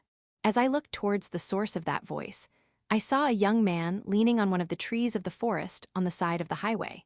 With ruffled long, light brown hair and loose clothes that exposed his bare body. On his trained, muscled chest, a necklace with an emblem of a cross was shining. His appearance felt like a delinquent Yankee, even in this world. But the long sword hanging on his waist and the short wand in his wand that was of a type I had never seen clearly proved that this man was a mercenary trained in fighting. I can't sense any killing intent, but there was still an unspeakable, unpleasant atmosphere. Oi oi, you're not supposed to ask, who is it? Now, right? Even though I had looked after you back then, how cruel of you. Oh, but maybe you don't remember me because I was wearing a mask back then. He-ha-ha-ha. He laughed in an irritating way, but I didn't really care about that. But what the fuck did he say just now? You can't be. Hehes, even though you had gone through all the trouble to run away to Pandora. Too bad, but I've come to take you back, number 49. Chapter 132, Experimental Squad, 100 Numbers. Surprise and anger stirred up inside my mind. Those painful days, memories of fighting against monsters every day due to those white-masked bastards, is still vividly burned inside my mind. But still, after meeting and living with Lily, I had finally gotten back my peace of mind. I had not considered that those masked bastards of that experimental facility were closer to me even when Ur's village was burned by the crusaders, and when I was fighting them for the villagers to escape safely. But, Sayoi, you seem to having a lot of fun living with those women. Also fighting so desperately along these shitty demons, is this country so important for you? Ha! One of those masked bastards has arrived here. Why, how, why now? Such questions didn't come from my mouth. I only asked this. You've come to take me back? What's that supposed to mean? How dare a damned foreigner speak like a human with me, is what I'd like to say, but fine. You're special, so I'll talk with you. With a listless expression, the man walked right in the middle of the highway. Kurono, should I kill him? Lily used her telepathy to talk with me. No, not yet. I have a mountain load of things I want to ask him. I know that we don't have time, but just play along for a while. If Kurono says so, then fine. But I'll say this in advance, I'm already out of time. As she spoke, Lily, enveloped in a dazzling light, Lily, Kurono, returned back to her child form. Buhahaha, what the heck, why did it turn into a brat? What a waste. The man laughed defenselessly. As if to hide from his unpleasant gaze, Lily hid behind my legs. Ooh. Lily clearly showed her displeased expression towards the man. She's like a cat who is trying to intimidate its opponent. Answer my question. It's a coincidence. Total coincidence. As if I would come all the way to Pandora just for someone like you. But now that I have come across you, I have no choice but to capture you right. Even though there had been 0 escapees, till now, because of you our reputation was tainted. A coincidence, eh? I don't know how serious he is, but I guess he really is here not to capture me, but for some other objective. Hee, don't make such a difficult face. It seems you really don't know anything about yourself or us. What is your objective? Why were we summoned to this world? But I have no obligation to explain all that to you. If you want to know, then ask the geezers in Elysian by yourself. I think they'll tell you how many toys like you they have made and everything as well clearly. The man smiled jokingly from the bottom of his heart. Shit, how much does he want to play around? Don't make such a scary face. If you let yourself get captured peacefully, I'll give you a special service and tell you everything I know. At that moment, something that had been hiding on the sides jumped out on the road. Except for the common helm, they were wearing random armors on their bodies. Probably they are those mercenaries that had attacked us the day before yesterday. Judging by their bodies, 2 are men, 2 are women, a total of 4 people. As they quickly assembled beside that man, their movements showed no wastage. It seems they are not mediocre as they look. For example, just how much these ones begged for their lives. As the man snapped his fingers, reacting to that sound, the 4 people removed their helms. You worthless scum, these guys are your new experimental bodies, eh? They had the pretty much same age. Those black hair and black eyes that had been revealed were no doubt the same as me, people of Japan. They are the experimental squad, the 100 numbers. Actually, not me but number 49, you were supposed to lead these brats, you know. 100 numbers you say. You mean you sacrificed 50 more people after me. I can't forgive this, but since I myself had only run away with all I had and had not even thought of going against that facility, I might not have the right to say anything to them either. Although, now that they have completely lost their ego, my words wouldn't reach them anyway. There was no light in the eyes of those 4 people. Their eyes had a dull, swamp-like black color, and it was irritating just to see it. They must have been brought under complete control with those white rings. I have experienced it, that's why I know that they will never have their consciousness back ever again. So, what do you say? If you surrender then, you'll be happily appointed as the commander of these 100 numbers, as per the original plan. Of course, with the thought controller angel ring attached though. While grinning, the man touched the ring on the head of the girl beside him. So it's called Angel Ring. Giving it such a ridiculous name, I only became more and more disgusted and annoyed. I refuse. I'll kill you as well as these experimental bodies right here. I took out my hatchet in my right hand and baton in my left. I don't have the time to talk with him anymore, and it doesn't seem like he's going to talk anyway.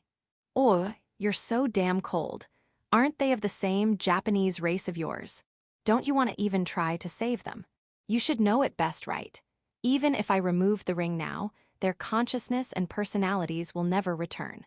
In the first place, I can barely protect myself. I don't have the power to protect them as well. In such a situation, I will not show any mercy to my enemies. Then, all I can do out of pity is to kill them so that they can't be used by this motherfucker. You really are a troublesome bastard. No choice then, seal unlock, blow away number 49's limbs and bring him to me. Roger. With those words, the equipment they were wearing suddenly dispersed in the air like black particles. The disappeared armor was replaced by a gray robe, and every one of them changed to look the same.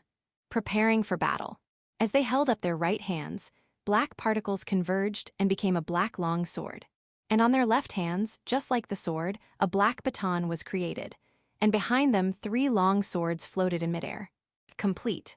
The same black magic as me, huh? Their armaments are so similar to me, as if they had been looking at me till now. If they can use the same abilities as me as well then, this will become a 1 versus 4 trial of strength. No, if I were to add that grinning bastard as well then there were 5 enemies. Kurono. Lily will fight as well. Lily. Yeah, I know. I ended up smiling towards Lily as she asserted by pulling my robe. That's right. I have a reassuring partner as well. It's different from how I was fighting alone in that facility. Now that they have come along with experimental bodies, I won't get a better opponent to unleash my hatred than this. Let's go. I'll make you regret coming in front of me. You were a... Vulcan's large sword slashed away the light golem along with its fake armor as if it was paper. Ha, there really is no resistance. He who had been fighting against the actual elites just a while ago could only feel disappointed towards these powers. Oi, don't go too far off Vulcan. They are still stronger than goblins, and they have quite a lot of numbers as well.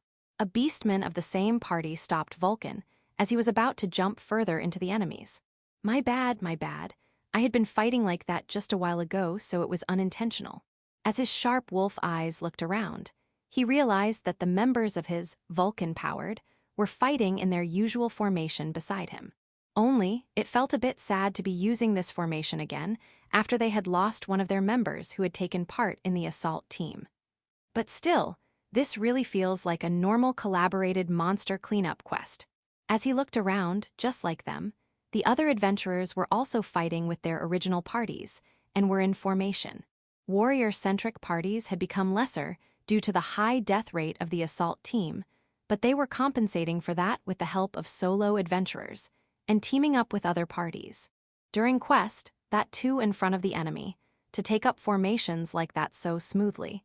The various parties needed an extreme amount of trust and faith in the other, even though there were chances of being tricked by the other party. But that trust and faith had been built up during this battle at Alsace. Thus, none of them felt anxious as they very naturally entrusted each other's back to others, and concentrated on the enemy in front of them, which allowed to deal with them much quickly. All right, let's quickly finish up these puppets. Instinctively, he guarded with his large sword against the killing intent and magical energy aimed towards him. This one is. As expected, the enemy's attack magic was easily blocked by the Evil Eater and absorbed completely by the large sword. But Vulcan clearly saw the black bullet fired towards him before it was absorbed by his sword. Isn't this Kurono's magic bullet arts? Did he actually misfire? No, that was impossible. That's because the one who had fired that was standing right in front of him. What the actual fuck? He can use magic sword arts as well. The enemy that had jumped in mid-air, using the shoulder of one of the light golems as a foothold, possessed similar armaments as Kurono, except for the gray robe he wore. In his right hand was a black long sword, and in his left was a gray baton. And behind him were floating two swords of the same black material. From the air, the Kurono replica moved towards Vulcan to slash at him, and foreseeing the time their blades would clash, he controlled the two floating swords and fired them towards Vulcan. Doing troublesome things. Vulcan swinged his large sword like a bat hitting a ball.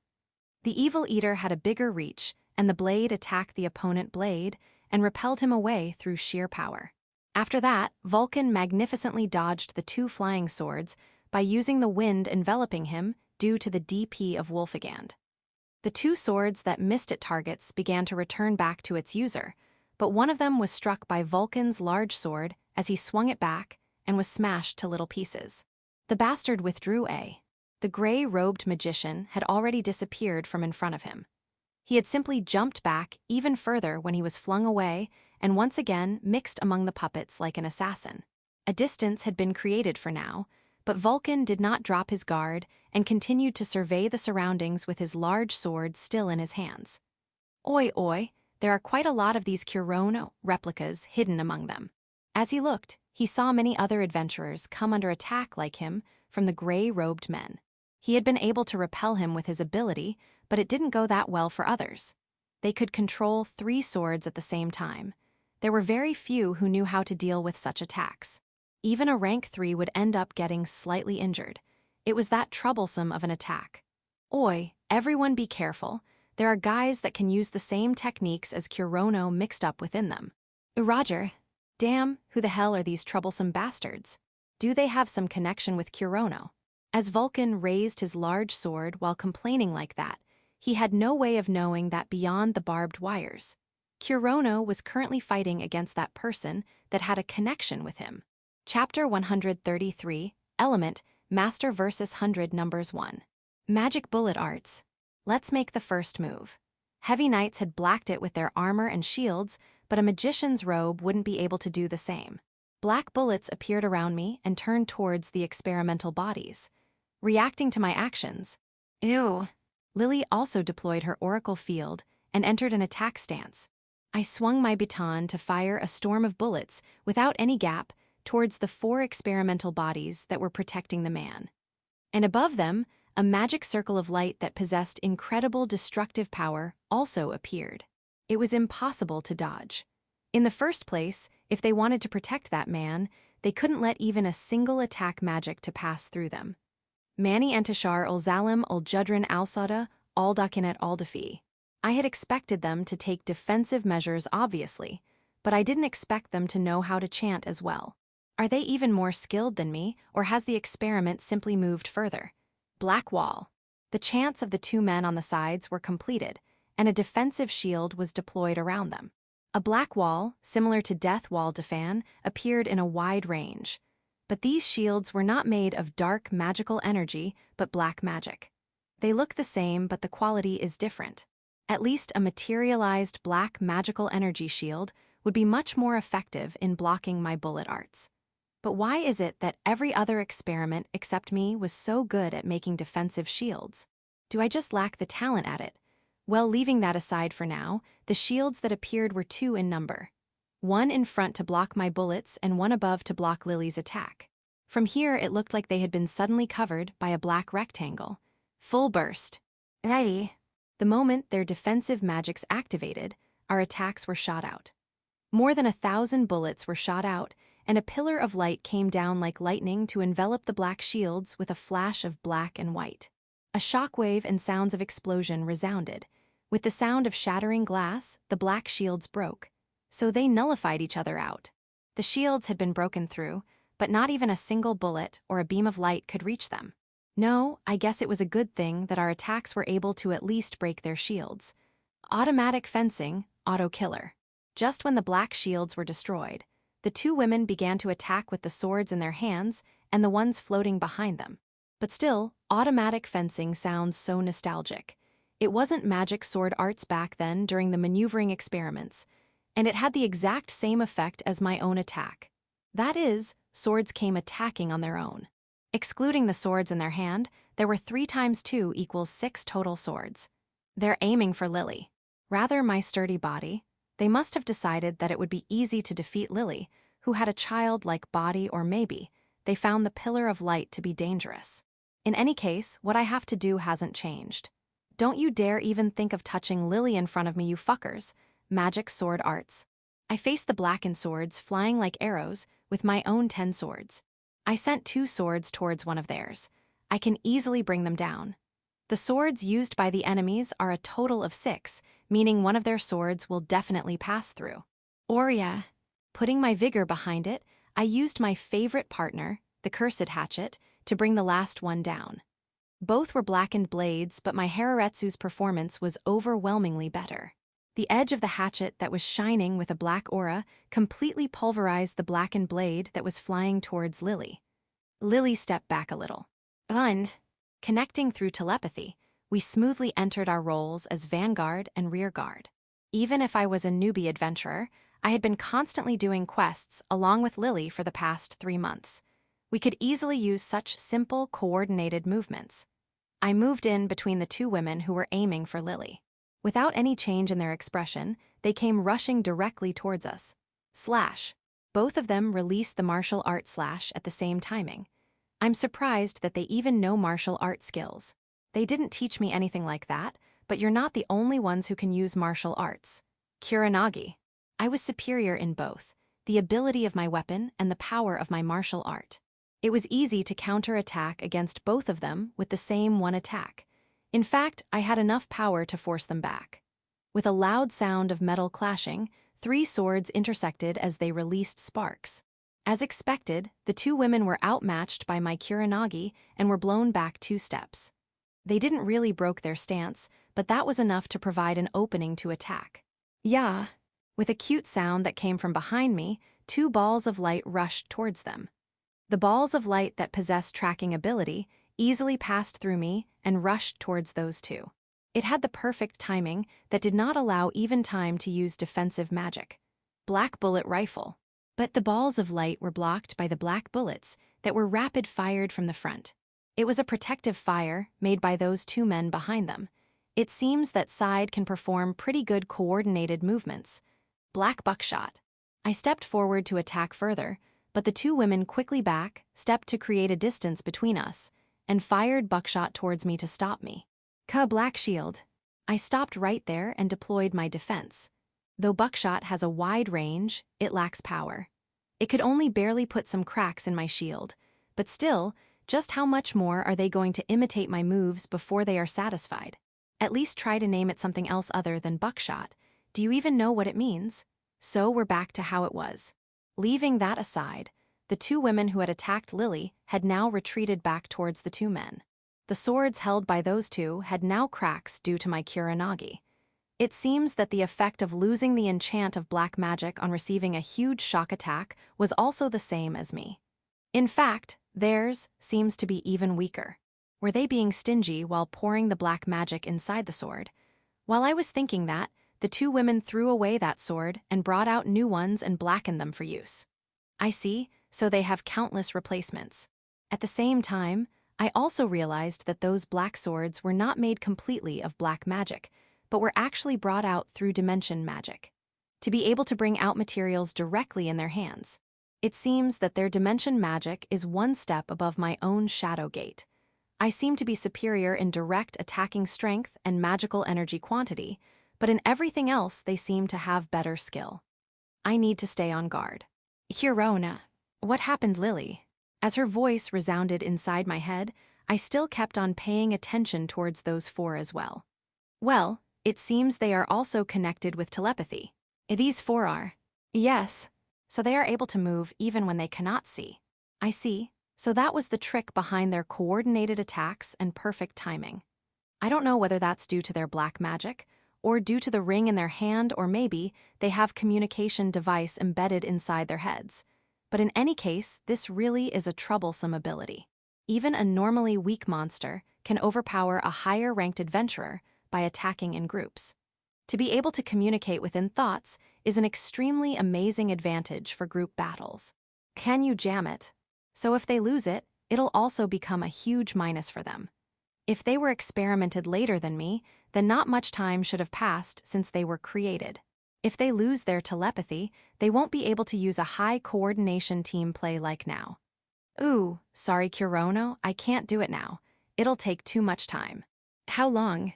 1 minute, but if they are using a mind jammer, Lily won't be able to do anything. I should be able to tank them alone for 1 min, but if Lily won't be able to attack at all, it'll become troublesome. If their telepathy gets jammed, I alone could take care of them, but if I go on full assault, who'll protect Lily? On the other side, they are in battle with the 100 light golems. I can't expect any reinforcement to come from that side by crossing the barbed wires. Then, the very best action we can take is to kill that masked bastard as quickly as possible. Ooh, as expected of that old geezer, you're made very well, number 49. Is 4 people too easy for you? Then how about you fight as well? You're acting as their leader in my place, right? How can you even think of me as just a boss of these things?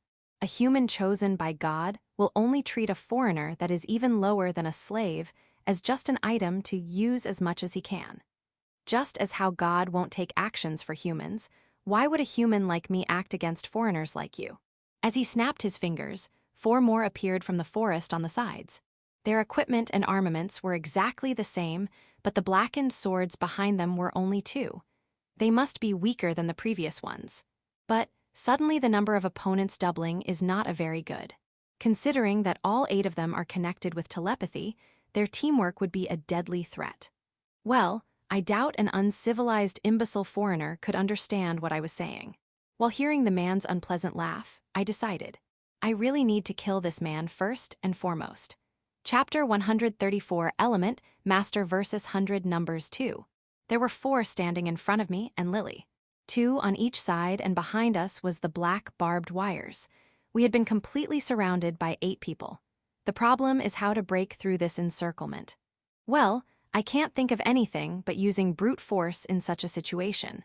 Zudododon. What the hell? Suddenly, flames exploded on the right side and swallowed up the 2 experimental bodies standing there. From inside the smoke, a black figure came out.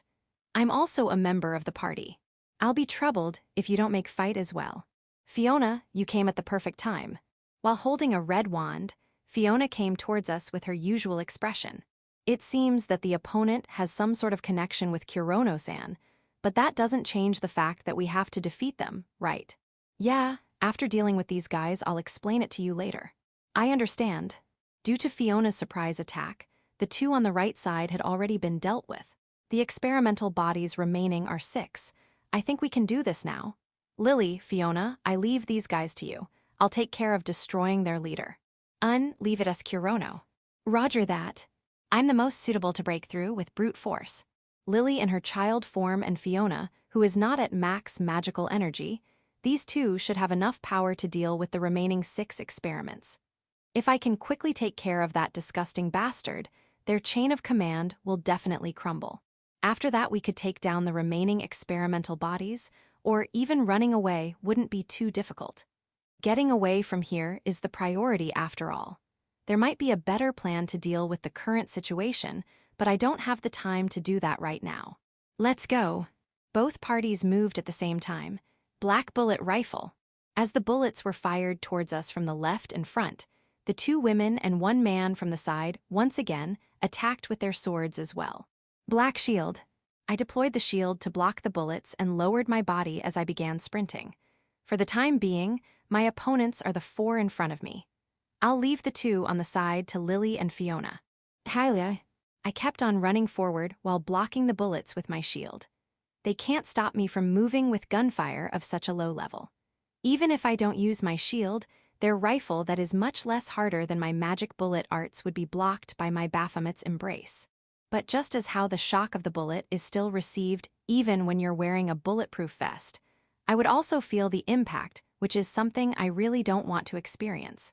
In front of me, the 2 women rushed towards me with 3 times 2 equals 6 swords, just like before.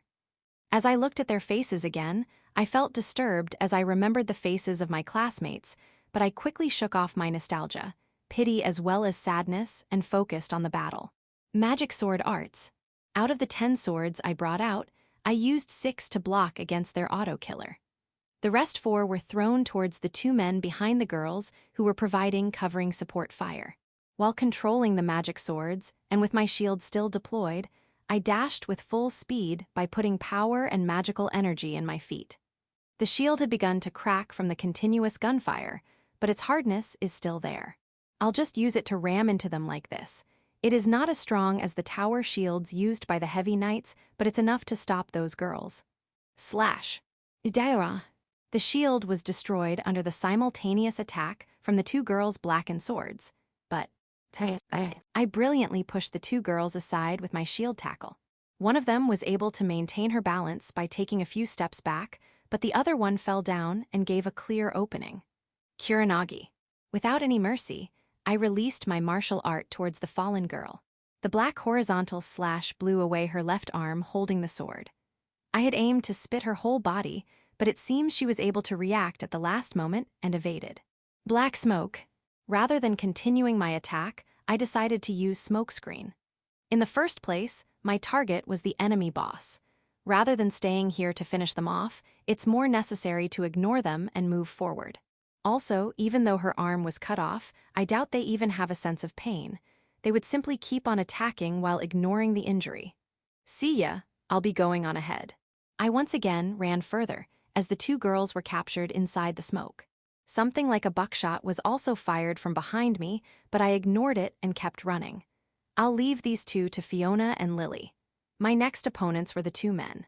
Mani Antishar ul Zalim ul Judrin Alsada, Aldakinet Aldafi. Seeing me rush towards them to attack, they should have understood my intentions even if they don't really have a will of their own. Stopping their rifle attacks, they began chanting. Beside them were 4 broken blackened swords. They must have destroyed those I had fired earlier. Damn, I had used most of my swords during the battle with the heavy knights, so these were the last 10 of my swords. Damn them for destroying my precious reserves like this. Well, thanks to that these guys had been unable to fire when I faced those 2 girls though. Return. I called back the 6 swords that had been blocking the enemy's auto-killer. As long as I can see them, I can perfectly control each and every sword, and even if they are out of my sights, I can still control them by speaking like this. Thus, the swords returned back and floated behind me.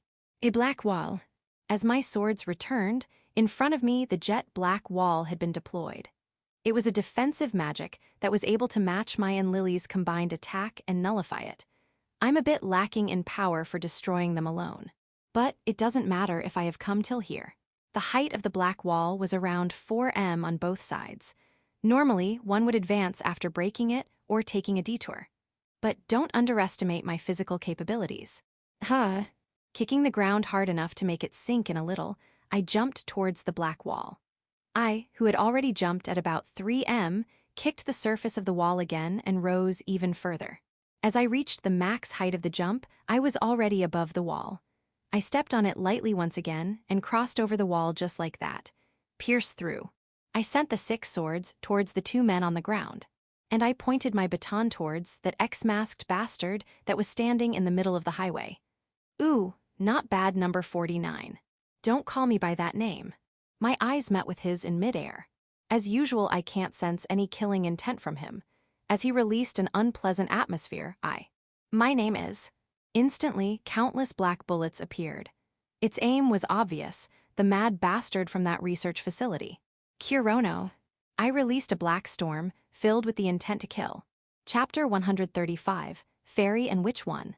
Fiona and Lily jumped inside the forest from the highway, as if escaping from the rain of black bullets. I really don't want to take that attack on with no shield or cover. Oh, Lily-san, you woke up now. A dazzling emerald green sphere and a black-clothed witch were running through the dense green forest. You can't cooperate with the child me. I'm forcibly trying to retain my consciousness, be grateful for that. Lily in her small form inside the oracle field stares at Fiona with stabbing eyes. Thank you for going through the trouble. While Fiona expresses her not very thank you gratitude, she swung her custom fireball. The wand reacted to the fire-type magic being poured into it. And just like the effect of the magic equation inserted in it, the fireball that is made is always of the same level of power. But the customized fireball makes the formation of numerous ignis sagitta at the same time, which should have only be fired one by one, possible. The fireballs fired consecutively intercept the two blackened swords coming towards Lily and Fiona like missiles. The blackened swords lose their black magic coating by the explosions from the fireballs and fall down as they can't be controlled anymore. The dolls are all coming here, right? 123, there are 9 in total. Just why might they be multiplying? Though the figure of gray-colored robe cannot be seen, but Fiona can count their exact amount of number by sensing the subtle amount of magical power. It's obvious that they increased in numbers because you came here. Aside from that, it looks like that flashy man wants to go one-on-one with Kurono. Separating his own subordinates personally is a really convenient choice for this Fiona and Lily side. Though it is convenient, is that person really that confident? It appears like the other side is also wanting to go one-on-one with Kurono. Apparently, most probably, he is the type of guy who has never failed even once in his life. Have you seen it? Even if you don't peek in his mind, you can still somehow understand that much. You're right. There was a person like that in my school too. Isn't it good around here? They just wanted to change the stage of fight to forest and had no intention of escaping. The two stopped their legs near a suitable place. Didn't they come faster than expected? This shows that they also took part in the same enhancement experiment like Kurono, right? 4 people jump out from the shade of the trees. The simultaneous attack of blackened swords and martial arts assault Fiona and Lily. Slash. The oracle field in the child form is inferior to the one in the young girl form. It will be dangerous to take the collision head-on. Force edge. The light color magical power compresses on the surface of the globe-shaped barrier, covering the body, and 2 glowing swords appear from the compressed light. It can be easily understood that the swords, which are releasing heat to approximately 1 meter, can burn and cut the person which touches them with more power than the beam. Lily moves her small arms and the swords follow her hand as if synchronized. The 2 force edge swords slide past the surface of the barrier. The slash released by the 2 experimental subjects intersect with the force edge end from their impact. Instead of sparks, white-colored bands were scattered. After a moment of clashing, as if they sensed the endurance limit of the blackened swords, the experimental subjects draw back their swords. Another experimental subject in the rear stops Lily's pursuit with rifle, and within that amount of time, the 2 experimental subjects which assaulted go back in hiding. As expected, the cooperation through telepathy is troublesome. I still don't really get it. Lily gives a fleeting glance to Fiona standing in rear, and there, a ridiculously large wall was standing. All the bullets and martial arts are being repelled with the help of Terra's shield. With this, it's possible to not see the coordinated attacks of the enemy. Seeing it, one would want to sigh, but, your defensive magic is really convenient. A somewhat crooked smile shows up on Lily's small child face, as if she has found the way to comfortably cut their way through the situation. Convenient for what?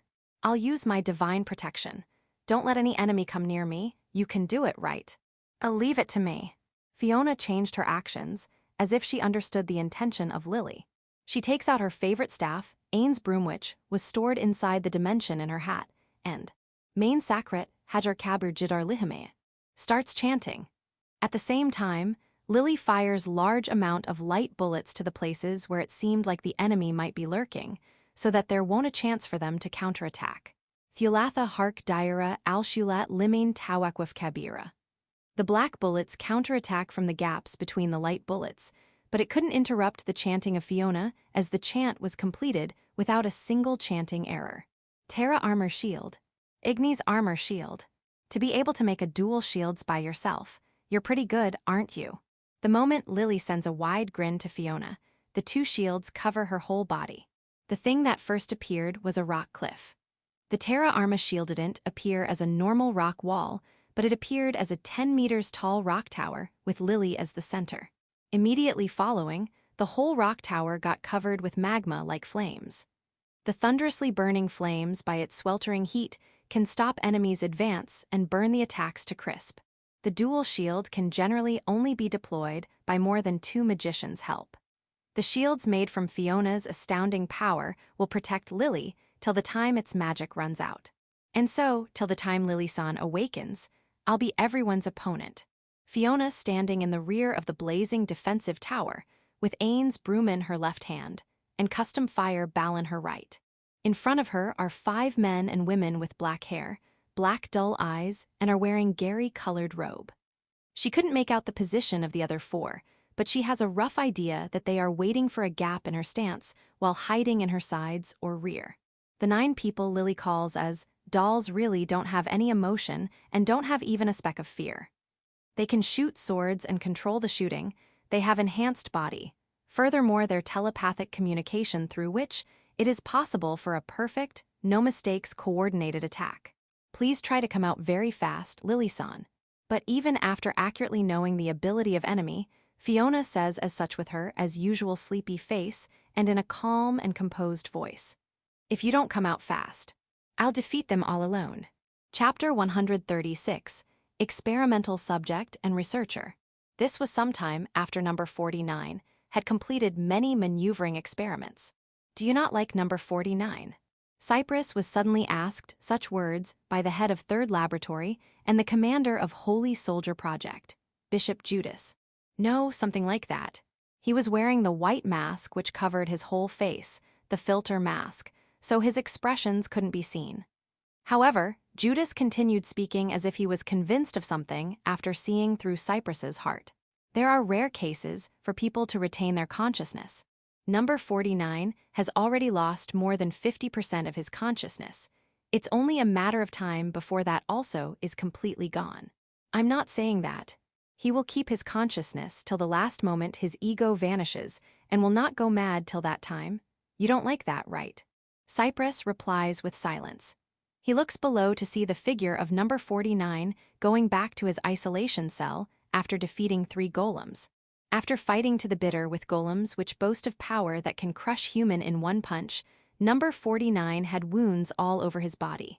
However, in those black eyes, there was still the light of powerful consciousness and life reciting. Yeah, you're damn right, I don't like those eyes. Cyprus was obviously having irritation towards number 49, who never went insane mad, and was not depressed even though knowing that an experimental subject has no hope of being saved. The things like heart will always break, even resolution, decision too, pride too, in front of pain of reality, all those things are bullshit. That's why those things are useless. It's not good that you have to keep your consciousness even after reaching here. You asshole foreigners need to cry, scream, go mad, lose all hope and depress before your consciousness is vanished by angel ring. I came to White Sacrament for seeing that thing. It ain't good if you don't get broken by the method I want. Number 49, by dragging his one leg, had already disappeared on the other side of the dark corridor. Number 49 is able to keep his consciousness because simple the offerings of him were good, that also helped to enhance his spirituality. He suppressed his true feelings, then replied to Judas while pretending calmness from the position of a single researcher. If you're convinced with that, then just think like that. And then Judas left as if he had lost interest. Cyprus saw off Judas while he bowed his head. Stop bullshitting, damn geezer. People who can retain their consciousness. To hell with that, it's just that number 49 has more endurance power in future, he will also break without exception. That's right, he can only bear it right now, but that doesn't mean he is special than other foreigners. However, number 49 was able to keep his consciousness, without going mad till the time of completion of Ego Seal with the use of Angel Ring. 3 steel bodies drilled with countless bullets fell on the ground while making sounds. He blocked with those like golems. The bullet arts fired from midair captured the man in its line of fire. But the thing that blocked the rain of bullets was neither defensive magic nor martial skill. But it was the light golem having the appearance of heavy knights.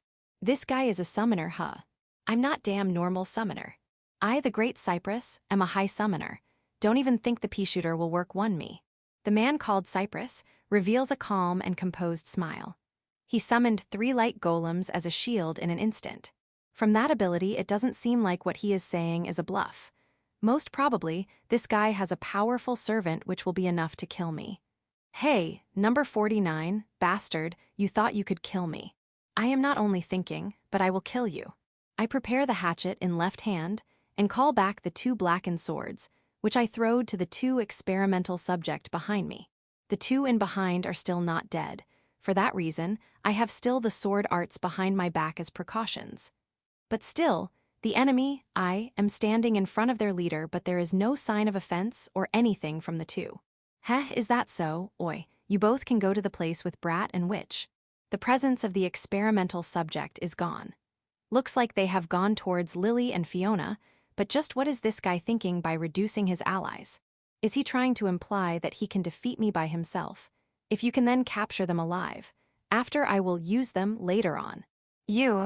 This is the first time I have ever felt anger to this extent, with just some words. Don't you speak like a scumbag towards my friends. Ah, what did you snap? Do you love your women that much, who?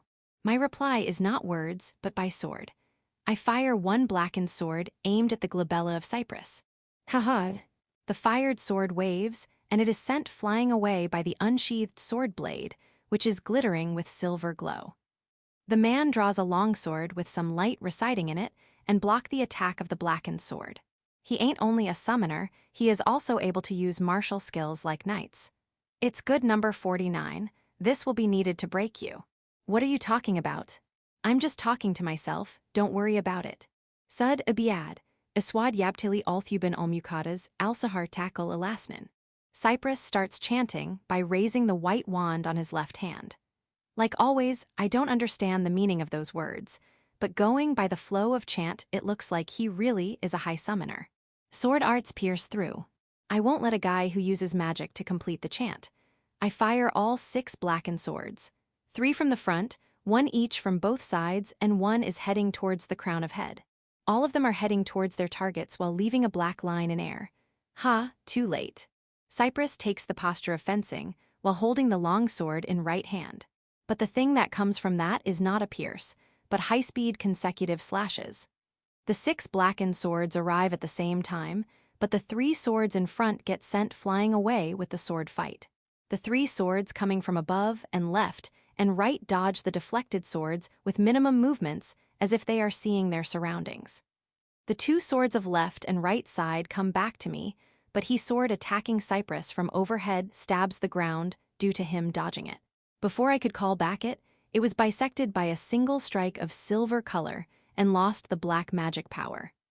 The sword technique of Cypress, who fended off the attacks of 6 swords, is far surpassing than that of a normal knight.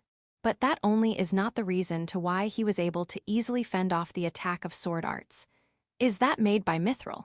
Fool, it should be obvious with a single glance. Mithril is a magical metal made with peculiar manufacturing methods, and contains the purest of white magical power inside it. The light inside the sword blade is not a joke. Its overall weight is like that of a feather, but its attack is more heavier and stronger than steel. Only because he is using a sword made by mithril that he is able to swing it fastly and easily fend off against blackened swords easily. The base of my blackened swords is a normal longsword, which is coated by my black magical power. On the contrary, the sword blade of the mithril sword contains high concentration of purest white magic. There is a lot of difference in the amount of magical power which resides in both weapons. Black magic simply increases the sharpness and hardness, But I don't know which sort of effect does the white magic has on swords. But no matter what, there is no doubt that it is enhancing something. The amount of magical power in a weapon is equally converted into attacking power. That's why magic weapons are valued highly. And in the magical weapons, those which give misfortune to the user are cursed weapons. But no matter how you look at it, the weapon of Cyprus is only filled with purest magical power and doesn't has the least bit of curse or anything. Having a wonderful equipment, you son of a. There is a possibility that the mithril sword will easily stop my curse, grudge hatchet horror writ suther compatibility is the worst of all. Oi, it will be a problem if you evaluate me with just equipment. I will have to show you the splendid part of my high summoner position, Crime Eater. Teehee effect of the chant from before is finally activated. From behind Cyprus, 4 white-colored magical circle about 1 meter big rise up. Looks like the words and pattern drawn on it has some meaning, but it's impossible for me to decipher it. And after some seconds, the servant called Crime Eater appears from inside the magic circles. Kisha, it is a big serpent with white-colored scales. It's more thicker than my arm, and its overall length is 3 meters. It's smaller when compared to anaconda, but when a snake of this size does come out in front, the pressure it gives out is no joke. It is looking at me with red eyes and is waving its tongue, which is split at front. Do I look that tasty? The animal called snake is able to instill fear in people. But this snake with white body, red eyes like an albino with close remembrance to Sariel, is giving me the thought that this guy is a troublesome thing to deal with.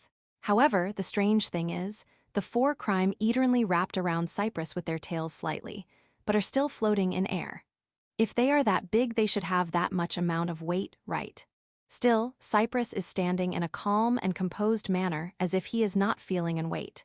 What happened? Don't be scared for any more and come. I am giving you the opportunity to fight the serious me.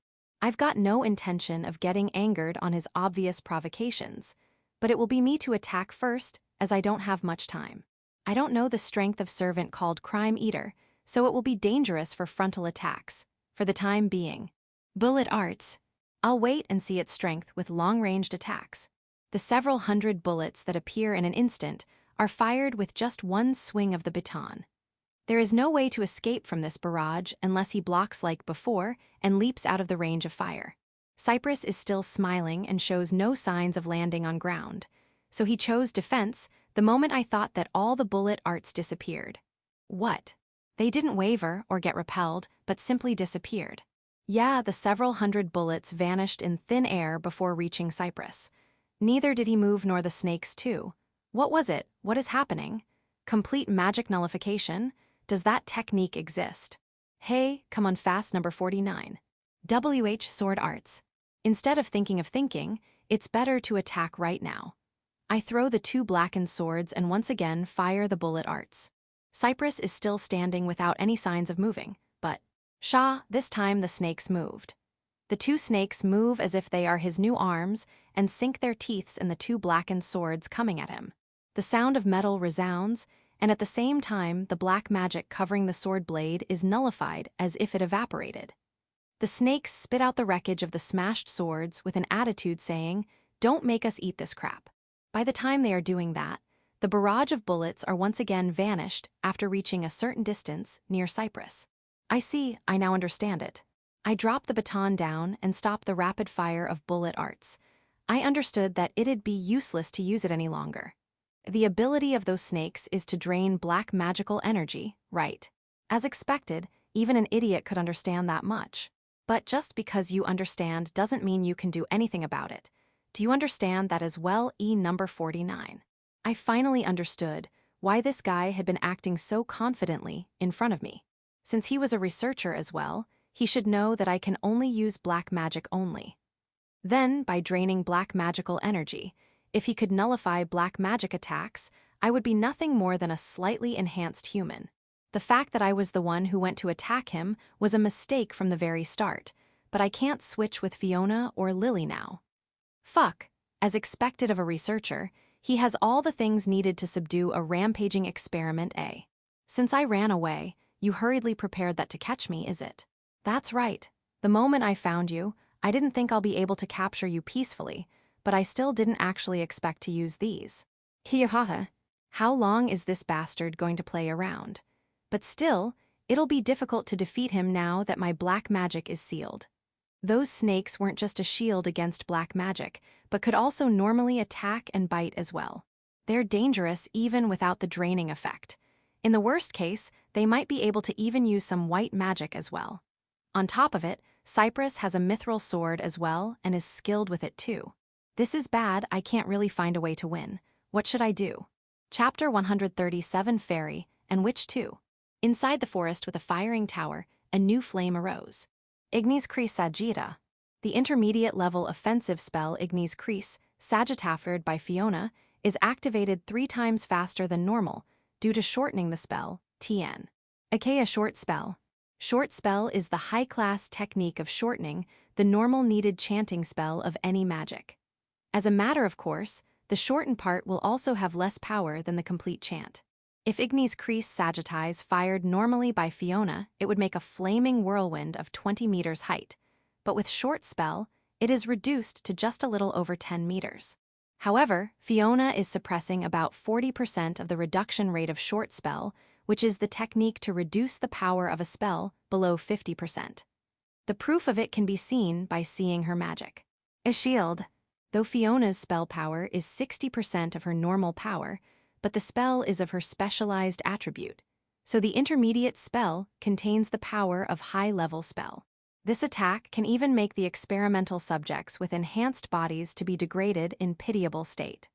Both of them evade the extreme sweltering heat to the maximum extent possible and block the rest with the help of a dual shield. Though dual shield won't activate unless their chanting is completed at the same time. But it's not much difficult for the experimental subjects to do it because of telepathy transmission. 2 black shields rise and start defending against the hellfire. At the same time, the 2 experimental subjects start their counterattack. Rifle. The experimental subjects have already inspected that Fiona's black robe is able to completely block the attacks of low-powered buckshot-hand, so they only fire at her using rifle. The black bullets fly through the trees. Suddenly, several Ignis Sagittae in the shape of a fire globe come flying in from the opposite side of Fiona, as if intersecting with the bullets. Fiona was standing right behind the attack, so the experimental subjects had predicted that she has good evasion or defense left. But in reality, the attack not only defended her but also counterattacked. Though it is unexpected action, but the 2 quickly jump to the left and right and dodge the fireballs. Fiona is looking at their movements, but suddenly turns her sight to the place from where 3 presences are approaching at high speed. Terra Blast. Fiona strikes the Terra shield in front of her with a clunk, which she made for protection against 2 experimental subjects who attacked her with rifle. The lower-level ranged attack Terra blastises the rocks in surrounding as bullets and shoots the lump of rocks in the surroundings. The rock bullets get thrown towards the place with the presence of 3 experimental subjects, but due to Fiona's imperfect magic control, the rocks are also thrown in places with no relevance to those 3. The dual shield made for Lily is also included in its targets. Some rock bullets strike severely against the Tower of Flame. Can't you fight by making less noise? Lily's complaints run into Fiona's head. I think that I'm fighting by making so less noise that even I'm surprised. It's not a joke. Fiona herself is believing that she herself is fighting really good, that she can praise herself later. That is purely because of her wanting to show her good side in front of her companions. As for, if the result is really good or not then, stop joking around. It's so noisy that one would undoubtedly make mistake and life drain if it wasn't for me. Just as Lily says, the fight that is happening is really noisy. In truth, Lily, after sensing the fighting going outside of S.H.I.E.L.D., consented as to why Fiona was taken out from parties till now. Fiona's fighting style is like that of a rogue dragon just firing extremely powerful magic in all directions. Unless someone excels in magic or has tough body like Kurono, no can form a party with her. But that was the only thing that allowed Lily to let Fiona enter there, the part of her and Kurono. Lily-san, are you drawing the magic circle for life drain her, right now? I think you have some scrolls left. I have 1 left. I always save 1 or 2 for emergencies. Isn't that emergency right now? From above the tree, from the tree shadows, from the rear and from all and every blind spots, blackened swords come flying at Fiona. Impossible, something of this level. Isn't this a wonderful event with crisis coming in? Air Walker. Just at the time Lily's carefree comment resounds, Fiona starts to evade the line of fire of swords. Air Walker that she is using is not magic, but is a martial skill. One mouth is not enough for Fiona's talent. She can use short spell with high proficiency, uses two-staff style of Aints Brewmand custom fire ballalong with activating boost using only magic. Hence, it's only natural Fiona chose for an martial skill, which can only be activated by her talents. Although, martial skills including evasion or things like movements are used mostly by classes of swordsmen or warriors. A magician class person can't just easily get it, but Fiona was using that martial skill as if natural. Martial skills use different principles than magic in controlling the magical power in body. Air Walker increases the speed of the person. Fiona enhanced the leg strength and is running so fast that one will definitely mistake it for teleportation. You can even use martial skills. Looks like witches learn other things than magic too. If I couldn't do something easy as this, I wouldn't have graduated. She is slipping past the blackened swords easily and quickly in his forest with bad footing. Along with that, she is checking the experimental subjects to launch an attack with custom fireball. School seems like a hassle. So then, how will one get the so-called graduation? You're right. Well, the thing which was difficult for me was Tabatal li idalak, ulnar ila nidak wasi alahab mushtialan. She senses a concentration of a powerful magic from the front, and predicts that it must be rifle with increased power with the help of chant. Killing a two-headed salamander ignis over blast. Rather than defensive magic, she chooses the attack magic with large fire area for burning the attack of enemy to a crisp. The ignis over blast burns and blocks the surroundings of Fiona with blazing fire. Looking at its firepower, one wouldn't say it used a short spell. I see, Salamander. Seems like everyone had the same experience. You're right. The subjugation of Salamander is a famous project performed as class project. And you completed it alone. It was supposed to be mandatory for everybody in the class to participate, but for some reason, they shunned me out. While seeing the flame released by her magic, she recalls a bitter memory of her running from the breath attack from a two-head fire drake. I miraculously completed it, though. I don't want to do it again in my life. Only I haven't fought with a salamander. I want to go and subjugate it at least once. The flames calm down, and in Fiona's sight once again the green forest. No, the carbonized trees are seen. Looks like enemies, rifluascent able to cross ignis over blast stand come near Fiona. Do you mean going together? Yeah, together. Without having any presences coming near, Fiona guesses whether they are devoting themselves to healing because they got hurt. Though it's a great chance when the opponent is healing themselves, but Fiona didn't pursue them. That is because her work was stalling. She has no reason to defeat them.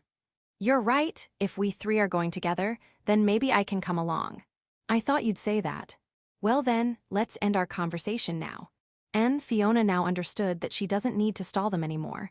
That's right, the outcome is already decided. Life drain. That is because the preparations for Lily's DP are already set. NH. The strong suction of life energy rises up just like a tempest. Due to that, the place with the extreme near Lily is the dual shields which start to collapse. The heat of the magic flames is snatched and it vanishes. The rock lose their harness and the magical power inserted in it completely, and the tower collapses after the rocks become brittle. The only thing left are the fragments of the rock which constructed the tower. Standing on top of the rumble is a fairy clad in mysterious emerald-colored light. She is stealing the magical power in surrounding as if it is all hers. The life energy of everything is being snacked away without any mercy, hesitation, restraint, or anything. It is just greedily expanding its area of effect. The effect does seem fit for a forbidden art. Fiona murmurs in admiration, while seeing the scene of every living thing dying and withering, with Lily as the center. As Fiona is a witch, so her accomplishments in magic must be big. That's why she has no trouble in preserving her magical power from being sucked out. Even the things with magical resistance will be able to resist their energy from being snatched. That might be the same for experimental subjects, which can use black magic. Even if they have a bit of their magical power snatched, but it won't be able to deal damage to them, which is convenient to Fiona and Lily. However, the common flora and fauna won't have their way of life like them. They will, without exception, have their every energy sucked out and will only die. Well then, the preparation's all done. Lily, after sucking the energy of everything, within 50 meters of radius. I can at last kill these dolls, who are bothering Kurono. Revealed a pretty smile on her lovely small face. Pure of heart and beautiful, Her Majesty the Queen Iris. Fiona silently puts her 2 wands back in her hat, while thinking that her role is now over. Chapter 138, Black Mage vs. Summoner 1. The sword, glowing of silver color, assaults Kurono as if cutting through darkness. The feeling of scorching heat starts to spread in the shape of character of one horizontal slash like Chinese letter, though the wound is shallow, but the blade has definitely cut him. If that attack was a martial skill, he would have died. The mithril blade easily cuts through the black magic robe, Achaea Baphomet's embrace, which increases the defensive power of the wearer. Even if it was a swing of sword, if he took it head-on, it would have had become a fatal wound.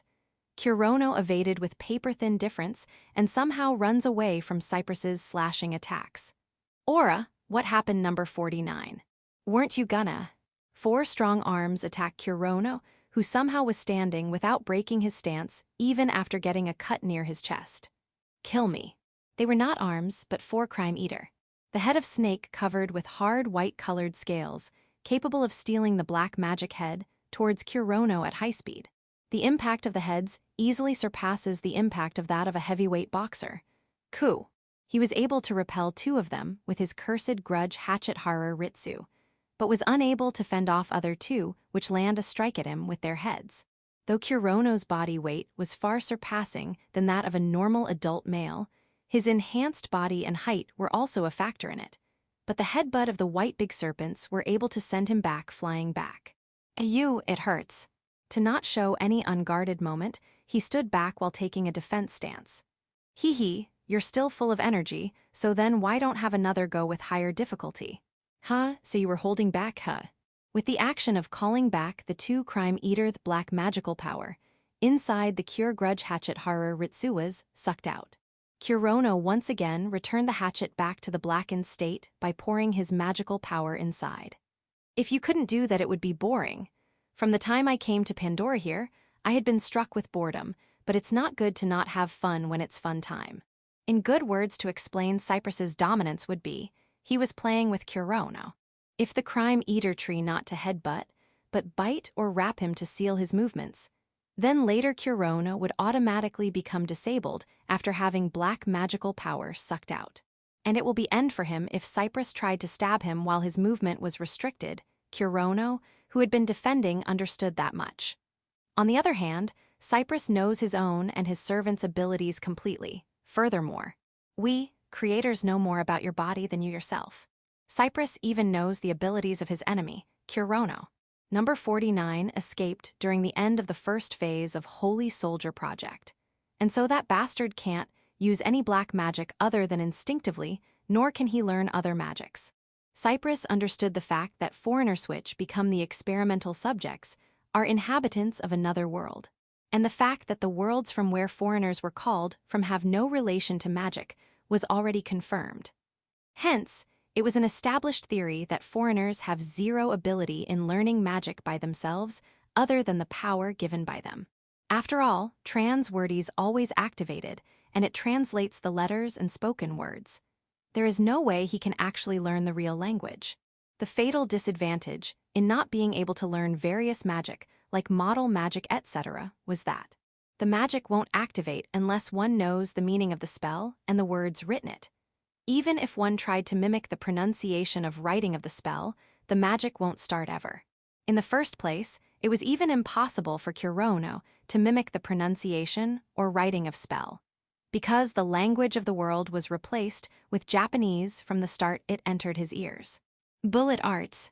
The cornered Kurono fired bullet arts which Cypress had seen even in experiment and actual practice. I'm saying this is useless, you dimwit. The bullet arts though had the efficiency same to that of a real bullet, but to Cypress, who controlled the crime eater, it wasn't even a threat of a child throwing pebble at him. Cypress attacks straightly without having any need for defense or evasion. And as if natural, the bullets vanish in thin air before reaching the enemy, as if putting a drop of water on a hot stone.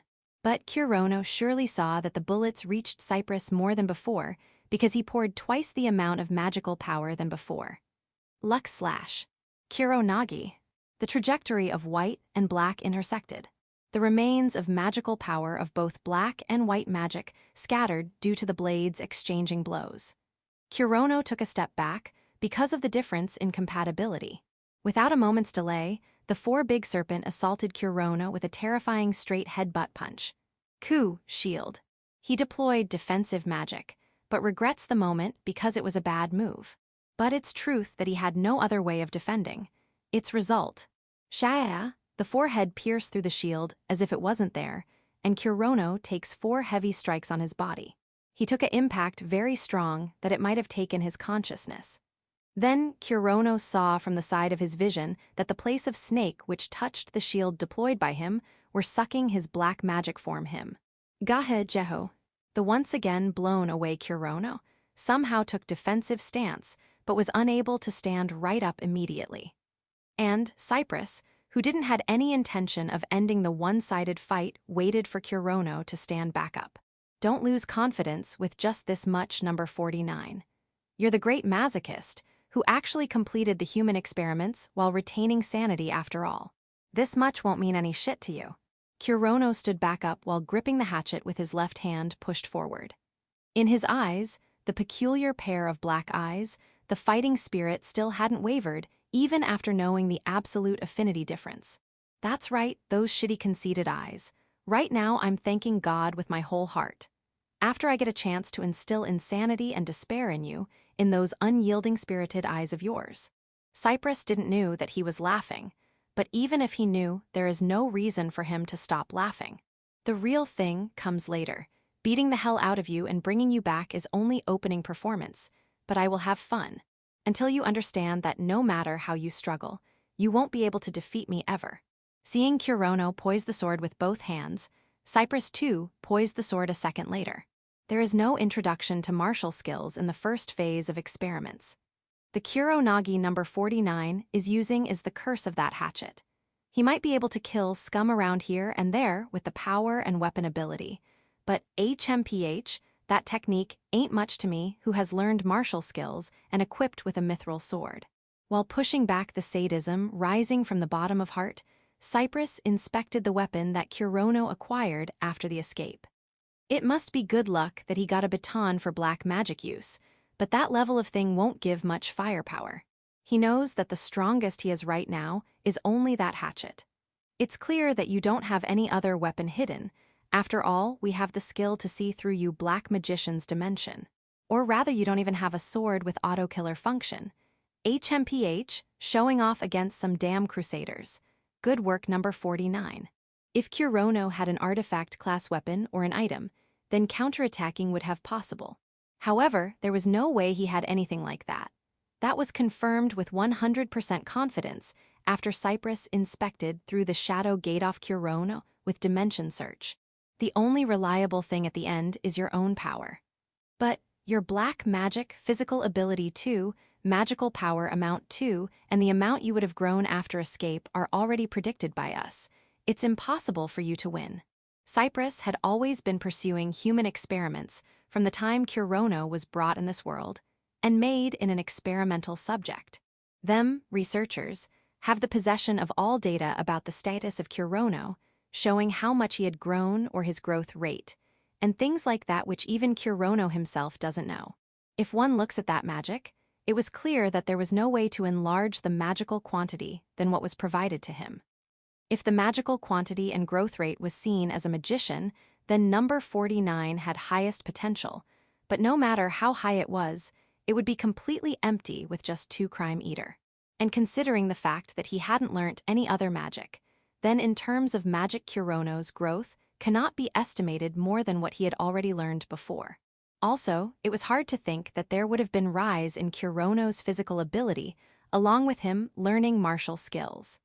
The strong factors in the current situation would be Lily and Fiona, against whom the experimental subjects were having hard time.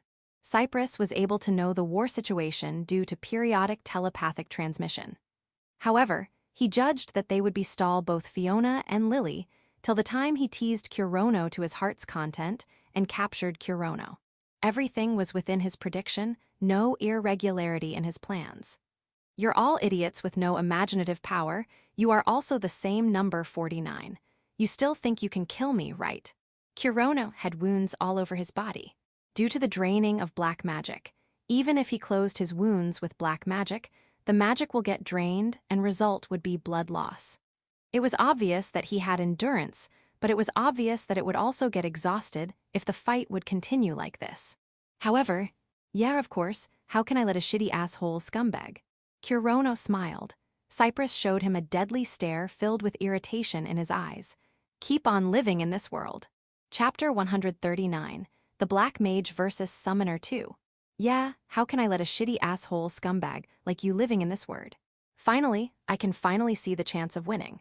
Cyprus takes stance while thinking my words are just a bluff and is still smiling faintly with disgust.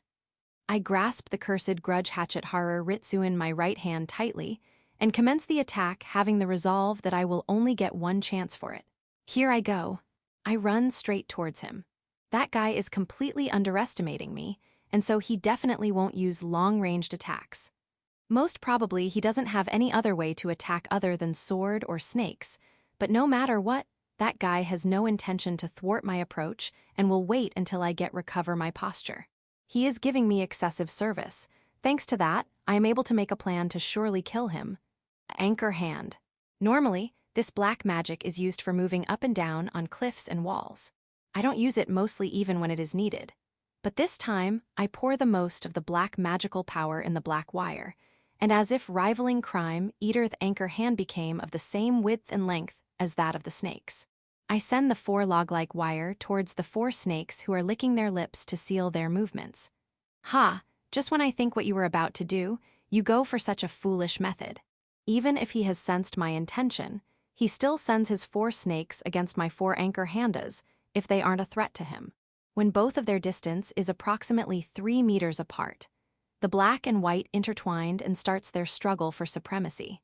The tip of the wire originally have a fishing hook sort of end, but for grabbing the head of snakes, I have made 3 fingers on each of their ends. On the other hand, Crime Eater bites at the 4 wires made from black magic to eat them. It is directly connected to your body. At this rate, your magical power inside the body will also be sucked. Don't underestimate. Just as Cyprus said, I can feel my magical power being drained through Anchor Hand. If I cancel Anchor Hand right now, then I can maybe be safe from the drain caused by Crime Eater. But then there will be no meaning then. I bear the pain of my magic power being drained out every second while clenching my teeth and try to maintain the shape of wires trying to capture the snakes. My magical power. I take one more step forward. Oi, don't do boring things like falling down due to magical power exhaustion. I reach the distance where both of our swords can reach each other, and I swing my hatchet towards Cyprus, who has a complaining face as if saying Joy Destroyer. Kuro Najuye. Luck slash. Gakian, the moment the 2 blades come in contact, cursed grudge hatchet Haru Ritsu in my right hand easily slips past and flies towards the horizon. My hatchet getting flicked is not a point which Cyprus would think as strange. But no matter how much he sees the victory, he wouldn't have felt the power in my strike that should have been there. It is only natural. After all, I never activated the martial skill Kuro Nagi, just swinged the hatched nothing more. I got you. I clench fist with my right hand, and my left hand, which was originally empty, a blackening, shakes off the sword with power beyond my control, and I grasp the mithril blade tightly. The sharp edge of blade cuts my palm and blood starts to flow. But as if the blood dropped on the blade is covering the blade soon enough starts to corrode due to my black magic. Coo bastard. Cyprus shouts out in an impatient voice, but it's already too late. Your boastful mithril sword is now mine. Go flying away. In an instant, black magic covers the white blade and blackening is complete. I start the throwing action which I used instinctively. Yuo. Understanding my actions, Cyprus tries to grasp the hilt of sword tightly, but it slips through without any resistance and he flies towards the horizon. At very close range, the sword is unneeded, It will be good if I just take the sword. I don't have the confidence to pull off sword arts in this situation, so for the time being I put my whole power in throwing him away. In the meantime, in my clenched right hand fist concentrates another sword of black magic. Controlling 4 extra-large anchor Hondan blackening along with 1 more magic is really difficult. But if it's this most simple black magic that I learned at first, then there is no difficulty in activating it. Bunkerer. The black magical power turns into a spiral of destruction and starts swirling around my fist, which I punch towards the face of Cypress. Qo. Neither having a way of evading or defending, my fist cleanly hits in the middle of his face. But I didn't feel the resistance I should have felt when piercing through someone's head and pulverizing his brains. It's hard, as if I had just struck a shield. Ooh. Even so, after taking a clean heat, his nose has crushed and he staggers while his nose is bleeding. I pay attention to the cross hanging on the chest of the ugly cypress as it starts releasing magic light. I see, so it's a magic item with defensive magic. Shall I destroy it or cancel it? No, I only have my body now, so. Braked. I have no other choice than to beat this bastard till he is disabled to move. Goo-ha. I fiercely attack Cypress, who is reflexively trying to gain distance. I can't let him run here, so I throw Cypress down on the road with full force, and quickly secure the mount position as if sitting on a horse. At this point of time, Crime Eater has eaten near half of Anchor Hand. There is not much time left to hold off the snakes. If the situation changes here, then this time I definitely won't have a chance to reverse it. Aura. I earnestly punch with my fist against the shield deployed by the cross. Gaha, how can, still move-oo. I keep beating his face with my fist, which is filled with power due to magic, and can even break steel right now. Pierce through this shield, even after exhausting the magic. Why are you so surprised? Surely, Crime Eater has the ability to eat the black magical power, but it can only drain a fixed amount of it in a short time. It has the ability to completely eat the black magic when it touches it. Then it wouldn't have shown any signs of being extinguished from the point it touched at the time of smashing the 2 blackened swords, or at the time or piercing the shield. A normal bullet arts would vanish upon reaching a certain distance, but the bullet arts with double magic power would proceed 30 cm more than normal. I don't know what the maximum amount of magical power Crime Eater can eat, but if it is fixed for a period, then I only have to beat the summoner before my magical power is exhausted. And to my luck, this guy didn't pay heed to my approach. It would have been better if you just spectated by acting as a summoner and letting your servant do all work, but it's already too late to regret, you shitty scumbag asshole. Aurea. The sound of the invisible shield cracking reached my ears. I can do it, there's still time left. Come on. I punch, and keep on punching. Though my fists are enhanced by magic, they are still getting injuries due to the recoil of punching the shield. So what, I can break his shield in a little more time, this pain is nothing. Impossible this. Come on. I punch with my bloodied fist, gashia, sound of shield breaking. And finally, the shield breaks apart. The moment it is destroyed, the cross too is smashed in pieces and lose its defensive power. Hey-why? Zaya. I raise my right fist, the last attack. However, at that moment, a sharp pain runs through my right hand. Gwa damn it. I can't swing my fist, after all the fangs of White Big Serpent are biting my right hand. Crap, so finally my magical power exhausted and Anchor Handies forcibly cancelled. Damn it. The snakes rush at me after losing their prevention object. My last weapon, left fist, is also restricted to move by 1 Big Serpent. Ha. It's too bad, number 49. 2 snakes stop the movements of my arms, and the rest too are biting near my abdomen. The feeling of my last amount of black magic getting sucked out is more painful than the pain of fangs inside my stomach. It's as if my life force is getting sucked out, I can't put any power in my body, and consciousness also starts to flicker. Goo, Bastard frightening me, you have more magical amount than predicted, really. You are an irritating and annoying bastard. Cypress punches at my cheeks to repay the gift from before, but because he is still pinned down, his fist lacked force, so I couldn't feel much pain. I can understand that he had punched me, but its pain is being suppressed by the pain of both arms and both sides of abdomen. Damn it, playing with me. I don't give a damn shit about mission. I am going to rape your women here and then later I will kill you. Stop. My no power left body floats a bit and Cypress struggles to stand from his current position. If he gets up away right here, then my attacks won't reach him. But thinking that is useless. After all, this is my last attack. I thought this was my end, but thanks to his foul-mouthed provocation, I am able to imagine the pain of losing Fiona and Lily. Thanks to that, I can muster my last willpower to kill you, thank you. You were truly a shitty asshole scumbag till the last moment. Stop speaking gag. And I bite at Cypress's windpipe area. Why? I can kill you like the method your prideful snakes use. Though it might be childish and primitive, but I have enhanced strong teeths, so I can put sufficient power to tear his windpipe. Oh, stop it, Thanks to you guys enhancing every nook and corner of my body, even my jaws have the power of an average animal. There is not any hard scales, so I can tear and devour the windpipe of a human with soft skin easily. While reaching the middle section of throat and neck, I keep on biting and devouring the blood vessels and meat inside there. Inside my mouth is iron-like taste, the taste of human. The blood gushing out covers my sight. Cypress desperately tries to stop the spurt of blood with his both hands that seems like he is trying to wring himself to death. In his wide-opened eyes, I am not even reflected. His face is that of a human tightly clinging on his last remnants of life while being scared of the approaching footsteps of death. Crap, my consciousness is. Looks like I can't see his last ugliest moments. All the power has already left my body. I can no longer feel the pain from my both arms and sides of abdomen. Slowly, I fall while facing upwards. I feel a soft and warm feeling of something on my back.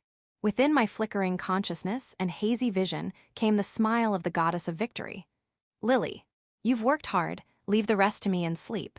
I try to say something to Lily, who is in her young girl form, but my lips only trembled a bit. Good night, Kurono. Chapter 140, tell me.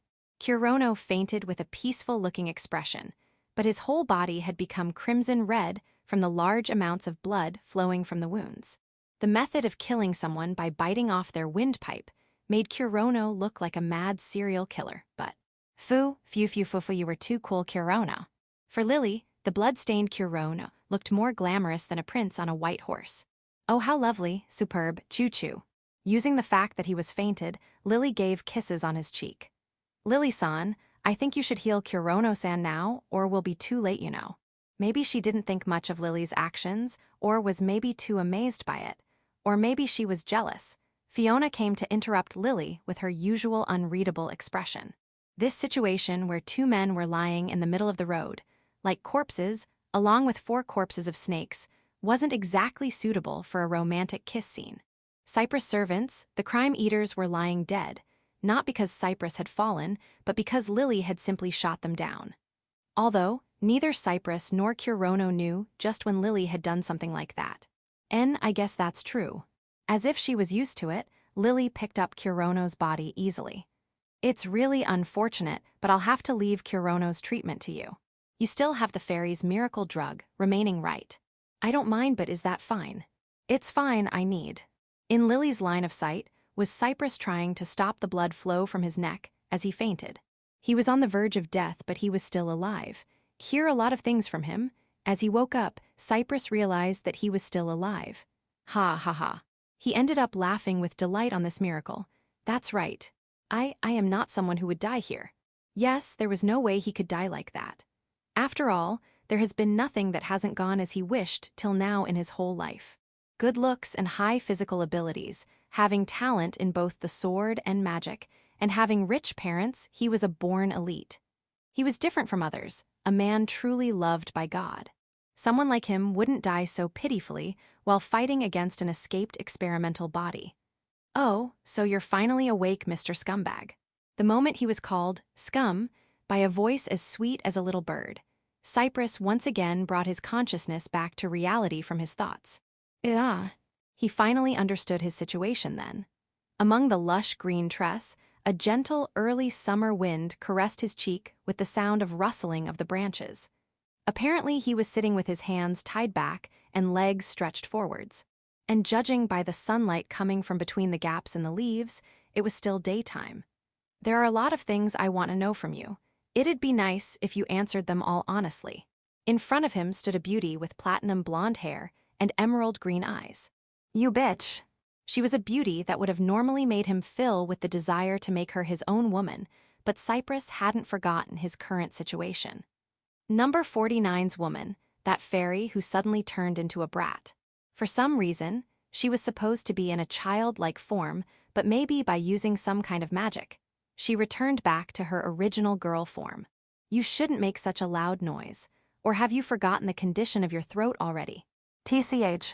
In his mind, the figure of the truly devil, like no .49, biting off his throat appeared. It should have been a fatal blow, but since quick healing had been done, it'll still take some time to heal completely. Cypress, who was well versed with magic, ascertained the condition of his injury and healing. If we were to make a loud noise, the wound might open again and start bleeding profusely. Well, even if you don't talk, it won't really trouble me though. Shit, underestimating me, this bitch. He was alive, but had become a prisoner. He started thinking about what to do, but after all, I only have to listen directly to your heart-mind. With a girlish smile, a shining white needle appeared in front of Cypress, and he stopped thinking. Starting from the injections in the facility, he had seen a lot of needles, but the one in front of him was bigger and thicker than any of those. It was more like a skewer or a thin steak. Probably it had been made by her magic, and by her words, he understood what she was about to do to him. You people have done the same thing. It's only obvious that you'll realize my intentions, Yufufufu.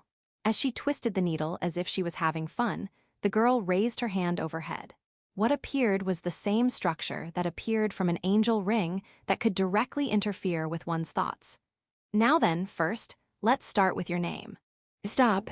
As he tried to speak the words to stop, the girl gave a dazzling smile and brought down the needle while accelerating it with magic. Dazu, sound of stabbing. Cypress heard such a dull sound inside his head. Ah-uwa. The giant needle that stabbed into his head turned and scraped at his cranium and aimed for his mind. Surprisingly, he felt no pain, but Cypress knew what was happening to him as his hair stood on its end, as his brain was being violated. Ooh, stop, Sint. While still smiling enjoyably, the girl put more force in it. Finally, the needle completely pierced through his skull and encroached till the delicate part of his brains. Cypress Vermani, oh, you were quite the rich guy. How enviable. I also want to live with Kurono in such a big mansion. Someone who possesses strong telepathic powers can directly touch and draw out any and all information from the brain. Even a single human possesses massive amounts of information in their head. To draw out the required data, it's best to question them straight and then read their minds to know the answers. I don't really care about your personal info, though. What I want to know is what kind of connection do you people have with Kurono? How did you summon him to this world? What did you want Kurono to do? What did you do to Kurono? What did? Something else ran about inside his head and gave rise to a fearsome amount discomfort. Violently, forcibly, inside his head, inside his mind, every time that something moved about, some part of his memories got destroyed. All of that was info she did not need after all. Everything other than info connected to number 49 was unneeded, useless, trash, garbage, and there was no value in leaving such info inside his head. Come on, tell me more about Kurono. Once again, a turbulent sound resounded inside his head, the sound of his cranium being destroyed, the sound of having his brains pierced. The needles being inserted in his head kept on increasing. 2, 3, and more. All he knew was that something was raping his mind vigorously and gave birth to absolute despair that was increasing like surging waves. I want to know more about Kurono. I want to know each and everything about Kurono. That's why, tell me everything about Kurono that even Kurono himself doesn't know. The girl's voice didn't reach Cypress' ears any longer. His eyes turned white and he became a cripple as drool flowed from his open mouth. There was no way he could understand words in such a situation. Ah, I know. I now know more about Kurono.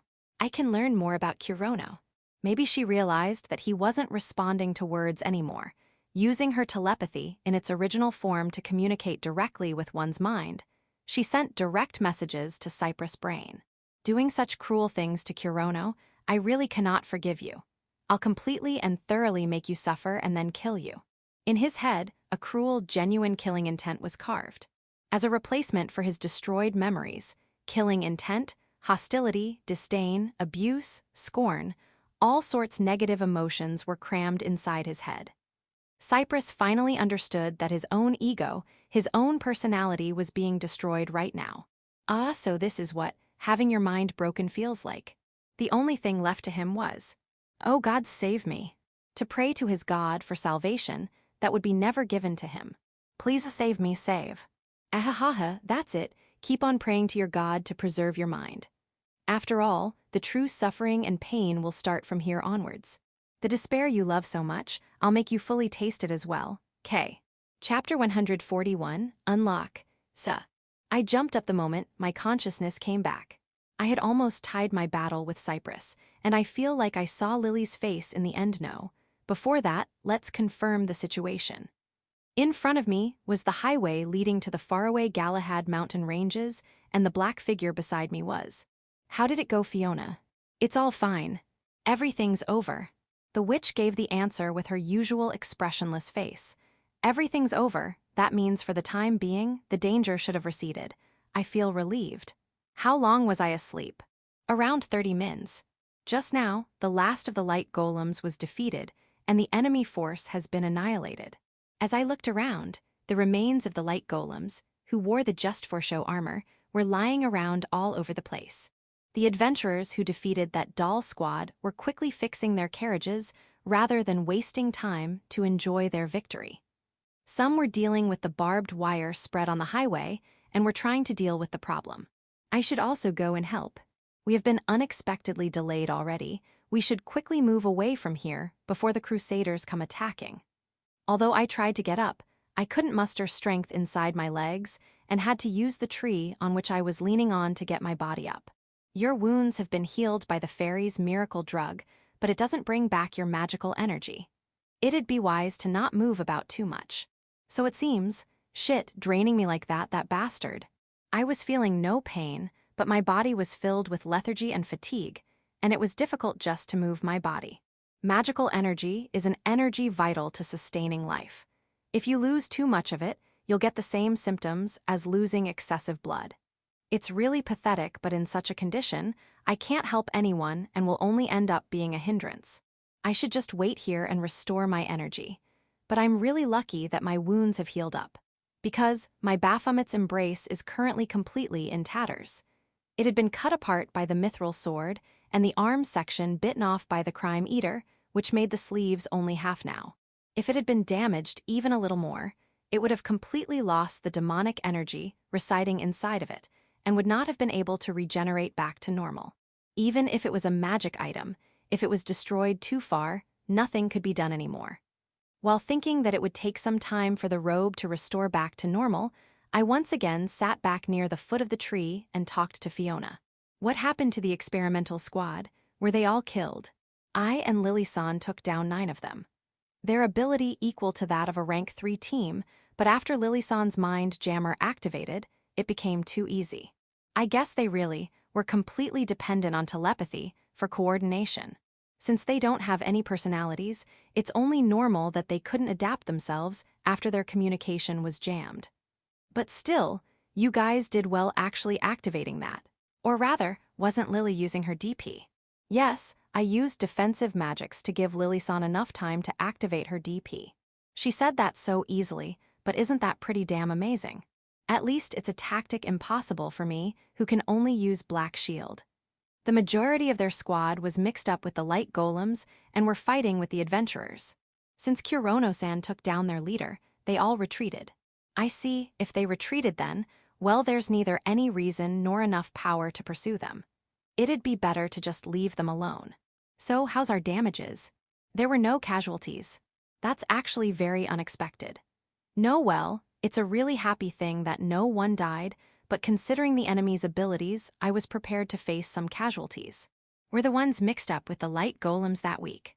No, it seems the enemy was trying to capture us. The adventurers who were defeated had been injured, but had only been restrained after making them faint. When they retreated, They left them so we were able to save those adventurers. Now that I think about it, that guy did say something about a mission. Probably, they would have been experimented upon like me. Now that they have occupied Daedalus, it disgusts me to think like that, but they should have lots of demons to use for such purposes. But even then, they tried to capture us all the way here. Does that mean they wanted some strong ones like the adventurers? That's more or less correct. Lily, the one who suddenly answered by internal monologue was, as expected, the girl Lily. Oh, Lily-san, are you done interrogating him? Wait, wasn't an extremely dangerous word about to leave her mouth? Was it just my imagination? I heard everything I wanted to hear. Lily answered with an elegant smile, but her eyes had a somewhat sharp light inside it. What do you mean by interrogation? I just asked some things from that man called Cypress. Information gathering is also very important, you know. I didn't really think that he'd explain everything very easily, though. I just used my amazing telepathy a little, get it? She smiled as she winked towards me. What exactly does she mean by little? She seemed to be not inclined in explaining, so I decided not to pursue it either. Anyway, to explain in short, they were a squad deployed to capture strong people like us as experimental subjects. It seems it was some sort of a secret, so they were pretending to be a mercenary group to mix in with the crusaders, and were looking for good subjects. Was it the same mercenary group that tried to attack us straight the day before yesterday? Yes, it seems it was done to get rid of the adventurers mixed in their merc group, and then use that battle as an excuse to withdraw themselves from the crusaders' forces. I did think that it was a useless attack, but I see. So there was reason like that behind it. The Republic's adventurers who were trying to make it big were really pitiful. We were the ones who actually killed them, though. Also, by breaking through the forest with small numbers with brute force and summoning a large amount of light golems, they made it look like we had been surrounded in Alsace and made us retreat. After luring us this far, they would attack us where the crusaders couldn't see. And we completely walked right into their palms. How pathetic. Although I'm glad that we were able to repel them off brilliantly like this, if we had been captured, our fates would have been far worse than death. And that would apply not just to me but to all of my comrades as well. Although it's a bit late, but it still is quite a frightening thing to imagine. By the way, Lily-san, did you get any other info? For example, about the organization that built these experimental bodies, etc. Organization, is it? It must be a disgusting group of worthless people, but now that they have appeared in front of me like this, I need to know as much as I can about them as well. The organization is called the White Sacrament. Its founder and the person in charge of these experiments is Bishop Judas. The human experimentation that Kurono went through was one part of the plan called the Holy Soldier Project. I was able to find out these three things clearly. I see, it's a pretty easy to understand composition. Bishop Judas must be that proud-looking geezer that didn't wear a mask back then. Cypress also knew my face and told me that I should ask that geezer in Elysian as well. The founder and the person in charge, eh? If that man came inside my reach, I will definitely kill that geezer at all costs. But the Holy Soldier Project, are we supposed to be the soldiers of God? Selfishly calling us here and making us into pawns of God, those fucking bastards. White Sacrament, Judas, all right, I'll remember them. Right now, I don't have the strength to stop you bastards from continuing the experiments, but still, one day definitely, I'll make you pay for playing around with our lives. Inside the forest, a single corpse was sprawled along the ground. At a single glance, it looked like a burnt corpse, but everything above the eyes had been completely blown away, so it was difficult to tell whether the cause of death was the fire or due to the head being blown off. And except the one who did this, nobody else knew the actual answer. Wow, you really were killed in such a flashy manner, Cypress. Or so it was supposed to be. A figure looked over the corpse that once belonged to a man named Cypress. That fairy looks cute, but totally lacks the screws in her head. It looks like an act done by an executor of the Inquisition, right Sumiki. Blonde twintails and a slender waist. Both the armor on her body and the weapon on her back were meager ones. She was the girl who only looked like a newbie adventurer. Even in front of the cruelly slaughtered corpse, I kept on smiling and talked to the black cat Sumiki beside her. She had used a low-level fire intentionally to slowly and carefully grill him. On top of it, the nails stuck to his head also had pain increaser and fainting obstruction, wake-up activated as well. Not to mention that she had also used heal magic so that he didn't die too quickly. I guess it's normal for the corpse to turn out like this. Well, in this case he simply reaped what he sowed, divine retribution, something like that. I gave her thoughts about the torture show that had continued for around 20 mins, but the cat Sumiki only gave a nyan sleepily. But without minding her cat, she continued talking. Fufu, then let's stop with my binding play here, and I should go and greet that devil and the fairy. I touched the silver bracelet on her hand. That was the most valuable-looking equipment in her possession. A seal unlock. Along with her words, the silver bracelet broke off and was removed from her slender wrist. That instant, her normal-looking atmosphere instantly changed.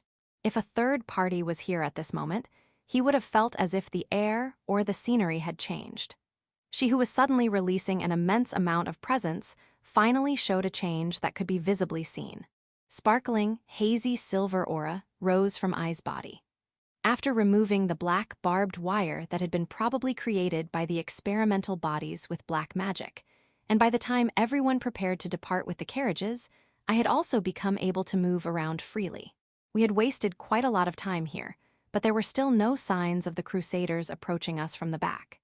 It's still unknown how much time it would take for them to catch up with us if they start pursuing us seriously, so we need to create as much distance as we can, or I won't be able to stay relieved. Also, in the previous battle, although there were 0 casualties, there were quite a lot of injured ones. Actually, the ones without any wounds were the rarer ones. I'm glad everyone had prepared their carriages for the purpose of escaping each and every one. For the time being, we could move as long as we could lay them inside the carriages. All right, everyone is ready, right? Then let's depart. The moment I was about to shout that and get on my carriage. Everyone get down. Black shield. As I shouted at once, I deployed defensive magic at full strength. That's because spears of light came down raining on us from the sky. No, they should be called pillars of light. What the hell is that? Were there still enemies hiding there? Rather than that, if those giant and thick things exploded as well, shit, it's like a goddamn missile. Terra Wall Defan. From behind me, a high-speed chant was heard. Fiona, is it? Even faster than I realized that, a defensive magic much better than mine appeared as the earth rose like an intermediate-level wide-range defensive magic. With tremors like a small earthquake, a cliff rose right in front of me. It's not an actual cliff, but it was big enough to feel like that. Its width was enough to perfectly cover the highway to both the sides.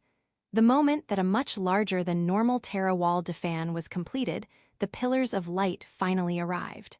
Gagagagaga. The row of light pillars struck the cliff surface from above. The Terra Wall Defan was made of stiff and sturdy rocks, but the pillars of light stabbed through it as ignoring the wall. The pillars of light seemed as if they would completely pulverize the wall, but contrary to expectations, they stuck on the wall like the steel frame on a concrete block. They won't explode, right? The moment I said that, as if remembering it, a rumbling sound came as the cliff began to crumble. A large amount of rocks scattered on the highway, and only the pillars of light stuck on the ground remained. They lined up in a grid pattern to seal off the highway. Maybe this might be a derived version of a light-type defensive magic, but that doesn't mean I can let down my guard. They might explode the next moment. Or maybe these were meant to stop us, and now attack magic would come flying towards us. Ah, sorry, you don't have to be so alert, you know. Suddenly, the nonchalant voice of a girl came. The tone of the voice was like it was meant to spoil our vigilance and alertness, though, of course, not a single one among us did that. Who is it? Since the voice came from beyond my shield, she must be standing in front of me. If I were to believe her words, it seems the enemy doesn't intend to attack me instantly. Resolving myself, I removed my shield and looked at the enemy in front of me. Nice to meet you, am I? On the other side of the grid made by the light pillars, a single girl was standing. Her shining blonde twintails gave her a slightly childish look, but they really suited her round, blue sparkling eyes and cute face. Her armor included a simple leather breastplate, boots and gloves, and beneath it was a thin shirt and a miniskirt. It really didn't look like it had any magical enchantments or effects. She really looked like a newbie adventurer from every angle, but from her small body. No way. I can never forget. It's the same silverish aura that was enveloped Sariel, which was created from her thick white magical energy. But this girl was definitely not Sariel, but still to have that aura means. An apostle. The girl, with a wide smile that might make one remember of a sunflower, answered, Yup, I'm the 8th apostle I. She named herself as if it was a light joke. But that's impossible, it can't be. Such words of refusal didn't hold any meaning in front of that silver aura. Right, I should just accept it that the impossible has now become possible. The worst case where an apostle has appeared. Now then, Devil-san, wouldn't you keep me company for a while? And thus, the 8th apostle I stood in my way. Chapter 142, The Circumstances of the 8th Apostle. In the plaza of Alsace village, many soldiers were waiting with the cavalry troops at lead. The safe and sound Pegasus Knights group was also included in them. Their mission was to pursue the demons who planned the escape and had run away from the village. The preparations for departing were already completed, but they were still on standby. After all, please wait some time before pursuing. Sister Sylvia had stopped the Norse, who was in high spirits to pursue. What did you just say, Sister Sylvia? It was impossible to not hear her clear tone and words, unless one was deaf. The reason he asked her back was to give her the chance to correct her words. I said to wait some time before pursuing. If you couldn't hear it then, there is a possibility of your ear having problems. Shall I use laser heal? It seems like because of not hearing her poisoned words for some time now, my proficiency in the ignoring skill has reduced. He had a feeling of praising himself for not punching her, who was standing in front of him. You surely aren't connected to the demons, right?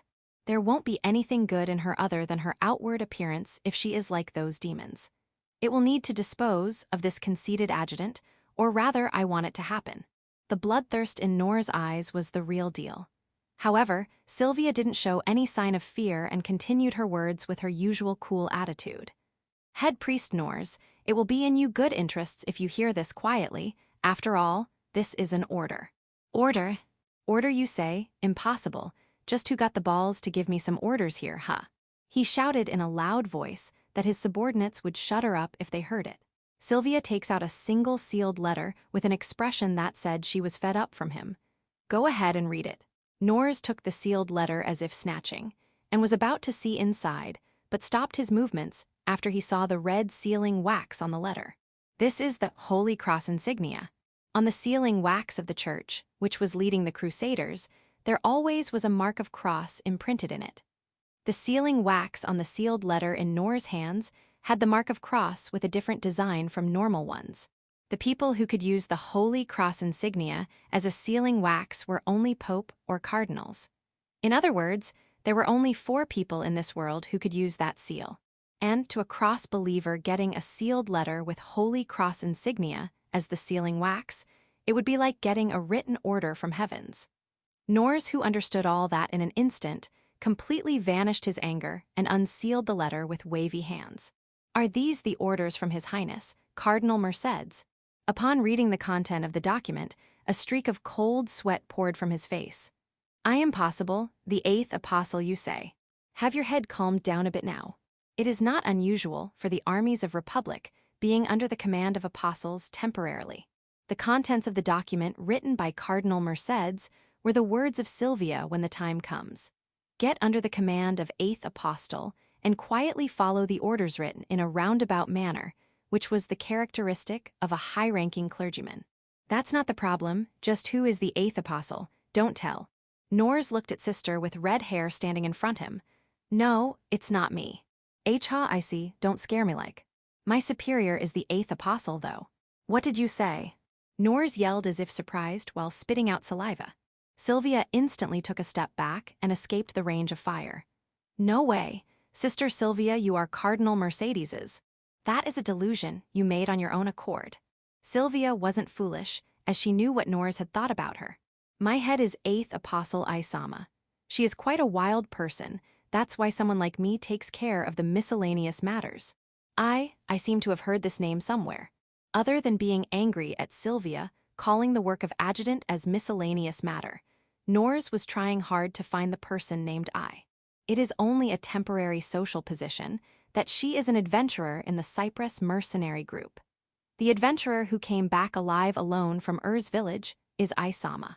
Aya, that foolish-looking brat, huh? Be careful of your words, or else do you want to be condemned to be crucified due to Lee's majest? But she doesn't look anything like an apostle. No, the seventh apostle Sariel is also an exception. It's only natural for people like her, huh? He recalled the appearance of apostles. It won't be strange for a child or woman to be an apostle too. And along with it, he recalled the rumors about eighth apostle. I see, eighth apostle. Well, it's no wonder nobody found out her identity. I'm thankful that you can understand it.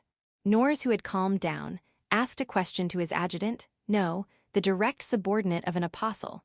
And so, the standby orders are given from eighth apostle, huh? She said she wanted to fight against devil, and not to let anyone near because it would be a hindrance in the duel. To defeat the annoying devil, huh? It's somewhat regrettable that the good part will be taken away, but I don't have any say here if an apostle of the Republic says so. Apostle and devil, it wasn't even needed to guess who was stronger. Nors revealed a faint smile after the death of devil, who had killed many of his soldiers, had been confirmed. Well, who knows? After Isama returns, you will get your commander position once again, then continue the pursuit or whatever you want. An apostle herself has gone, won't the demons be annihilated?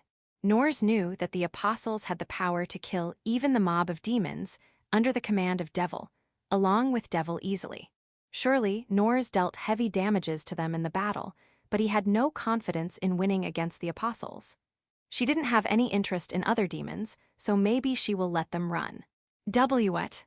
Then there won't be a meaning to it. That's why, at that time, you will pursue them and kill them. Simple as that. Right now, it will be good to at least complete the preparations to cross Rioni River. He thought that only a fool would let the demons escape, but there was no change in their mission. It would be the very best to listen to Sylvia's words, and so Nors agreed to her words due to thinking rationally. Aside from that, please complete the preparations to greet Isama when she returns. She has been lamenting that she wasn't getting any good thing to eat recently. Got it, I will complete the preparations. Damn selfish apostle, she should learn something from Sariel-sama. Nors nodded while he cursed within his heart. Chapter 143 Handicap. The pillars of light that had struck the ground in a grid pattern, as if to block one's advance, had already disappeared. The carriages filled with adventurers ran away at full speed through the highway. As I saw them off as they disappeared, I finally relaxed, yet at the same time I also felt a bit lonely. But now's not the time to get all emotional. At the cost of letting those adventurers run away, I know we are supposed to face the eighth apostle in a battle. Enmu, don't glare at me like that. Look, we are just having a duel after all, let's have fun all right. The apostle known as I seems to like talking a lot, unlike Sariel. Although she talks in a ridiculous manner, it seems she has an interest in me and Lily. She probably hasn't considered Fiona in her thoughts, because probably she hasn't seen her full strength. I let them run away, right? Try to believe in me a bit. I see, is what I say, but I have no intention to believe her unconditionally. Her wish is to fight us. If we faced her without running away, she said that she would not attack and pursue the adventurers as well as the refugees. Disregarding the danger to our lives, it's a really incredible condition which would help us in finishing this emergency quest. But still, there's no proof that she would keep her promise. She could easily break her promise just on a whim, and we don't even have the strength to go find fault with her for that.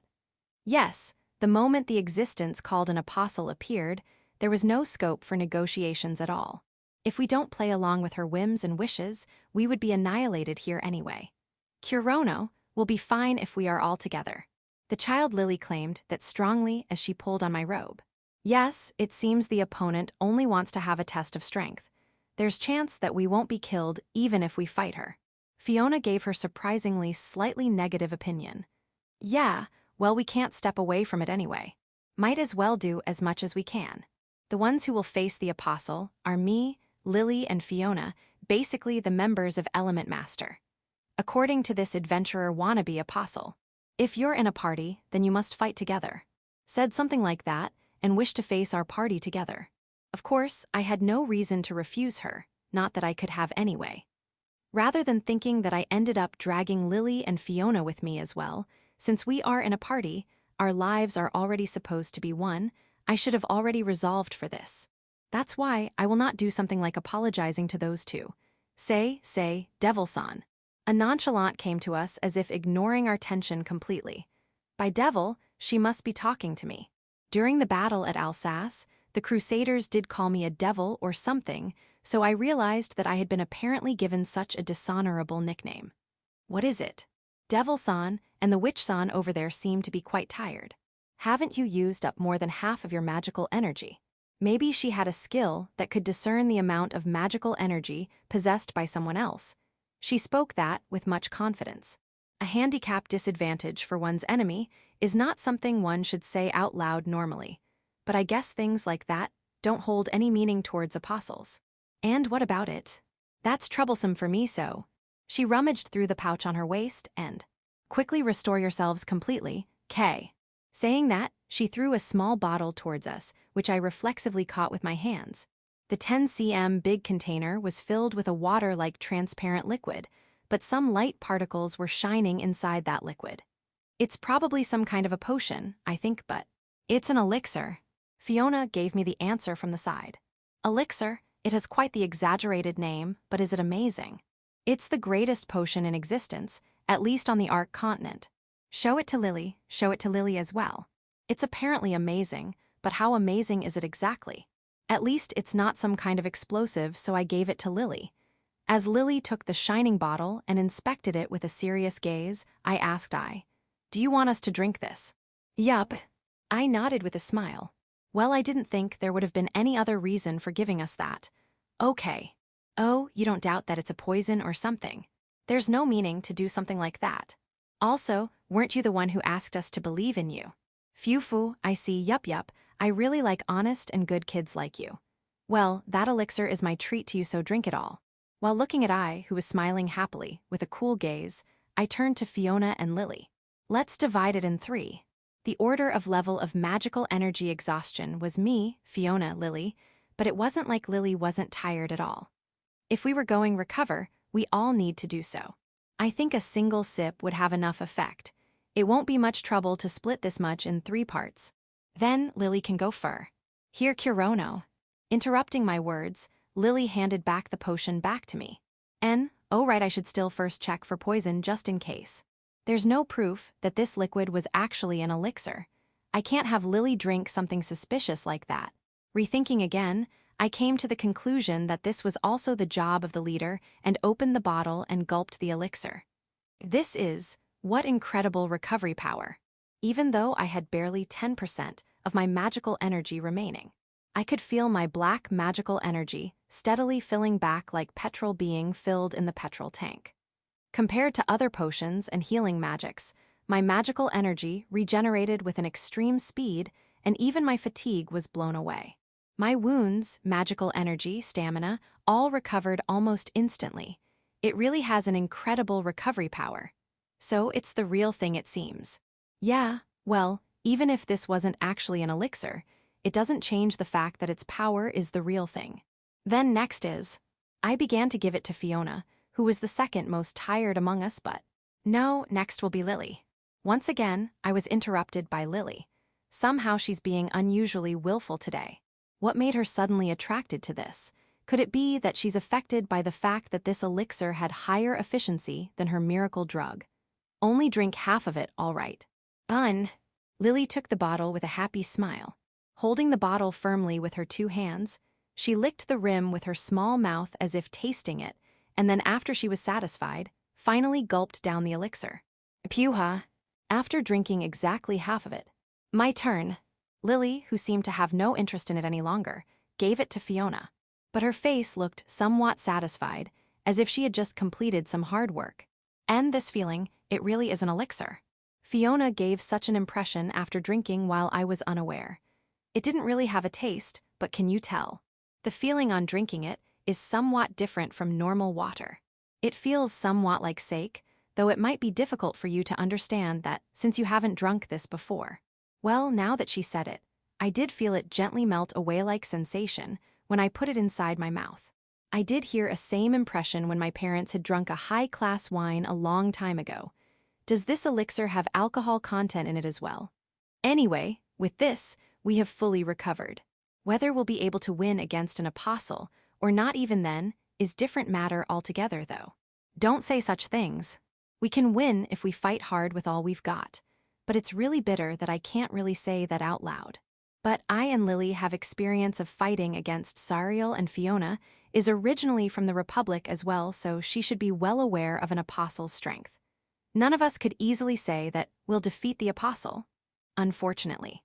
But still, we must make plans with the intent to kill her. I once again turned back towards yawn. This bitch yawning like that. Even though she was the one who came and attacked us, does she even have the will to fight us? Say, you did drink the elixir, right? Then take a rest now. You'll probably recover to your max strength in 1 hour. You'll wait that long for us, you really are a patient person. Well, it's not like the elixir recovers someone absolutely, instantly after all. I have no choice but to wait for you. Also, don't you need some time to make some plans as well, right? If you're really going to give us that, then I'll gladly take you up on the offer. It seems she really wants us to fight at full strength. She is being thorough enough to not let us be in any kind of disadvantage. Oh right, my weapon is just this bow, and I won't use my armament scriptures, so no need to worry over that. She said that as she swung her worn-out long bow, that seemed on the verge of breaking. The armament scriptures were, I think, the amazing weapons made for the personal and exclusive use for the apostles. Fiona did talk about that as well. This as well as that Sariel, it seems apostles really like to hold back when fighting. It really is extremely irritating. Even though we are fighting with our lives on the line, she just went and intervened just to play around. Got it. And Fufu, to not get angry even though I am clearly giving a handicap. You really are a honest and good kid, Devil-san. Unfortunately, I am neither a proud warrior nor a noble knight. I'm just a simple adventurer. If you're giving me an opening I can take advantage of, I'll be glad to use it to the fullest. But that doesn't mean I'll actually thank you for it, though. I turned my back to once again and went and sat down with my back towards one of the trees on the side of the highway. The two of them also sat down on the soft grass near me. Yawned. I sat down on the other side along with her pet, or maybe her familiar black cat. While sitting in that lazy posture, she closed her eyes, and soon the sound of her sleeping came. Completely defenseless, without any caution, she's completely looking down on us, but considering her ability and strength, I can't be rash and just attack her madly. Rather than getting irritated, I should be happy that at least she won't just rush in to attack us in a weird way out of nowhere. Now then, we need to think of a way to defeat that ridiculous apostle in this 1 hour. Got any ideas? Chapter 144 Element, Master versus the Eighth Apostle. As the sun began to set, and the sky started becoming redder, I finally woke up from her deep sleep. And as she opened her eyes, with the setting sun as the background, the devil, the witch and the fairy were standing and facing her. I expected you guys to come attacking at me without warning, but Fufu, it seems you're quite the gentleman, Devil-san. Clearly, a lot more than just 1 hour had passed, but she was the one who had been sleeping. And it's not like she was in any hurry, so there were no problems really. I was just satisfied if the opponent had finally become ready to fight her. And she had expected them to surprise attack her while she was sleeping, like an adventurer. But the fact that she was proven wrong made her sad as well as happy at the same time. I'm not a devil, my name is Kurono Maou.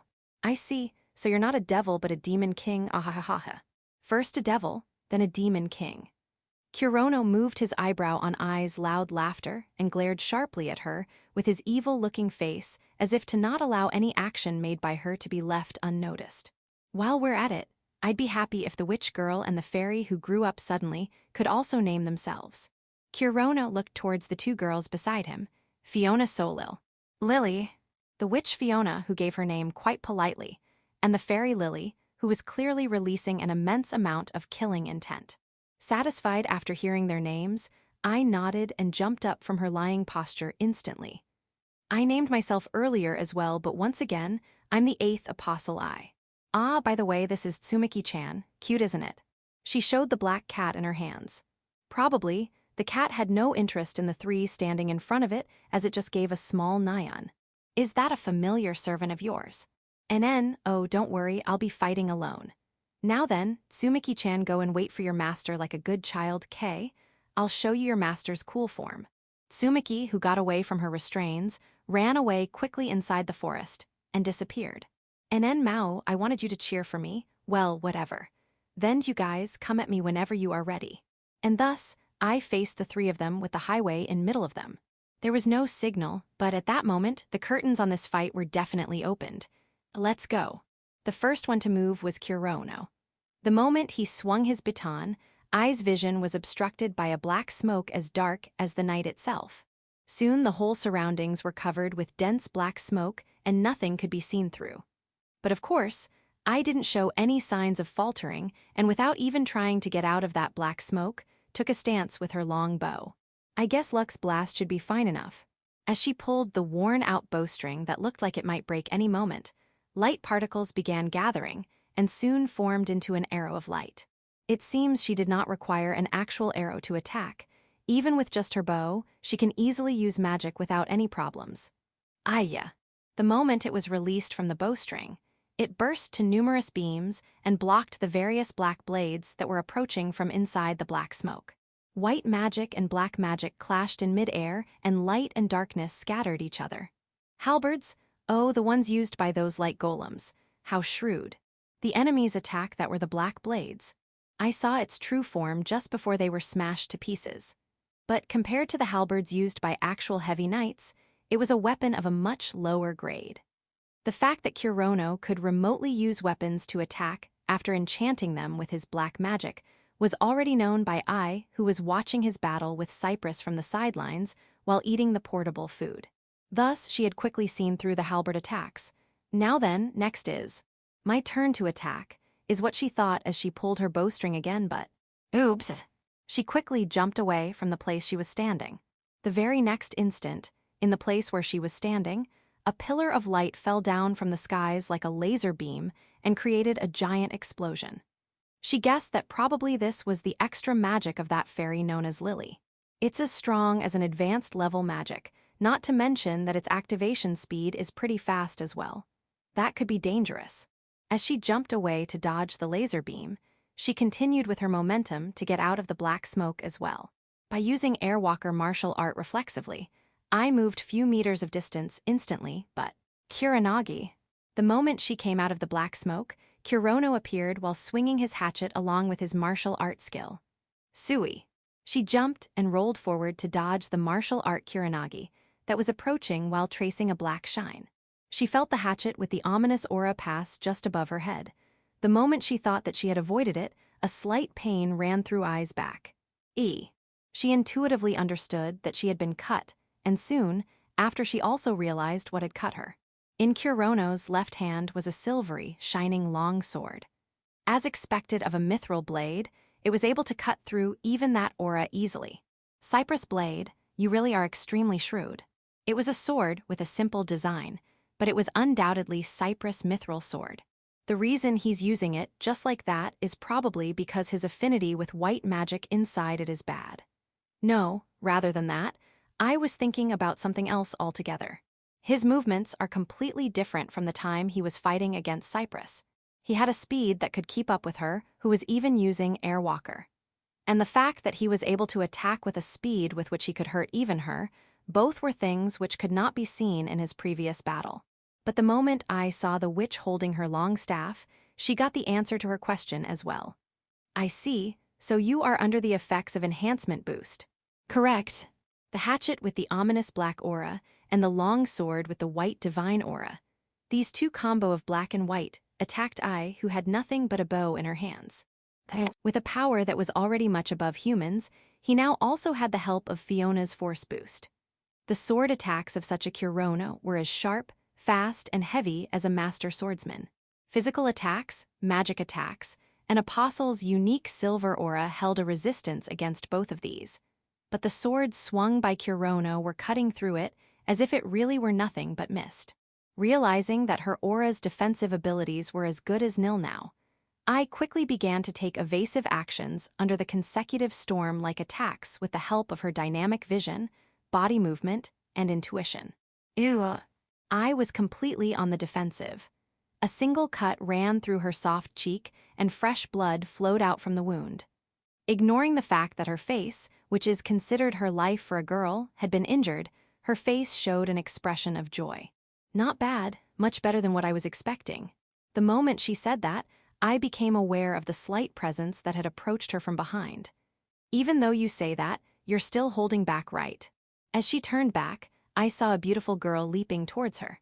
While disheveling her platinum blonde hair and releasing an immense killing intent from her emerald eyes, Lily was there, who was stretching her delicate glass-like hands towards I. Ah, this is bad. As shivers ran down her spine, I used all her might to evade that. Just what level of heat did it possess? The cute little hand of the fairy was shining with a green light. Concentrating on getting away from that fairy's attack that was most probably a sure-kill attack, she had no choice but to become unable to completely dodge Kurono's attack, who was attacking from the front. Kua. As I sensed Lily's hand grazing her temporal region, a much stronger pain ran through her limbs. I's clean and pure-looking thighs and upper arm now had a gaping red wound due to Kurono's double attacks. It was nowhere near a fatal wound, but it certainly gave some damage.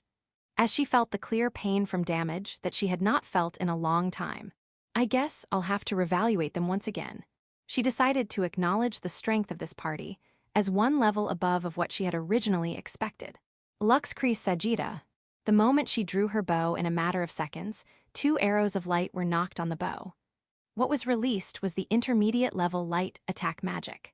Both the arrows certainly captured both Kurono and Lily, who were in different directions, and approached them while changing their trajectories in mid-air. Kurono was lightweight as well as possessed a mithril sword that had high resistance towards light magic, and Lily originally had an extremely strong light magic oracle field, so they were both able to defend against the light arrows fired by I. In front of them, the 2 arrows flashed as they were broken. In the time those 2 were blocked by that light, I had already moved 10 meters above the highway to create a distance between them. Wow, that really was good. It's been a really long time since I was cornered like this by just 3 people. Even while blood flowed from her wounds, I spoke happily without even trying to use any healing magic. Without really showing any surprise towards her, the 3 of them remained cautiously in their stances. I guess I'll need to get rid of another seal, or I won't be able to face you guys. I stretched her free right hand, that wasn't holding the bow, towards the hairband on her twintles.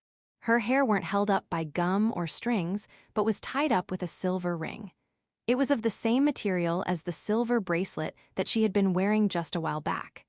As she touched it lightly, I chanted, "Unlock." And just like the silver bracelet, the silver ring on her hair also did not break and fall. Huh. I made a surprised expression. This was not her usual playing around face, but she was actually surprised right now. Huh, what's going on? Why isn't it breaking off? Did it fail? She poked at her hairband with her fingertips, but there was no response. It was as if it had become just a normal silver accessory. But that's impossible.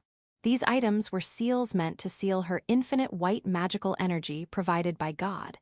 It was a necessary restraint for I, who had been acting as a normal adventurer. Seal unlock. Seal unlock. The seal should have been removed with just those words, but the hairbands were really not responding at all. No. How can it fail with such a timing? No. If it was broken, then the seal should have been automatically removed. But to not respond to the keywords even then. I, who knew the structure of the ring, quickly thought of one possible probability. Mind jammer. And the enemy clearly had a member in their party who was able to use such a skill. The fairy Lily. She had used her mind jammer to destroy the network between the experimental squad and had made annihilating them very easy. But this and that need 2 different types of jammer. To be able to pinpoint the sealing items so accurately, just how? She thought about the source. Naturally, she should be able to find out the answer like that. But still, the enemy wasn't merciful and gentle enough to give her such time. After all, even if this was half play for I, for them it was battle for their lives. Anchor hand. It was exactly the same form that he had used against Cyprus.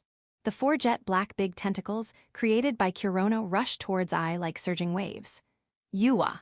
In a panic, she pulled her bowstring to counter it. Under the effects of the seal, she could only use Lux Sajita that could be fired instantaneously, but Black Shield. There was no way a few low-level magic attacks could stop Kurono's advance, who was also using defensive magic. Maou, wait a sec. If she couldn't stop, then she had no choice but to run and create some distance between them. I, who was still under the effects of Airwalker, tried to quickly move away from there, but how foolish. Do you really think we'd let you run away? Lily, who had appeared behind I out of nowhere, came to stop her. Lily's balls of light blocked all paths of evading Kurono's attack. Oh crap, there's no way to run. She thought of rushing through it, but soon decided otherwise. In her current situation, the damage she would take from Lily's balls of light filled with magical energy and killing intent would be too high to bear. As a result, I pulled her bowstrings now that her escape route was blocked and had no choice but to aim towards Kurono, who was coming at her with 4 tentacles growing out of him. The shide that had withstood countless arrows of light had already disappeared, so she fired to at least stop him somewhat if it hit his body directly, but he's dodging even from this range. Whether he had used intuition or maybe he had simply seen through it, Kurono fell down on all 4 limbs like an animal to dodge as the arrows of light flew above him. Got you. The weirdly moving 4 tentacles quickly restrained I, who had lost all ways to evade or counter back. Ah! The distance between both was 4 m. I, who had been caught by the 4 tentacles growing out of Kurono's shoulder and back, obviously struggled and moved around to free herself, but Yua, this tentacle. It's dangerously dense enough to not be stopped by the magical energy of my aura. I, who was in a sealed state, had no way of getting away from those stiff and strong tentacles that had been created by Kurono with a lot of black magical energy. Oracle field max power. Behind I, Lily's voice could be heard, and the oracle field that had been deployed was now completely covered Kurono's body inside the sphere. She was caught and the enemy had deployed a defensive magic around him. Considering the situation, I could guess the conclusion of this, and that her answer was right was proven the moment she looked above. Fiona. Above I, a giant shining golden fireball of around 5 m in diameter had appeared. Golden sun or Solil. Wait. The sun that could kill an apostle fell from the sky. Chapter 145 Element, Master versus the 8th Apostle 2. Now then, we need to think of a way to defeat that ridiculous apostle in this 1 hour. Got any ideas? I said that pretty much irresponsibly, but yes, there is just one way. Unexpectedly, a proposal that I thought was impossible was given. It was Fiona who raised her hand to give the proposal. Really? It's not a surefire method, and there are a lot of prerequisites as well. Tell us. Honestly speaking, I couldn't think of anything else other than fighting her head on. So if there actually was a different plan, I would definitely hear it. I urged Fiona to continue while laying my hopes on her. Among the apostles, there are items that conceal their magical power so that they can hide their identities apparently. The 8th apostle I is the missing apostle that I had told you about back then. Oh right, she had told me something like that as well. I thought that they must have hidden themselves to do some reforms etc., but to think that it was that girl. But you're pretty knowledgeable about them. Aren't such things supposed to be secrets? The 8th apostle is famous to move around incognito all over the Republic. But due to that, there is no info regarding her abilities or powers at all. I see, so she's quite popular unexpectedly. Since she's a person who has been hiding themselves, there is a large possibility that they would be using a magical energy sealing item, is it? Exactly. And if she is using magic items that seal magical energy, then we should be able to interfere with it and stop her from unsealing her powers. I see, the 3 of us together could defeat a weakened apostle, but the problem was whether I was actually using such an item or not. I fought Suriel twice, but I never confirmed the presence of such an item. And even if I did have one, then the problem would be exactly how are we supposed to interfere with it. At least, it's impossible for me, who can only use black magic, and is absolutely illiterate regarding how magic actually works in this different world. Say Fiona. As I was thinking about it, Lily spoke beside me. She had returned back to her child form, but I guess she kept her adult consciousness considering the way she is talking. Are there a lot of types of such sealing magic items in the Republic?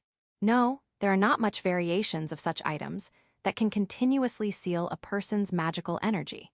They are extremely costly as well, and not to mention the church has restricted them, so they are kind of a taboo item. I see, then the sealing item on that apostle is. As Lily activated her dimension magic, as a small magic circle of light appeared, a white ring that I recognized appeared. Then there's a high chance it is similar to this one, right? Why that's... As Lily slightly traced her small fingertips around the ring, 7 needles jumped out with a shrill sound. Yes, it's an angel ring attached to those experimental subjects. As she traced her fingers around the ring again, the needles went back inside the ring. Honestly speaking, this item, which has a ridiculous name like Angel Ring, has already become an annoying symbol of restraint and confinement for me. I feel bad just by seeing it, but there must be some meaning behind the fact that Lily has it right now. If it has the same structure as this ring, you think you can easily interfere with it. It seems the Angel Ring also has a magic sealing feature in it. When I had this thing on me, no, it was probably just not used on me. Although I myself have no experience of having my magic sealed, it was definitely used by Cypress to bring those experimental bodies along with him here. Exactly, although I'll need to use a completely different type of mind jammer than the one I used against those experiments. But I think I can do it. Well, if it's Lily-san, I think she can do it. So it seems using the sealing strategy is actually possible. But the main problem is still whether she actually has such a sealing object or not. It's obvious that she'd hold back while fighting against us, but that doesn't really require a sealing item to do so. That's true. Also, if we are going to interfere directly with the sealing item, we need to where exactly it is located as well. Just as Fiona said, to obstruct the experiments, it was fine by just using Mind Jammer in the surrounding space, but in this case, there was a need to pinpoint the sealing item before using the jammer. The former worked like an EMP in our original world, which obstructed radio and other electrical devices. The latter was more like hacking a PC through the internet. Either case is not a problem. I'll find that out with my telepathy. You can do that. An apostle might be able to defend against telepathy, you know. I'm not really sure how telepathy works exactly, since I can't use it myself. But still, I know that telepathy isn't omnipotent. Magics like Mind Protect or attacking back with counter or reflect also exist to face against it. It'll be fine. Sariel's mind was rigid and frozen enough that there was no gap to peek through, but this one's quite lax. I'll be able to read the outer thoughts without any problems. It seems there would be no problem then. Or rather, Lily actually used telepathy on Sariel as well. Maybe I should ask more about this later in detail. All right, then let's go with this strategy. I'll ask just in case, but do we have any way of dealing with her in case a sealing item did not exist at all? In such a case, let's just work hard and give it our all together. Lily'll work hard as well. Got it. In case it doesn't work, let's just go with a full-on frontal attack. Also, Lily, you won't fool even if you act like your child form. Lily averted her gaze as she blushed slightly. Ah, she's really cute. No, this isn't the time to be admiring Lily. I must think about the current strategy right now. Even in a sealed state, our opponent is still an apostle. It'll be normal for her to have magical energy better than a first-class magician, and she can probably use the same level of magics as well. Even if our plan goes well, it won't be easy enough that we'll get out of this unscathed. I guess that's true. In case the fight was dragged on too much, she might find a way to release her seal as well. If possible, as fast as possible, let's aim for the timing when she'd be panicking after finding that she can't remove her seal. And our strategy worked just as planned. As expected, I fought while holding back against us at first. And as for finding out whether she had a sealing item or not, even though you say that, you're still holding back, right? Lily had only grazed against her head, but her hand had definitely touched it. And at that moment she became sure of it. I found it. There are 2 sealing items, the silver hairbands. When Lily had asked her whether she had been holding back against us, I had thought of those sealing items for just a moment. It was clearly at a level which could be read by Lily. With this, I is using a sealing item. The first condition had been cleared. It's fine, it's the same structure as the ring. I can use jammer on it. And that cleared the second condition. After coming this far, we only needed to move as planned. Stopping I was my job, and delivering the final blow was Fiona's job. To use the Golden Sun or Solil, Fiona didn't take part in attacking actively and simply supported with enhancement magics. Though even her enhancements were showing incredible effects. I was extremely surprised when my blade actually hit an apostle, and as a result, I decided to release another level of her seals to fight against us. And with this, seal unlock, seal unlock. As I expected, a clear fatal opening was created. Mind Jammer. It seems she had already found out the reason behind it, but it's already too late. How foolish. Do you really think we'd let you run away? Got you. And finally I restrained I with my anchor hand. Now, do it, Fiona. Now, this checkmate 8th apostle. Just as my body was covered by the oracle field used by Lily, from the sky, I saw a giant fireball approaching. Wait. I opened her eyes wide with surprise, but she still struggled to get out her restraints. But, in her sealed state, she wasn't able to bring out enough power to get out of my tentacles' grasp. She could only squirm and struggle around like a powerless girl as my tentacles refused to even budge. That's good, just like that. In the next 5 seconds, Golden Sun or Solil will impact and turn everything to ashes. Of course, I won't get out of this unhurt either. I'm actually scared whether I'd actually even survive that, but I really don't want to go down along with her. While knowing that my anchor hand's binding ability will fall, I turned it into thinner wires and at the same time began to retreat away from I at max speed where the fireball was going to land. The remaining time is around 3 seconds. I want to get at least 50 m away from the center of the explosion. As expected, I wouldn't have a chance of surviving if I was only 4 m away from her. I ran and ran, without turning back, as fast as I could. I don't know how much distance was I able to create, but I didn't stop my legs wanting to take as many steps away from that as possible. And finally the golden shining second sun reached the earth and exploded. A blinding flash spread all over, and even though I closed my eyes instantly, I could still feel the incredible flash even with my eyelids closed. That wasn't all. As if that light was trying to burn my body whole, an extreme heat enveloped my body. Hot. Probably due to the impact and shockwaves, I was being blown away in the air. I felt the sky and the ground, and all directions rotating around and reversing around me. Thanks to the full power oracle field used by Lily, I didn't feel the impact of crashing back on the earth. But that was only what happened just a second ago. I had been able to block the strongest impact and damage, but the oracle field had already disappeared from it. Guah. Heat and shockwaves ran through my whole body, but they weren't fatal. I still had ways to defend myself. Since it was decided that I'd be facing the Golden Sun or Solil at a close range, Fiona had given me a rare magic item for defensive use called Protection of the Blue Flame Nanoblast Amulet. Its effect was to greatly reduce damage caused by flames. Fiona was able to use her or Solil, even at close range, to barely survive. But still, since I wasn't even 50 m away from the center of explosion, it could barely protect my body from the immense heat passing through. No, a normal person would not have been able to tolerate this level of heat. The nanoblast amulet inside my chest pocket was releasing a deep blue light and was showing an incredible amount of defensive ability. But this is bad, too dangerous. I don't think I'll be able to bear this any longer. Even my robe Baphomet's embrace, that had protected me till now, caught fire. It had already become damaged after my fight with Cypress, but due to the waves released by the Or Solil, its magic has finally run out of strength. While protecting my body till the very end from the heat, the robe began to lose color from the cuff and started turning to ashes. If the robe also disappeared, even if my body had been greatly enhanced by countless experiments, I don't think I'd be able to withstand this sweltering heat. Basically, the moment my Baphomet's embrace began to turn to ashes, my death was also being confirmed.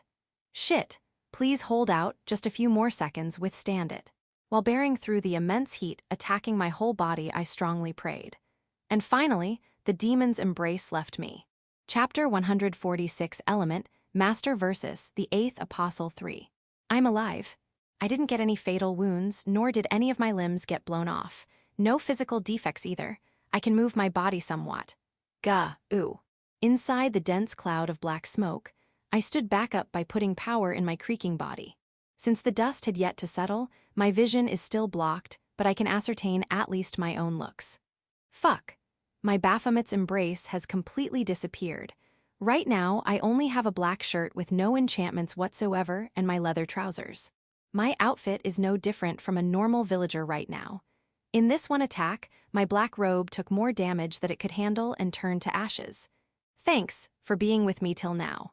After founding it in that treasure box at Lily's hut, it was my partner that had been with me for the past 3 months, so I decided to send it off with a word of gratitude. Fulfilling its job as my defense till the very last moment, if I did not have my Baphomet's embrace, I would have died there. So, how did it go? Although slightly burned, I stood back up to my feet and looked forward. The cloud of dust began to disperse with the blowing winds, and my visibility became clearer. I had been blown away quite a lot of distance due to the explosion's shock waves. Now then, what happened to the 8th Apostle I, who was at the center of that explosion? What the hell is that? As the black smoke finally settled, I could see the 100M crater that was a proof of the immense explosive force of that magic. I was also inside it, and there was nothing to block me from seeing directly towards the center of that crater, and I definitely saw a lump of something black there. Is that a monster? As I went a little closer, that black lump, no, that black object that was burnt completely, was apparently something like that of a lion. Since it was in a crouching-like position, I couldn't make out its actual size, but it seems bigger than at least 10M in size. What the hell is that thing? What happened to I? Is that monster I herself? As I considered various possibilities, I took out my Hara Ritsu just in case and took a stance. Kurono, are you all right? And from the outer side of the crater, Lily's shouting voice came towards me. Since I can't hear Fiona, she must have already collapsed due to overuse of magical energy. I'm fine and still alive. Lily, who was still in her girl form, appeared. She seemed somewhat sooty, probably because she used her oracle field to protect me and was unable to defend herself. As Lily ran towards me, at that moment, I saw the mouth of that black monster slightly move. It's still alive. It was exactly meant as a normal question, but yeah, that was really dangerous. I actually got an answer. If Tsumiki-chan hadn't covered me, I would have really died. The mouth of the fallen monster suddenly opened up. From behind those ferocious-looking fangs, a single girl appeared. I was really surprised. This is the first time someone actually jammed my ceiling item. With an amused smile, as if nothing major had happened, the 8th Apostle once again stood in front of me. There were no wounds on her body from the flames. She was pretty much the same when we started. The only change was that her twintails had now fallen to a normal straight hairstyle. That means her seals had been completely removed. Are you kidding? The distance between us was around 10M, yet her dense magical energy's presence was stabbing into my body. All of her seals now removed, her silver aura was now much thicker, and I could even feel some sort of invisible, indescribable pressure as well. This bad. The fact that we weren't able to take her down with Golden Sun or Solil was already bad, but now that we've made an apostle go fully serious, it has become even worse. Ren Kurono. Just as Lily's voice resounded, numerous balls of light passed by me and flew towards I. I can't just wait and watch here dumbfounded. For the time being, I began to retreat backwards to take as much distance I could from her. But the moment I took the first step, I took a stance with her worn-out bow with a speed that could not be seen by human eyes. I won't let you run away. I'll end it with this single shot. The balls of light used by Lily approached I with high speed. In just the next second, they'll reach and explode. But in that instant, I fired the arrow that had been formed who knows when. Lux Sigita Enchant Ether. The arrow fired was the same as the ones she had fired before, or so I thought, but the light around the arrow became blurred. No, it was as if the space around the arrow itself was getting distorted, and I couldn't see it properly. The Lux Sigita fired with a weird effect was fired, and at the same time, her wooden bow also broke. It was unable to bear the force of the arrow being fired. Probably it was actually as worn out as it looked.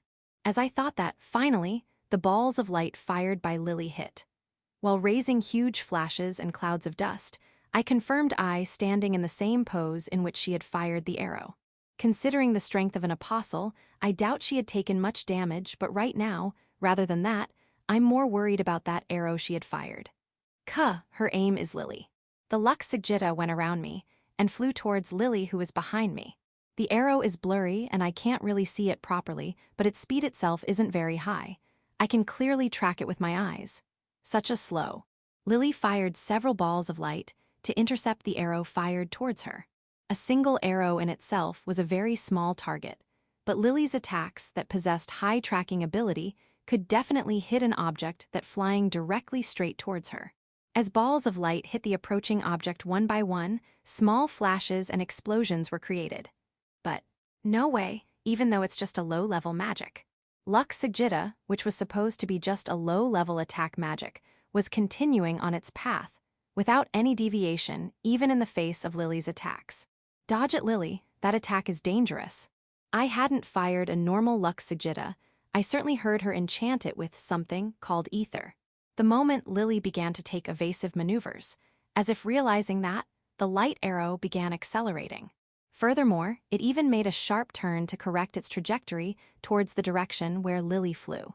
It has auto-tracking ability as well. This speed maneuvering ability, evading was impossible. The only method left to Lily was Oracle Field Max Power. To defend Ziudiodio, Lily. An explosion that was impossible for a normal Lux Sagitta occurred. With a bright flash and waves of destruction, I saw Lily's small body being blown away. No way could it be that Lily was, calm down. She had all her limbs, and she didn't seem to bleeding too much either. Her oracle field might have been broken, but the ancient velvet dress around her body should have protected her. Lily, who had been blown away, crashed on the ground and finally stopped. There were no responses from her. It could be that she had fainted from the shock. It's not the time to be worrying about your fairy-chan, My attack hasn't ended yet. I soon realized the meaning behind I's words as I looked above for a second. Why? There, the Lux Sagitta that had attacked Lily was now coming towards me while in its same blurred form. So it didn't end with the explosion that took out Lily. It seems she really intends to end this in a single attack. Fuck magic bullet arts.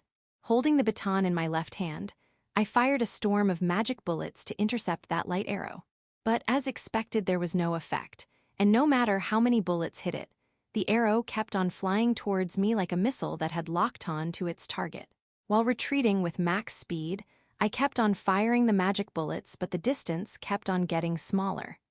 It was impossible to evade, but can I even get out of this attack alive? It had broken through even Lily's oracle field easily. My defensive magic was, no, don't give up yet, I have no choice but to do it. Ooh, black shield. Holding the baton in front, I deployed my shield with maximum solidity. I waited for the impact of the approaching Lux Sagitta while bracing my legs and standing firm there. Giariri. Raising a shrilling, uncanny sound, the point of the arrow was being stopped by my black shield. There was an impact, but it didn't explode, and like a drill trying to punch open a hole in a wall, the arrow continued to dig into the black shield. Soon, the arrow broke through the shield as if it was obvious and continued on its path. The moment my baton black ballista replica, which was still held in my hand that I had raised in front, came into contact with the distortion of the arrow, it was instantly pulverized and smashed to pieces till the grip portion. I felt as if I saw each and every splinter of my broken baton fly off in slow motion. The arrow approached, I had no way of blocking it. What was next was my face, to be exact. It approached towards my eye that gave me my vision to see things. Cool. Whether it was a reflex or was it done consciously, in that small moment, my right hand moved. In front of me and the arrow, a black wall, the black blade of Haru Ritsu was put in between, and it acted as my very last defense. Giariri, the same sound I had heard just a second ago. The arrow kept on pushing on, even when blocked by the blade of the cursed weapon, as if not allowing anything to block its path. It started shaving off, first the coating of black magical energy on the blade. It didn't even last 0.2 seconds. It continued, next was the blade that held the curse. Haru Ritsu was a cursed weapon, that means it was also a magic weapon. The blade's hardness that possessed magical energy was so high that it was incomparable to normal steel. But even so, it BAJNN was unable to stop this arrow. The black blade that possessed the curse of both love and hate was pierced through by the arrow of light. This time, finally, there was nothing left to me save me any longer. It couldn't be stopped.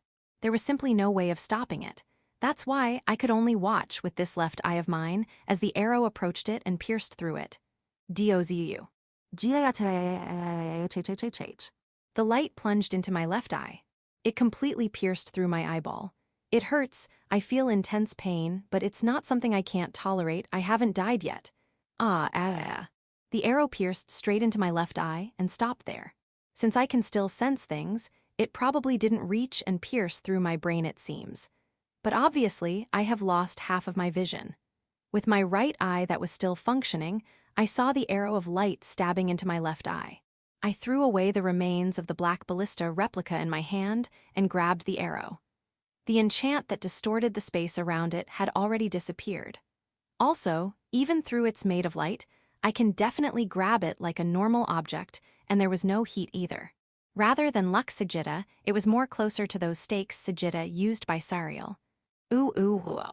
Shaking off the slight hesitation in me, I pulled out the arrow.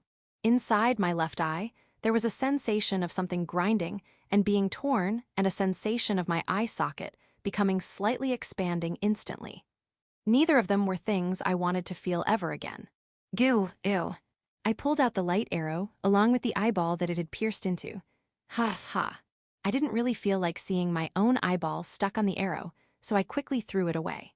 I unconsciously filled the eye socket that had become empty with my jelly-like black magical energy, flesh compensation, and pressed it together to make it compensate for the missing eyeball.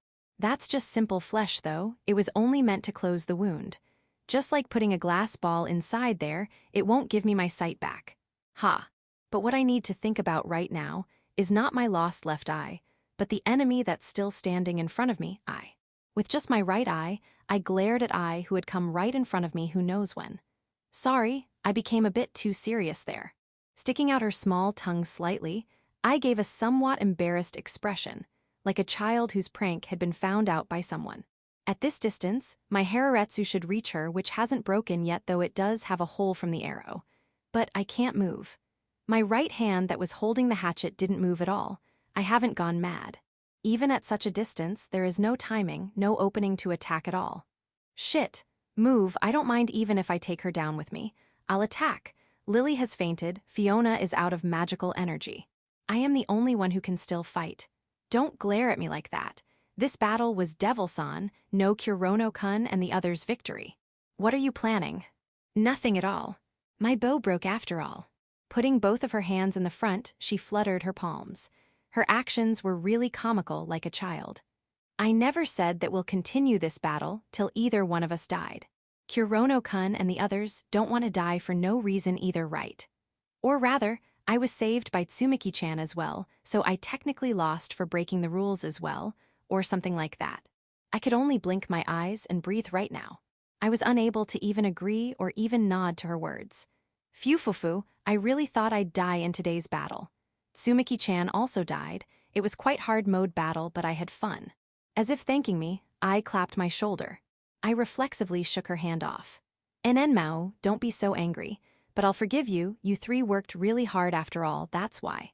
That moment, a silver aura gushed out of I mixed with extreme killing intent. You dare lay a hand on the Misei. That killing intent was not towards me, but towards someone else, right? I realized it now that someone else was standing right behind me. It looked like you were having a tough battle, so I came to help you, you know. Who is it? As I turned to look back, a woman I had never seen was standing there. 11th Apostle Misei, the great me shall kill you, so be grateful, all right. Another new apostle was standing there. Chapter 147, Pitiful Winners. Point of view is third person. The girl with wavy light pink hair. 11th Apostle Misei, the great me shall kill you, so be grateful, all right. Said that to Kurono with a face brimming with confidence. The 11th apostle, you say. An already impossible situation had occurred when an apostle had arrived, but now another one of those apostles had come here. He couldn't keep up with the situation. But without minding such a Kurono, the two apostles began to talk. I'm telling you not to lay a hand on them, didn't I? Just go back obediently, Misei. Huh, are you serious?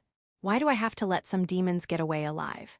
As an apostle, if you see them, you're supposed to deal with them at that very instant, right? My God didn't say anything like that to me. Killing intent and magical energy flew from both sides suddenly. It was an explosive situation. Kurono, who knew he had no way of facing a fully serious apostle, could simply shut his mouth and stand there while holding his breath. Well, fine. I'll give you face since you're my senpai here. After a few seconds of time, Misei pulled back and the situation calmed down. So, why is Misei here? En Fufu, there were people who wanted to borrow my power, you see. Not Sariel but me. They pleaded me to help me no matter what. Fun, Misei puffed her chest with pride. Her chest was much bigger in volume than Sariel's and were pretty good. Even pigs can flatter, no, so, what's that request? Did you finish it already? Well, it was supposed to be finished after I killed that uncivilized-looking guy and those two girls lying around here and there. But since senpai said to not do so no matter what, I'll stop here. Fun, so your job was? Yup, to annihilate all demons who were crossing this road. As I gave a pretty weak reaction since she expected that, Kurono froze the moment he heard that. What did she say just now? Annihilate the demons who were crossing through this road. That means, say, that man over there seems to be glaring at me right now. In Kurono's line of sight, Misei's figure had already disappeared. No, he only felt that it had disappeared. It was not something like teleportation. She had simply moved too fast. It was just a simple movement. And Misei, who had moved way beyond Kurono's perception, Goha, smashed her hard heel into his abdomen. As Isa's kick smashed deep into him, Kurono's body flew in the air. He's irritating me, should I kill him after all? He finally fell face-fist to the ground. Since he was lying face down, he could only see the ground, but he knew that currently a blade was being pushed against his neck. I just said that's not allowed. Now come on, quickly put away your armament scriptures already. Tichi Killjoy.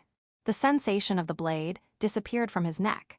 In its place, Misei's heel stabbed into Kurono's back.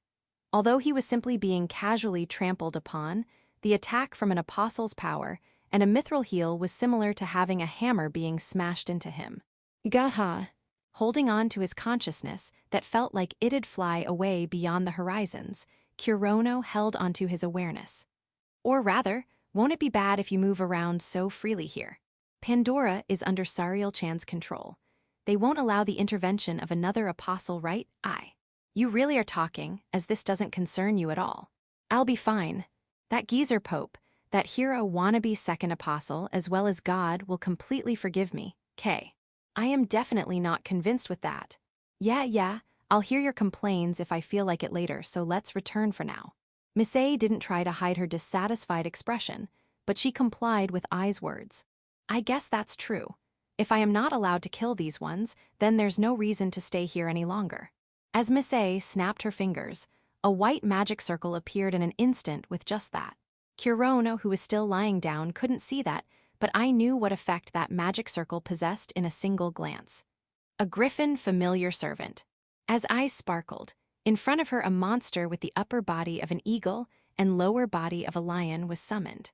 Its size was obviously much bigger than both normal eagles or lions.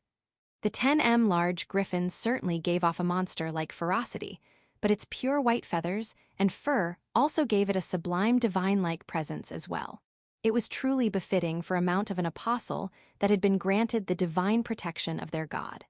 So nice. I'll also make my next Tsumiki-chan a griffin rather than a chimera. Oof.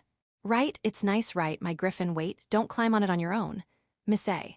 Disregarding the summoner Misei, she tried to hold down I, who was trying to climb on top of it. It's fine if you let me ride it, or rather let me ride it.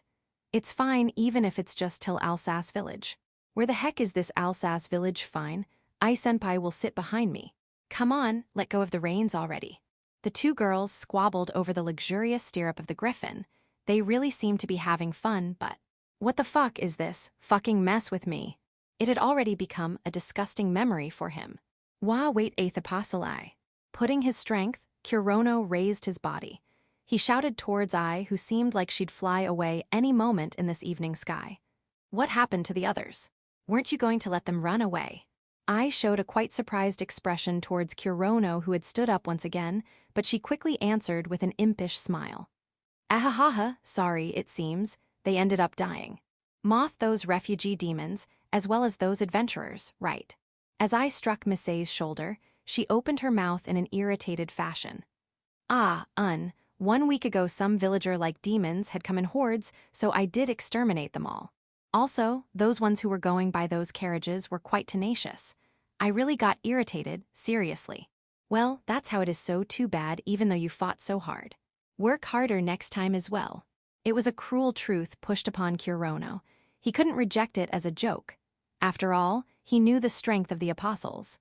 The 6 days he had bought after trying and fighting so hard against the crusaders. Even though the refugees were already dead when they were. And even the adventurers he had fought with, while he had been going along with this ridiculous game of this apostle, was killed by another ridiculous apostle. No way. Power left Kurono's body. The cursed hatchet that he gripped so tightly had already fallen to the ground. If we were to meet again, I'll face you again. I won't lose next time though. Now then, Kurono-kun, bye-bye. Till the very end, leaving behind nonchalant words, the 2 apostles finally left. The giant white griffin disappeared into the evening red sky. The only one left was the pitiably victor of the battle against the 8th apostle. No way, it's a lie, right? Chapter 148, Alsas Village occupied. At the Alsas Village HQ, in one of the rooms of the building that was once the village head's house, the 2 apostles, Nors, and the direct subordinate of the 8th apostle, Sister Sylvia, were currently gathered. In front of the 2 heavenly apostles, Nors was bowing his head, but his expression was rotten, as if he had just swallowed an insect. Thank you very much for your help in the annihilation of the demons, 11th apostle Lord Misse. But only the words of gratitude were allowed to leave his mouth. Even if they, like I said, I'm going back already. Isn't it fine? They prepared even meals for us specially. Come and eat with us. Were chattering among themselves and not listening to anything Nors was saying. No way. I'm not going to eat something prepared by this shabby occupation army in this remote region. Bread and soup is really delicious though, much better than portable food provisions. Your eating habits are too poor for an apostle. We are special existences, chosen by God. That's why we need to live more specially than normal people. You're talking like a noble. We are nobles. The title of Lord isn't just for show. I didn't really get a court rank.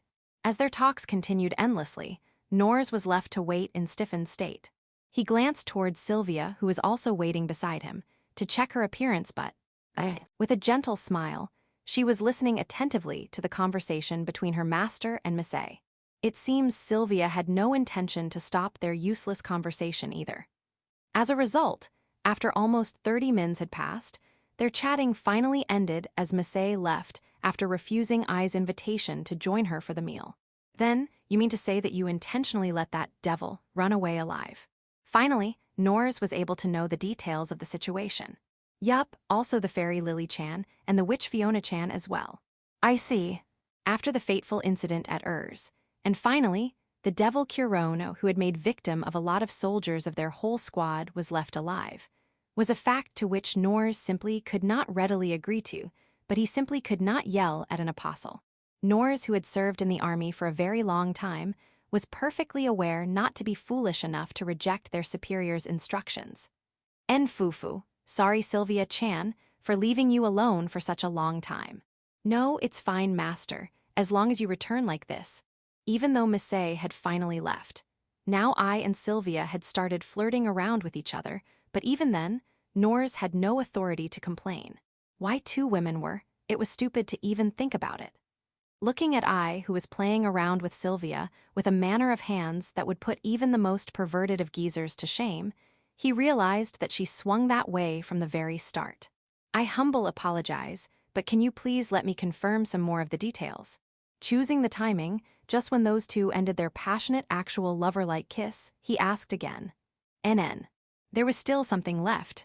It was Bishop Gregorius that deployed 11th Apostle Misse. Is that correct? Yup, since she said, Grego something, there's only old man Gregorius among those in Pandora that matches that description. I answered, while groping Sylvia's bountiful chest. Ignoring that action altogether, Nors confirmed his thoughts in his mind. I see, so by reinforcements, Bishop Gregorius meant an apostle. As he muttered that, "NN, is that it? Is that the place?" "Ah, please stop, master, any more than this is." He realized that he could not get any more info from I, whose dumbness was at max power.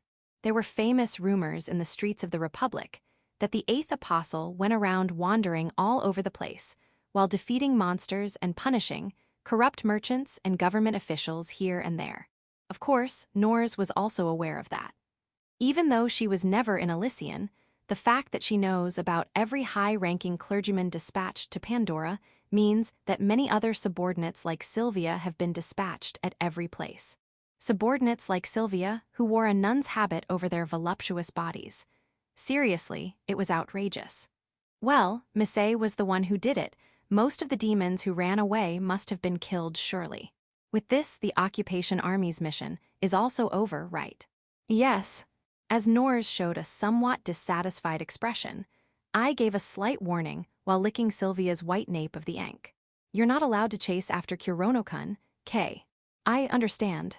As I declared that Kurono and the other two would probably reach the neighboring Spada much easily if they were not hindered any further, Nors only became more and more dissatisfied.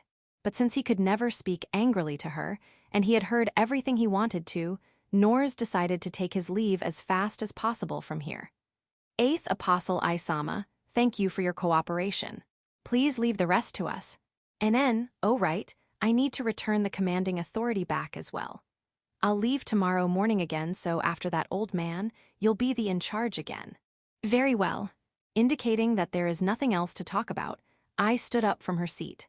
Thinking that tonight she could have fun, I began to leave the room while linking arms with Sylvia tightly, but stopped once again before the door and turned back. Oh, right. You'll probably be scolded by the higher-ups for losing so many men in capturing just a small village, but just tell them that you were facing a guy that could defeat even the eighth apostle, all right. Well, I doubt they'll believe you, though. See ya. And this time, finally, she left the room. Nors, who alone was left in the room, stood up as well and drew his mace from his waist. Bullshit. He swung it down directly on the seat on which the apostle was sitting just a few seconds ago. In any case, on the 6th of Hatsubai, with the occupation of Alsas village, the crusaders had finally taken control over all of Daedalus territory. Chapter 149, The Survivors. The sun had already disappeared along the ridgelines of Galahad mountain range, and night had come upon. Normally, there wouldn't be anyone who would walk in the dark roads here, but right now there were 3 shadows walking silently while a faint light was shining around them. Kurono had been walking with his eyes cast down. Lily and Fiona walking behind couldn't find words to say to him. The 3 consumed the last potion to replenish their stamina for walking. Soon after replenishing, they had started walking.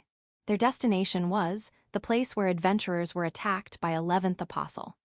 If Misei's words were truth, there should be traces of fight remaining on the road.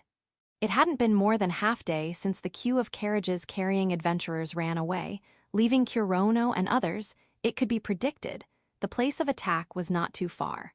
And Kurono couldn't help but confirm it. My feet are getting heavy. The Kurono right now had stopped thinking anything. What happened to the adventurers? What happened to the refugees? What to do from now on? What will it become from now on? He had stopped thinking all this, just earnestly concentrated and moved forward. Even so, in the depths of his heart, faintly but surely the worst prediction, tried to torment his heart. Hence Kurono walked. Unless he confirmed the truth with his own eyes, he couldn't do anything else. How much time would have passed since walking? It probably hadn't been that long. Finally, on the road, which felt like an eternity long to Kurono, he saw the end of it, the answer. Upon being shined by Lily's light ball instead of flame, a quadrilateral in far distance reflected in Kurono's eyes. To Kurono, with eyes enhanced like that of a nocturnal animal, he could not make any mistake when seeing in the dark. The moment he recognized the square rectangular something, Kurono ran up to it. Ah, Kurono. Kurono-san. He couldn't listen their voices. He couldn't remain still without confirming, even if the worst conclusion was waiting for him. Aunt Aya. That was without a doubt the wreckages of the carriages. Without a mistake, it was the carriage they had created in a hurry for escaping. Not even painted, a carriage made of rough wood was broken in many parts. The rear part was reflecting in Kurono's eyes, the front part was in Rex, as though an iron ball had hit it. This is. In front of it, toppled in the same way, broken in several places, many wreckages of carriage were spread out. And from the other side of still dark road came the smell of blood which he had gotten accustomed to in past few days. The thing that came in Kurono's mind was neither the faces of reliable adventurers, neither the faces of hateful crusaders, nor the faces of absurd apostles. It was the scene of village of Urs burning, just that came up in his mind. That hell, where everything was too late, he couldn't save anyone. Right now, there were neither burned houses or families, neither the friends who were crucified. But here was the scenery of despair, just like of the now destroyed village of Urs. This is too much. Kurono walked with unsteady feet, but finally his willpower exhausted, and his knees gave up on that spot. In front of his eyes, inside the craters of various sizes, the mowed-down trees, the traces of the violent fight were spread out. Which sort of heroic battle started here? There was no way of understanding it now, but the thing he knew was, everyone is dead. The fact, adventurers were annihilated cruelly. He saw corpses of people he knew, scattered here and there. In one conspicuously big crater, one had been sewn inside the ground by the large fang sword struck in his chest. The person with big frame was Vulcan. Fang blade, evil eater which had pierced through the heart directly, was still being held on the hilt tightly by the right hand, which had been cut off from elbow. On the roadside was a black worn-out cloth lying down. If the wand mottled with skull was not lying besides it, one couldn't make out it was Morzan. Whether he had taken a lot damage, or whether crushed by something big, from tip of toe to the top of head every bone was pulverized in very small pieces, there was no more the face of skull. It was absolutely impossible to identify him. The three corpses lying on the toppled-down trees as though they were leaning were without a doubt of the three sisters from 3 hunting princesses. To a distant person, it would look like 3 people were joining hands in an horizontal line. In truth, their palms were pierced through by arrows, so their hands were forcibly joined together. The 3 had their heads cut off cleanly. Because the 3 had the same equipments and physique, he couldn't understand who was whom. He didn't have any willpower to find the freshly severed head which could have been lying somewhere. What the heck? Don't fuck with me, just what is this? Why did this? The more he looked, the more bodies, corpses, remains he saw, all blood-drenched. There was not even one with complete body. He could easily feel the evilness of killer. It was an overkill. But even in those scattered and gory corpses, from the body features, clothes, equipments, he could make out who is whom. He was made to know it. Though it hadn't been more than a month, but there was no way he would forget the people who ate and slept with him, fought with him on the battlefield. That's why he accepted their deaths without having any doubts. It's a lie, it can't happen, it can't be true, any objection was meaningless. Now only did Kurono knew the truth, that the 11th apostle Misei really annihilated all the demons passing this road. We didn't fight for something like this. Along with screams, the flowing tears run along the cheeks and fall on the ground like a rain. Damn it, fuck off, once again. Kurono crouched, as though he were rejecting the reality spread around the place. Once again, I couldn't protect anyone. He couldn't help but cry the tears of regret. But even if he regretted, he couldn't get the answer to what he should have done. Let it be invasion of crusaders, defensive battle of Alsace, surprise attack of experiments, attack of apostles, he and his friends all face against all them things with full devotion. However, it all ended up as nothing, wasted effort, wasted fight, and wasted death. What had gone wrong? What shouldn't they have done? What should have been done? Can the end be reached without this disaster waiting for them? The answer couldn't come out, it never will. Even if got hold of the answer, it would simply added to his regret list. It couldn't help to change the reality in front of him. Inside the mind of Kurono, who had fallen in the circle of those thoughts, a flash ran through it. That gave him the absolute simple and clear solution to the answer which shouldn't had gotten an answer.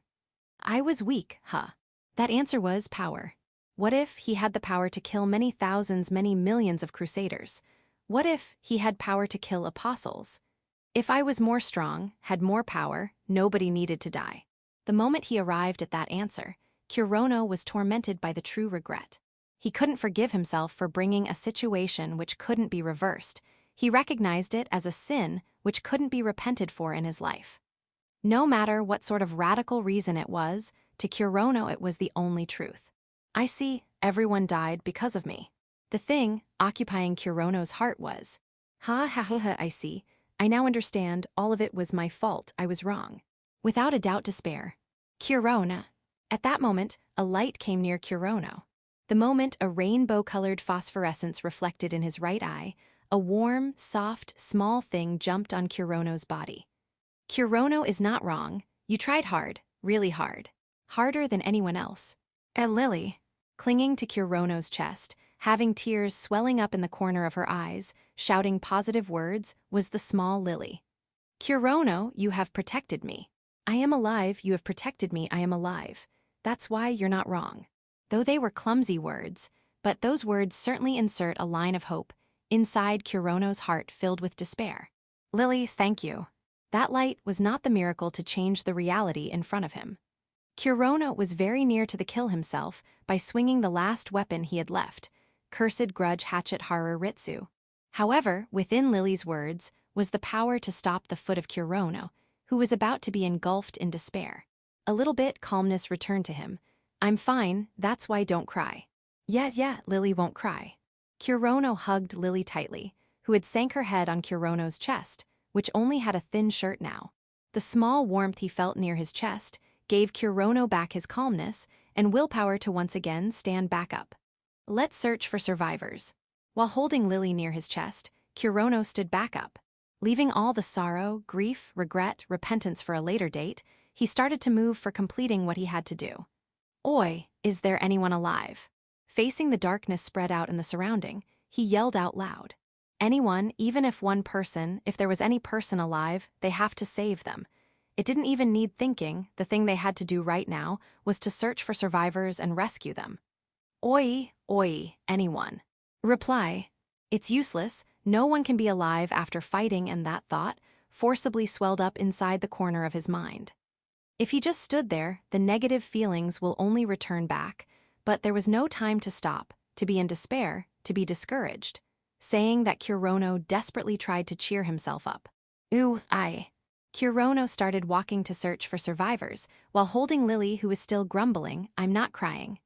Torch. At that moment, the surroundings near Kurono suddenly lit up. Upon looking, he saw many fireballs falling down while burning brightly from dozens of meters above in sky. Like a flare, the space around the fireballs was illuminated. I thought it would be easy to search when bright. Fiona, who appeared from behind like a shadow, had her favorite staff, Aints broom, held in her hands. It helps, thank you. Seeing Kurono smile, Fiona felt relieved without changing her expression. Fiona, with 0 friends, didn't know the correct words to say at that time. She left the decisions to Lily, thanks to that Kurono got back the willpower. Finally, she felt relieved because she could talk to him again. By the way, is there any magic for searching a person? Fiona was about to smile, but hearing Kurono's words, she returned her poker face and replied to the question.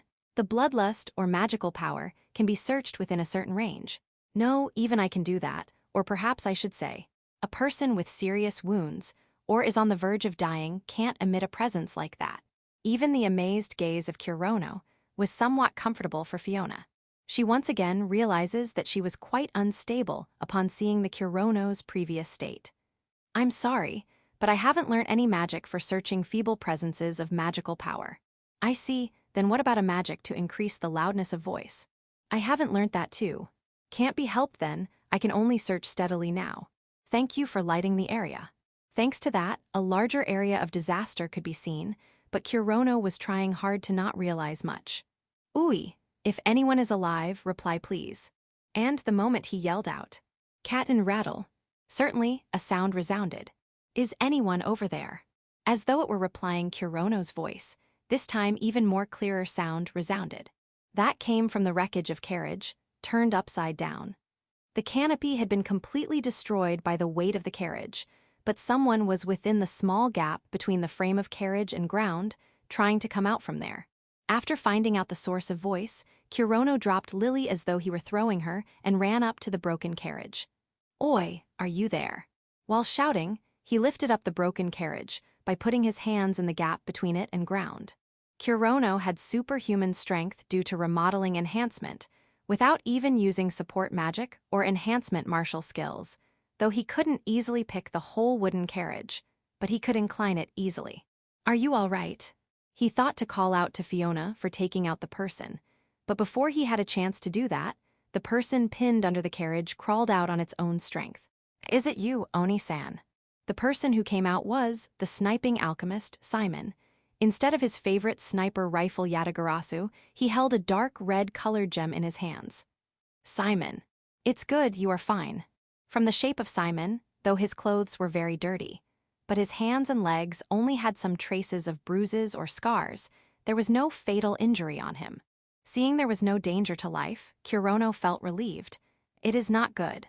He sat down on the ground, with face cast downwards. Kurono wasn't able to see clearly the expression of Simon thanks to his ashen-colored hair. But that voice was certainly trembling. "It is not at all good, everyone is dead, they were all killed by that person. Simon, it will be good if you don't think that right now."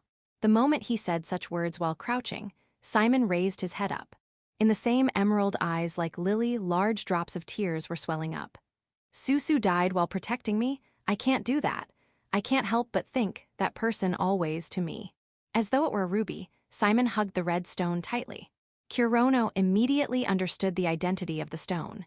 That was the core of a slime.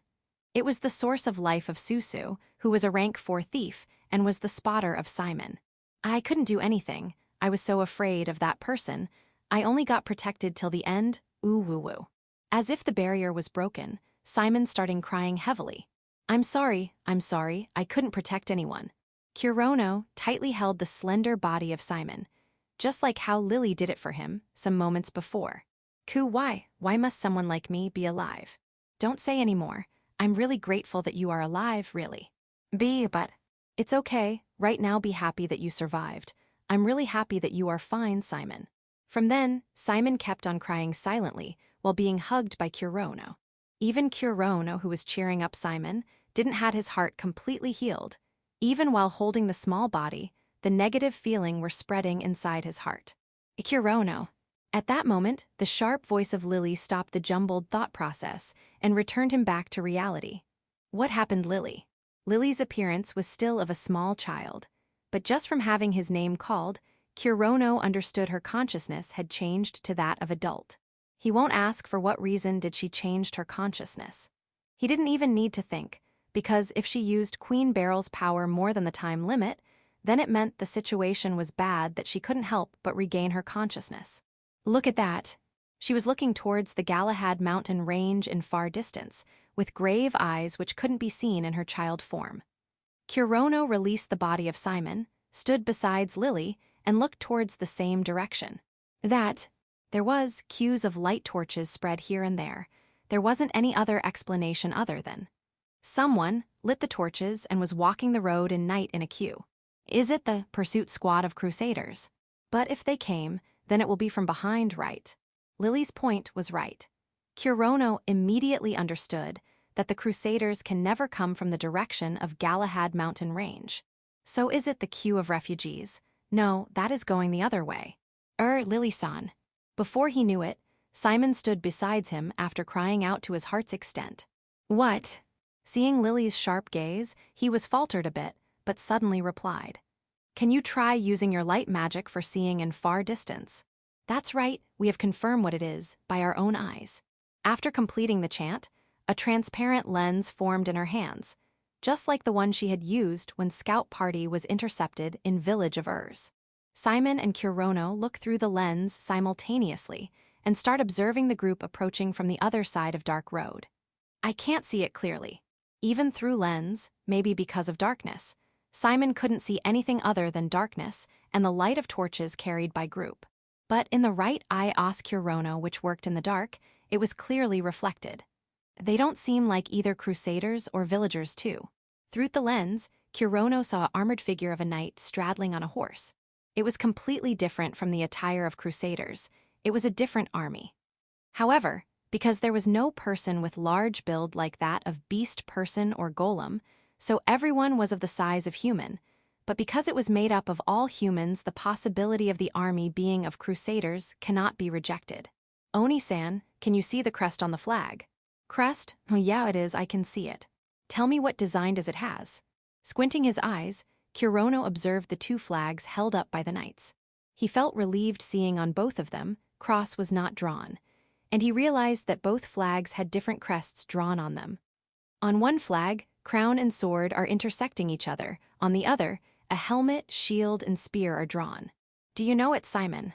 Yeah, without a doubt, it is the army of Sparta. Just for a moment, a sigh of admiration leaked out. He recalled the fact he sent a messenger to Sparta for reinforcements. If they were coming in this situation, did it mean they were really reinforcements? No, wait, will Sparta really try to save us? That line didn't seem like. It came from the guy who said to run to Sparta, but in front of a completely armed army, that worry is only normal. More than anything, Sparta was an enemy nation for Pandora. In the first place, even if they accepted the refugees, but for what reason? With an army in front, he couldn't help but worry. It's all right, we can talk our way through that squad. Ah, Oni-san, just to be sure, is the person walking in lead of that squad in more heavy equipments than others? Yeah, certainly. Only one person is equipped with heavy equipments. Even after using Lily's lens, he could only see the silhouette, not the details. But he could still make out the appearance of knight was different from others. The knight walking in lead was without a doubt the leader. He was equipped with the trademark of a heavy knight, the halberd and tower shield. Naturally, the heavy knight himself too was suitably tall. Compared from the knights following him on both sides, his head was more taller. Other knights were equipped with a charge lance with short hilt and long blade. Though their shields were large, but compared to the toughness of tower shield, they were nowhere to be counted. Their armor too seemed thin compared to the one of leader. Kurono told everything he saw to Simon. Yeah, those guys are certainly Sparta's army's second squad. Tempest, don't worry, they will rescue us. To Simon, making a relieved face, naturally he asked question. Do you know about armies of Sparta? Upon saying that, Simon hesitated a little, but then talked honestly.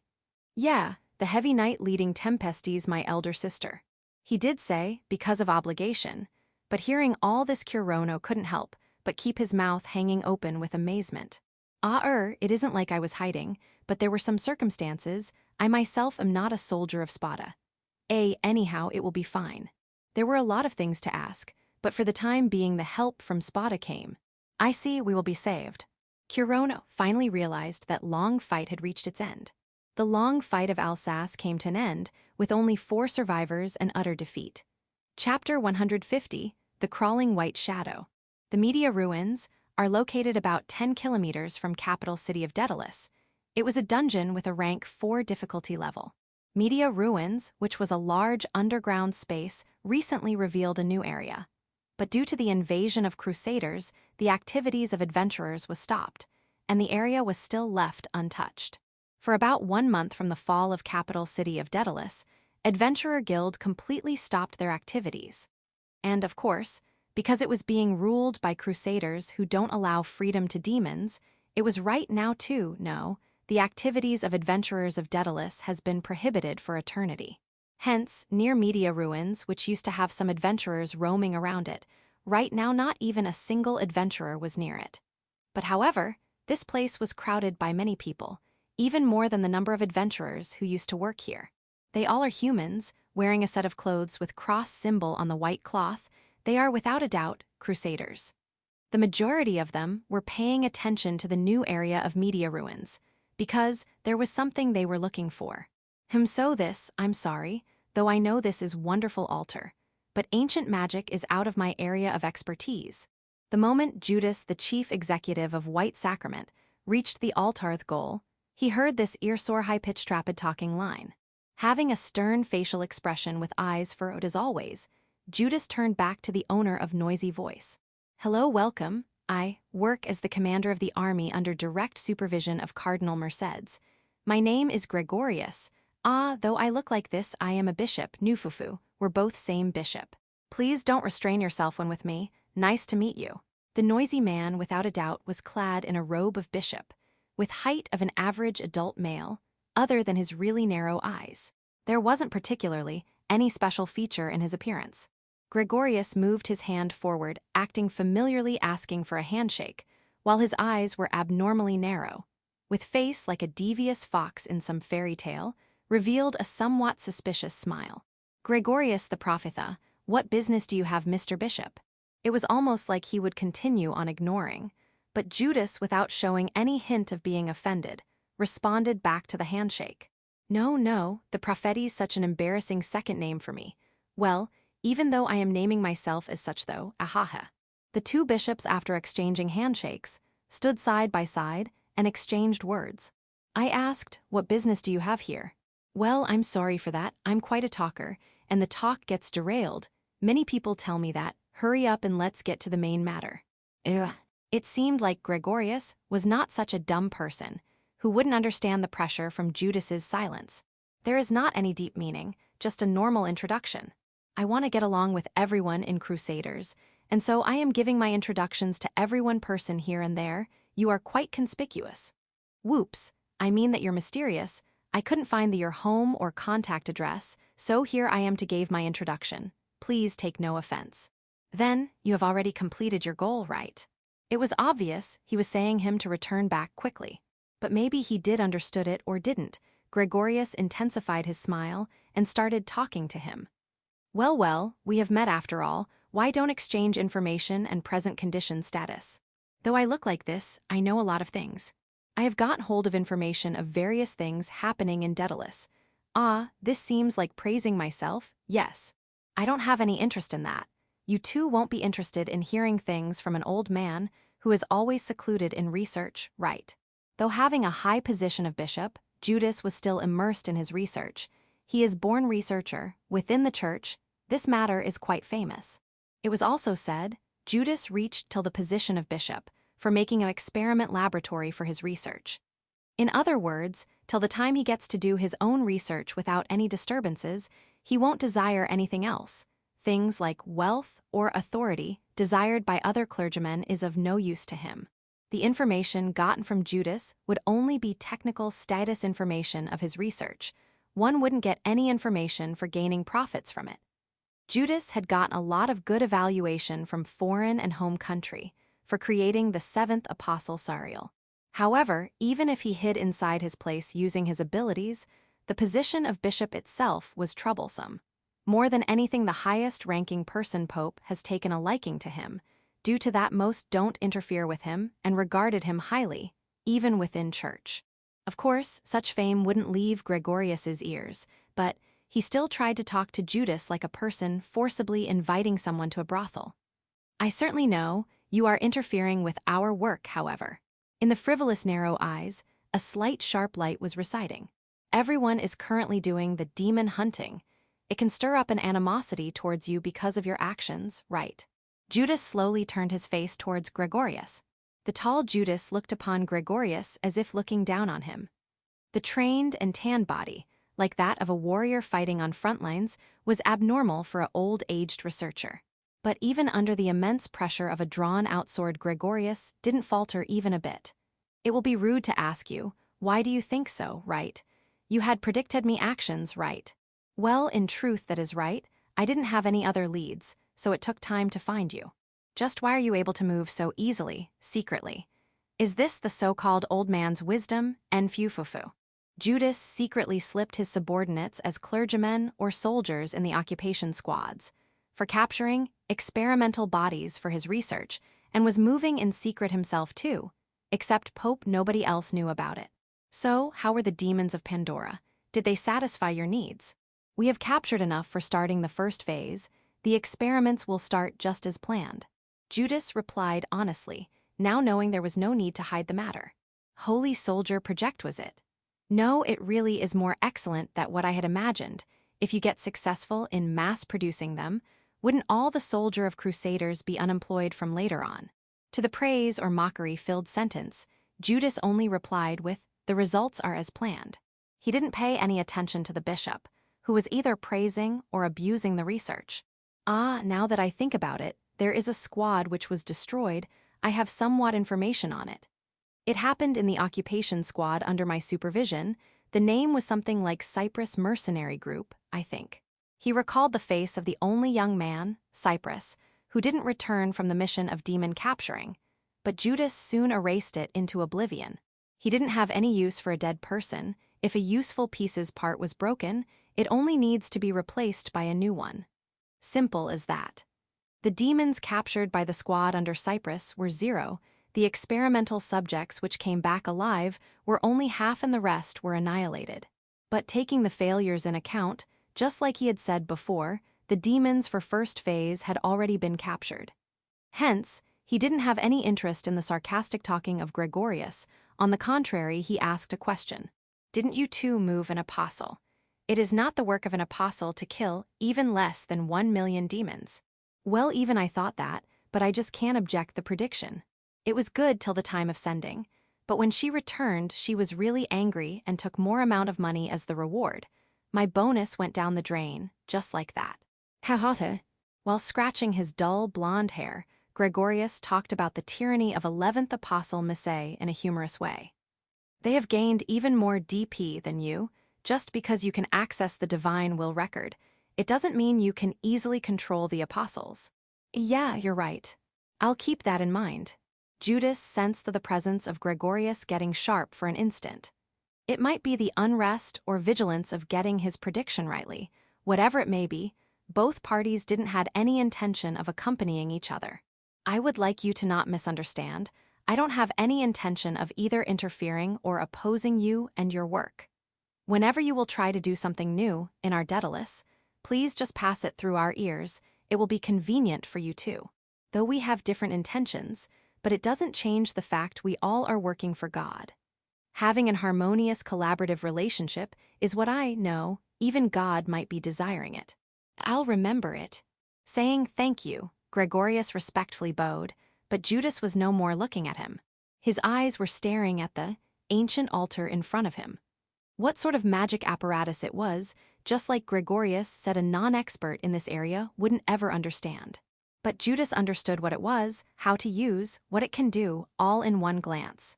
Therefore, he without any hesitation, knowing that this was rank 4 dungeon, gave the decisions. Ah, I almost forgot it. Congratulations of the establishment of the 4th laboratory. This was no more the unnamed new area within Media Ruins. The disgusting laboratory, creating people like Kurono for Holy Soldier Project, the 3rd laboratory, now had a new extension. In other words, the 4th laboratory was established within the Pandora continent. End of Volume 3.